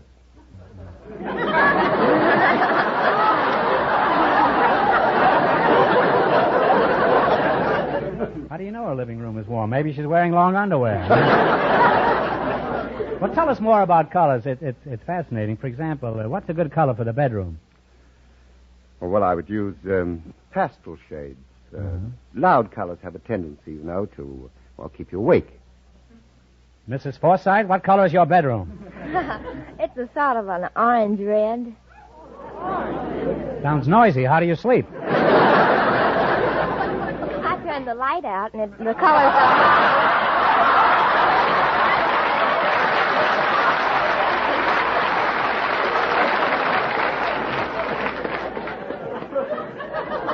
You say you turn the light out? Yes. Doesn't that keep your husband in the dark?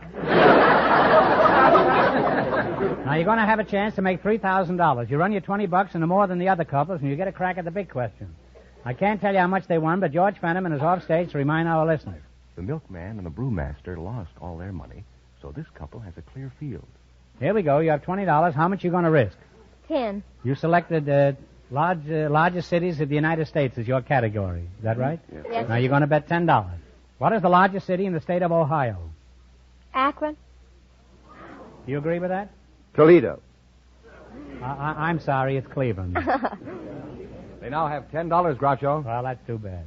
Well, you've got $10. Remember, you're going for $3,000. That's the big prize anyhow. Now, how much of the $10 would you try? 5. What is the largest city in the state of Michigan?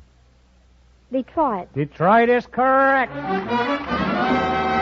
Well, on the way now, they have $15. Now you have $15. Now, how much of the 15 you going to try? 10. What is the largest city in the state of Massachusetts? Boston. Boston is correct. They're still climbing. They have $25. Now, you've got $25, and here's your last chance to beat the other couples. How much of the 25 you going to risk? 25. Shoot the works. What is the largest city in the state of Missouri? St. Louis. St. Louis is correct. And they wind up with $50.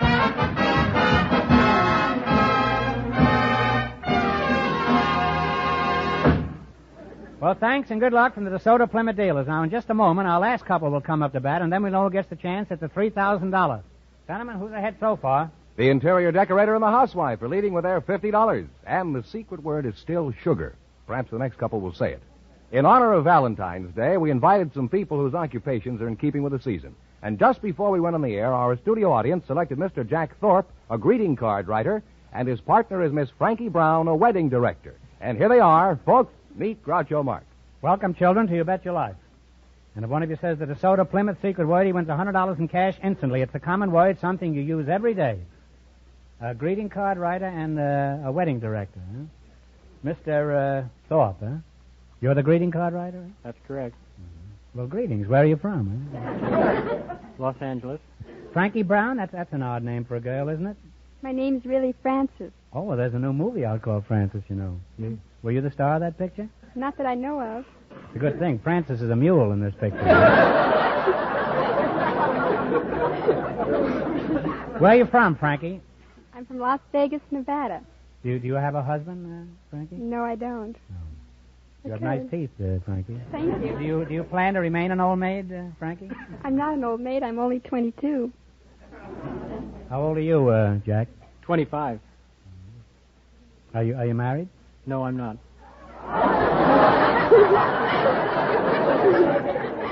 Well, let's find out something about you two. Frankie Gal, where do you direct your weddings?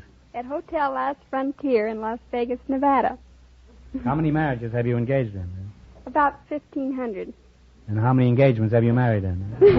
What are your duties as a wedding director? Well, I arrange for the organist, send notices to their hometown paper, contact the minister, and arrange flowers. You sure you're not a funeral director?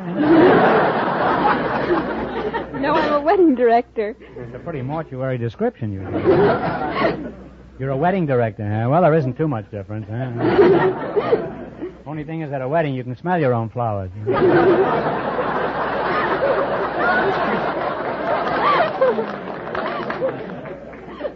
Now, tell me about the greeting card business, Mr. Thorpe. Who do you work for? Well, I do work for Colonial Greeting Card, Buzzer Cardoza, and several others. Yeah, well, what are your duties as a greeting card writer? Oh, I write verses for greeting cards. You mean somebody writes those things, huh? How do you know what to write? Well, the simplest thing is the best. The more you say and the less you mean, the better.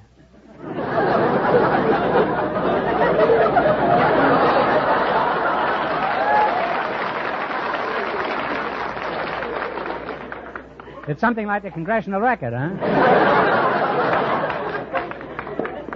Well, can anybody be a greeting card writer? No, it takes a special talent. You have to be general, not too specific.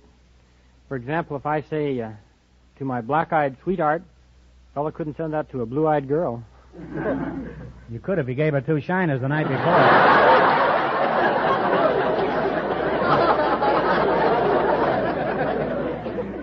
Well, tell me, Shakespeare, what are the...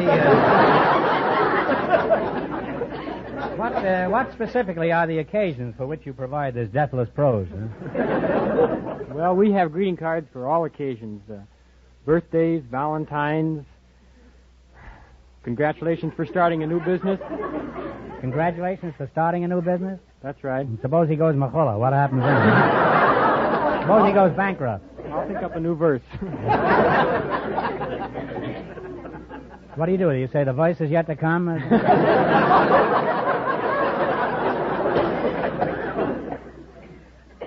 Suppose you were in love with Frankie here, Jack. And you wanted to send her a beautiful Valentine poem. What would you say on it? Go ahead, whip one out. Huh? Oh, I couldn't whip one right out. I'd have to think about it. Well, how long? Huh? Well, would it take me a couple of days? By that time, she's married to some desert rat up in Las Vegas.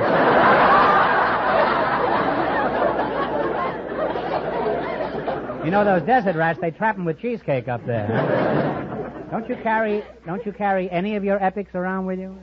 Oh, I always carry cards with me. Well, read us one. Huh?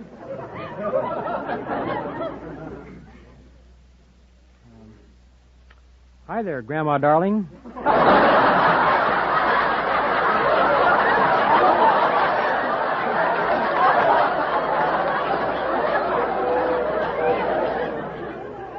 Frankie, you certainly got old quick, huh?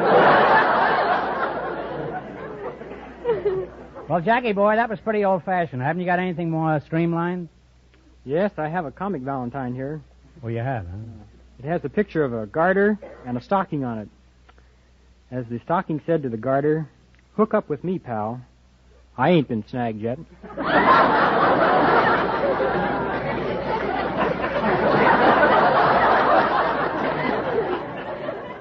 I'll bet that'd be a wow in Las Vegas, huh?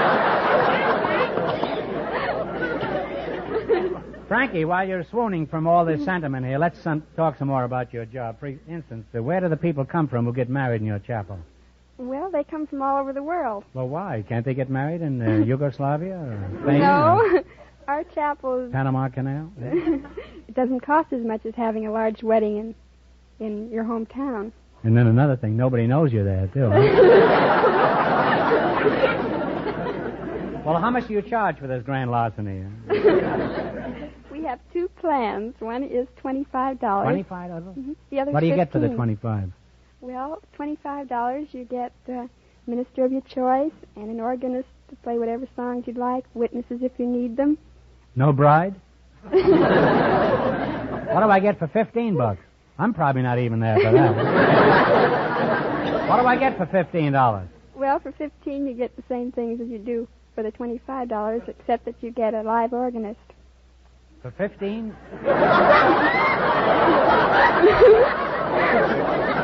For $15, you get a live organist? What do you get, a dead one for $25?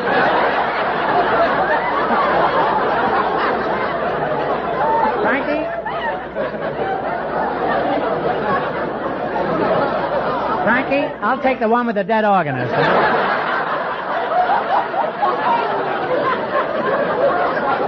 That's the one for me. It's $10 more, but it's worth it, huh?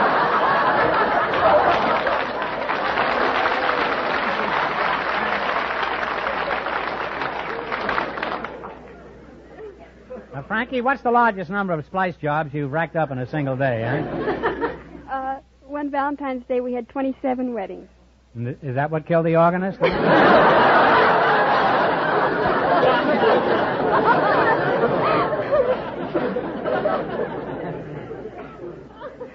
What are your working hours on a job like that, huh? Well, I work from 9 to 5, and I'm on call 24 hours a day. Oh. Well, you're sort of like a fireman, huh? You slide down a brass pole with a box of rice in one hand and a dead organist in the other.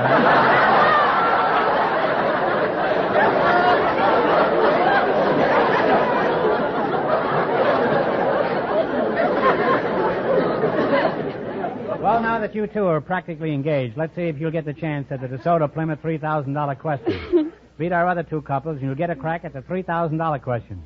I can't tell you how much they won, but George is off stage to remind our listeners. The interior decorator and the housewife are ahead with $50. Here we go. Let's see how high I can build you $20. You selected colleges as your category. All right, you have $20. How much you going to try? Well, we'll start with 10. What college is located at Palo Alto? Stanford. Stanford is right. And we're off to a fine start with $30. All right, you got $30. Remember, you're going for $3,000 tonight. How much of the 30 will you bet? 25. 25. What college is located at Ann Arbor? Michigan. University of Michigan. They're climbing now. They have $55. You got 55. Here's your third question. How much of the 55 you going to go for? 50. What college is located at New Haven? Yale. Yale is right. They're really on their way now. They have $105. Now you've got $105. It's your last chance to beat the other couples. How much of the 105 are you going to go for? 100. What do you say, Keith? 100. What college is at Laramie? Laramie. University of Wyoming. University of Wyoming. And they wind up with $205. And that means that they get the chance at the DeSoto Plymouth $3,000 question.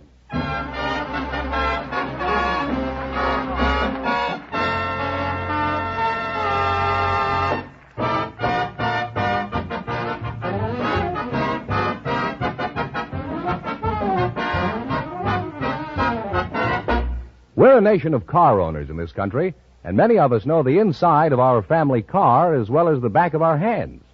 Others don't care about what goes on inside our car, just so long as it's driving smoothly and economically. But whichever case fits you, when you drive your car into a shop for a checkup or some kind of repair job, you do like to know what is going to be done. You like to know why, and of course, how much it will cost.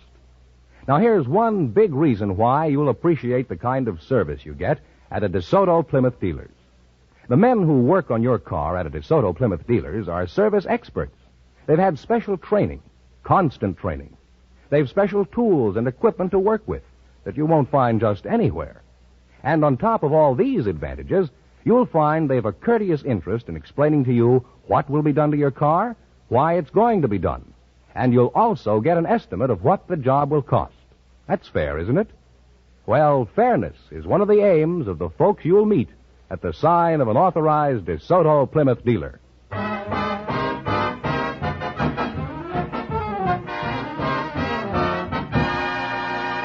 And here's the greeting card writer and the wedding director, the winning couple, all ready for the DeSoto Plymouth $3,000 question, Groucho. All right, here we go to $3,000. I'll give you 15 seconds to decide on one single answer between you, so think carefully. And please, no help in the audience. Here it is. The first capital of our country was New York. For $3,000, where was the second capital?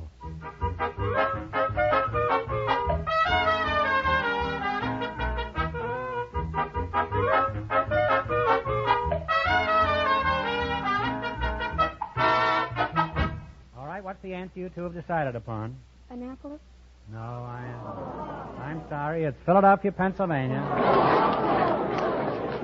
So that means the big question next week will be worth $3,500. Well, you lost the big money, but you won $205 in the quiz. Congratulations, and thanks to both of you, huh?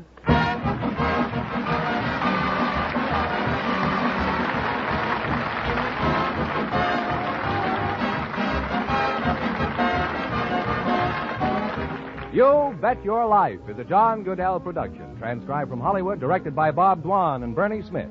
Music by Jerry Fielding. Be sure to tune in again next Wednesday night at this time for the Groucho Marx Show, You Bet Your Life, presented by the more than 3,000 DeSoto Plymouth dealers of America. And remember, all dealers who sell DeSoto also sell Plymouth, two great cars, both products of the Chrysler Corporation. And don't forget, next week, the big question will be worth $3,500. Well, it's almost time for Bing Crosby, so good night, folks. And remember, just be sure to see your DeSoto Plymouth dealer.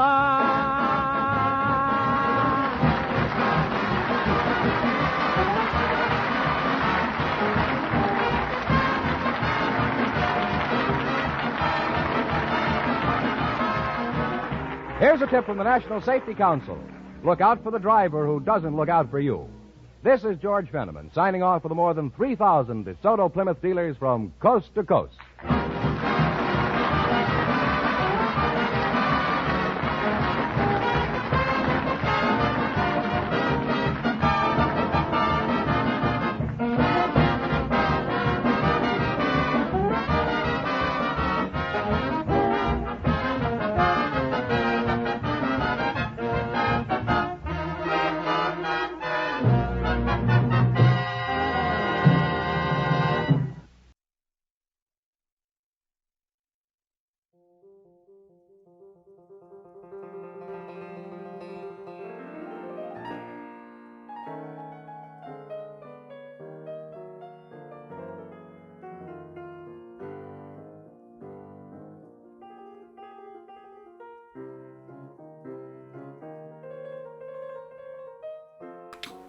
Don't tell Matt that I'm here. I'm gonna prove once and for all that I can become a famous and rich dramatic actor by performing Shakespeare. This is from Henry V, Act 4, Scene 3. What's he that wishes so? My cousin Westmoreland? No, my fair cousin. For if we are marked to die, then we are enow to do our country loss. And if to live, the fewer men, the greater share of honor. God's will, I pray thee, wish not one man more. By Jove, I am not covetous for gold, nor care I doth feed upon my cost. It yarns me not if men my garment wear. Such outward things dwell not in my desires. But if it be sin to covet honor, then I am the most offending soul alive. No, faith, my cuz, wish not a man from England. God's peace. I would not lose so great an honor as one man more, methinks, would share from me, for the best hope I have. Oh, do not wish one more. Rather proclaim it, Westmoreland, through my host, that he which hath no stomach to this fight, let him depart. His passport shall be made, and crowns for convoy put in his purse. We would not die in that man's company that fears his fellowship to die with us. This day is called the Feast of Crispin. He that outliveth this day and comes home safe home will stand a tiptoe when the day is named, and rouse him at the name of Crispin. He that shall live this day and shall see old age will yearly on the vigil feast his neighbors and say, tomorrow is St. Crispin. Then will he strip his sleeves and show his scars and say, these wounds I had on Crispin's day. Old men forget, yet all shall be forgot. But he'll remember with advantages what feats he did that day, and then shall our names familiar in his mouth be as household words. Henry the King, Bedford and Exeter, Warwick and Talbot, Salisbury and Gloucester, lie in their flowing cups freshly remembered. This story shall the good man teach his son, and Crispin Crispian shall ne'er go by from this day to the ending of the world. But we in it shall be remembered. We few, we happy few, we band of brothers, for he today that shed his blood with me shall be my brothers. Be he ne'er so vile, this day shall gentle his condition. And gentlemen in England now abed shall think themselves accursed they were not here, and hold their manhood cheap, whiles any speaks that thought with us upon St. Crispin's Day. Hey!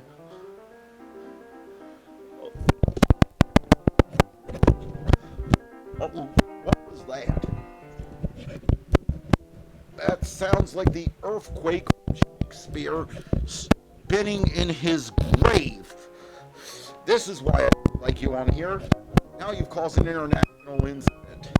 Well, at least my name will get out there.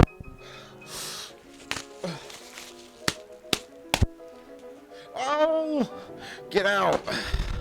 All right, that does it for today. Have a good day, and we'll see you next time.